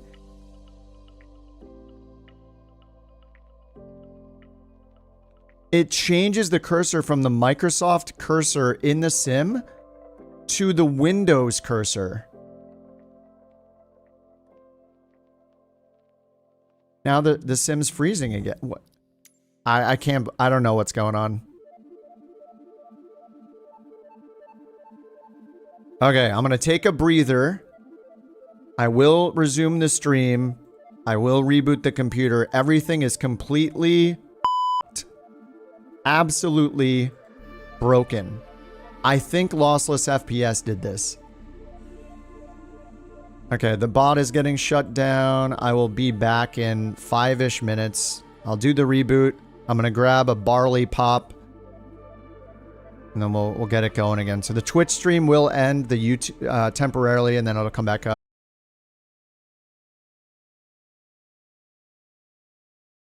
All right, let's get the music going. Not with Edge this time. The sim is starting. The bot is starting. Lossless scaling is being deleted.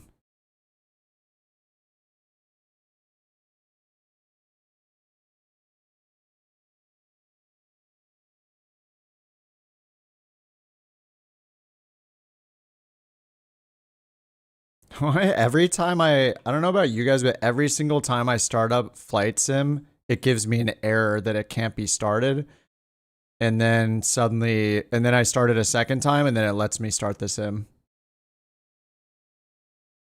Ask when I get back. I'm back. Barley soda or an ice cold IPA. Wait, is that the same thing?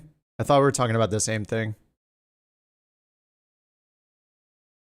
You're famous? Oh, what happened? Okay, the sim is starting. Let me go to Epidemic Sound. Get some music going. Let's see, Discover. Laid back? Laid back mood. Filter for electronic. No vocals.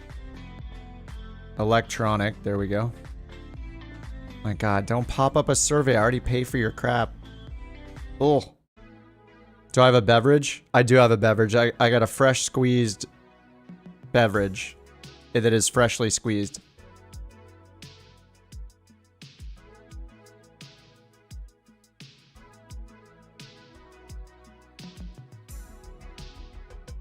Sawyer and Northland, thanks again for the gifted, guys. Much appreciated. Have to start it twice every time after a reboot. Nice. What's up, Danger? Fancy seeing you here. I restarted it. We're back.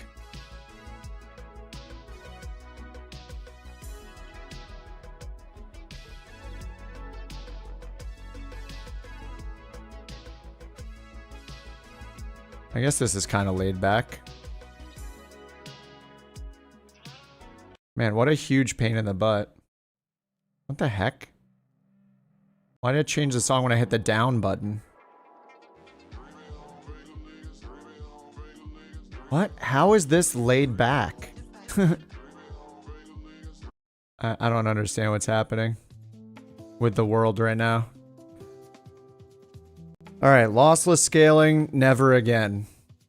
Auto FPS, never again. That was a bad idea.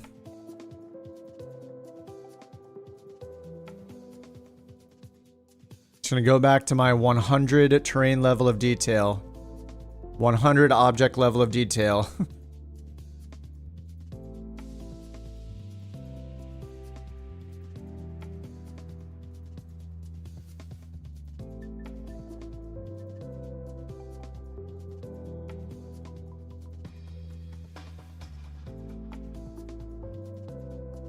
The beverage choices: cold brew IPA, a shake, or something squeezed.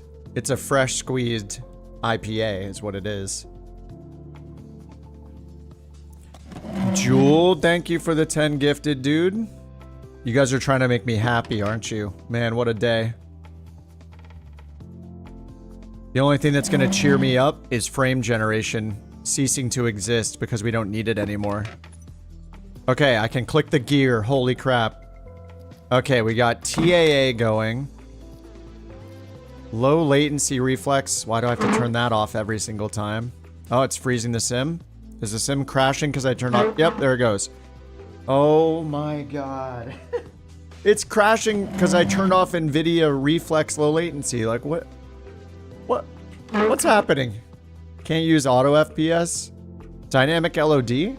Oh, auto FPS is like the evolution of dynamic LOD. Wasn't it the same developer? Something like that.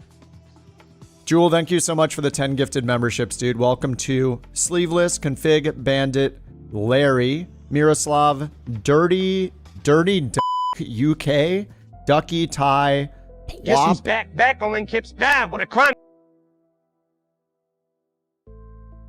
Wait, what the heck?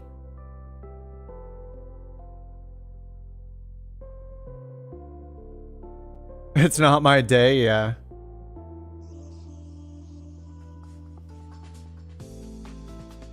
He said task manager? Oh, God. What did I hear? Oh, my God, dude.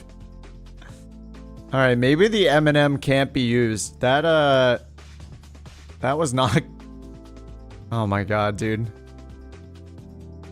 We all heard what you heard? Let me disable the M&M voice.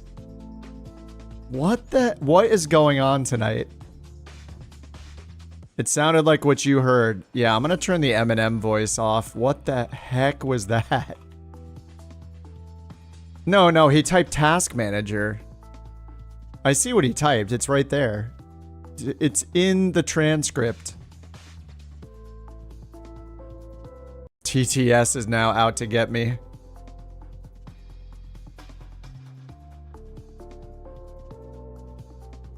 Alright, I'm gonna go in and disable the M&M voice. Holy crap.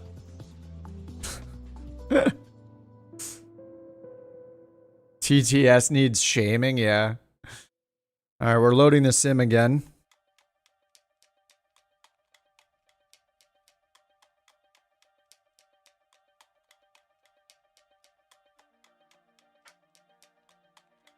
Was ready to swing the ban hammer, yeah. No, I mean, it has like filters and stuff. Like, you can't type anything like that into the TTS. Like, there's a whole filter system it goes through. Twitch has its own filter system, right? Like, it has to get through like 3 gates. It's just a bug. The BorkCoin? It's just a whole thing to go into the variables and edit them. Well, let me disable M&M from the YouTube one now.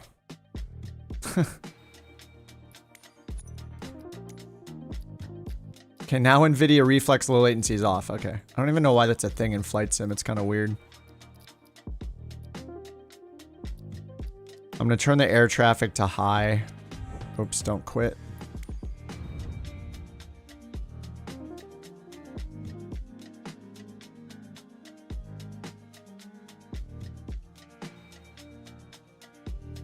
Okay, goodbye M&M voice. That's gone.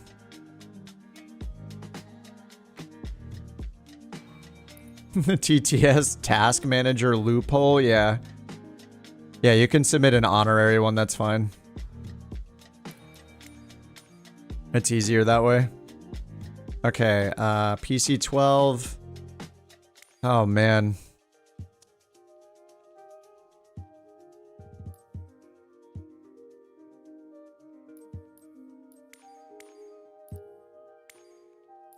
Alright, I have no DLSS swapper, no auto FPS, no lossless scaling, no frame generation. I'm ready for my 5 FPS. This is so crazy.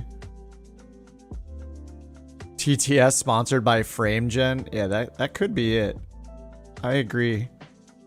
Okay, let me get Volanta back up, Beyond ATC, OnAir Company.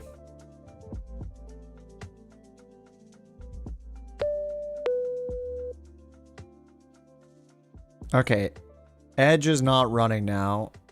How do I get rid of these stupid Windows widgets? Why is this even running? Widgets are off, so why are there 6 widgets running in my...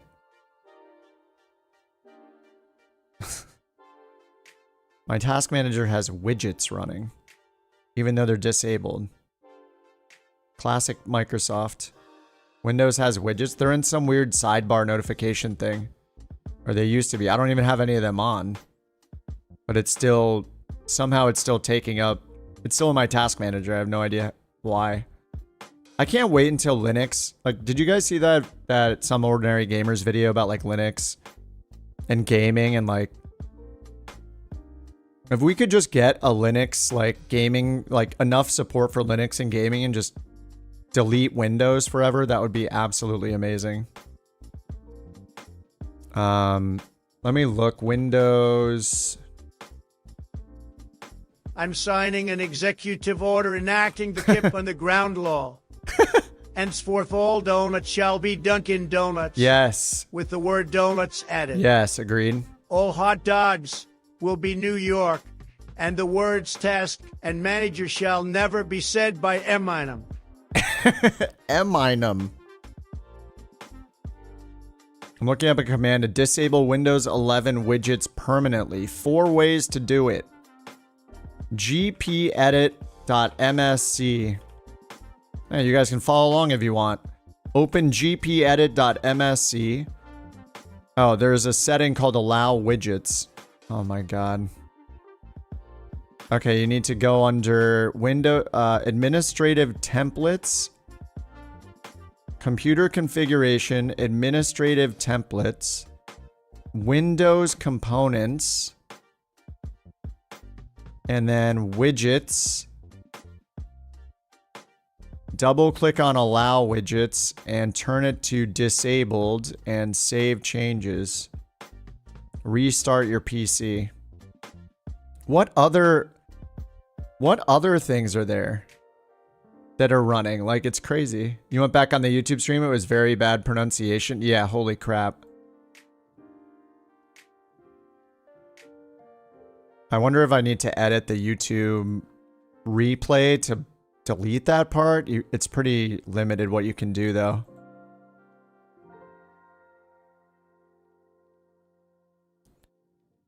Okay, that is supposedly turned off, and now I'm going to go delete the widgets. Widget service.exe. Yes, ending that task. How much other crap is there, like, running that I don't know about?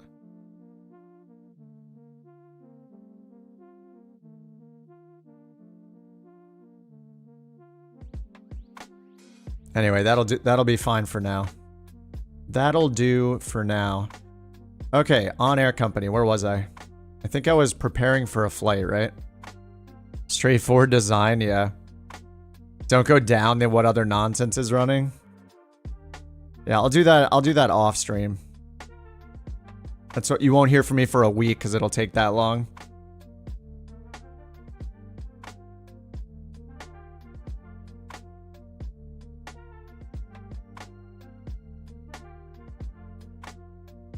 Alrighty. Sorry for needing the reboot. That's super annoying for all of us. KATW, prepare. So let me load back into CATW. Appleton. Let's go to a ramp. Flight conditions. Custom. Daytime. On the ramp. PC-12. Okay.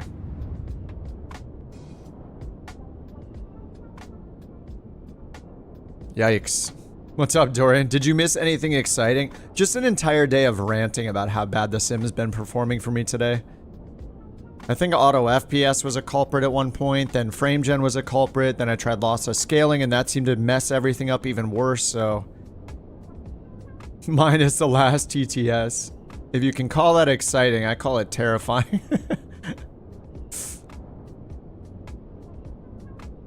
Eminem got banned, yes, true.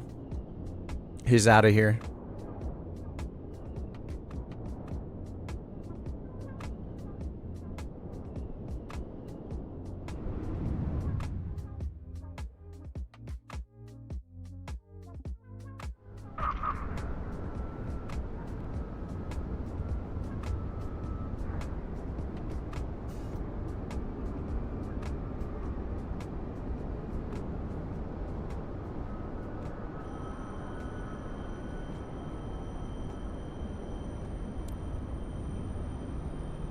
You rewound it 5 times? Yeah. Where are we?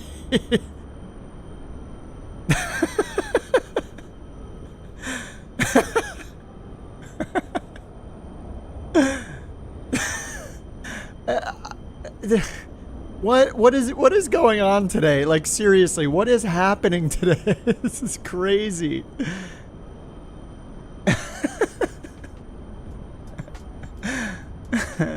Oh my god.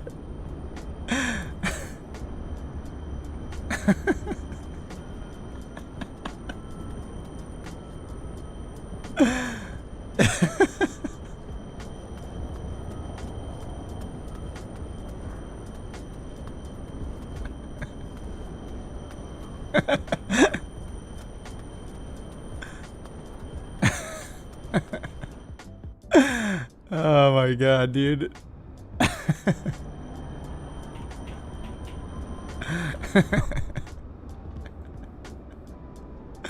The pigeons are here too.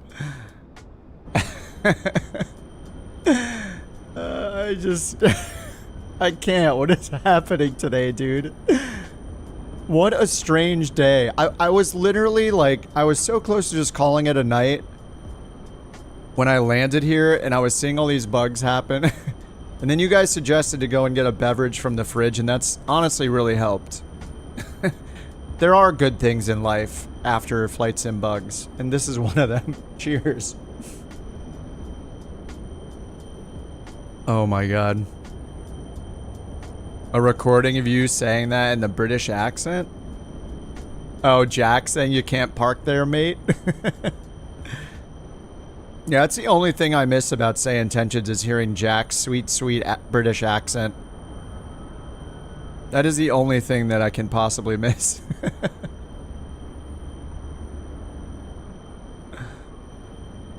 Oh, jeez. Another flight? Oh, yeah. I cracked a beverage. I'm gonna keep flying. The frames right now are decent somehow, but they can only get worse from here. All right, let me prep the plane.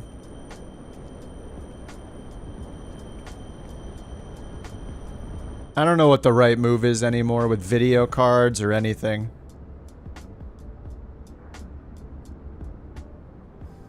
Oh, that's the timestamp? Thanks, Danger, yeah. I'll see if I can cut it after the stream, thanks.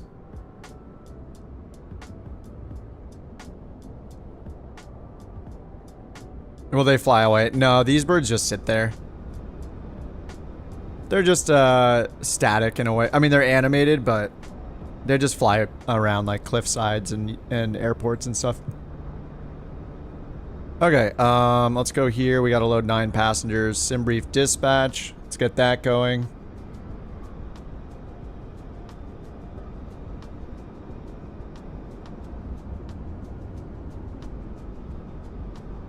Okay, Couch 323, we got Beyond ATC ready. DLH, 9 passengers. So we're just going DLH on the way, just one waypoint. Alright, that's generated. Let's get it imported. 400 gallons of fuel. We're pretty heavy, only 678 kgs left, 9 passengers. Alright, I'm gonna go with the... just gonna go with a minus 12 hours as usual. See what time it sets for us there. Would I get a channel strike? I don't know. I've never dealt with that before because I'm very careful, and we'll see. I doubt it. I mean, I'll like if they reviewed it, I think they'd see what happened. So it's assuming you get like an actual human to look at it. All right, starting the tracking. Yeah, pretty easy to dispute, yeah. Okay, flight tracking in progress. Just the M&M bot said something. He was supposed to say task manager and somehow turned it into the one word that should not ever be said. No idea. I'll probably see if I can edit, or maybe I'll just delete the VOD. That might be the safest thing to do, is just not have a replay of the stream. I'm not sure. I'll see what I can do.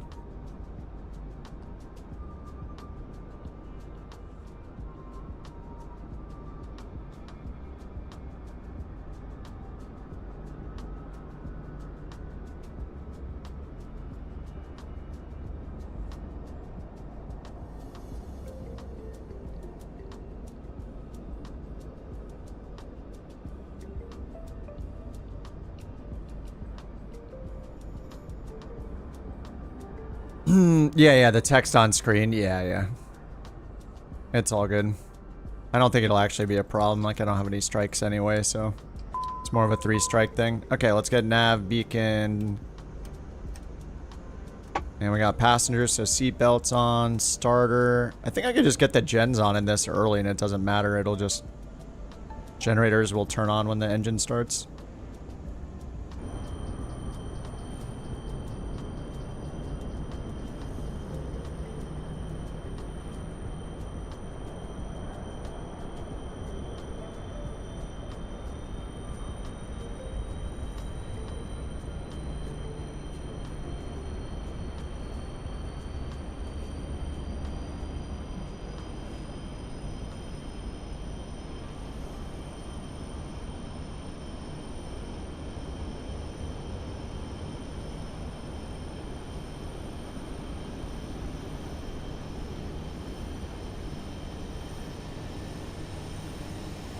You can cut a piece out and skip it in the editor.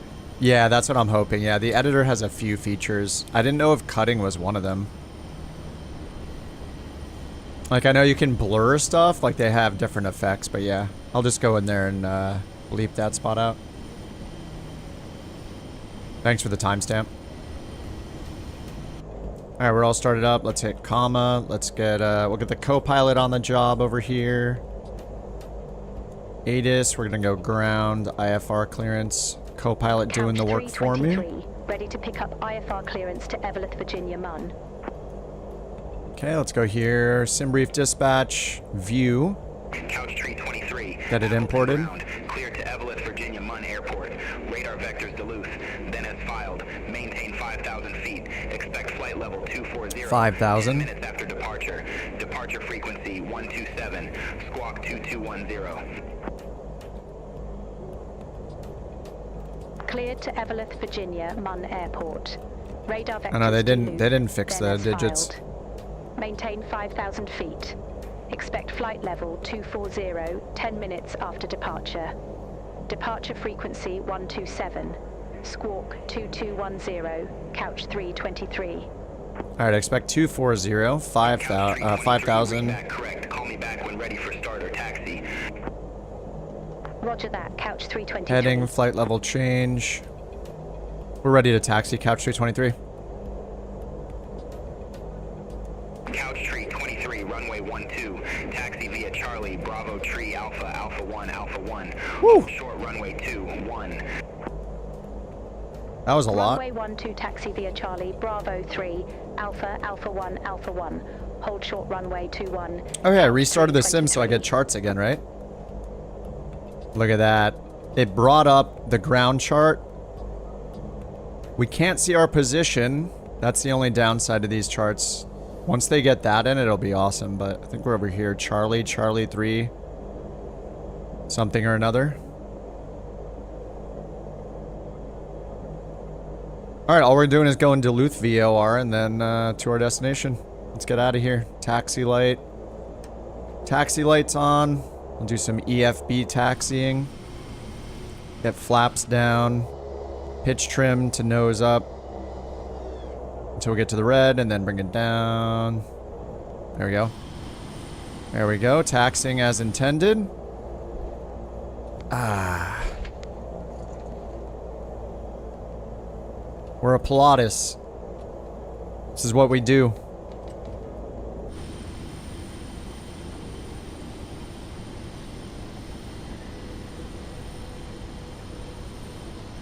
Alright, let's get out of here. So far, so good with the performance. Frame gen is off.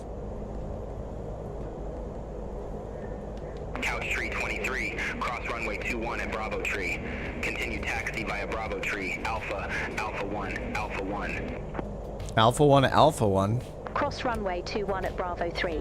Continue taxi via Bravo 3. Alpha, Alpha 1, Alpha 1. Couch 323. Alpha 1, Alpha 1.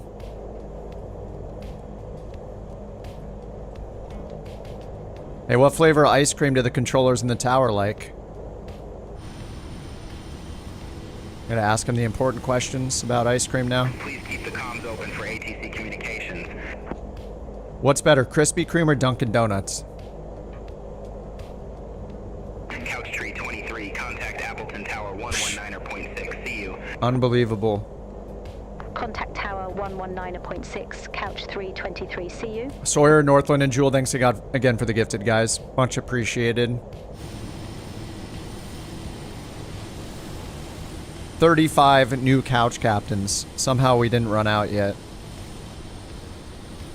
Or maybe they put their stools back in storage and now they can't avoid, now they have them again, whether they like it or not.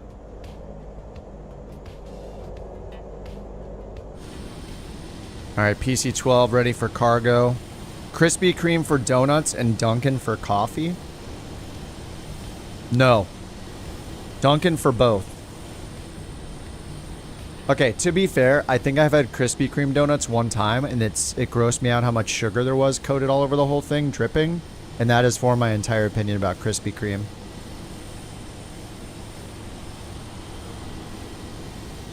A1, Bueller. Alpha 1, Bueller. Couch 323 holding short, runway 12, ready for departure. We have coffee on board, and we will drink it. Couch 323, Appleton Tower, wind 120 at 11, gusts 15. Ooh. Fly runway heading, runway 12, cleared for takeoff. All right, runway heading 12, clear for takeoff. Cleared for takeoff. Couch Strobe landing light. Let's get our recognition lights flashing like crazy.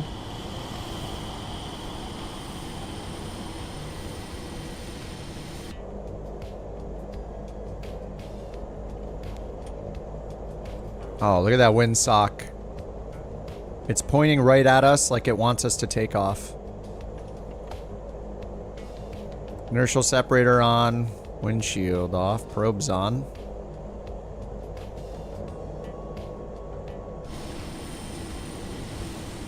Let everybody catch up. Thanks for waiting.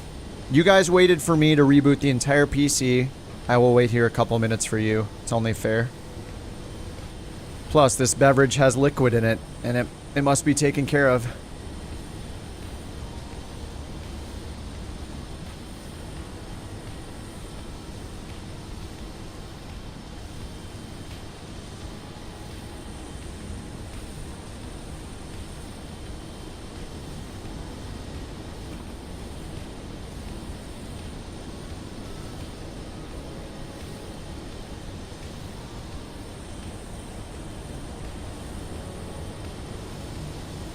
Ooh, I see a Vision Jet.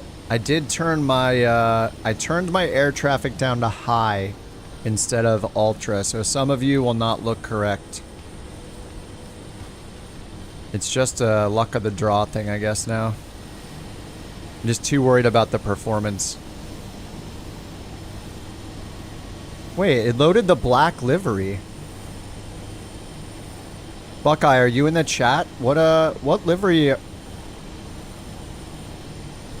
What livery did you... Wait, is it just... Has it just not loaded a livery at all? No, it looks like the black livery. You're trying to set up NeoFly? Oh, I know how to fix it. Yeah, Mr. Gray, I had the same problem. Go down to your Windows taskbar, where the programs are, the icons. Right-click on NeoFly. It'll have a little pop-up that says NeoFly and taskbar, pin or unpin. Right-click on NeoFly a second time, and then it'll give you a new menu, and you want to click Properties in that menu.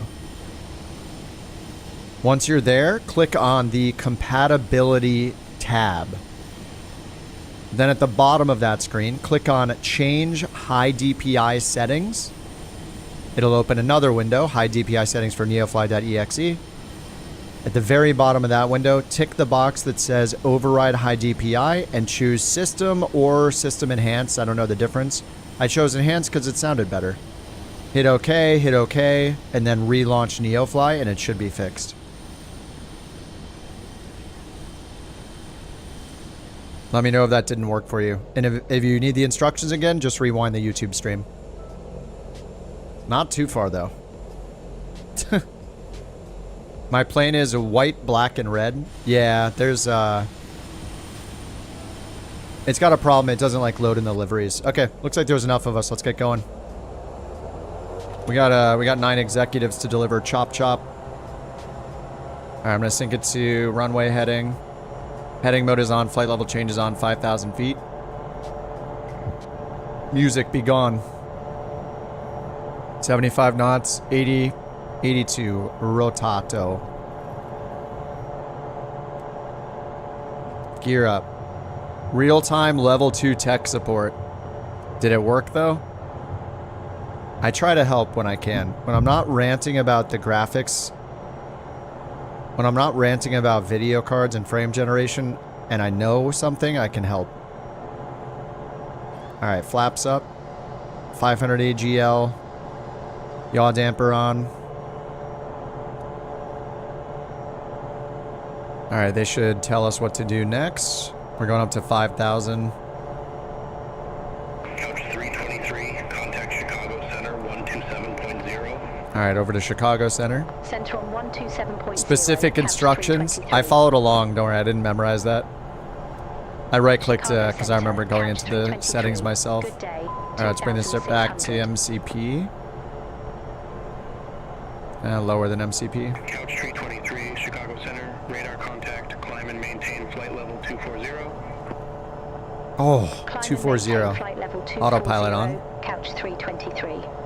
Inertial separator off for now. Probes are on. Chicago Center, expect radar vectors. Flaps are up. After takeoff checklist complete.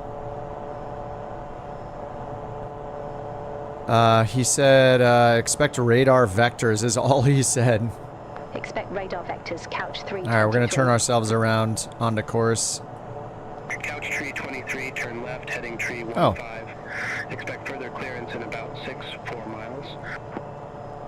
Turn left, heading 315, Couch 323. Ooh, we're icing up. Inertial separator on, windshield, ice prop. Couch 323, turn left, heading tree 15. Descend and maintain 1,000 feet. What? Altimeter tree 017. No, 1,000 feet? That fixed it nice. Yeah, I choose enhance just because, yeah, it sounds better. All right, turn left, heading 315.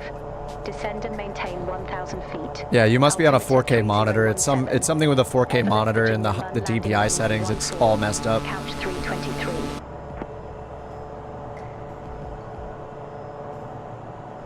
All right, we're on our way. 6,000 feet.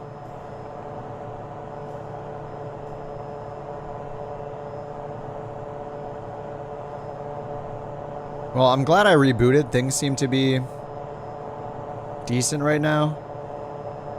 We don't have a SID, right? We're just going directly there. No SID, no star. So no charts until we get to our destination. Delta 938, flight level tree 50. No charts available. Delta 938, Chicago Center. Oh, I'm on Lido, that's why. FAA. Takeoff minimums, alternate minimums. We got an approach. RNAV GPS 27. No airport chart. But we do get a mini airport diagram on the FAA charts, so that's nice. Problem fixed by IT, 1. Problems fixed by reboot, 15 probably. Probably more than 1 fixed by the reboot. Oh man, that was just oh my god. Yeah, my system was poop, like just garbage. Alright, 125.55. Minneapolis Center, 125.55. Couch 323. Have a good day. Minneapolis Center, Couch 323, 9,100. Couch 323, Minneapolis Center. Alright, I feel my second wind. The beverage and the reboot have helped. It's only 8 p.m. We got 5 more hours till midnight. 75-inch living room TV, 4K, 144 hertz. And how many inches are you sitting away from that TV? That's the question.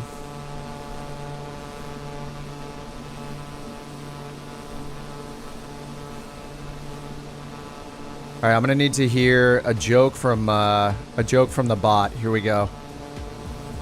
What could make me even happier? A joke from AI. Oh, it's 4 hours till midnight. Why did the flight simulator puller bring a ladder to the airport? Because here at the new center, it was highly recommended. What? Wait, what? What? Why does it talk so fast? What did it just say? Why did the flight simulator pilot bring a ladder to the airport? Because he heard the new scenery was highly recommended. Oh my god. Dude. It's not even a dad. It's horrible.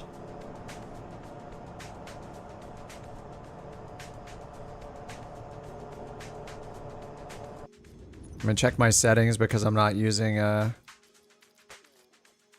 FPS. Okay, I'm on 200 train level of detail. I'm okay with 150.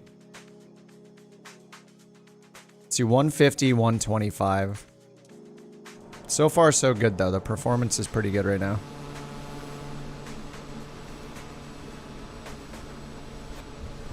Current frames without frame gen are 55. Put the bot in timeout. If you need more commands, let me know what they need to be. I might be able to make them. Comedy school. Yeah, the bot's really, really bad at comedy. I mean, I see what it did there. Flight simulator pilot. Like, it's okay, what's impressive about that joke? The joke itself sucks. But what's impressive is it knows it's a flight simulator context. It knows that people purchase scenery in flight sim. And he knows that people recommend certain scenery add-ons for flight simulator. Like, that's pretty impressive that it knows that much about flight sim to even comment on it. But the joke itself, I mean, the result was a big old dud. That was a garbage joke. But the knowledge is pretty impressive, to be fair. All right, they just got us on a 315 heading. 15,000 feet. Air Canada 103 Heavy, contact Minneapolis Center. Look how tiny Eric's name is. He's out there. He's 85 miles away? Wait, is that really how far it's rendering him out? It says 85 miles. Dude, 86.4 miles away. Dude, they weren't kidding when they said they increased how far you can see nameplates.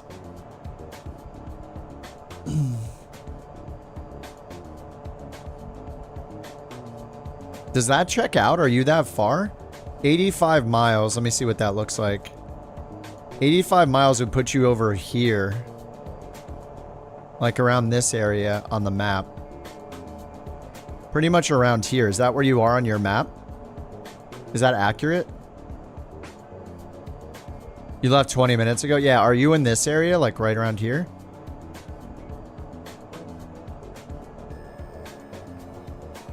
Yeah, you should be like right here. Yes? Oh my god. Yeah, that's crazy. It shows his nameplate out 87 miles away.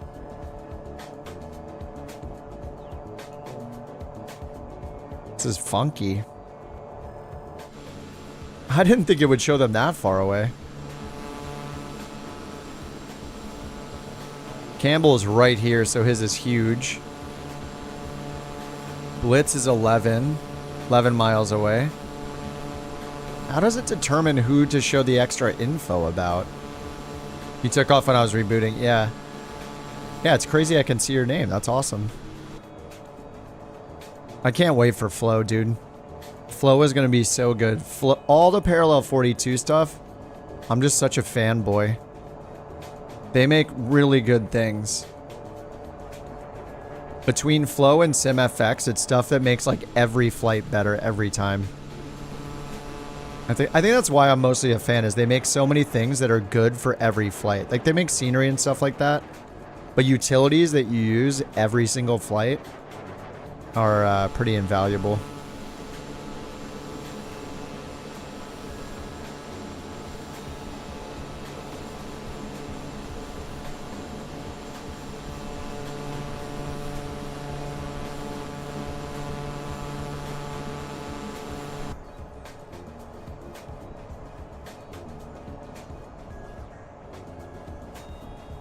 Well, the performance is all downhill from here. I don't have frame gen on, right? Okay, I have frame gen off. I need to run it at 70% scale. Got friends are doing an off-road cart? Like the Juice Goose?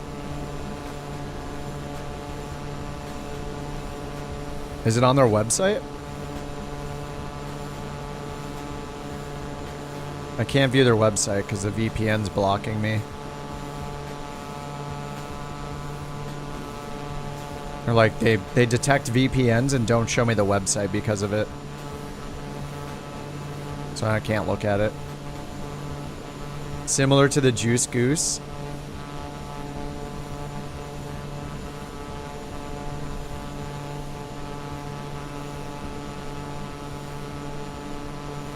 I did not see that. Oh, the cross cart? Is that it? Oh, that's awesome. Wait, this is on FS Elite. FSElite.net.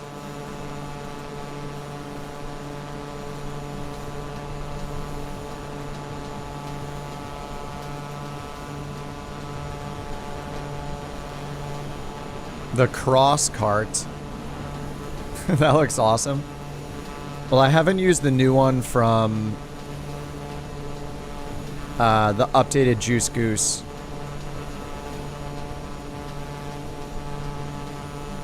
I know it got updated, but I didn't pay the $2. I'm just waiting for the marketplace one. These screenshots look so good. They're just crouching.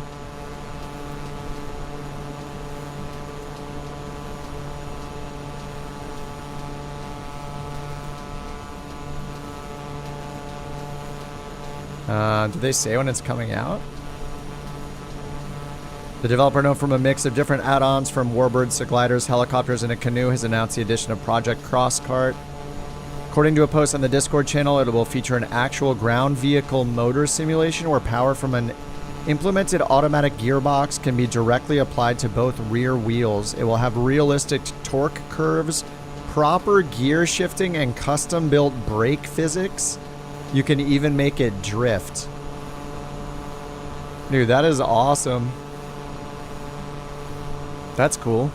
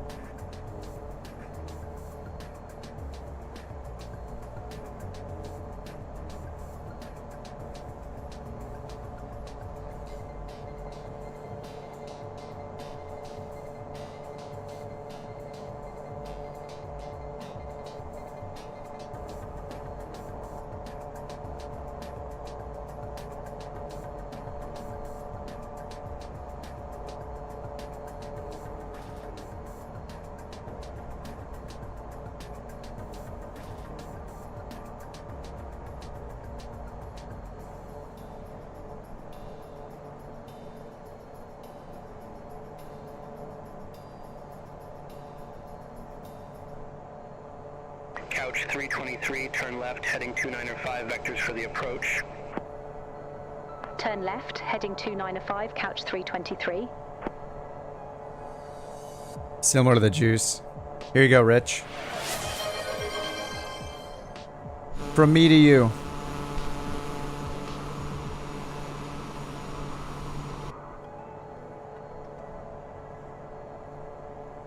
Rich didn't have any icons next to his name, and he's been holding down the Twitch channel.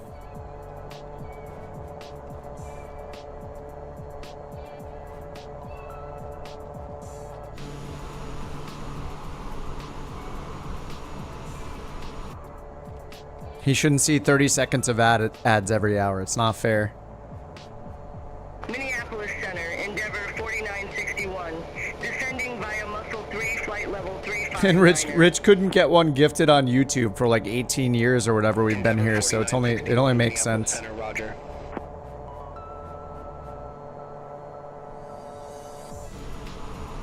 We tried everything to get Rich gifted memberships on YouTube.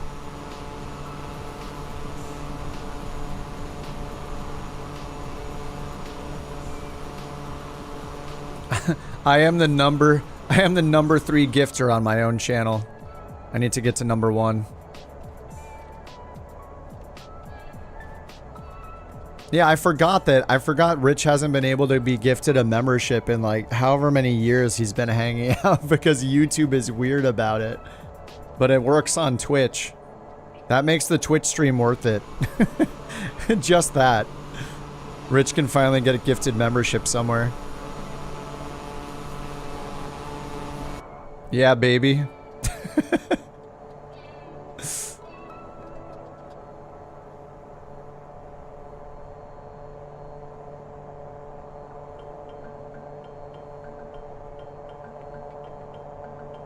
He's trying the emotes.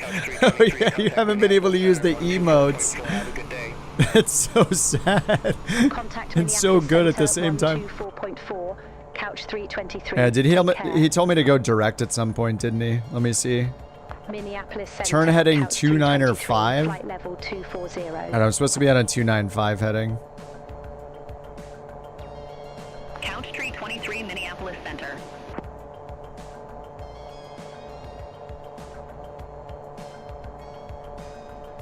The Crouch Captains.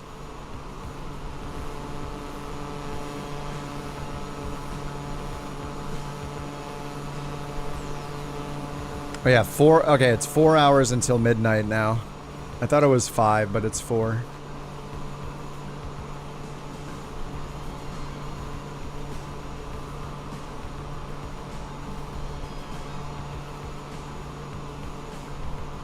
Evan, what's going on? Oh, I didn't have auto throttle on as usual. I need to learn to trust. I need auto throttle to be in my like after takeoff checklist. Maybe we can get the anti-ice off for now. We'll see if the windshield, if the glass starts icing up again. Evan's tuning in after 8 hours of ranting. The power, respect the power of the emote and use them wisely. Oh, they can be spammed. What's actually really cool about Twitch as well is they let you... Actually, does it show it when you point at the emotes? Yeah, you know what's super cool about Twitch? If you guys are on Twitch, point at the emote and click on it. It lets you give the artist that made the emote credit. So you'll see it links to Sushi's channel. She streams on Twitch pretty often as well. You can actually see like who made each emote if the artist is given credit for the emote. I mean, she made all of them. It's just cool that you can see that. The ranting, oh my god. Just more graphics card ranting, basically. Pretty much ranting about graphics cards and frame generation and all the fake frame BS. And I was dealing with a lot of performance problems. Rants about how frame generations existed in Flight Sim for years and they've never fixed it. It still causes the weird stuttering bug. And then I tried lossless frame generation and it was really messing with my... I don't know, after it seemed okay for a while and then I think it was the culprit behind a lot of weird stuff that was happening. Switching apps, just tabbing to another app. It was not good, so... Yeah, lots of stuff. Lots of bad performance problems today, but... I just rebooted and restarted the streams because of it. You rented a PC-12, did the check ride. Oh, on the new Thunder account. Oh, nice. Heck yeah. Couch 323, turn right, heading 315. Expect further clearance in about 189 miles. 315. Turn right, heading 315, Couch 323. That's 316. All right, 315. Clouds are epic. In general, it's been... I think the stability's been decent for me, but there's just like... There are those times when I have to start like reaching, like desperately reaching for these tools to make the performance better. And every time I do that, it seems to make things worse, so... I just hate how many external things we have to rely on for the sim to run better. Like, whether it's lossless scaling or auto FPS or even frame generation, like, all of that stuff to me is a crutch that just... The problem lies in the sim itself, performance-wise. The root of the cause is problems in the sim, and we're trying to put band-aids on it by using things like frame gen, using things like lossless scaling, using things like auto FPS. Like, that's the main rant. A few more updates. Yeah, if it's gonna make you upset, that's the thing to do. Is just, yeah, if you're gonna be annoyed by all the bugs and stuff, then yeah, wait for a few updates. 2020 is fine. It has its own issues, but at the same time, it's been around 4 years, so.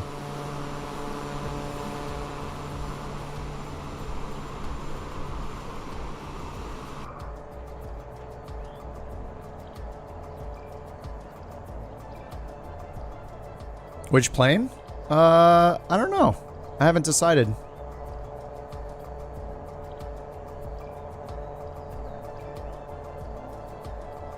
Oh, I see Spider Monkey. I got you. Wait, who's Glith? Hyper. Why'd I stop NeoFly? I used it for a little bit. We wanted to do virtual airline stuff, and OnAir company has a lot of features to run, like player-to-player interaction. So we built a base camp. We have FBOs at different airports. We're hauling goods cooperatively to bring certain goods to certain areas to build things. It's got a whole like industries, like crafting feature to it that's kind of nuts. But I love both of them. I like pretty much every career mode for different reasons. Like Flight Sim 24, everybody should play the career mode. As long as they can handle the bugs, and you know, there will be bugs, it's going to get better, but they should play that one because it's honestly got the best UI of all of them. It's very easy to understand. And then it's got the most hardcore stuff in it because you have wear and tear and failures and stuff. And all those different activity types are awesome. So like, there's a lot of good stuff in the built-in one. It just needs more content. A pilot's life is amazing if you want to do the life of like an airliner pilot. Going from one airline to another throughout the world. It's really cool. Focus on real world routes. NeoFly is awesome. It's great for like bush pilots. Like rise through the ranks, you know, go from bush to airline all the way up in the grind, and it's free. And then OnAir company has all the crazy like MMO style features of like building bases, crafting, taking over airports. Like it's kind of nuts. So they all have their different pros and cons, but it's more like they all have their different pros. Like it just matters what you're looking for. I still think long term, if Microsoft doesn't mess it up, then I think ultimately I think Microsoft is gonna maybe have the best career mode. But they're the last ones to the party. Like they're the new guys in the career mode space. So of course they're gonna not have as much stuff to do. But the wear and tear makes it crazy. Yeah, third-party aircraft. Yeah, exactly. Yeah, Microsoft has a lot of work to do on theirs. But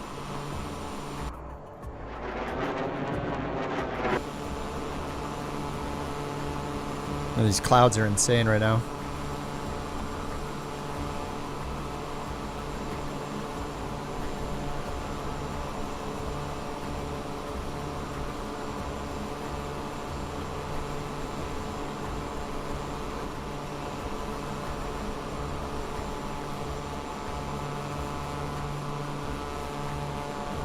The missions are quite crap. Oh yeah, the way, yeah, you go from like the Grand Caravan and the PC-24 having the same like runways that you fly to is insane. I remember loading the PC-24 and taking off from like somebody's backyard on like a sidewalk and ramming into trees 3 times. It was good.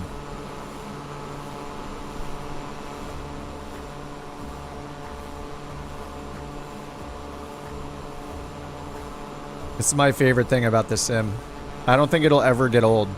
Looking down through insane clouds or holes in clouds all the way down to the ground and seeing the ground detail is my favorite thing. Once we get that skydiving mod, we'll be able to like just jump out, fly down, parachute down to the ground, and then hit a button and teleport back into our plane and keep flying. That'd be the best. What's up, Saeed? The AI they use for the mission. Oh, yeah, the AI, the text-to-speech is embarrassingly bad. It's horrible. It would have been better for them to, like, not even have it, I think. The AI, there's no variety to what they say. Like, yeah, it's pretty bad. They're probably stuck with whatever homegrown AI model they had, and they're not allowed to use a competitor's, of course, so. It's just one of those things that should be cut when it's too bad that it's better to not exist than to put the bad in there.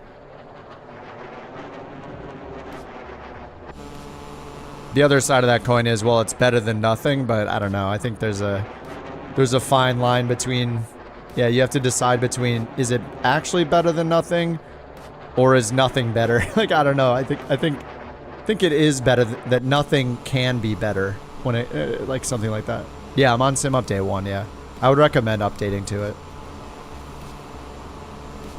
Sim update 1. A lot of people have, well, especially if you're on PC. Xbox seems maybe a little hit or miss.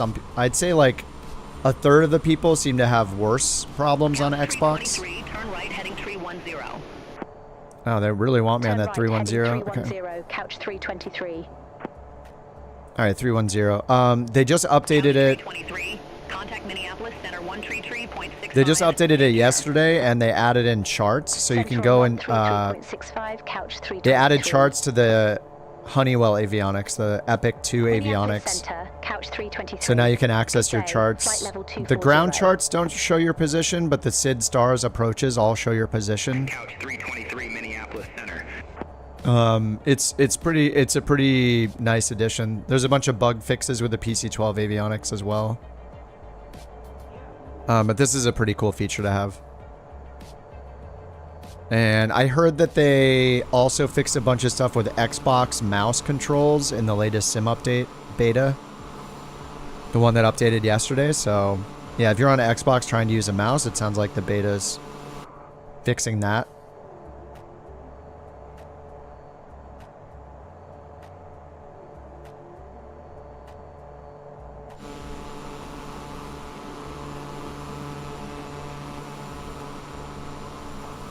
PC Xbox? Oh, the Xbox app. Yeah, Microsoft app. Yeah, I got you. I'm the same. PC through Microsoft. It does update itself, yes.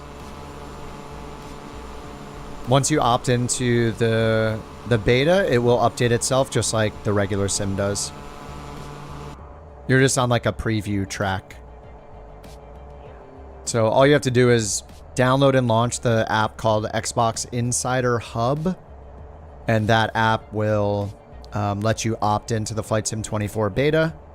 After you opt in, you just reboot your Xbox or PC, just restart it, and then launch the sim, as you always do, just the normal way, and it'll update itself. And then you're good.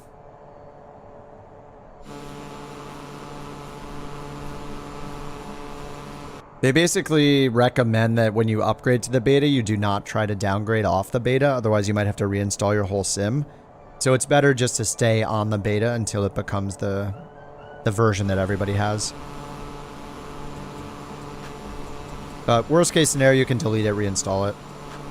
Pretty much everything except your community folder is backed up in the cloud anyway, so it's not too risky.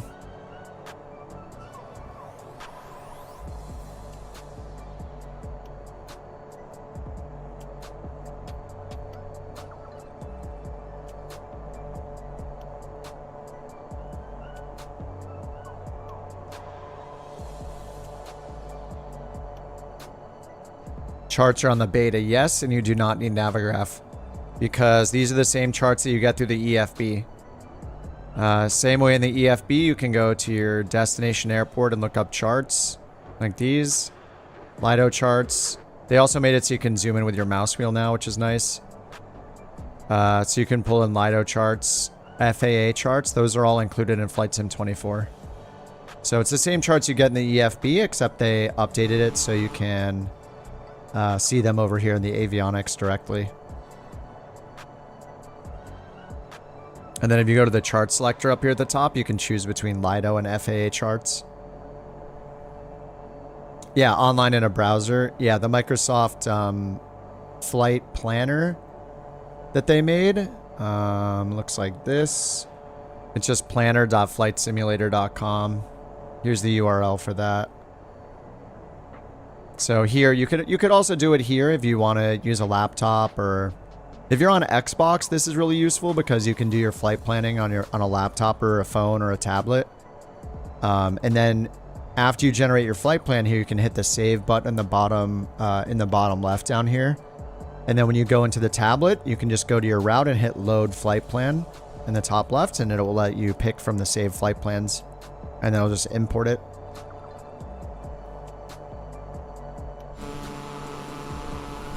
Yeah, you can use it on your iPad. Yeah, that's nice. Yeah, and the planner is slick.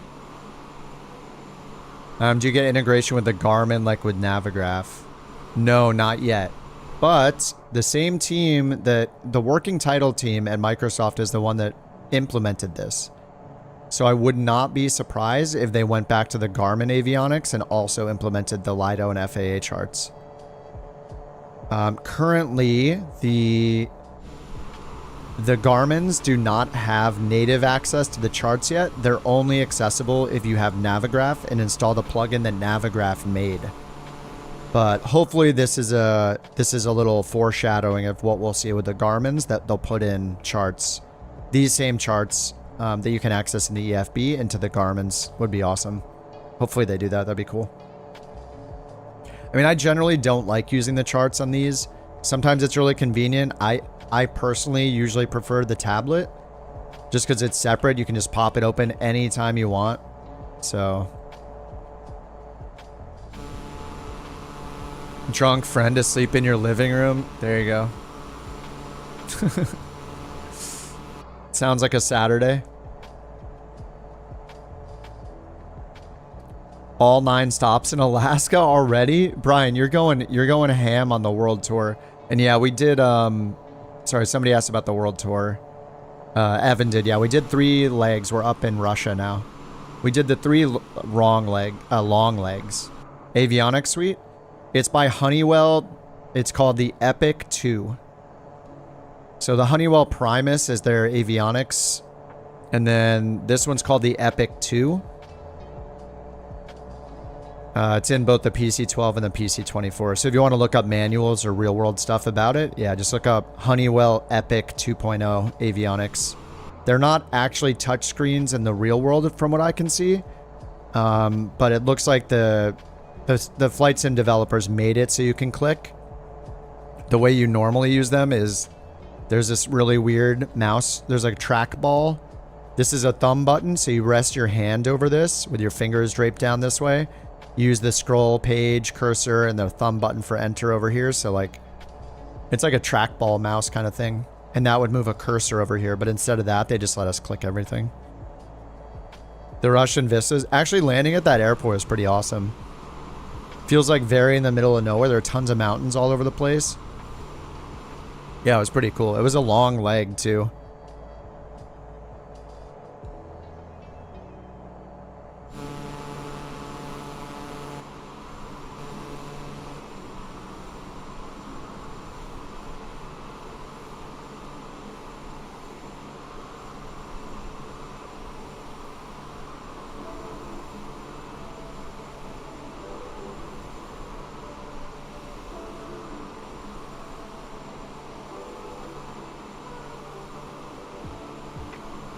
Oh, we've heard this song so many times. Let's skip it today.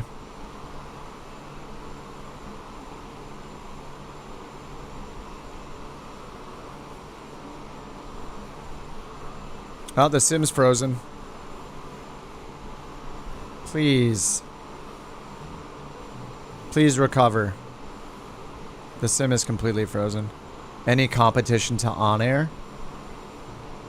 Yeah, NeoFly is probably their closest competition, and NeoFly is free. Unless, you can pay for some additional features, but the main part of NeoFly is totally free. You can pretty much play it forever for free. The tours in OnAir? I haven't yet, no. I know they have a few of them. Yeah, my sim's still frozen. If it recovers, then I'm going to need to clear my NVIDIA cache. This happened the other day. This is essentially the same behavior as 2020 that I was having, where it just sits here for like 3 or 4 minutes and then it unfreezes. I think it's going to unfreeze because the sound has not stopped.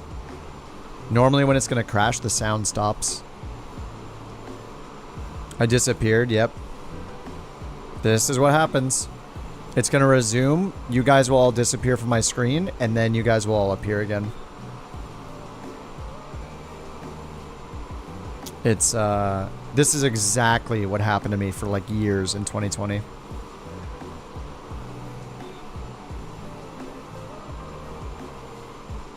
I get the reason for the rants. I try not to rant too much. It just, you know, every now and then it's too much. Still showing on the traffic map. I think it's gonna recover. This is exactly what happens in Flight Sim 2020. Yep, there it is. It's back. Now you guys disappeared, and now you guys will show up. So the bug in 2020 is still here in 2024. Shocking. How I fixed this before was clearing my NVIDIA shader cache and turning it to unlimited cache size, and periodically deleting it, clearing it out. Yeah, it's set to 100 gigabytes. Maybe it's full.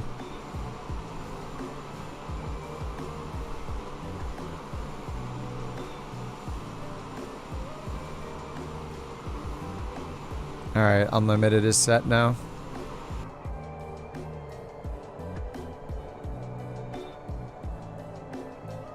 Alright, well at least it didn't crash.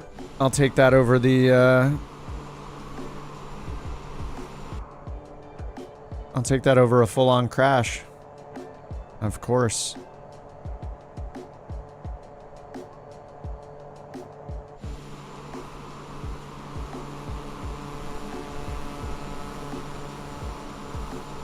Rumors about when Wing will release Boeing autopilot hardware. Oh, the MCP. That one's not out, huh? Did they just show mock-ups of it?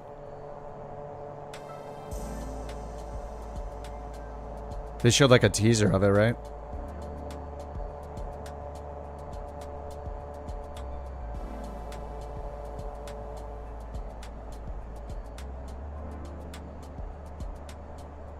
Man, their website is so slow. It's crazy.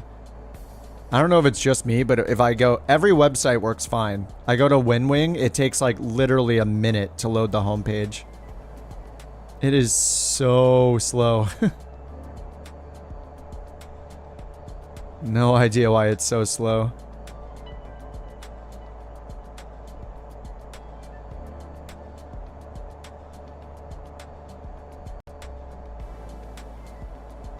Oh, is it the Flight Sim conviction? People still order the McDo in the FMC? Maybe.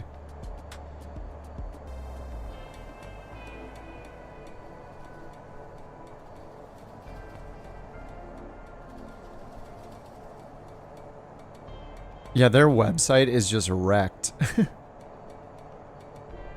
When are they hosting this thing on a 9600 baud modem? Oh, dude, the fighter joystick is so much better than the Ursa Minor regular joystick. It has so many more buttons. I wonder, why do people always say to get the regular Ursa Minor? This would be so much better. It has all these extra hats.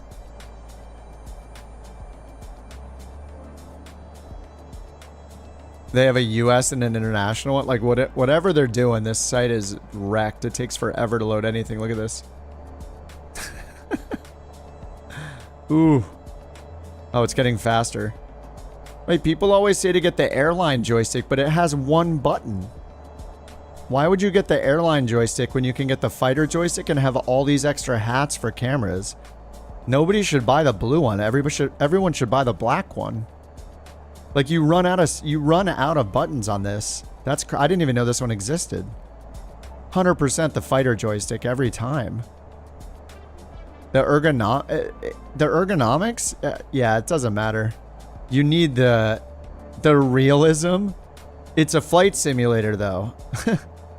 You can't reach out and touch a button to turn your head in real life. You need these buttons. You're playing a video game. The realism. Well, you better have 360 degrees of monitors around you then. Because you can't turn your camera then. If it's realism, then you're not allowed to turn a camera. You have to turn your head only. You can't you can't go outside the plane either, because you're not getting outside in real life. It's so dumb. Yeah, the fighter joystick 100% is better. Yeah, installing Sim Update. Dude, Sim Update's great. The big highlights of Sim Update 1 are the improved ground satellite images are much sharper. You can now go into the weather and independently control your time of day from live weather like you can in 2020. So you can always have live weather on and just turn the time of day to whatever you want. So I'm flying daytime in the US with live weather. So then you can use METARs, like SimBrief is accurate, Beyond ATC, VATSIM weather, real world METARs, it's all going to match. So that's the number one best thing. And now in the newest update from yesterday, they added charts and lots of bug fixes. So yeah, to me, I think overall the Sim Update 1 beta is awesome.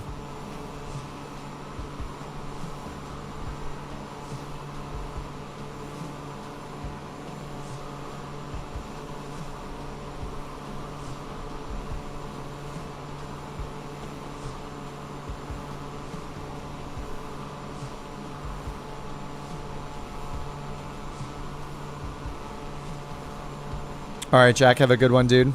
Got some good flights in today. Yes, good flights and good crying on my part. Have a good night, dude. Wait, what time? Is it like 4 a.m. for you? How late is it? Holy crap.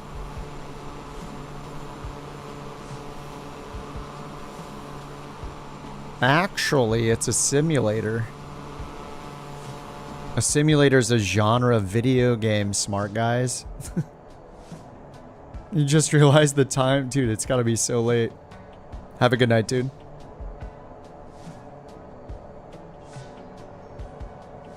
$4:30 a.m. Yeah, WinWing's very... Yeah, it seems to be really highly recommended as like a new intermediate kind of setup. Yeah, I feel like WinWing is probably going to replace a lot of the lower end Thrustmaster stuff. Alright, 5:30 a.m. Oh my god. Good night, Joe. Yes. I would go to sleep at 5:30 a.m. as well.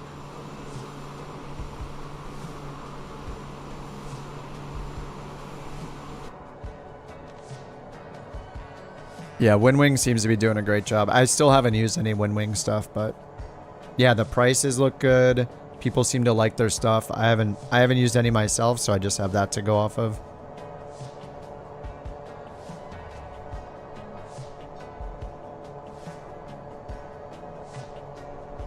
All right, let's see if we can get a top of descent. Current Boeing hardware is 1,000. Yeah, they're it's smart what they're doing. They're making it more affordable. Yeah, 130. Yeah, it's awesome. It's smart. Couch 323, contact Minneapolis Center 126.45. Center on 126.45, Couch 323. Minneapolis Center, Couch 323, flight level 240. Couch 323, Minneapolis Center.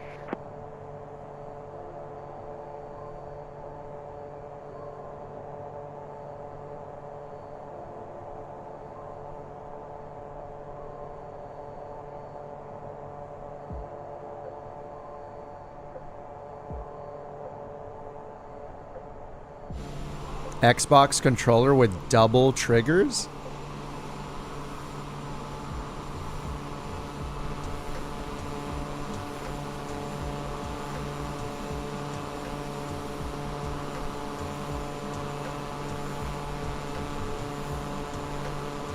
Oh, one for throttle and rudders. How do you use throttle on triggers? I mean, throttle is a set and forget kind of lever.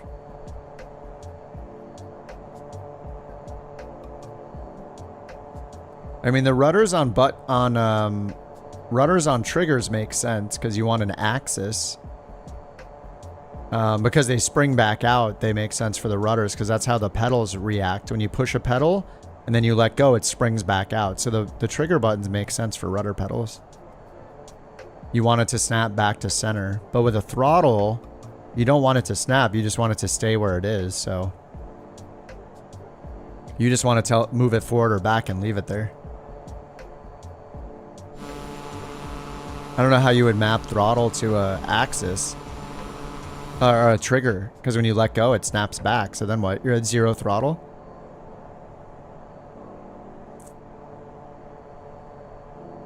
Have I ever used FS Airlines? No, I haven't. What's up, fathers?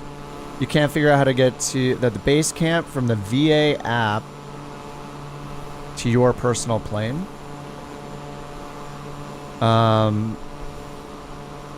Okay, there's a couple things that might be happening. One is a permissions thing. If you go into your VA permissions, VA operations, go to manage VA. There's a permissions thing that lets people pick up VA cargo or not with personal planes. So you probably need to change that permission to allow personal planes to take VA cargo and VA missions. That's probably what's happening.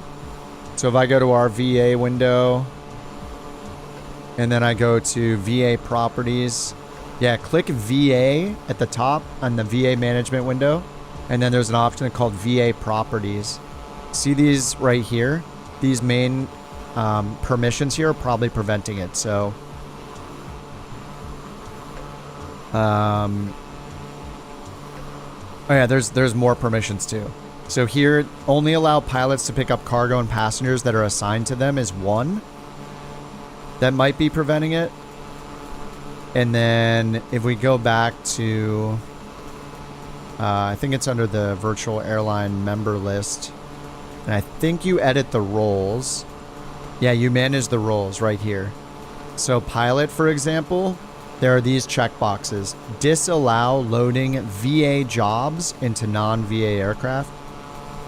Disallow loading non-VA jobs into VA aircraft. So we have the top one turned off so people can load VA jobs into their personal aircraft. It could be that as well. But we don't allow people to use VA aircraft to do their personal jobs. And then the other thing is just make sure that you're at the right location. You know, when you buy the Basecamp kit, make sure you're flying to that airport to pick it up, the exact airport where the kit is, and then it should be there in your when you go to prepare the plane. It should be in the cargo list of what's at that airport.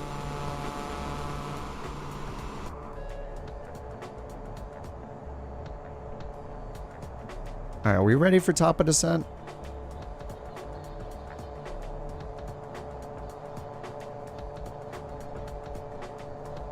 Two 7 vectors.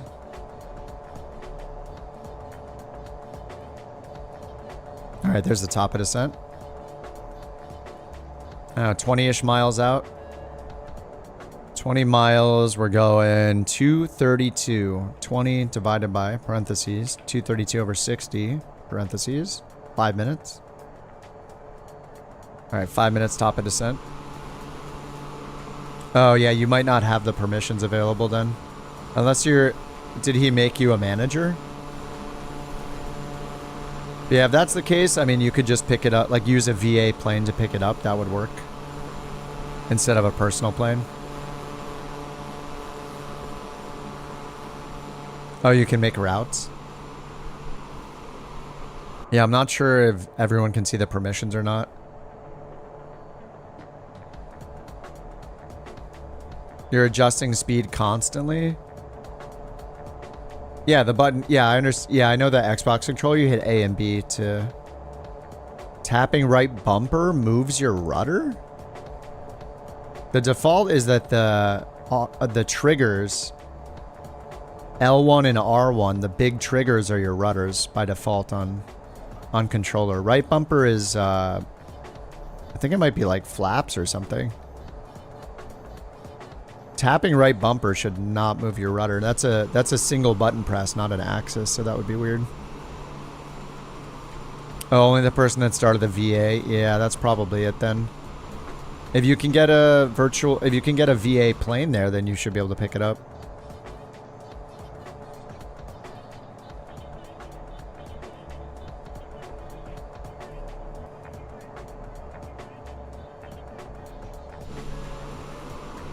And we're getting the craziest clouds. Oh, all the other planes are hours away? Oh, well, it sounds like when your buddy wakes up, he can solve the problem.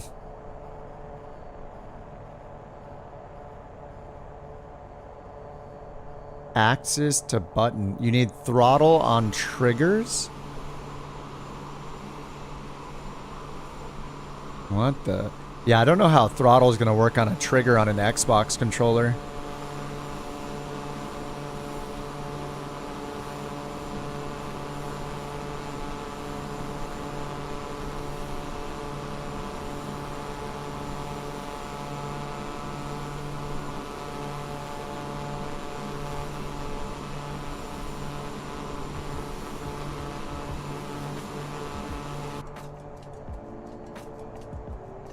X56.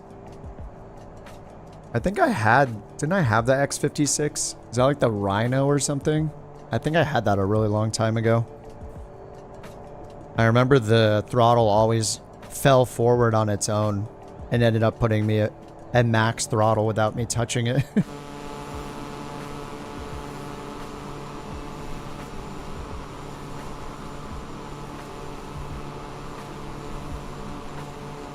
It's like continuously on a controller, you press to increase and it stays there.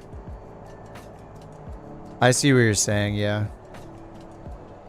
So the further, so it's like having an axis, one increases and one decreases only. So the further you pull it, the further it increases it. So you could like tap it multiple times, it'll go increase, increase, increase, increase. Or you could pull it really far and it'll increase it further. And then use the other one to decrease, decrease. So you have... So you can more quickly move it if you want to, I guess. That's interesting. That sounds like so much work for a controller. At that point, like, if you're modding the controller that much, like, you just need a stick with a little throttle slider on it. It's a whole thing. That sounds so complicated.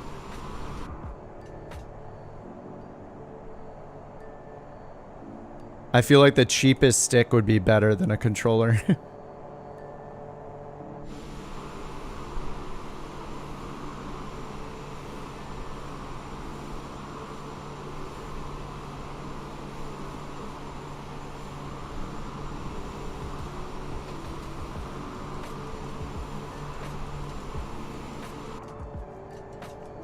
Yeah, there's probably this whole world of controller customization I know nothing about.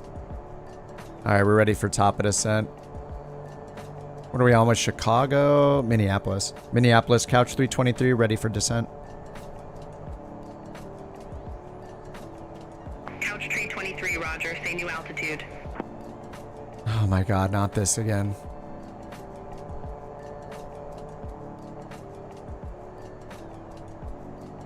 Let me change frequency and change back. I'm not requesting an altitude, it's time to descend. Couch 323, roger. Say new altitude. No.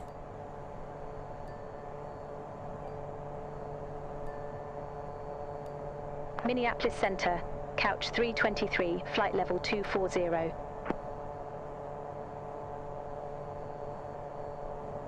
They probably gave me a descent before and I didn't hear it. No, they didn't. Request approach change, request arrival runway change, request altitude change. Alright, well, I'm just going to start descending. Alright, we need to get down to 3,500. Runway 27. So I got the RNAV 27 in. We'll need to get down to 3,100 at least.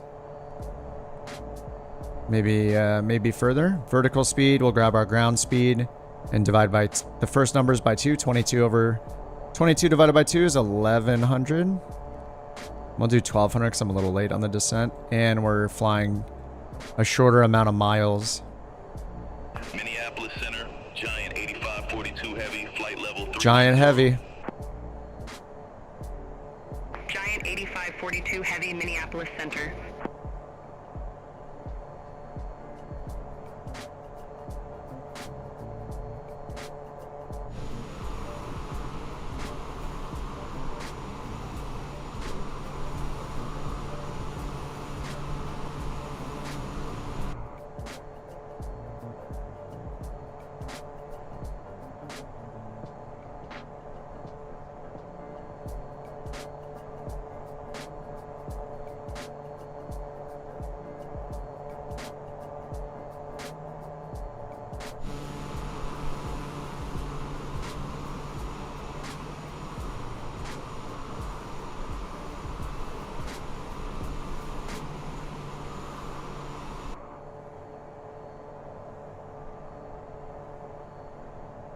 You rigged a chopstick to your PlayStation controller to make a fake little joystick? I've seen pictures of that on Reddit. Who needs a flight stick? Couch tree 23, contact Minneapolis Center tree 455. 3455. Couch 323. Would they actually say 3455? Couch 323. I feel like they would say like 3455. Couch tree 23, Minneapolis Center, roger. Couch tree 23, turn left, heading 290. All right, Harrison, 290. Turn left, heading 290, couch 323.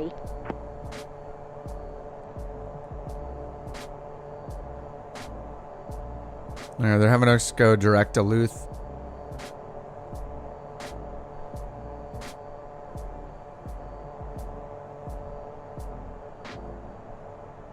We're descending and they haven't said anything about it. They don't care. Couch tree 23, turn right, heading tree 25. Turn right, heading 325, couch 323. Okay, 325. Couch tree 23, turn left, heading 140. What? No. Turn left, heading 140, couch 323. The vectors have been so messed up lately. Couch tree 23, turn right, heading tree 25. Turn right, heading 325, couch 323.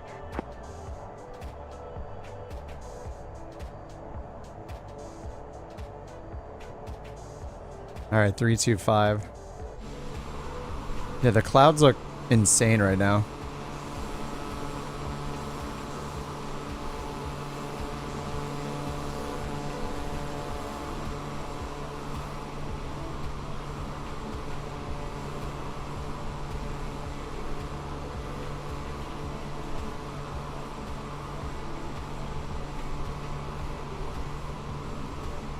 Minneapolis Center, Air Canada 160, flight level tree 30.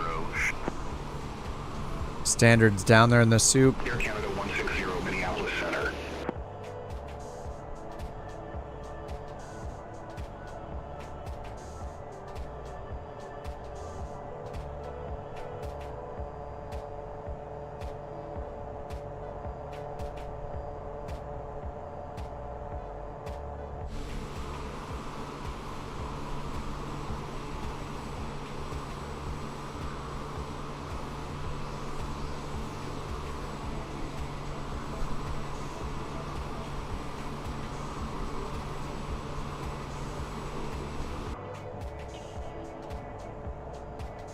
All right, let's check the weather. Evelyn, Virginia. Ooh, light snow, 5 miles visibility, scattered at 2,000.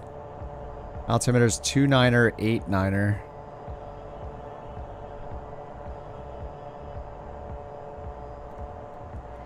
All right, 29er, 89er is set. This is gonna be a fun landing. Altimeter 29er, 9er tree. Expect radar vectors for. Altimeter 2, Niner Niner 3, expect radar vectors for Couch 323. Expect radar vectors 4. Looks like run. 323, no tower services available at Evelyn, Virginia Run. Frequency change approved. Frequency change approved. Couch I don't know. It says runway 14 is recommended. There's only a visual for 14. So it's either 14, 9, or 9 maybe? 9 only has a visual. Okay, it's giving me the one that actually has an approach. So the only one with a real approach is RNAV 27.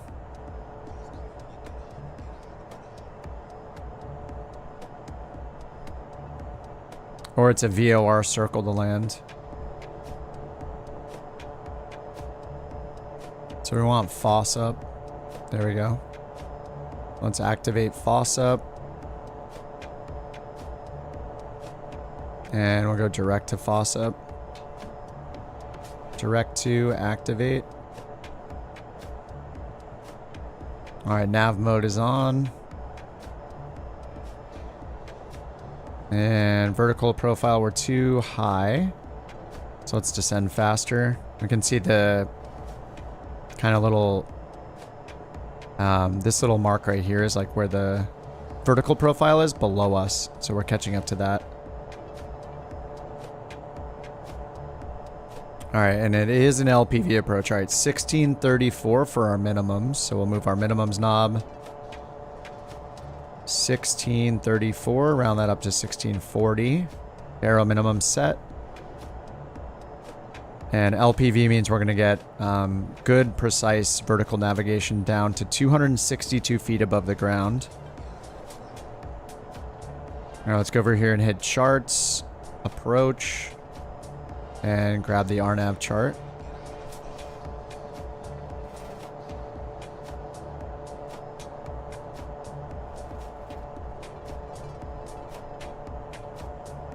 All right, might need to descend faster still.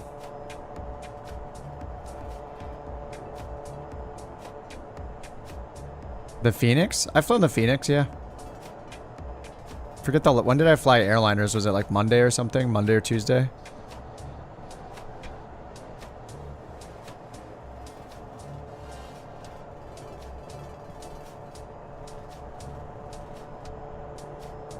Xbox controller spreadsheet guide.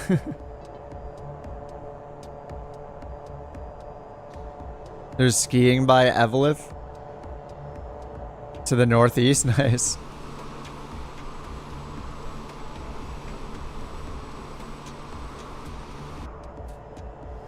I don't know anything about this part of the US really.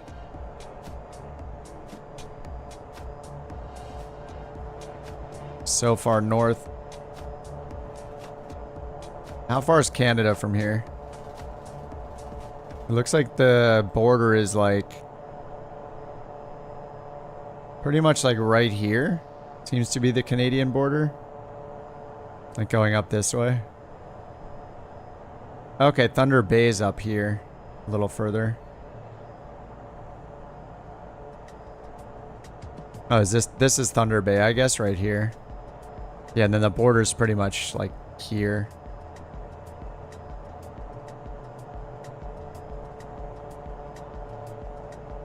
Now let's see if we see our position on the map. And it's -15. Let's get our anti-ice on. Alright, anti-icing all turned on. Auto throttle's taking care of stuff. Oh my god, into the soups.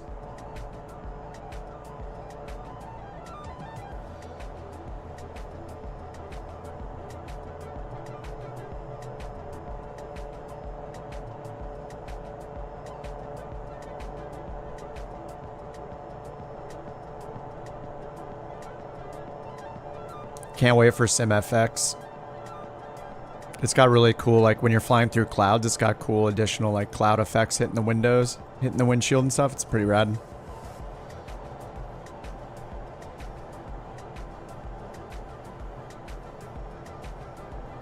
Oh, lots of dense woods up there. Nice. Nice for outdoorsy people. Terrifying for city people.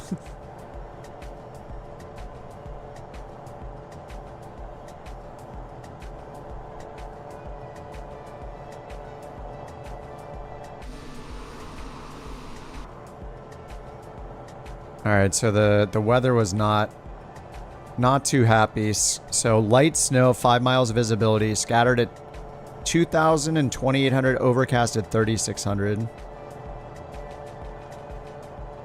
And let's see, airport elevation, 1,370.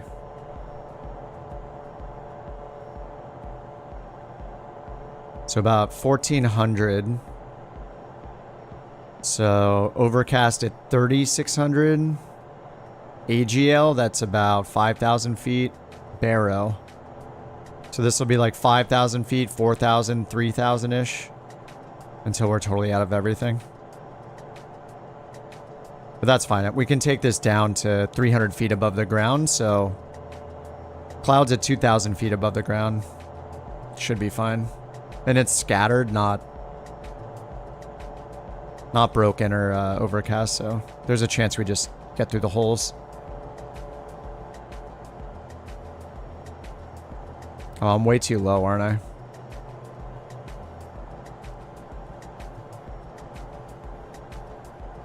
I'm way below the, I was in vertical speed mode. 3,500, no procedure turn.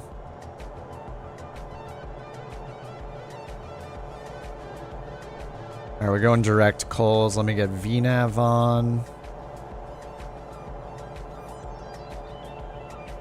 And for my safety, let's get TAWS on over here.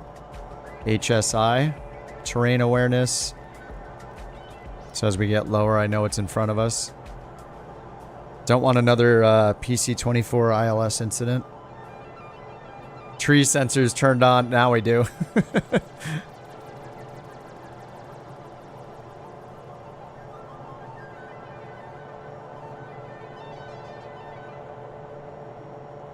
Yeah, we'll do altitude hold and VNav on.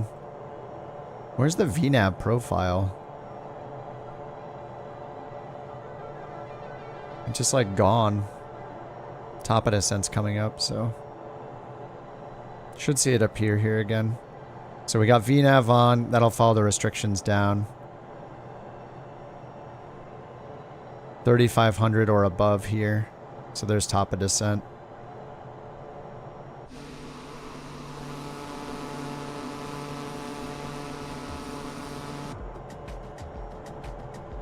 Engine temp?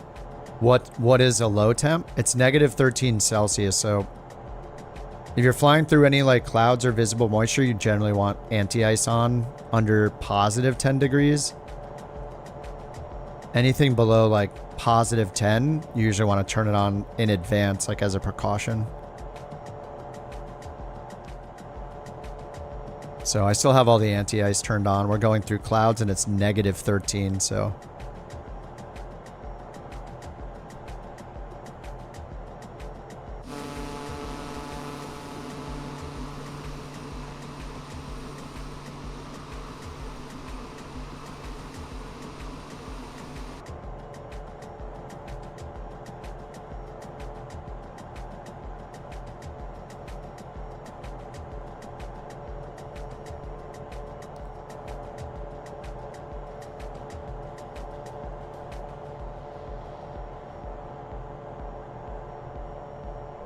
There is, with the anti-ice though, like my understanding is there's a temperature, like if your outside air temp or static air temp is below negative 40, then you don't need anti-icing because it's basically so cold that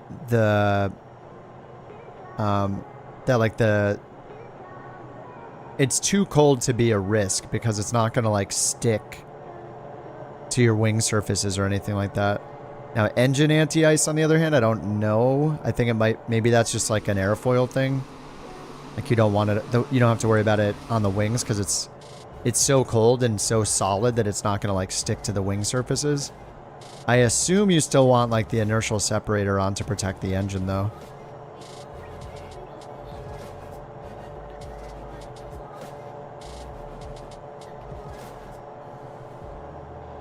Yeah, positive 10 Celsius is usually like anything at or below that is the part where you start worrying about ice and making sure to prevent any ice from happening Minneapolis Center, by turning it on in advance. 132, flight level 330. Oh, planted like a lawn dart? Yeah, the lack of lift. Alright, let me slow this down a lot.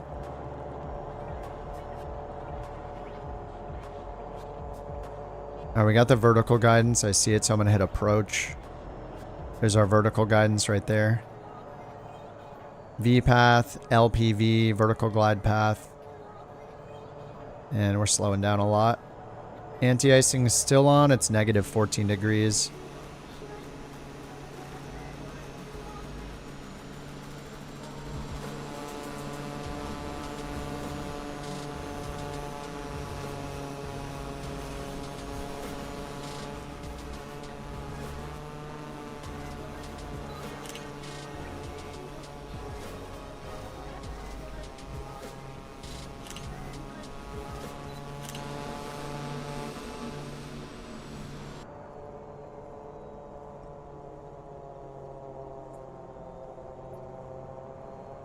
Air Canada 160, contact Minneapolis Center 126.45. Contact Minneapolis Center 126.45, Air Canada 160. Have a good day. We're almost at Bannis, and we don't see ourselves on this. That's crap. What about on this one? No, we're in the wrong spot. Alright, Bannis is the final approach fix, 3100. And we're about to cross over it. I'm gonna get the auto throttle off. Lights are all on, anti-ice is still on. I think prop speed, low speed turned itself off. Alright, we're gonna get gear and flaps 1 down. There's that light snow.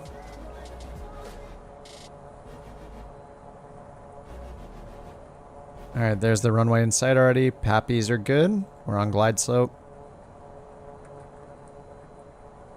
Or on the glide path.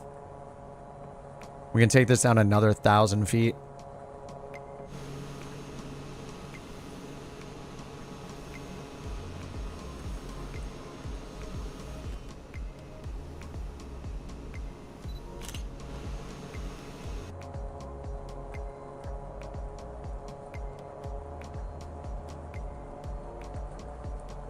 Alright, inertial separator is already on. Landing gear 3 greens. Taxi and landing lights are on. Flaps to landing position.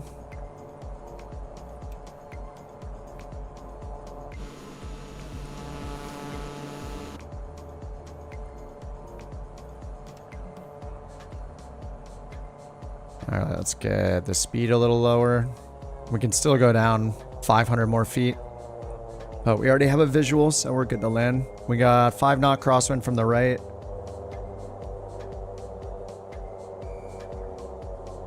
Autopilot off. Autopilot. Let's get flaps 30.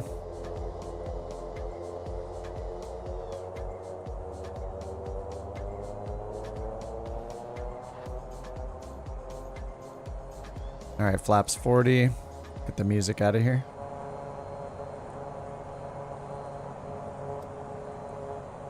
Oops, got real high right there.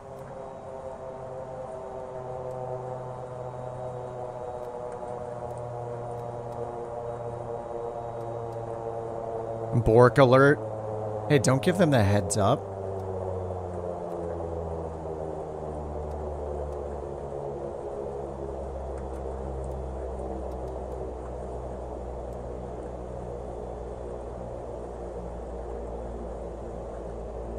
Is this a closed runway?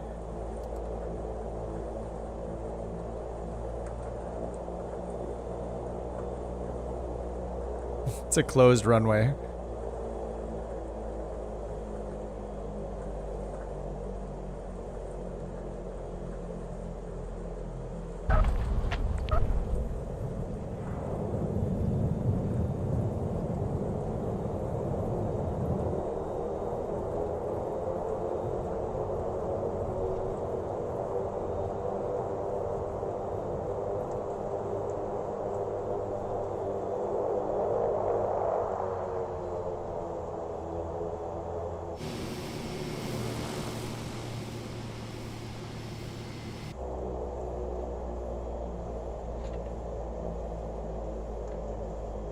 All right, we made it.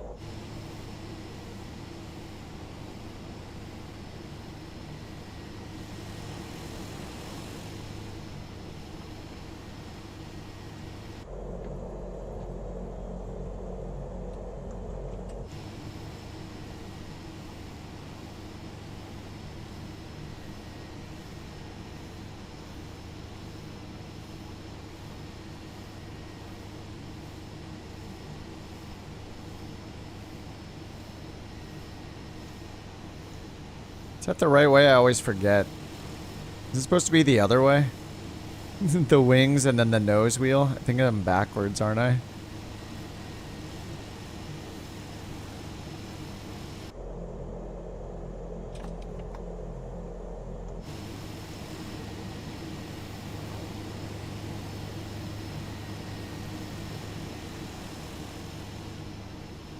We got like a group circle kind of thing happening here. Wow, that plane looks great. Trojan, what is going? Is that the TBM? It's got to be the TBM. Must be. All right, let's get the flaps up.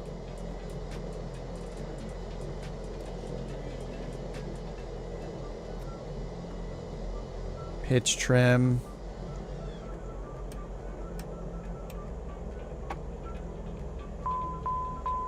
All right, engine off. Let's get our money.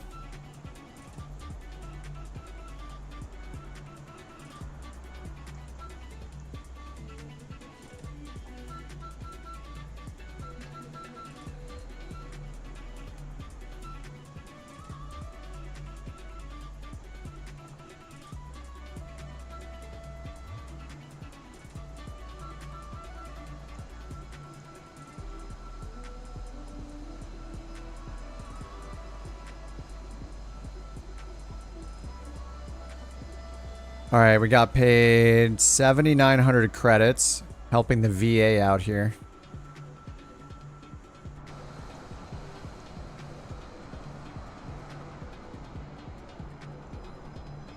I've been bad about watching landings. Law's coming in, let's go.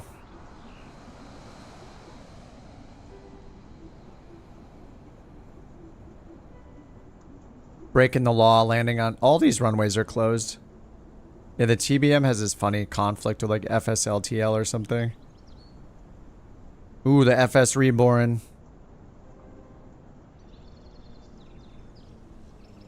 It's silent.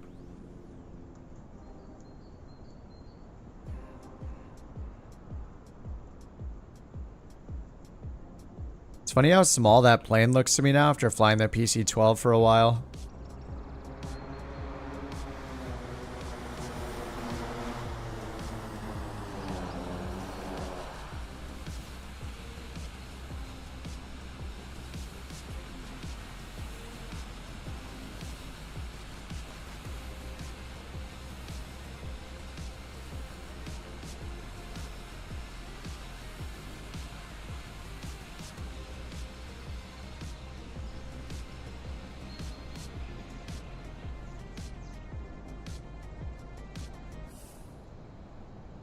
Yeah, it's like the default livery. It's crazy.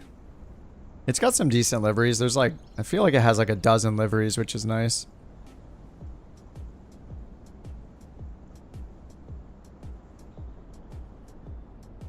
This airport is so weird looking. 2 closed runways. No buildings. It's got a beacon in a parking lot. It's so random.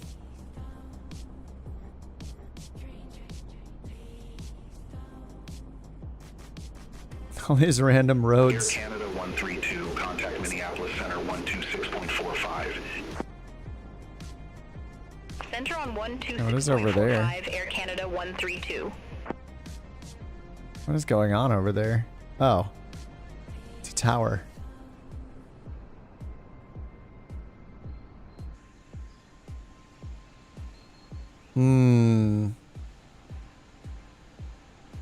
Should I do more flights? Probably.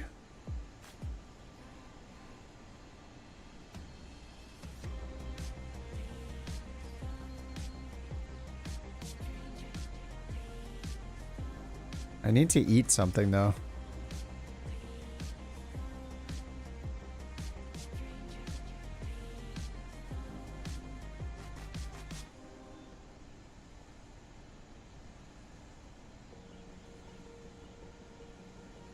Visual to CYBD is insane, so awesome.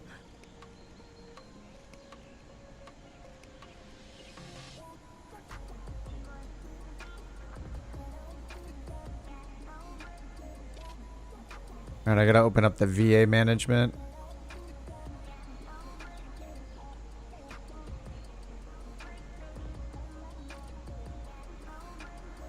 Taco Bell.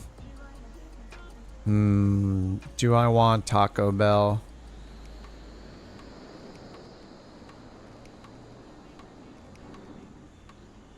Someone just crashed in the parking lot. You have to visually navigate the center of a steep valley above a river way below the mountaintops. Nice. Container full at Couch Factory. Hunting gear container is full. Alert.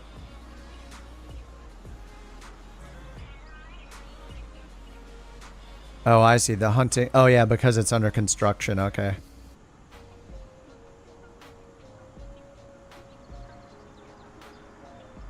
So we have the hunting gear already. Nice. In construction until 2/2/14/18. It's about 9 hours.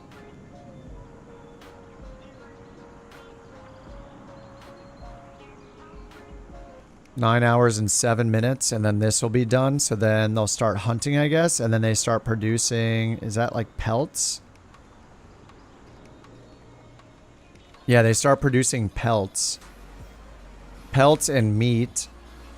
The meat will go into this. The meat's going into the meat smoker. Nice. And then the tannery. Oh, nice. And that'll produce fur and leather. And then smoked meat in a container, and then we can sell stuff. Vegan pelts, yes. Vegan pelts, vegan meat. It's impossible. It's for impossible sandwiches.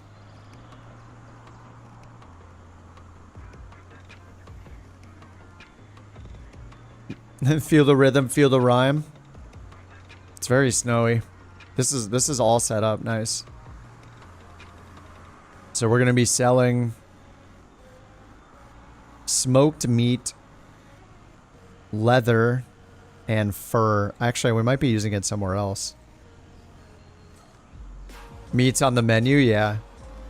Yeah, meat'll be on the menu. Tomorrow, yeah, 9 hours. Yeah, early morning tomorrow. See, we only have 10 available industry points though, so that's the main thing holding us back down here in the corner. It says 10 industry points. So we actually can't even build the other things because look, it requires 90 and 30. So we need 30 industry points to build the meat smoker and 90 to build the tannery. But this one got started.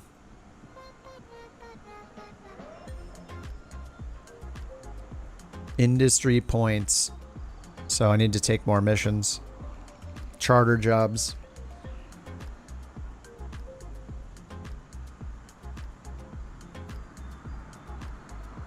Yeah, meat's back on the menu.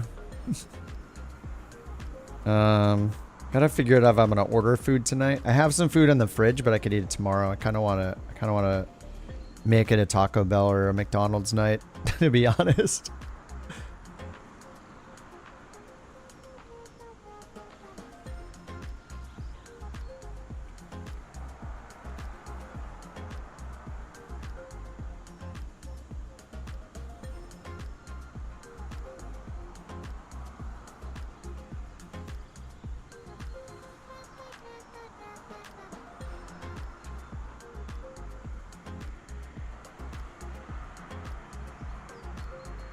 Alright, let me find a mission. I need to get the mission going and do my AFK stuff in cruise.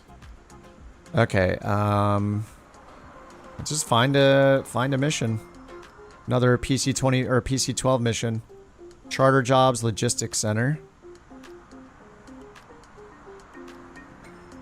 Oh, you had Thai food? Oh my god, that sounds so good. I love Thai food. Thai, Vietnamese.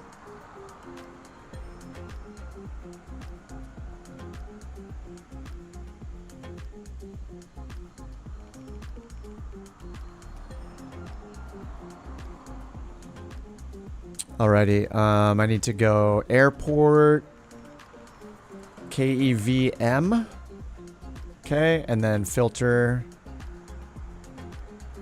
Oh, I can just filter for this one because I'm using the, alright, that's fine. Minimum airport size 1, we don't need a super tiny airport. McDonald's crispy chicken sandwich. Shockingly close. Oh, I'm gonna have to order that then.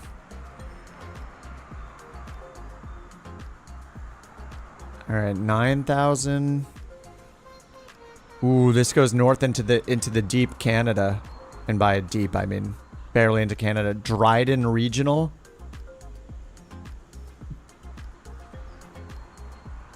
Do I want to go into Canada? I guess we do. I think we do want to go into Canada. Change it up. CYHD.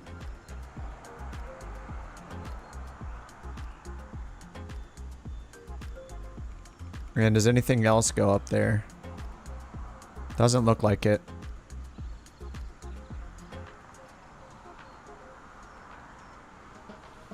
Let's accept the job. Crispy chicken sandwich. Does it have pickles on it? If it has pickles, I want it. I guess you could add pickles probably. I mean, any crispy chicken has to have pickles. It's the law.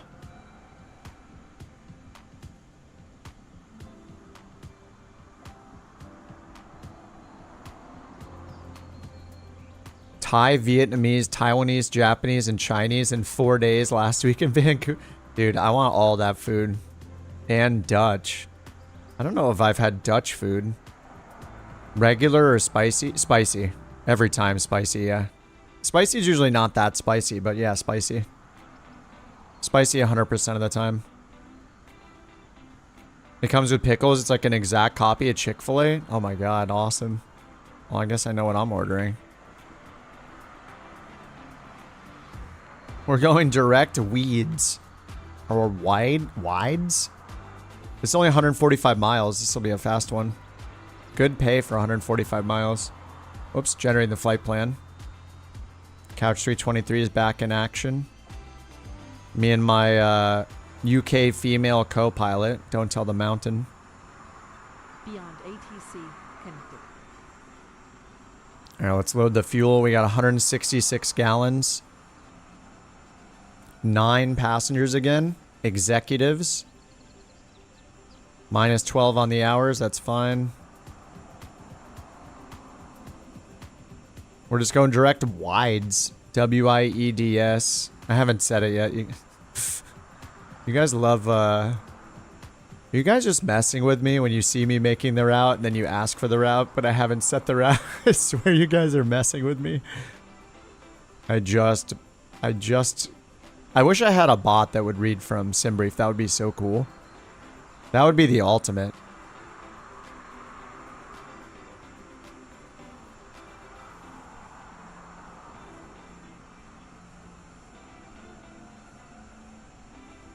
Alright, there's the route. Direct wides.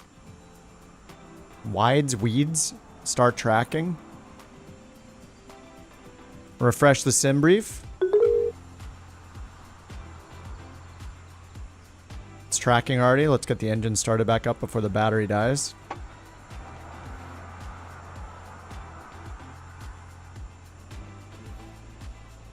Import the route.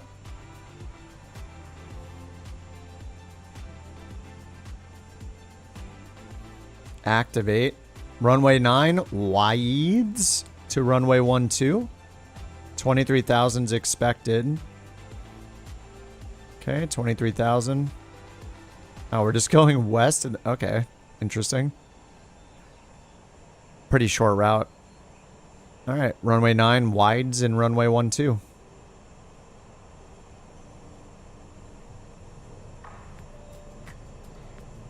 Couch 323, ready to copy IFR clearance to Dryden Regal. All right, altimeter's 2988 right now. Couch 323, Minneapolis Center, clear to Dryden Regal. Radar vectors wides, then as filed. Maintain 5,000. Expect flight level 230. 10 minutes after departure. Departure with me. Squawk 2342. 2342. Cleared to Dryden Regal. Radar vectors wides, then as filed.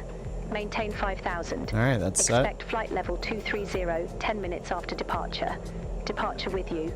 Squawk 2342, Couch 323. Runway 9 is expected. Sweet. New lighting engine can be so ridiculously good. Yeah, it's insane.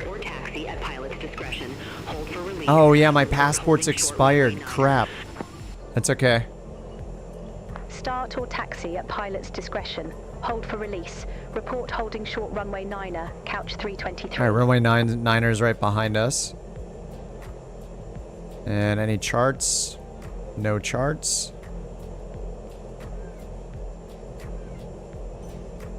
All right, runway 9er. Let's get the flaps to 15.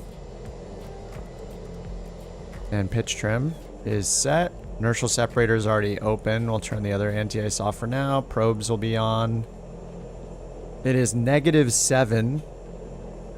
We'll get the other ones on as soon as we take off. All right, parking brake. We're good to go. Let's turn around runway 9.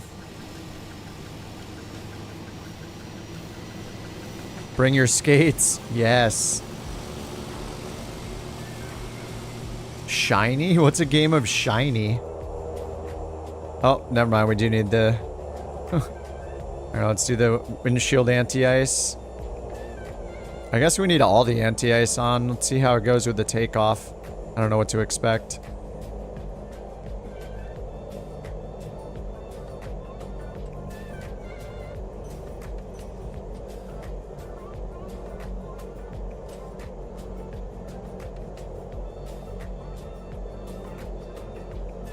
Alright, flaps, inertial separator, landing light, and strobe lights.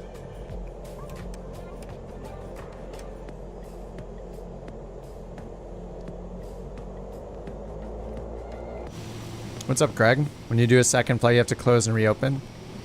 No, you're not, but they don't make this obvious. But if you hit, and somebody taught me this in the chat, if you hit escape, you can cancel the flight and reload the next one without quitting and reopening the app. Just hit the escape key. For some reason, they don't have a UI saying, like, new flight or something. But yeah, you just hit escape.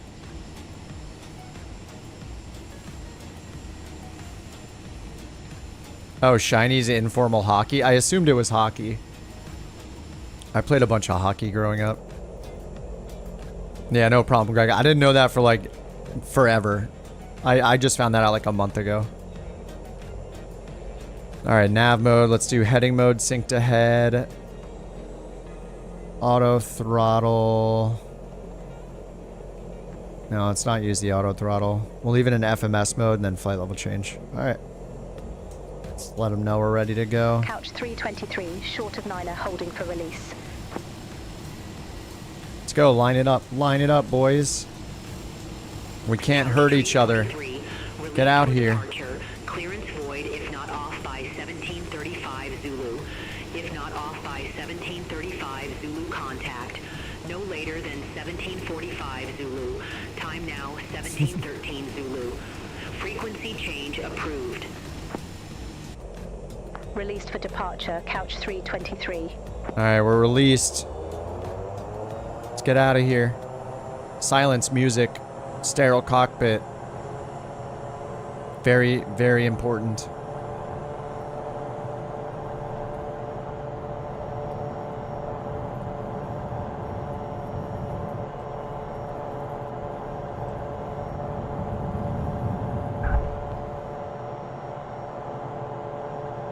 Gear up.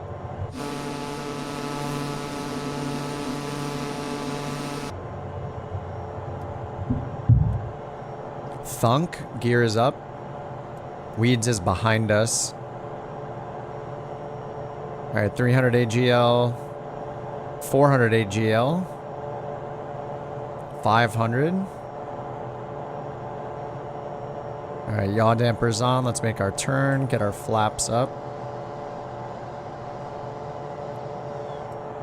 All right, flaps up. Now let's make our turn.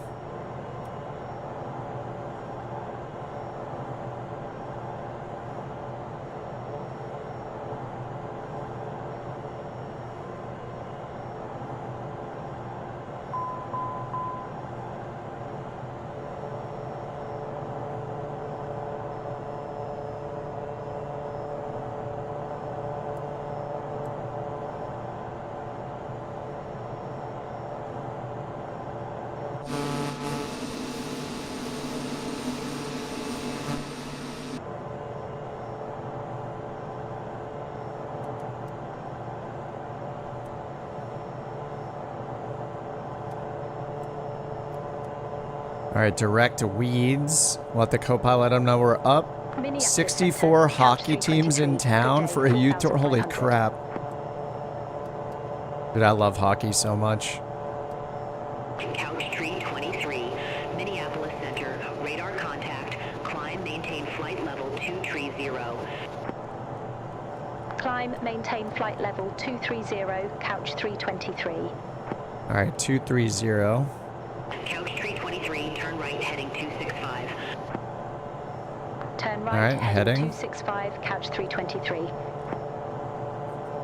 265.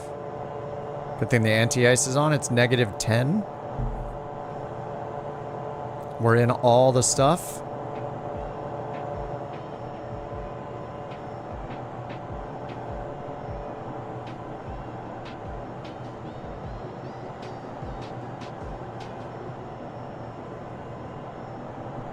Four weekends in a row. That's cool.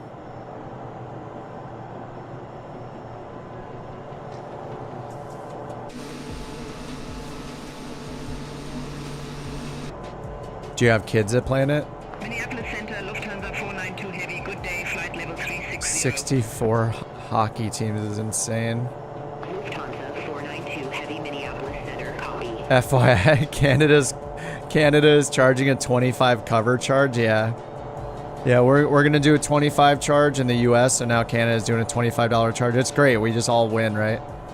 What's up, Fishin'? New to flight sim streaming, stopping by. Oh, dropping a follow before you go live. Cool, man. Well, good luck. Welcome to simming. Welcome to flight simming.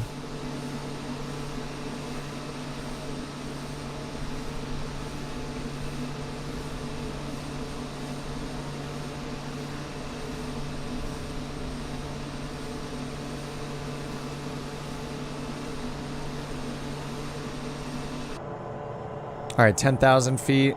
Get our lights off. Strobe is on.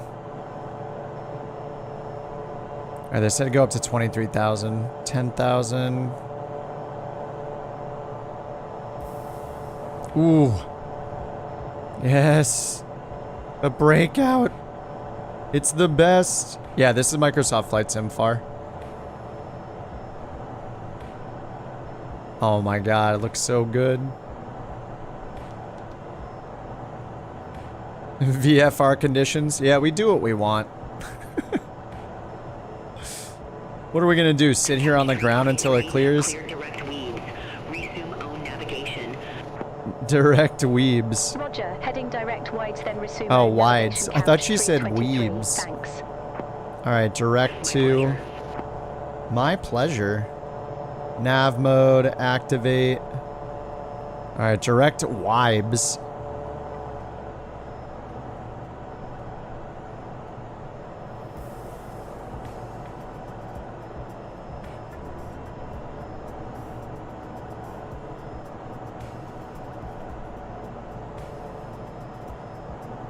Fluffy clouds.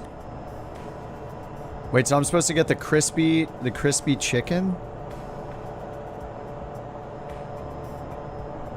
So much crispiness will be enjoyed today.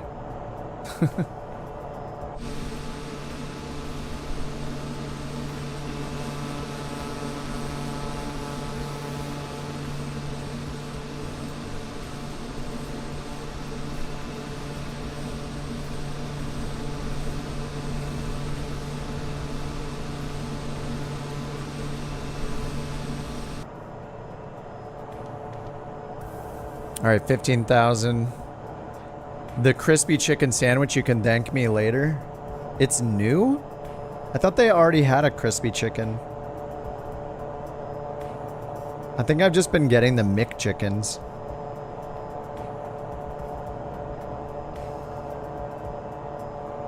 Crispy with a K? Oh no. Don't even say it. If it's crispy with a K, it must be bad. For obvious reasons. Harvey's Burger? Well, is it fast food? Because if we're not comparing fast food to fast food, then it doesn't count. People love In-N-Out out here in California and like Nevada and Arizona, I think. It's in a few states. People love their In-N-Out burger. It's definitely less... It's a little more plain in a way, but it doesn't... it's good. You're not as guilty when you're eating it.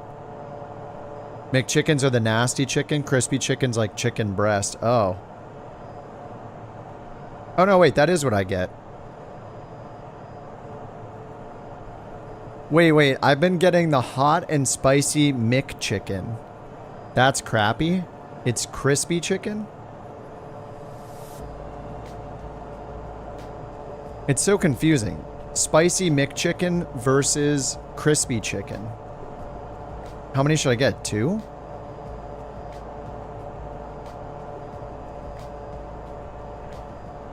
Whataburger? I think in general In-N-Out is overrated. In-N-Out is good. It's good, but people out here think it's like the best burger they've ever had in their lives. It's kind of nuts. There's way too much cope with In-N-Out. It's a good burger. Like I'll eat In-N-Out whenever. I love it. But I don't think it's like the best burger of all time. People get super defensive about In-N-Out in California. The McChicken's the cheap one that's basically a Big McNugget. The crispy's like Chick-fil-A. Oh. I've been getting the wrong one all this time. I feel like I've had the crispy one before.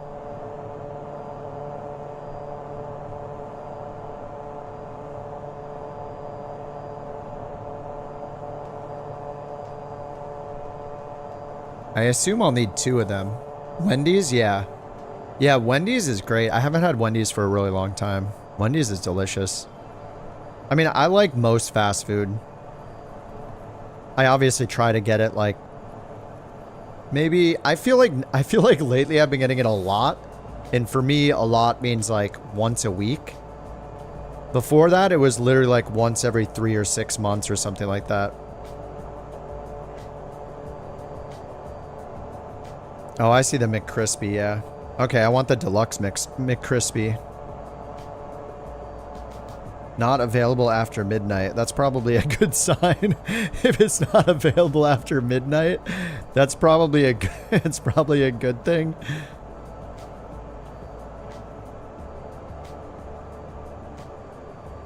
Favorite fast food burger?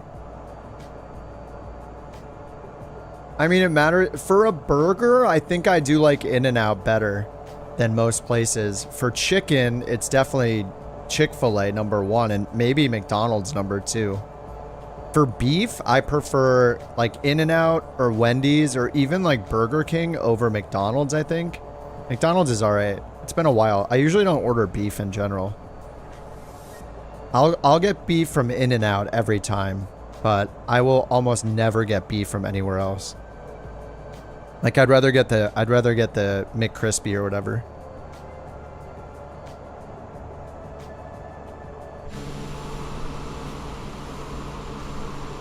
But I mean, it's hard to beat a crispy chicken sandwich with pickles. It's so good. Like I'll eat one of those from anywhere. Like even like a nice restaurant.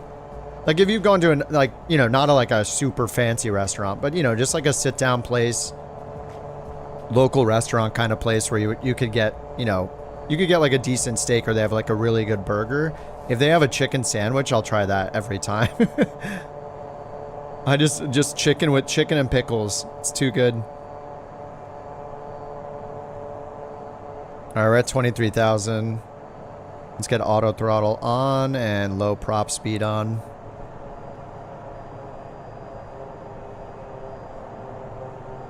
All right, prop low speed activated. Nav mode's on. Contact Minneapolis You gotta order now. Contact Minneapolis Center 127. You know what the crispy is called? I think it must be the McCrispy.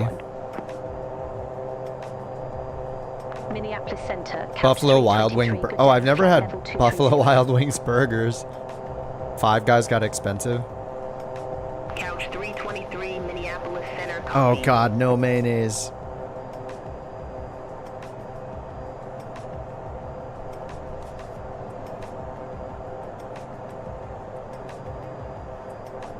All right, so it comes with 530 calories each. 0 trans fat. That's good, right? All right, I'm gonna get 2 deluxe McCrispies and fries, obviously. I didn't know Buffalo Wild Wings serve. Yeah, I didn't know they served anything other than wings too. I had no idea. It's been a long time. I used to work next to a Buffalo Wild Wings at one point. Used to go there. Like, it was like a weekly work thing we would do. We would go and have wings. Some of the sauces are just so good.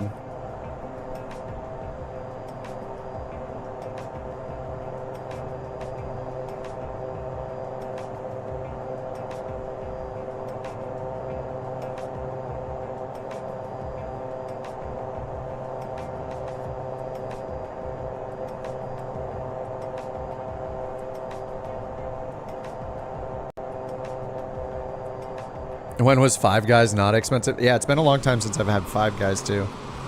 I think like what fast food I have is like determined by what's near me or what's near my office or whatever. 360, vectors for Dryden Regal.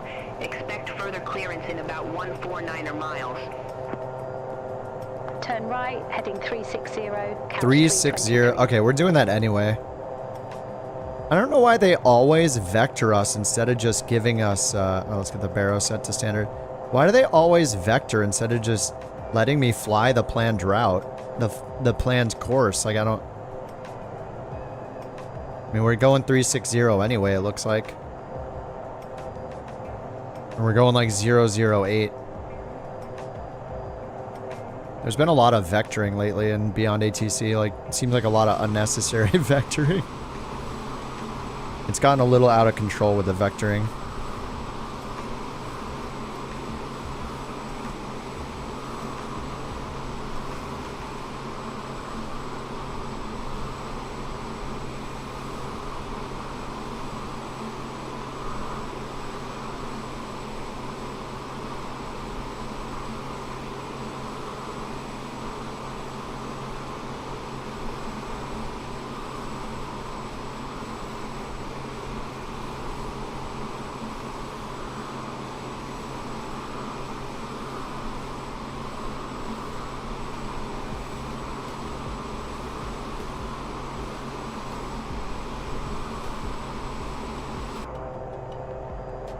Vectors with the base game ATC. Yeah, it is. You can actually request a vector from them too.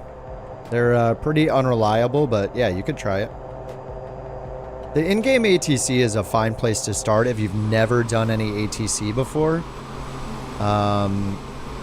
It's good enough to give you like the departure stuff. You can just fly the route. The altitudes can be a little... If they're like, they can definitely fly you into a mountain for sure. But they will, no, I'm not a pilot, Cade, no. I just play the sim. My girlfriend is, though. She has her private pilot's license. But, yeah, the in-game ATC, like, I used to use it for a while before I used any third-party ATC. So it'll get you the gist of how it works going gate to gate or parking to parking.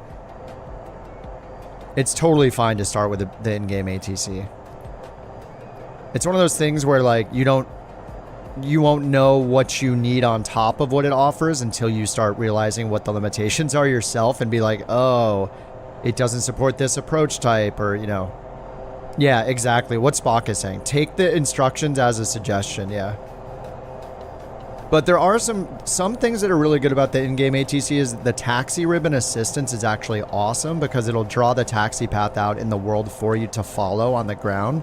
So you don't have to look at charts. You don't have to like make your own. Like, you'll go where they're asking you to go accurately, which is cool. And they will also assign you an approach just like the other ATCs will. They'll assign you a random approach, you know, one based on the weather at the destination. So it's not totally horrible. There's some good things about it. It's just after you use something else, like especially people that use VATSIM, like they'll just crap all over the built-in ATC because you can't get as realistic as humans, but Beyond ATC is a good in-between that's always available. It's a lot better than the built-in one. And you can talk to it. That's the big thing that people want us to be able to talk to the ATC. You cannot talk to the in-sim ATC. Something to know about the ATC though is / will bring up your comms window where you get the options for what you can do. If you hit the numbers 1 through 9 on your keyboard, it'll actually choose these responses with or without the window open. So if you start realizing that like you hit 1 all the time and you learn the kind of pattern, 1 to respond or whatever, you can just hit 1 on your keyboard to reply without opening it every time. So that's pretty nice. And then up here, like you get to the comms window up here.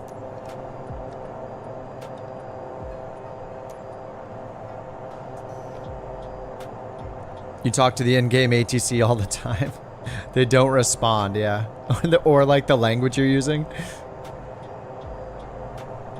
Yep. Alright, compare fuel. Fuel is always good. Oh yeah, inertial separator is still on. We're clear of all the clouds. I have all the anti-ice on. We'll get this one off. Leave the probe heat on. And we just have our before landing checklist next. Who's still with me? I still see Trojan in front of me. Rookies to my right. PC-12 cargo. Our numbers are dwindling. There's like 3 of us. Well, there might be more of us.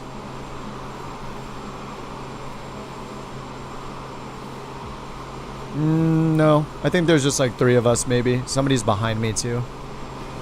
It could be Beyond ATC traffic behind us.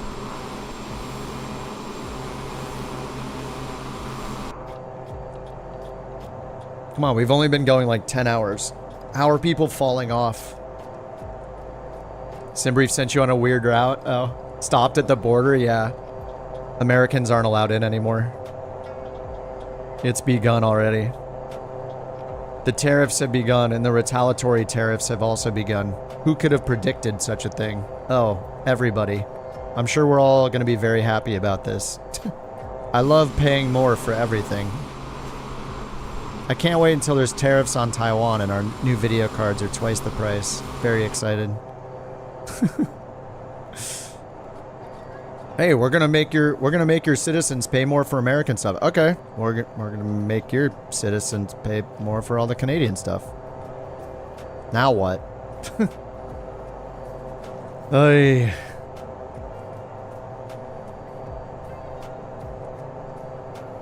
I'm very excited for all of my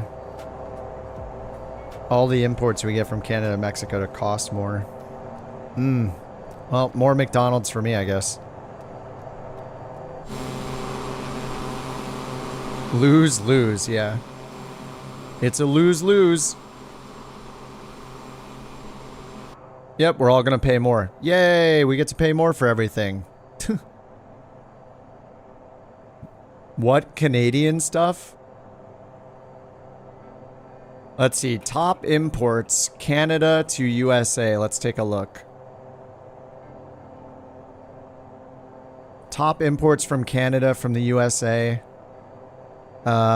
Fuel and oil. $131 billion of oil and mineral fuel.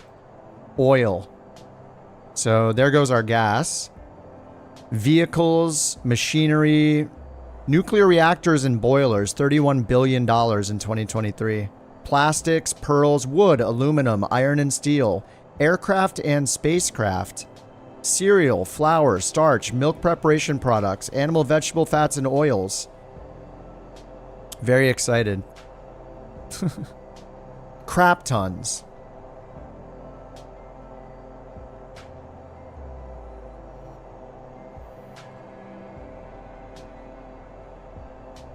Mexico's top 10 imports to the U.S.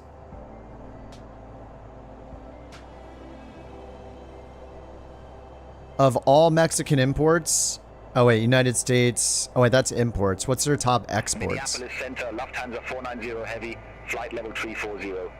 Imports from Mexico, number one, vehicles, $130 billion in vehicles.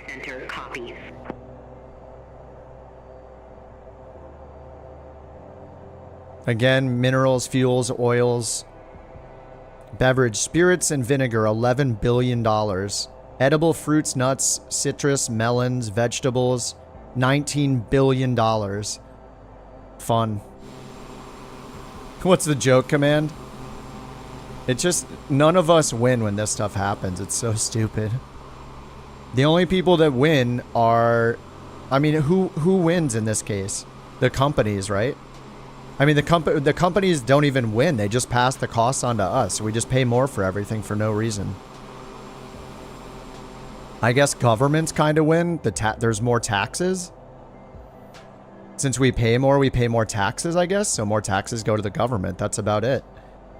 The companies pay more, so they pass the payment. They pass it on to the consumers. We pay more for the products. Why did the flight sim nerd break up with their joystick? Because they needed more space in the relationship. Turns out it just couldn't handle the vertical climb. What? Horrible. Yeah, 60% of oil imports, yeah. Yeah. Ugh. Yeah, I guess the only person that benefits is the government because they get more in taxes because we're spending more. Oh, it's okay. No oil imports. Yeah, that's a nice little fantasy land, isn't it? We're already producing more oil in the United States than ever in our entire history. Like, just look up the stats. We've already been drilling. We've been drilling for the last 5 years. We already have a record amount of oil production in the U.S., more than any time in the history of the entire country's existence. It's not just about oil, it's about everything else.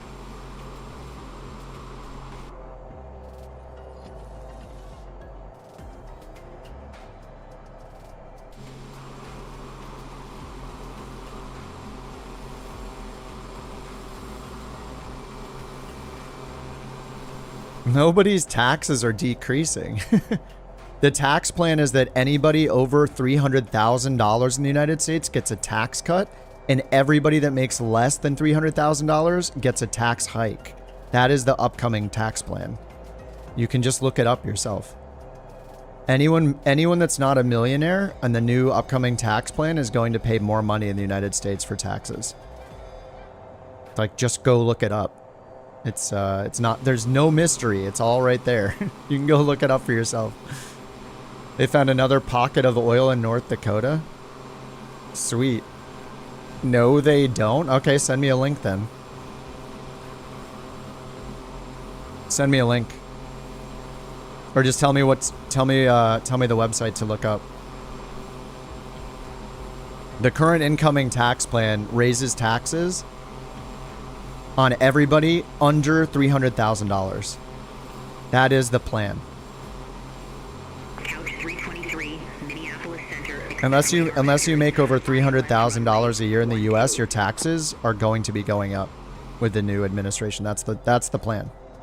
Just go look it up. It's not a political thing, it's just the truth. Double whammy, plus the increased cost of living because of tariffs. Yeah, exactly. It's a double whammy. Pay more for everything and pay more in general taxes. That's what's happening. The eggs will be cheaper. They've already gone up. They've gone up in the last several weeks. Yeah, it's not good. I'm waiting for your link. I mean, your name makes a lot of sense now. Not true. Okay, give us a link. Couch 323 Minneapolis Center.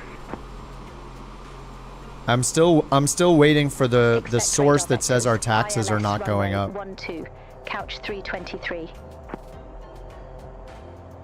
We're waiting.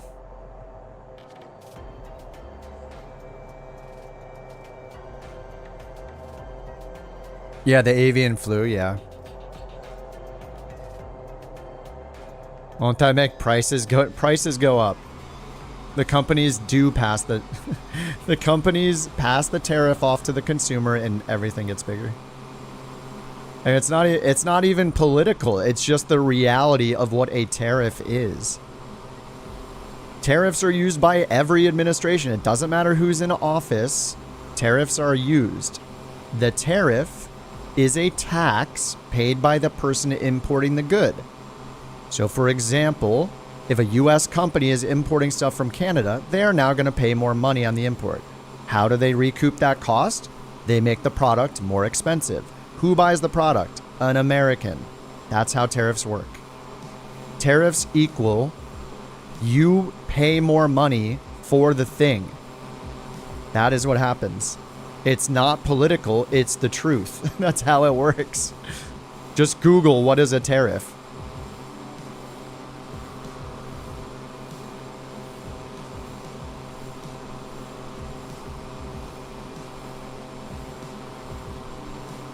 They can make their product in our... Wait, why would somebody in Canada move to the US and make their product here?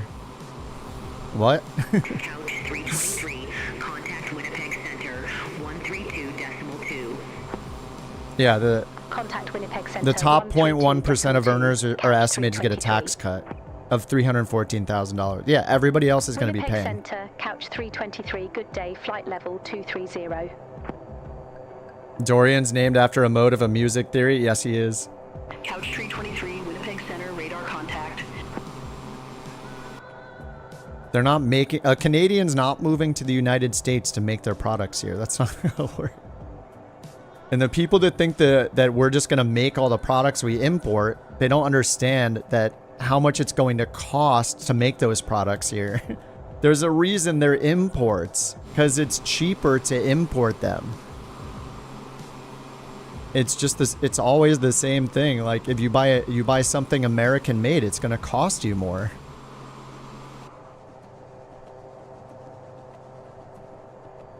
Why do they make vehicles in Canada and Mexico? Because the labor is cheaper. Report ready for descent. Cheaper to make. That's why. We import stuff and buy stuff from other countries because it's cheaper. We benefit from the imports because they're cheaper. No American wants to pick agriculture. Couch 323, radar vectors, ILS runway 12. Report ready for descent. Yeah, so is the quality, but you can buy something made in America. Go ahead. If they make it in America, you can buy it. Will the quality be better? Yeah, probably. Will it be more expensive? Yes. You get what you pay for. But for most things, we benefit from the cheap imports because we don't need high quality whatever that's coming over in the import. Couch 323, Winnipeg Center. Like my microphone is on a mic stand from Amazon made in who knows where for $10 or something. Could I buy a $50 American made microphone stand? Yeah. Is it going to do anything better for me? No. Why am I going to buy the $50 American made microphone stand?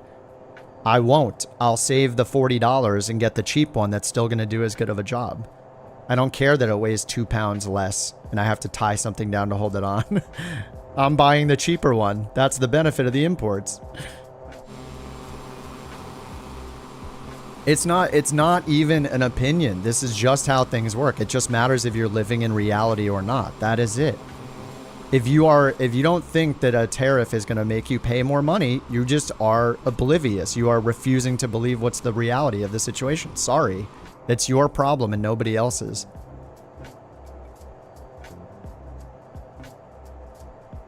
And as gamers, in the context of gaming, we should all be concerned when we're playing flight sim because our computer chips, our GPUs, everything we buy, our PSUs, If there are tariffs on places like Taiwan, we are going to pay so much more money for these products.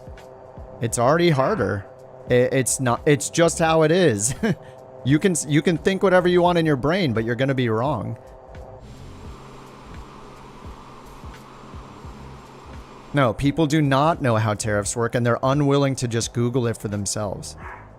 They refuse to just learn. Like, I'm sorry, it's embarrassing for you to not look up the truth. It's not even about being educated, it's just about literally just Googling it.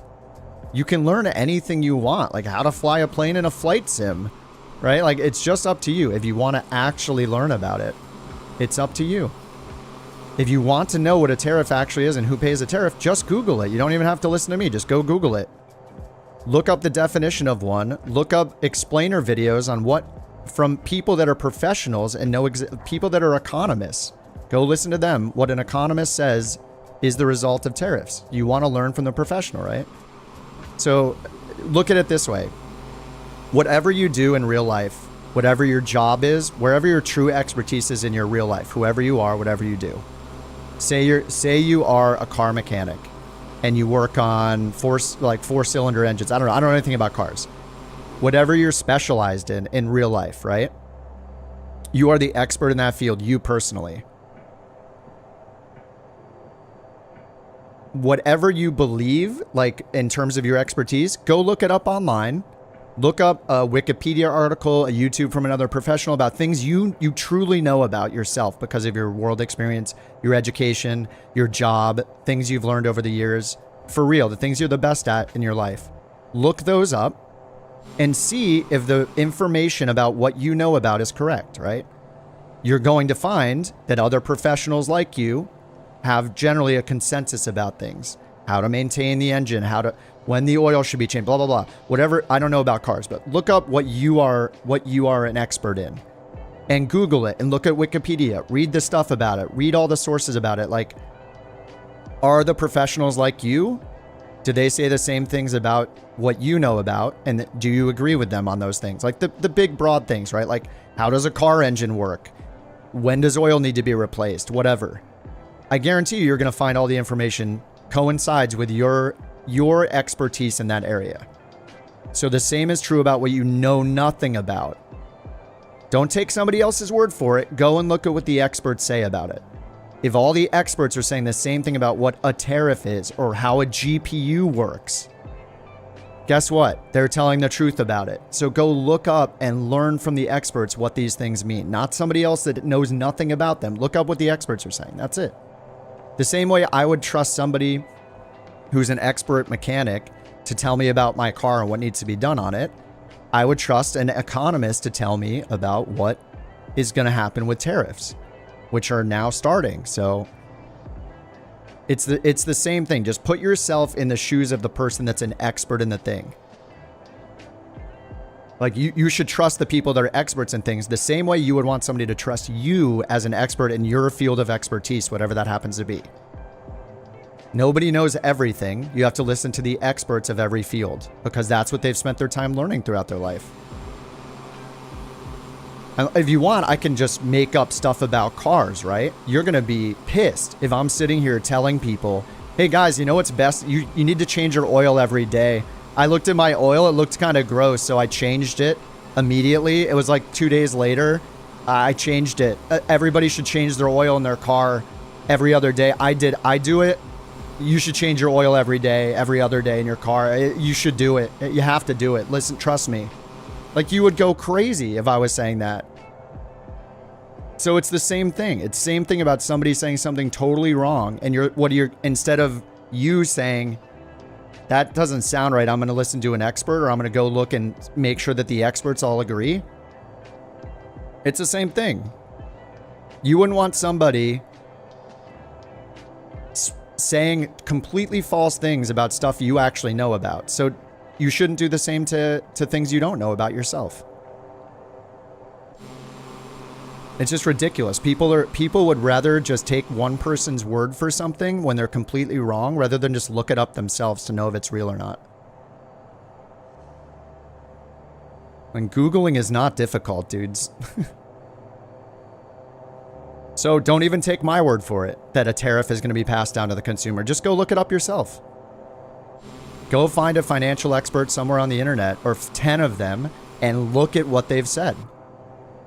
Learn it for yourself. Do your own research, right? Go look it up. You are going to pay more money. I am going to pay more money. The government is going to get more taxes because of it. All of us, we're paying more money. We're the ones that suffer because of this. And it doesn't matter what the subject is. If we're talking about rocket ships, you know, I don't really know anything about rocket ships. I'm gonna listen to experts. I'm not gonna listen to like what a gamer on YouTube is saying about rocket ships that knows nothing about them. I'm gonna go learn about rocket ships from an expert. I don't know. It's just so annoying to have people that refuse to just look up the simplest stuff for themselves. And then they're going to be the ones that suffer the consequences of it and be like, oh my God, I can't. I mean, they won't even recognize that it's happening. They'll be like, oh yeah, this must not. Oh, everything went up in price. It must not be the thing that caused it. It must be something else. It's not the thing that caused it. It's crazy. It's so crazy. Kerbal Space. Dude, I love Kerbal Space Program. I understand the absolute basics of, yeah, like how a rocket ship gets into orbit. But I'm not going to I'm not going to like teach a class on it. You know, we're playing video games here. Oh my God, my food's been delivered. All right, what can I get down to safely? Sorry, people are just so annoying.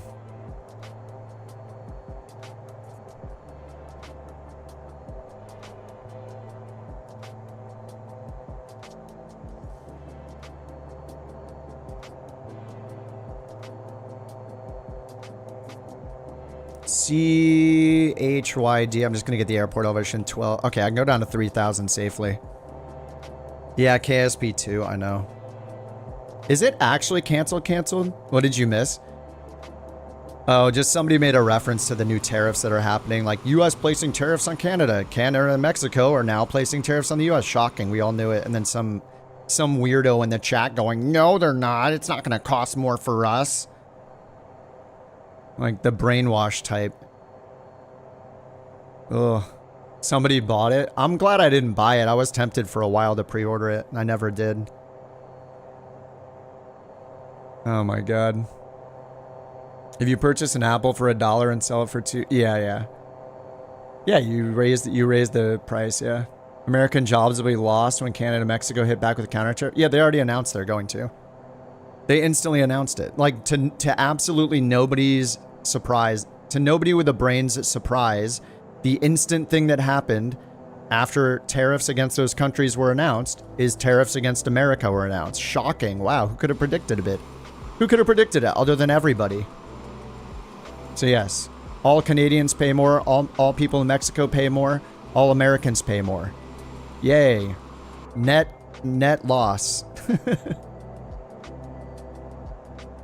I gotta go grab the food. I'll be right back.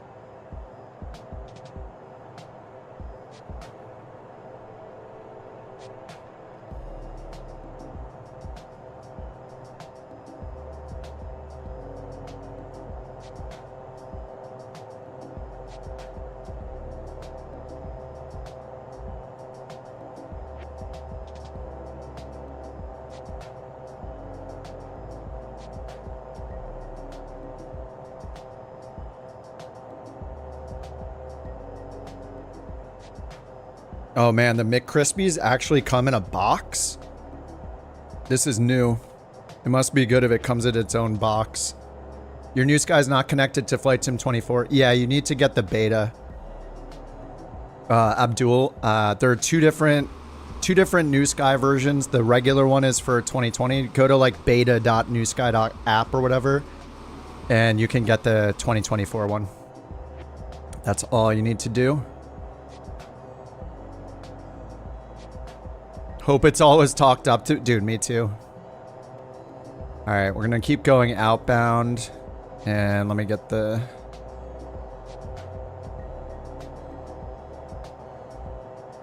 ILS 12. Yeah, we were supposed to land on 12.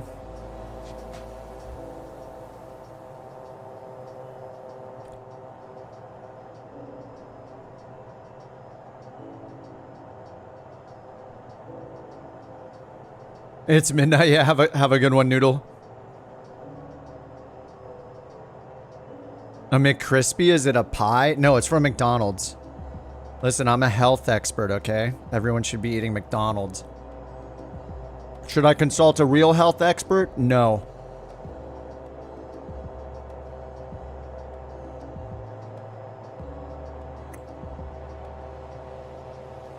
A pie?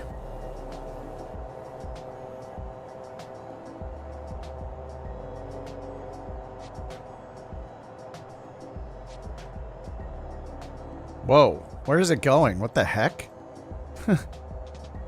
Where does it think I am? Oh, there we go.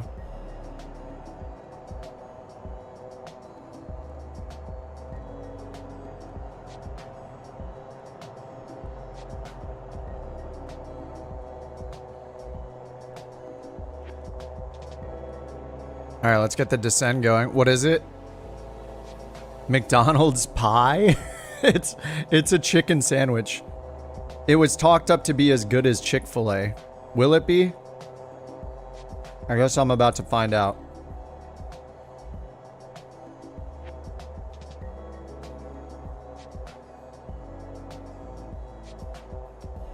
My dog is here trying to get scraps.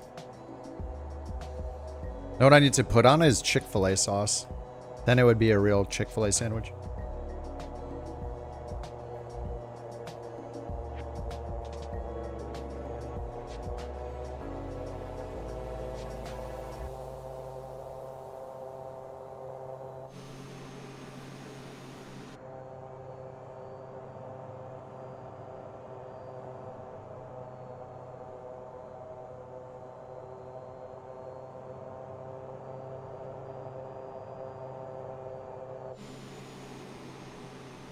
Crunch sound effects. We're not turning this into like a mukbang. Mukbang. Alright, we're icing up.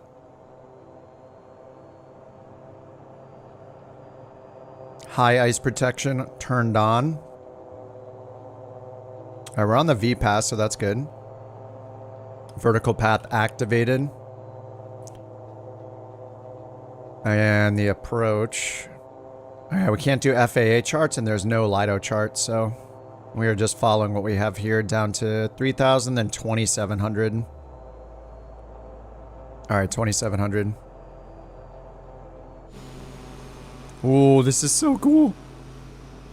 Dude, we're right on top. It's so rad.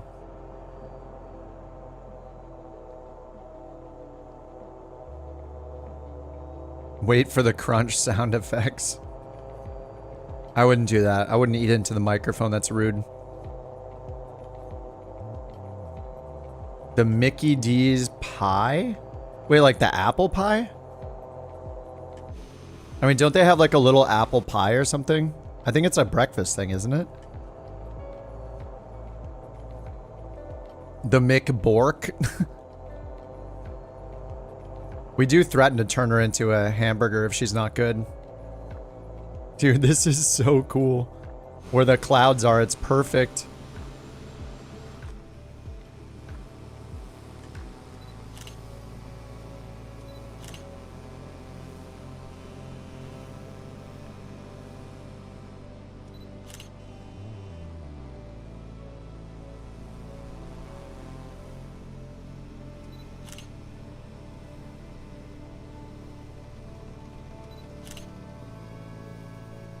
This is so awesome how we're just on top of this.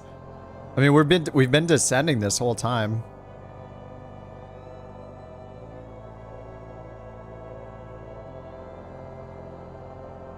We're on the path.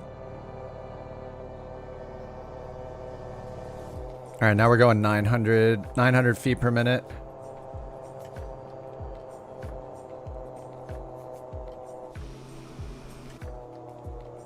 The McBork at participating restaurants. It's a very limited supply.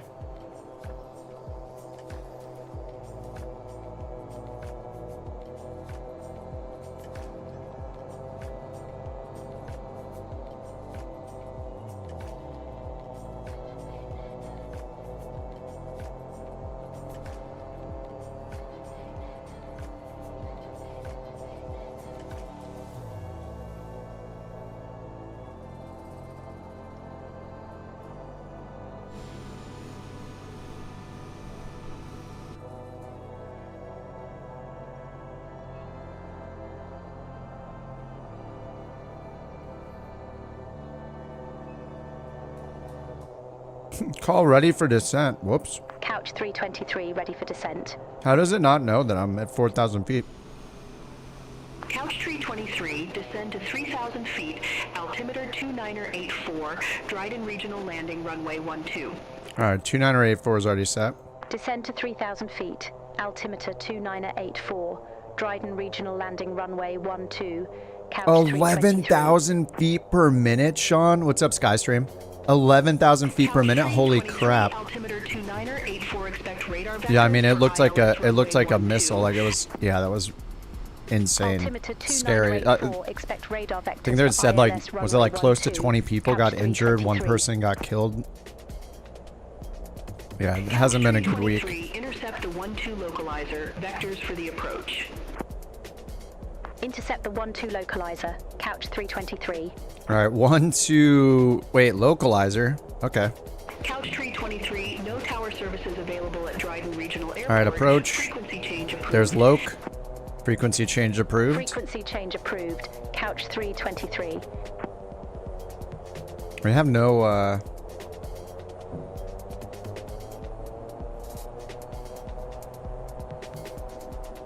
The puppy's here in a basket of blankets, like burying herself in the blankets. It's funny.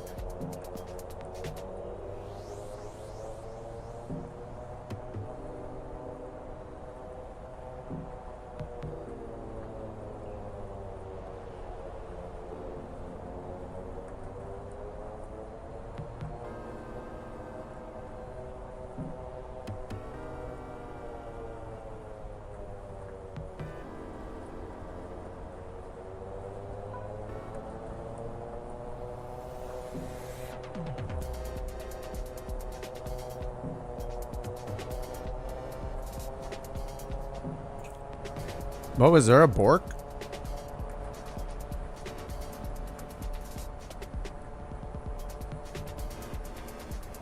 Definitely in Canada.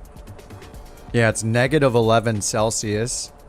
We have all the anti-ice on. All right, let's get the music out of here. You didn't hear a bork? Canadian, are you about to get shamed?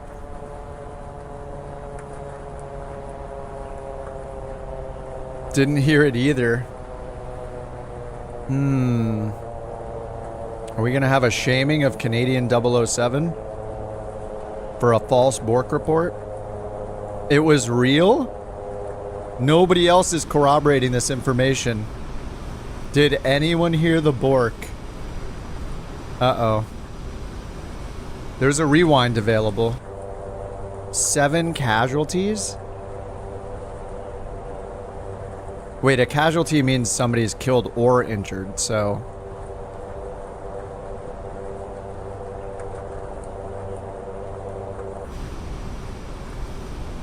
Wait, what do you mean? I don't understand the difference. What's the difference between it? I heard 1 person was killed. Casualty means killed or injured. Oh, 7 fatalities. Oh, okay, okay. There were 7? Holy crap. I didn't hear about it. I think the last time I was reading about it, I heard there was one.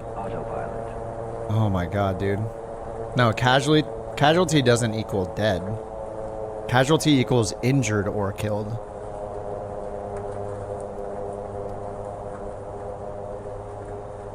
Am I wrong? Doesn't casualty mean injured or killed? It means both. Like a casualty of war just means you can no longer participate in the war. So you're taken out via injury or death. One or the other. You have to specify death separately. Oh, okay, okay.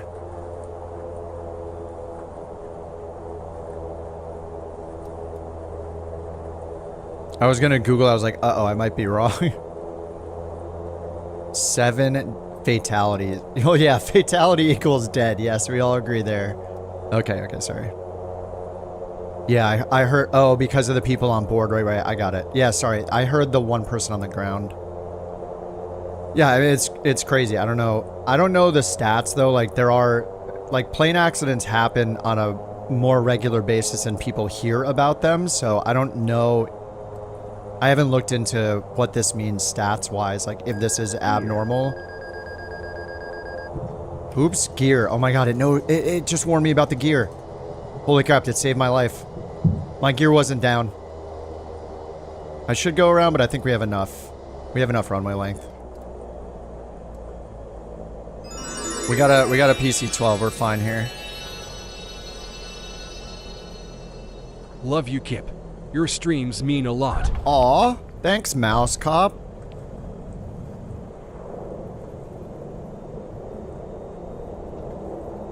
Full reverse. Yeah, I'm not even hitting brakes yet. This is with braking.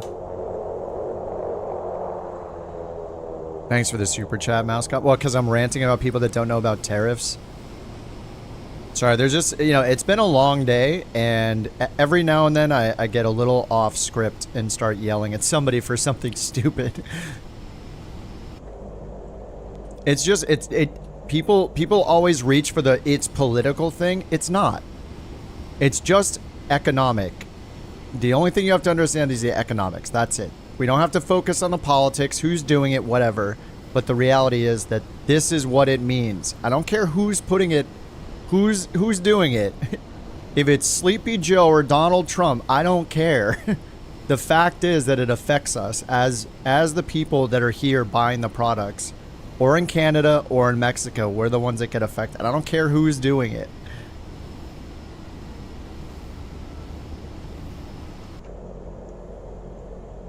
All right, let's get the flaps up. Let's get the parking brake on. But anyway, thanks for putting up with my rant. I just hate it when people are like, it's probably the same person that would get so angry if anybody contradicted their knowledge in something they're actually an expert in. It's just a dumb double standard.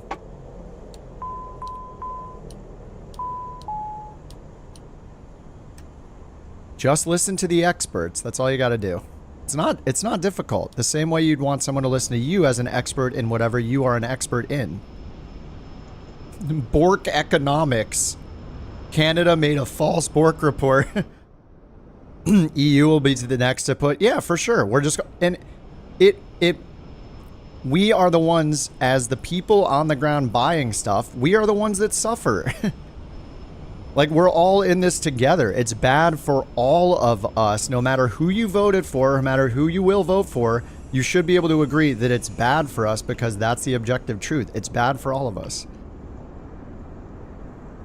Unless you happen to be a government, which I don't think anybody here is a government. Is anyone in the chat the United States government or the Canadian government? I don't think the government is in the chat. Are we going to ignore the false Bork report? Oh yeah, we are getting a little distracted here from the Bork report. That I don't know if Canadian 007 was just getting excited about the tariffs that his country has placed on ours, or vice versa. Or trying to get back at us for the tariffs. But maybe he filed the false Bork report in a way to try to get get a little even with the upcoming price increases here. I'm the second Sawyer. Will the government... Will the government stand up? Wait, yeah, who is government in here? The government's in the chat. A bork tax? Yeah, he's trying to hoard bork coins that he didn't earn because of the incoming tariffs on all of us.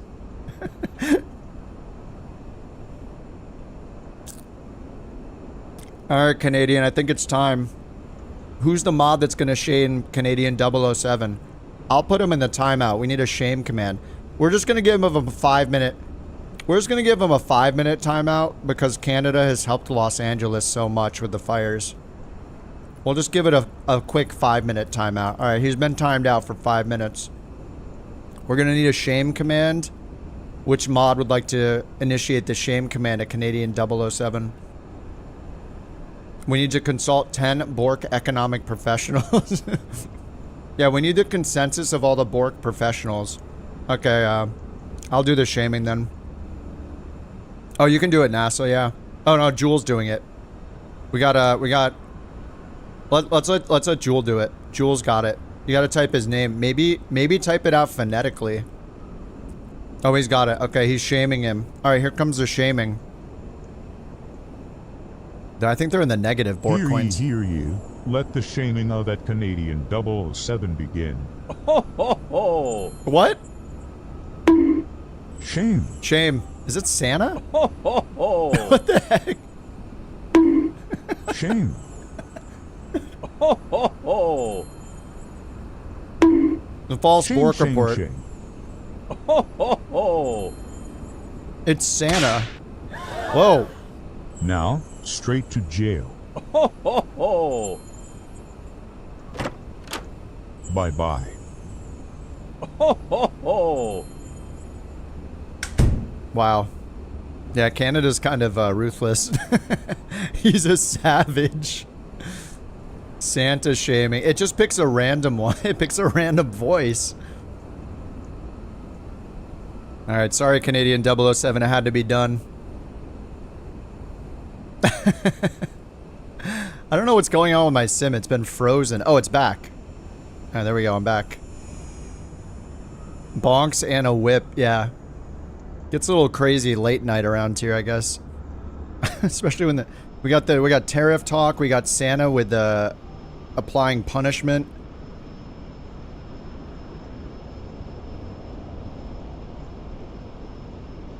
All right, I got this shut. I thought I got this shut down. Wait, how is the prop still spinning? The heck? Is it the wind? No, it's going way too fast. I can't shut it down. You were on approach, put the gear down, and then your sim froze. I had like a 3-minute freeze earlier. It didn't crash though. Culinary discussions. Yeah, we were talking about. Yeah, I think I need to do another flight, but I think the plane is messed up. Let me check here. Did I get... Yeah, okay, I have to pull the fuel out of it because I shut it down and it's still going, so... If this happens to you, go into flight performance, mass and balance, and pull all the fuel out and hit load. 306.6 gallons of fuel added during the flight. There we go, 0. Alright, now it's shut... Wait. Start tracking.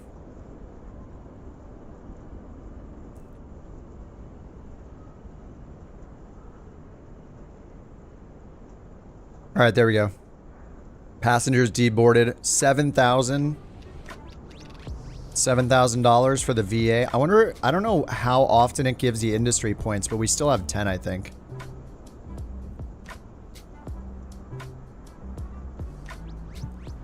Like if I go to industry, yeah, we have 10 available industry points. Is this really how we earn the industry points? Is just doing missions for the VA?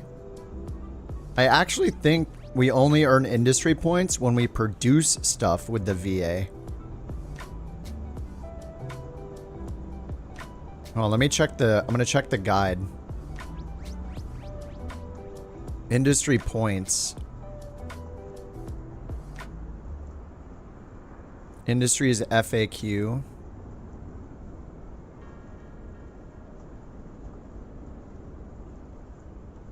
Industry points, yeah, are earned when you have active production zones. So doing the missions doesn't give us industry points. You get 50 when you start your company that will let you build a hunting camp. And then you have to build it as... Yeah, we get industry points as we produce stuff. I've been running these missions all day for the VA and it doesn't even get us anything. I mean, it gets us money. But I didn't have to do this. I could just be running it myself. Well, now I kind of have to because I have a VA plane away from the base where my pilot is, so kind of have to do a VA mission in the VA plane.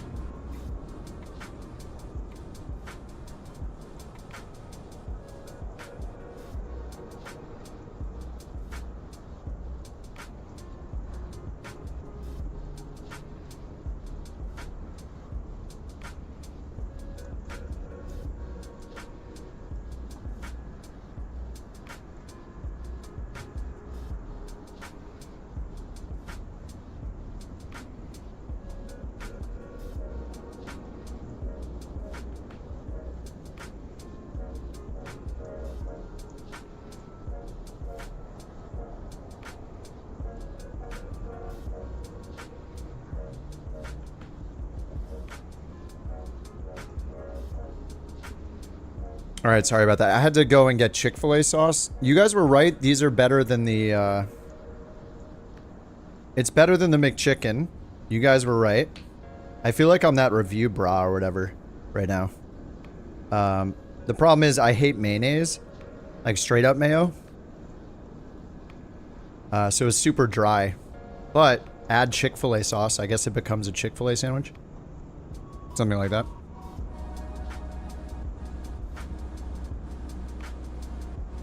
All right, another job. Time is it? 10:30. It's the weekend. I may not be a smart man, Jenny. What? But even I know what tariffs are, and mayo is the best. No! Why'd you have to put that in at the end?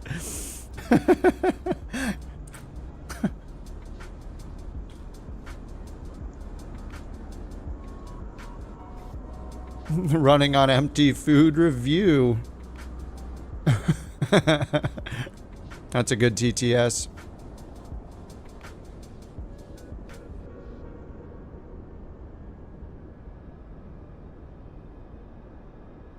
All right, logistics center. Let's find the plane. All right, what do we got?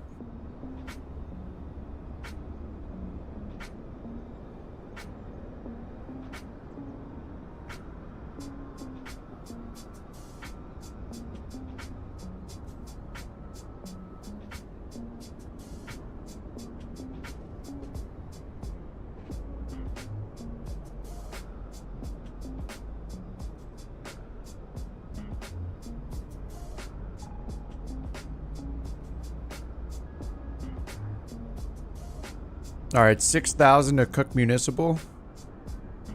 A Bubba Gump shrimp and mayo? Oh no. What's up, Quicksilver? Oh my god, look at the... Holy crap. You get this thing started. All right, my frames might not be as silky smooth as they were with all the AI fakeness, but at least the sim's still working, I guess. I give food review with slicked back hair, 1930s tuxedo like Joe Pesci and My Cousin Vinny. The Utes. The two Utes. What game? It's Microsoft Flight Simulator. It's all I do here, Microsoft Flight Sim. Alright, PC 12 at CYHD. Let's load it up. The two what? Dude, My Cousin Vinny is so good. 2024. Alright, sim brief dispatch. We got We have 9 passengers again? PC-12. Couch 320. Oh, the arrival airport. KCQM? Is that not in the database? Oh, it is. Nice. Oh, I just forgot to check it. All right, wait. I got to redo it. Zero fuel weight is 3259 kgs. 3259 down here. 3259, and then passengers can go to auto. Rate auto. Alright, Couch 323, KCQM, generate flight. Oh, good night, Trojan. Have a good one, dude. Nice to see you in the air. Vision Jet remains like the most popular still.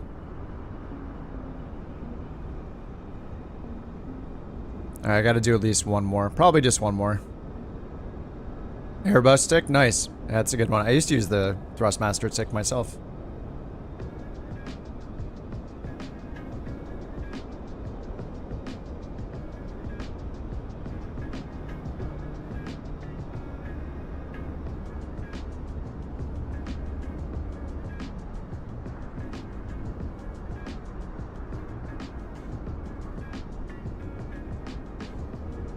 Alright, that's loaded.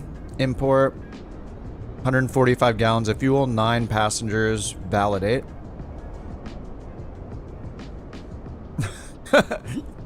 That's nothing. There's a guy in here using chopsticks. Oh wait, didn't he send a picture? Oh my god, he wasn't joking. Holy crap, I forgot to pull it up. Sorry, this was like hours ago from Dorian. Here it is. This is the picture he sent.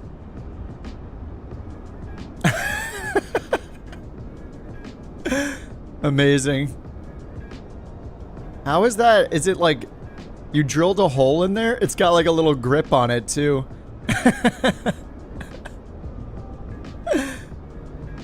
Amazing.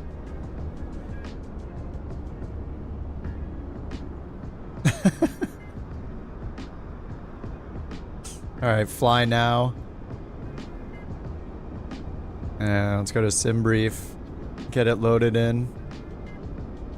Start tracking. MacGyver.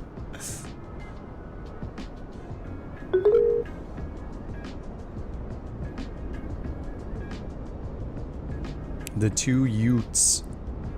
The 2 what?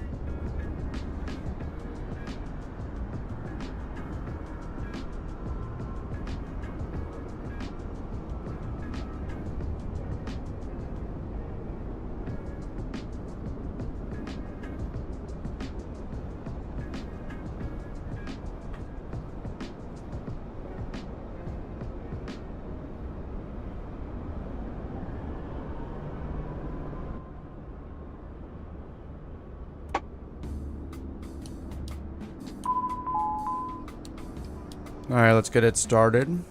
Gens. Will Flight Sim 24 become free? No. Why would it be free? How do they pay the people that made it and work on it every day?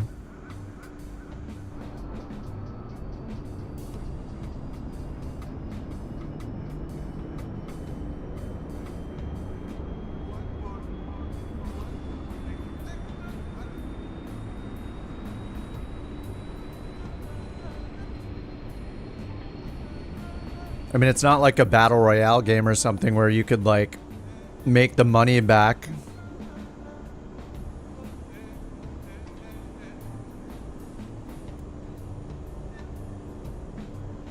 I may not be a smart man, Jenny, but I can make my Xbox controller do anything.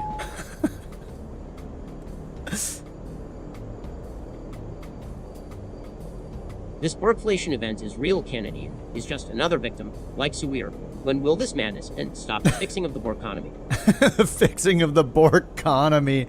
Hey, just no false Bork reports. That's it.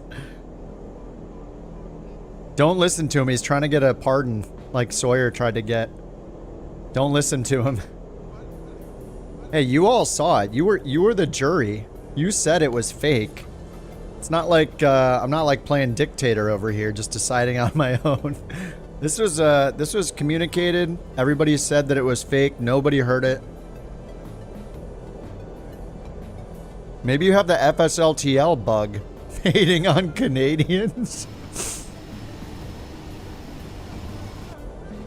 I love Canadians. Isn't Avril Lavigne Canadian? How could I hate Canada? Avril Lavigne.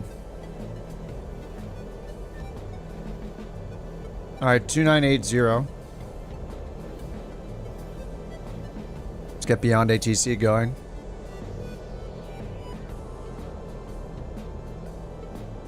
Beyond ATC connected.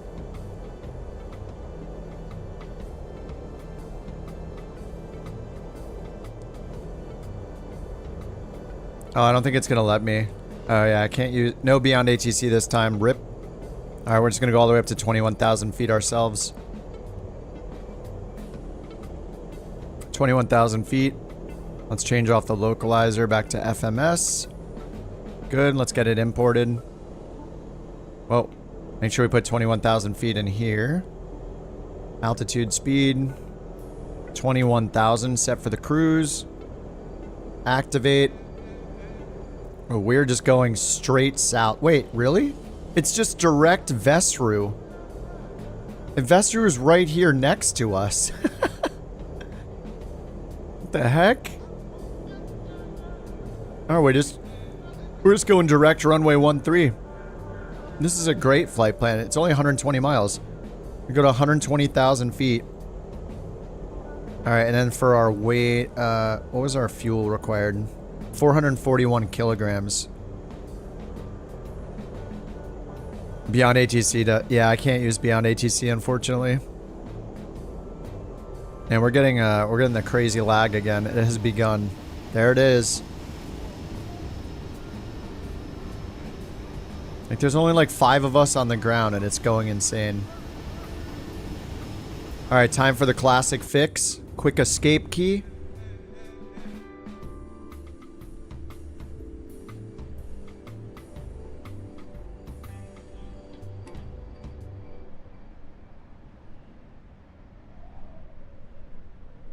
Wait for it. The green weenie?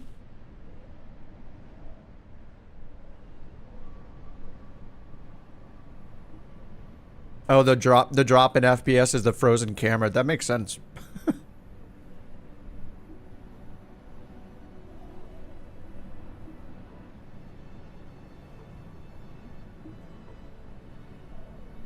Like, what is it doing right now? How is the frame rate so bad all of a sudden?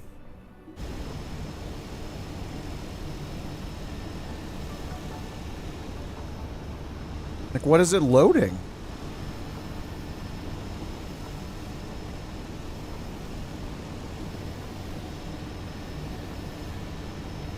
GPU 100% usage right now. The GPU is just completely spiked at 100%, doing who knows what. Still at 100%.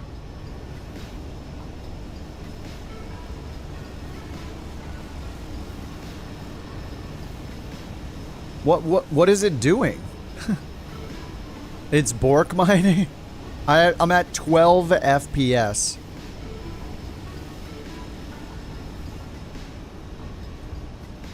Dude, 11 FPS. It's not going away.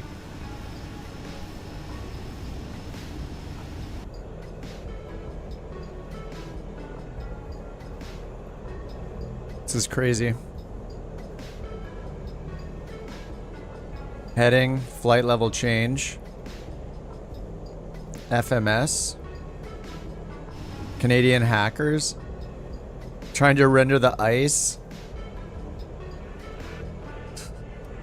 Inertial separator, parking brake. Alright, we're supposed to go to runway 9.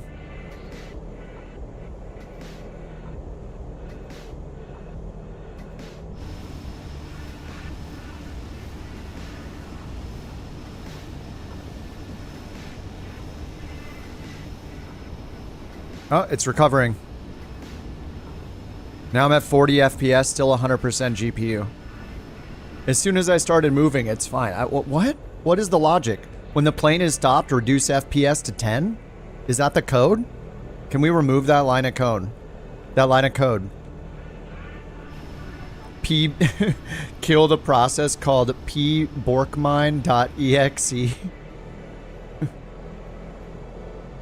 Listen, I need those BorkCoins. It's the only reason there's any activity on this stream, okay? Without the BorkCoins, the stream will die.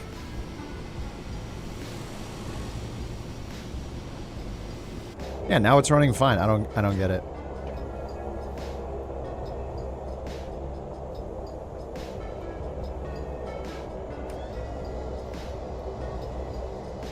I mean, it's not running fine. The frame rate is really bad still.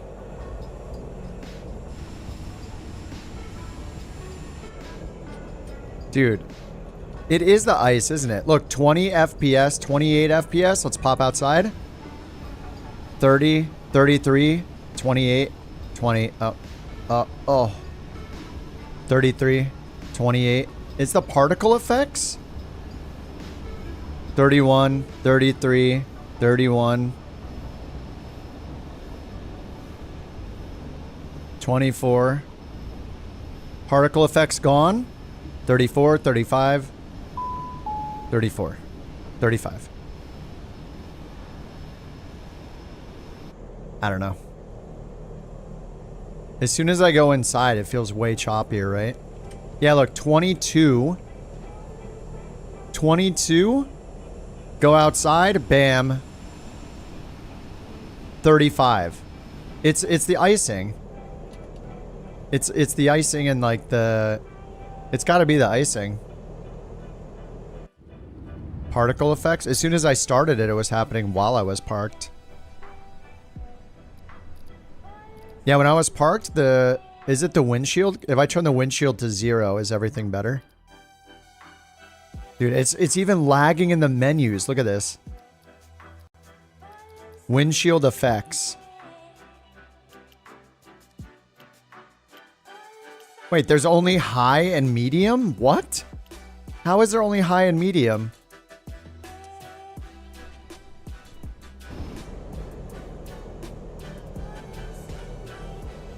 Seven FPS. 11. 11. 100% GPU, 11 FPS. This is wild.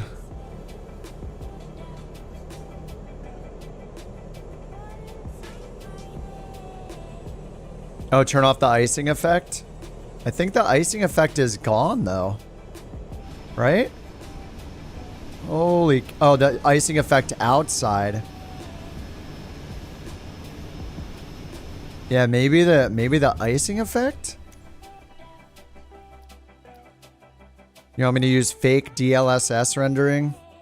No. No, DLSS is, I don't trust it. It makes everything look crappy. And FrameGen, like, breaks this game. It gets all stuttery and weird. Where's the icing? Assistances, right? I'm curious if this'll be it. If we just... Icing effect on, off. Okay, the icing just disappeared. Oh! Dude. It was the icing. Look at the frames now. It's just the icing on the wings. What? I'm at 40 FPS now. 41, 34. Let's go back inside. 42, 29, 37, 39, 29. Dude, it's the icing.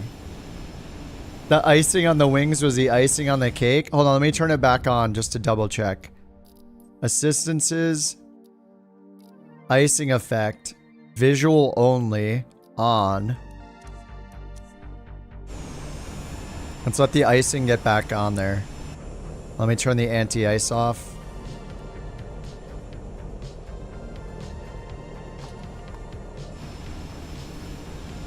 I don't know if it's going to ice up anytime soon. Oh, it's already getting laggy. It's starting to lag already. There's not even any visible icing yet.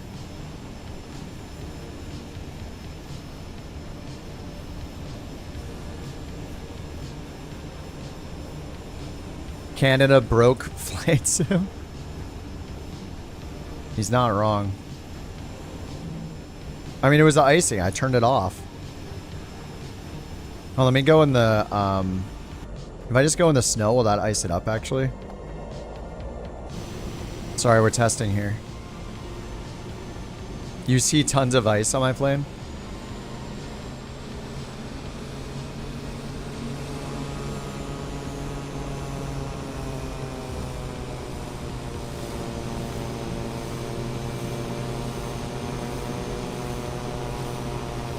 It's gotta be colder. 25% tariff on frame rate. We love to see it. Hey, it doesn't affect me. Oh, wait. Why are your frames 25% less? Alright, when I see the ice build back up. So I don't know if it was the windshield effect or not. Or the combination of the two. I mean, the windshield effect is still on. It's just on medium. The dirt is green. I do have this on 150 as well. So, like, I used to run 100 forever.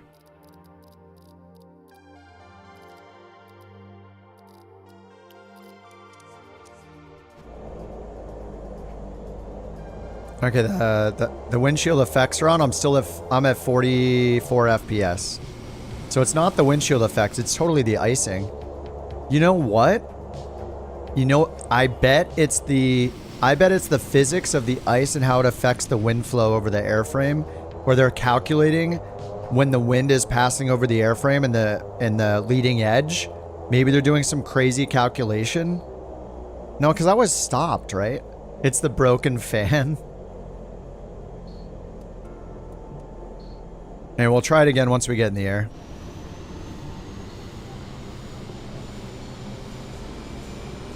Yeah, this is one of the most taxing games for sure. I'm surprised more benchmarks don't use Flight Sim 2024 as a test.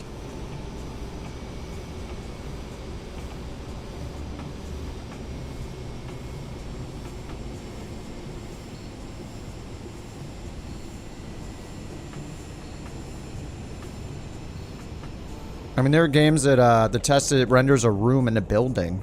Like, this is rendering the whole Earth. Alright, well, let's get out of here.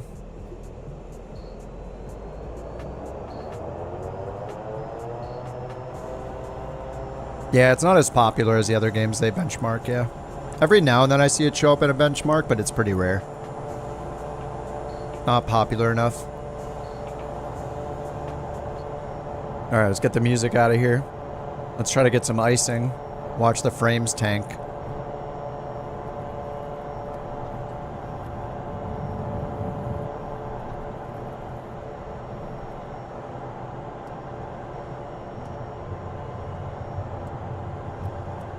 $25,000 similar shooters? Yeah.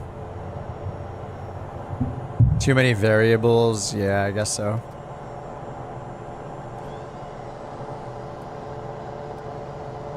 I guess that makes sense.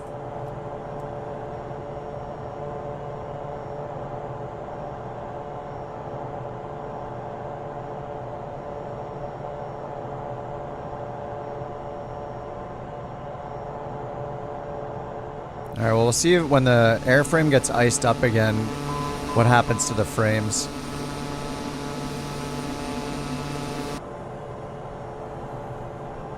Alright, ITTs are taking a hit. Let's turn around to the right. We're just going like straight south. Alright, nav mode is on. I'm supposed to go up to 21,000 feet. Now we're getting some snow. Dude, if it's just the icing, I'm gonna lose my mind.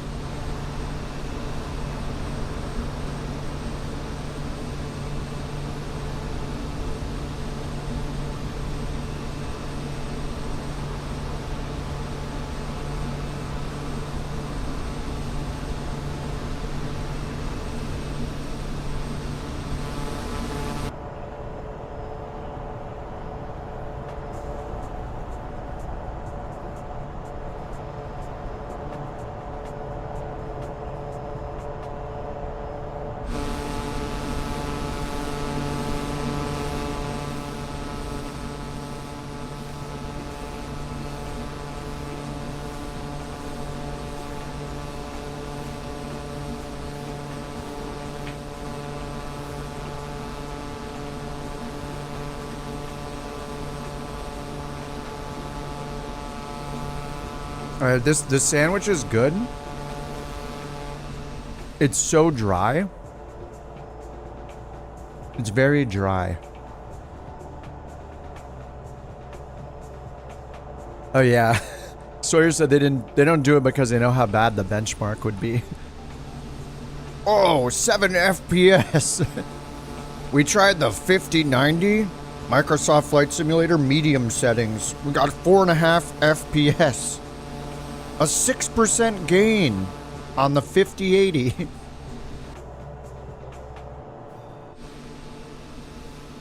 Oh no, mayo's disgusting. Mayo is the most disgusting condiment ever invented.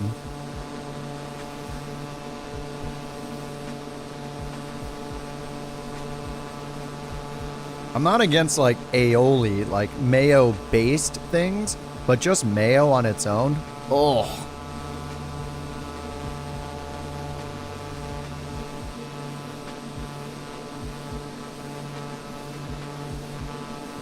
It's a disgusting condiment.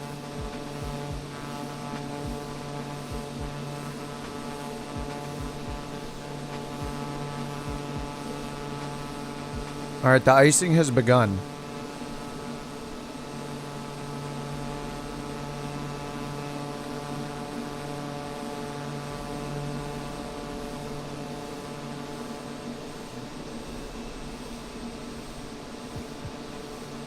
You're not supposed to eat it on its own.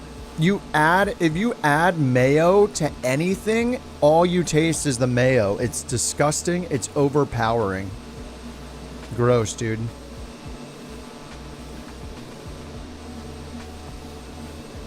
And I don't know how it is in like Canada or other countries, but in the US, if you get mayonnaise on fast food, they literally dump like an entire cup, a mug of mayonnaise on it.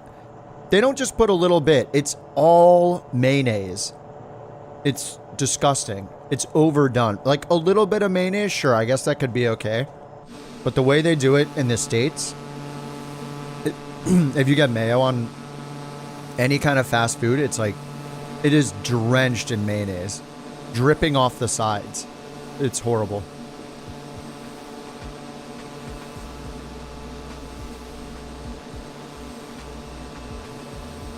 Yeah, egg yolk, disgusting. No, Stanley, that'll be in Sim Update 2. Sim Update 1 is in beta. Sim Update 2 will have the fix. But I'm in free flight, so I can go as high as I want. It only doesn't work in the built-in career mode. McDonald's is bad about too much mayo, yeah. Moderation, yeah, I can agree with that. Like, I mostly don't like mayo because of how many times I've gotten sandwiches and it's just drenched in it. Especially from fast food places, like, they do it the worst.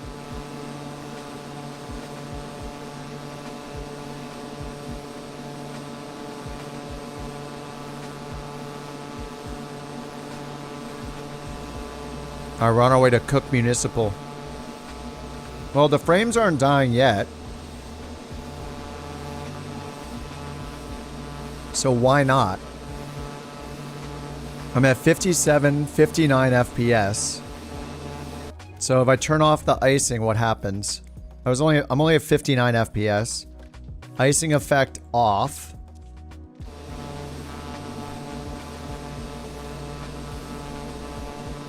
I'm at the same. 100 GPU, 59, 60 FPS. Did it get stuck in like some sort of like physics calculation loop when I was on the ground?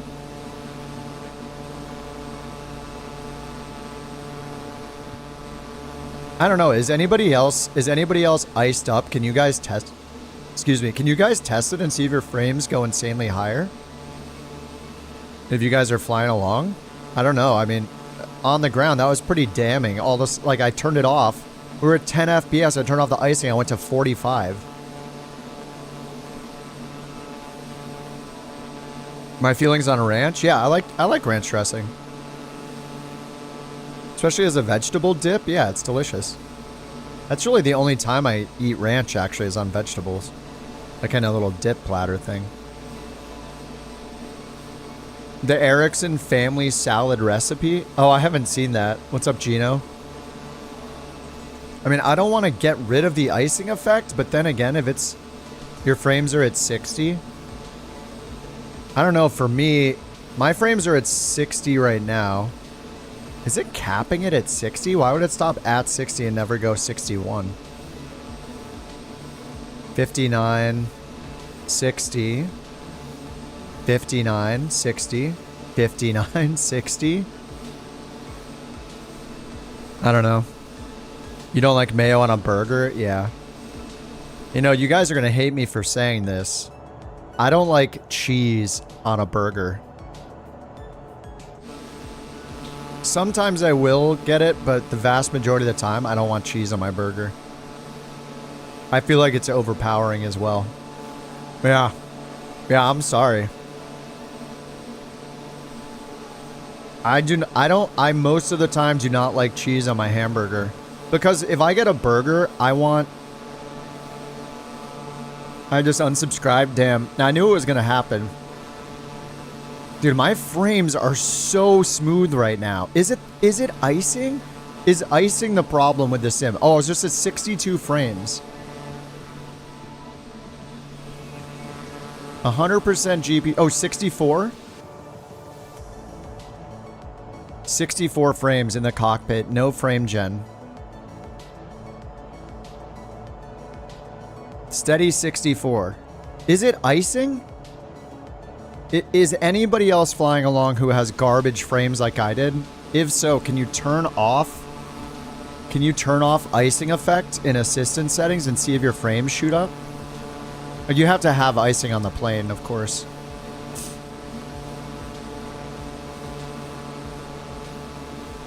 The weird thing is, I don't know if it was because we were on the ground and there was heavy icing, and then as soon as I switched it off, who even suggested that? Was it Jewel? Sauce on the side? Yeah, sauce on the side's always a good call. A big fan of a burger with blue cheese and bacon. Yeah. I do not like blue cheese either. It's been a while. Maybe I kind of need to try it again. Every now and then I like cheese on a burger, but most of the time I don't. I think it's because I'll usually get other toppings on it. Like, I'd rather taste, like, the veggies and stuff on a burger than cheese. Cheese, like, overpowers it sometimes, or a lot of the time for me. I have a heightened sense of cheese. And it's not that I hate cheese. Like, I'll eat cheese and crackers, like, cheese straight up. I'll dip stuff in cheese, like, whatever. Cheese itself is fine. It's just something on the burger. Yeah, bacon with anything's good. Yes.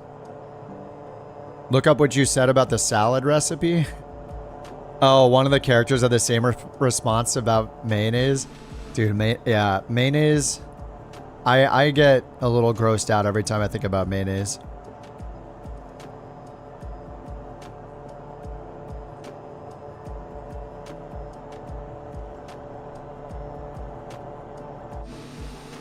What's up, Zach? Sim just crashed. Oh, not a huge fan of bacon. So for me, I think I might understand where you're coming from. Bacon, I think bacon very much matters how it's cooked. Like, I don't like floppy bacon. I don't like ultra crispy bacon. It's got to be that perfect in between where it's almost like beef jerky in a way. Like soft beef jerky. That's how it needs to be cooked. It needs to be like the slightest bit crispy and chewy. Like a combination of crispy and chewy, but not like floppy. If you've had badly cooked bacon, like, holy crap. Eggs or bacon? Why do you hate breakfast? Like, bacon can't be burnt to a crisp and it can't be floppy. It's gotta be that bacon medium bacon. It's like, the bacon has to be cooked like you would roast a marshmallow over a fire. Or at least most people would. You just want to singe parts of it. Like, you don't want your marshmallow to be completely black burned. And you don't want it to be raw either. So you gotta, like, toast it. Bacon needs to be, like, toasted almost. Like, It can't be liquidy and like undercooked and gross and floppy. It's got to be, and it can't be burnt to an absolute crisp. It's crisp either, but you want little crispy parts in it. Medium rare? I would say like medium well. Or just medium. Like there's got to be little bits of char on it, like the tiniest bit. If it's too, if I hold it up and it's flopping down, it's not cooked enough. Like a marshmallow over a fire. Condor, thanks for becoming a member for, oh, you're definitely more than 1 month because you have the blue chair. Welcome to the lawn chair phase. Or you might have been in it longer. Thanks a lot, Condor. Appreciate that, dude. What am I doing with all these newly found frames? I'm still at 60. 58 to 64 right now without frame gen. I swear, it's the icing effect. Let me do a test too. I'm going to go to assistances and put on icing effect. Oh, let me just turn it on again. If we get to another low frame rate situation, I'm going to turn the icing effect off.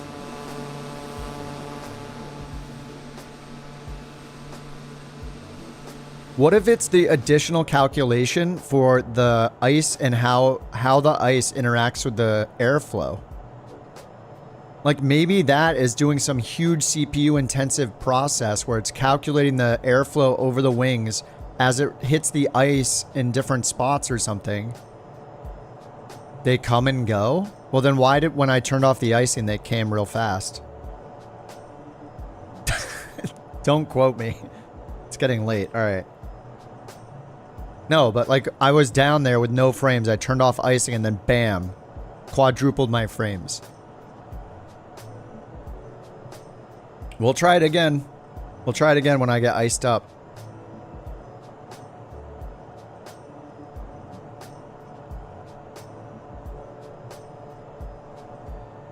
You always grill your bacon? Heck yeah. Do it like you suggest, making me hungry now. It's nearly breakfast time. Yeah, gotta be grilled. You could do it in an oven or something too, but it's way harder.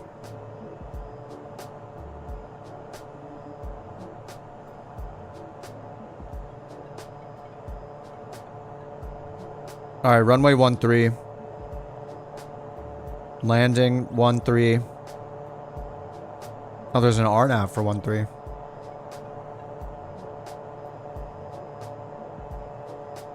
Cook Municipal.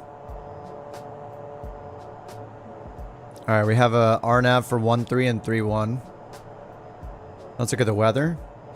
130 at 6, gusting 11, light snow, overcast at 200 feet, low IFR. This is it, it's over.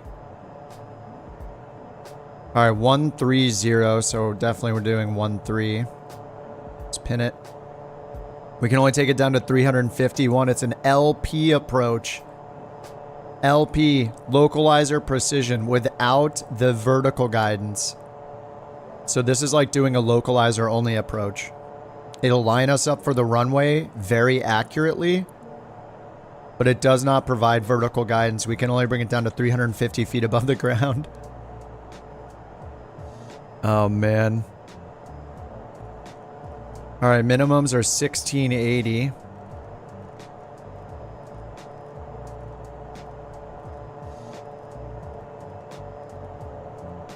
All right, 1680 minimums are set down here. And we can get down to... Oh yeah, we want to check... we're coming from the north. Oh yeah, we can zoom in with the mouse now. So good. Mouse wheel can zoom in and out. All right, we'll just go to Welvo, I guess. Welvo or Zunny. We're coming straight from the north. We can just do Welvo and then turn. So let's hit Welvo, insert, activate.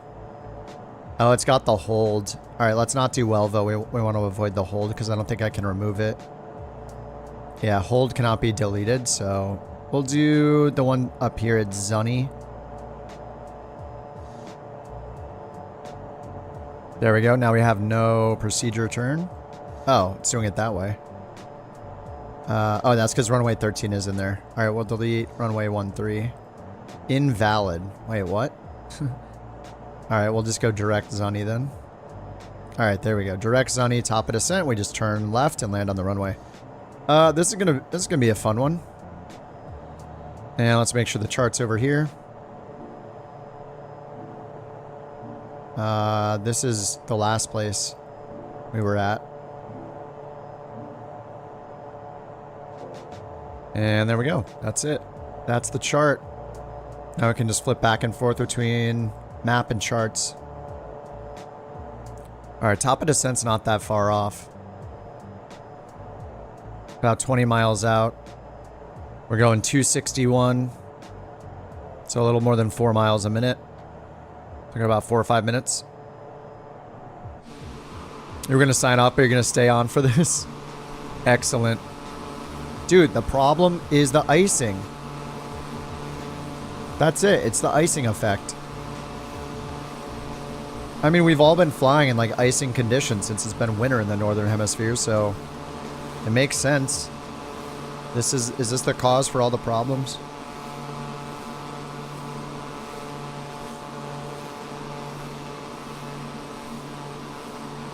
Was it Jewel who said turn off the icing?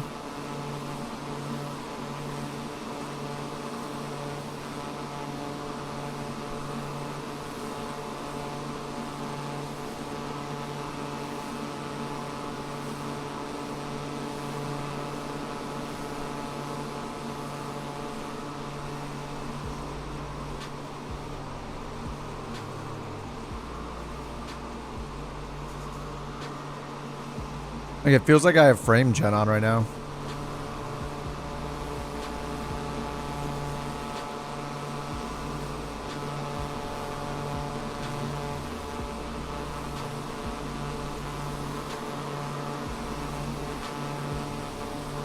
You mentioned it was having a problem rendering the ice, but you were joking? I mean, I turned it off and I got all the frames back. I gotta test it again. I gotta fly through all this, get iced up on the way down, and leave the, just make sure the boots are off. I mean, actually, I think the leading edges were, oh, inertial separator the whole time. I think the leading edges were clean. It was just all over the rest of the frame, right? Like, it was like all in here, up in here and stuff. Dude, I would not be surprised if the icing caused horrible frames because it's trying to do some insanely, like, some advanced airflow calculations over the wings where the icing is blocking the airflow.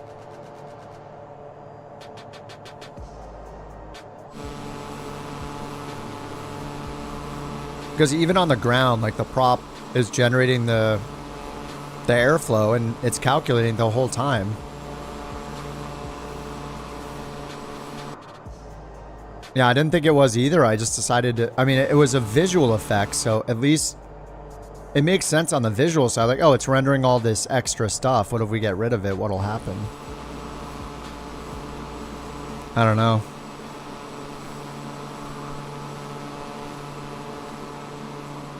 Imagine that all you had to do is turn off the icing to save your frame rate. And it's not, I don't even think it's the visible part of the icing. I think it's the effect. The way it's calculating the airflow over the airframe and the leading edge and making calculations on how it's affecting the plane.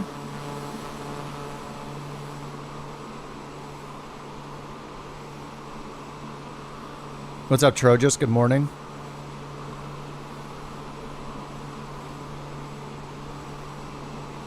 I don't know. We'll find out, I guess. Aerodynamic visuals. Yeah, exactly. And we were just talking earlier about how, like, who was talking? Was it Canadian or somebody was talking about how the icing affected their plane so much? They just, like, dropped out of the sky.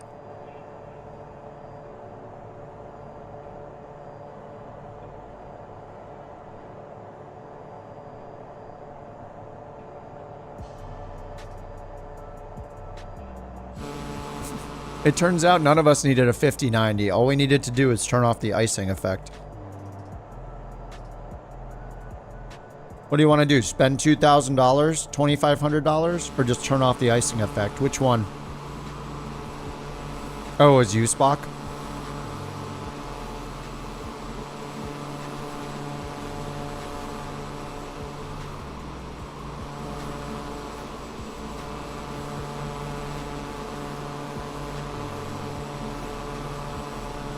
I'll spend the money.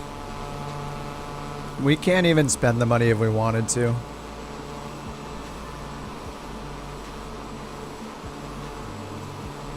No cards have been in stock since the morning of the launch, or sorry, the afternoon of the launch. There were a couple that came in Best Buy, and that's it.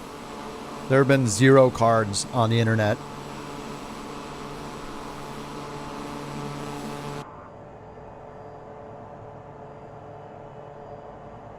Oh, did we pass the top of descent already?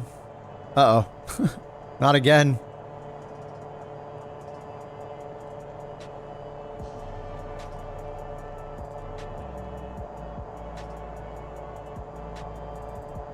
Alright, we need to ultimately go down to 1,900 feet.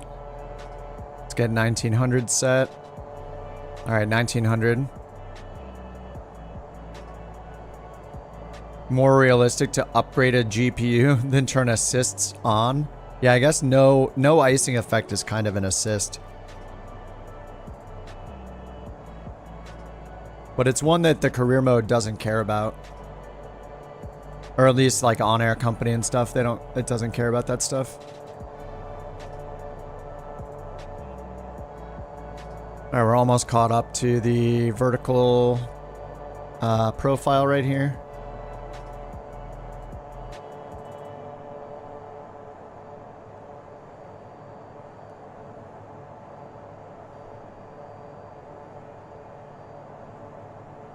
Alright, we're still slowly catching up. That should be good.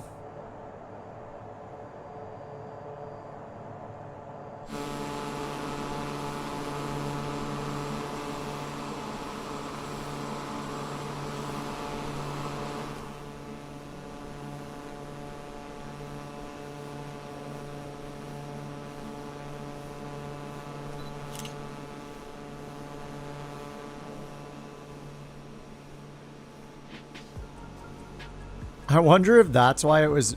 I don't know. I want to blame everything on the icing effect now.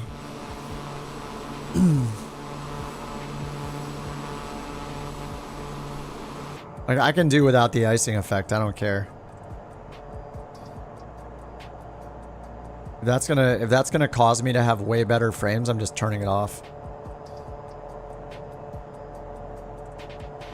Alright, let's get the altimeter. Light snow overcast at 200. We're going to see nothing. Whoa. That's just the camera-ish. Oh, the frames are gone. Oh, it's happening. It's happening. Is it icing effect or not? Hold on. Can I test it real quick? It's still lagging. I can tell. Look, it's lagging because just me moving this is lagging.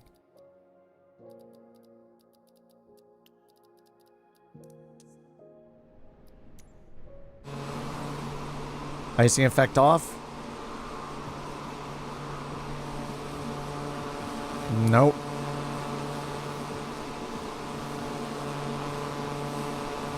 What causes this? This is the thing I don't understand. We're just flying along as normal.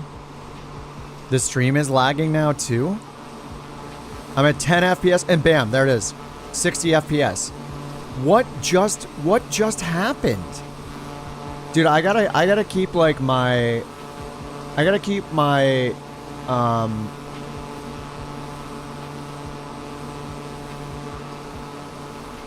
gotta keep my task manager open or something and look at this when it freezes. I gotta figure out what's going on.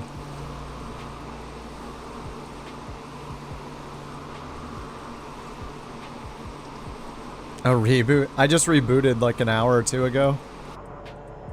No, this thing happens always. This is the new freezing for 3 minutes is the 5 FPS for 30 seconds. Like, I don't know what it's doing. And then it just suddenly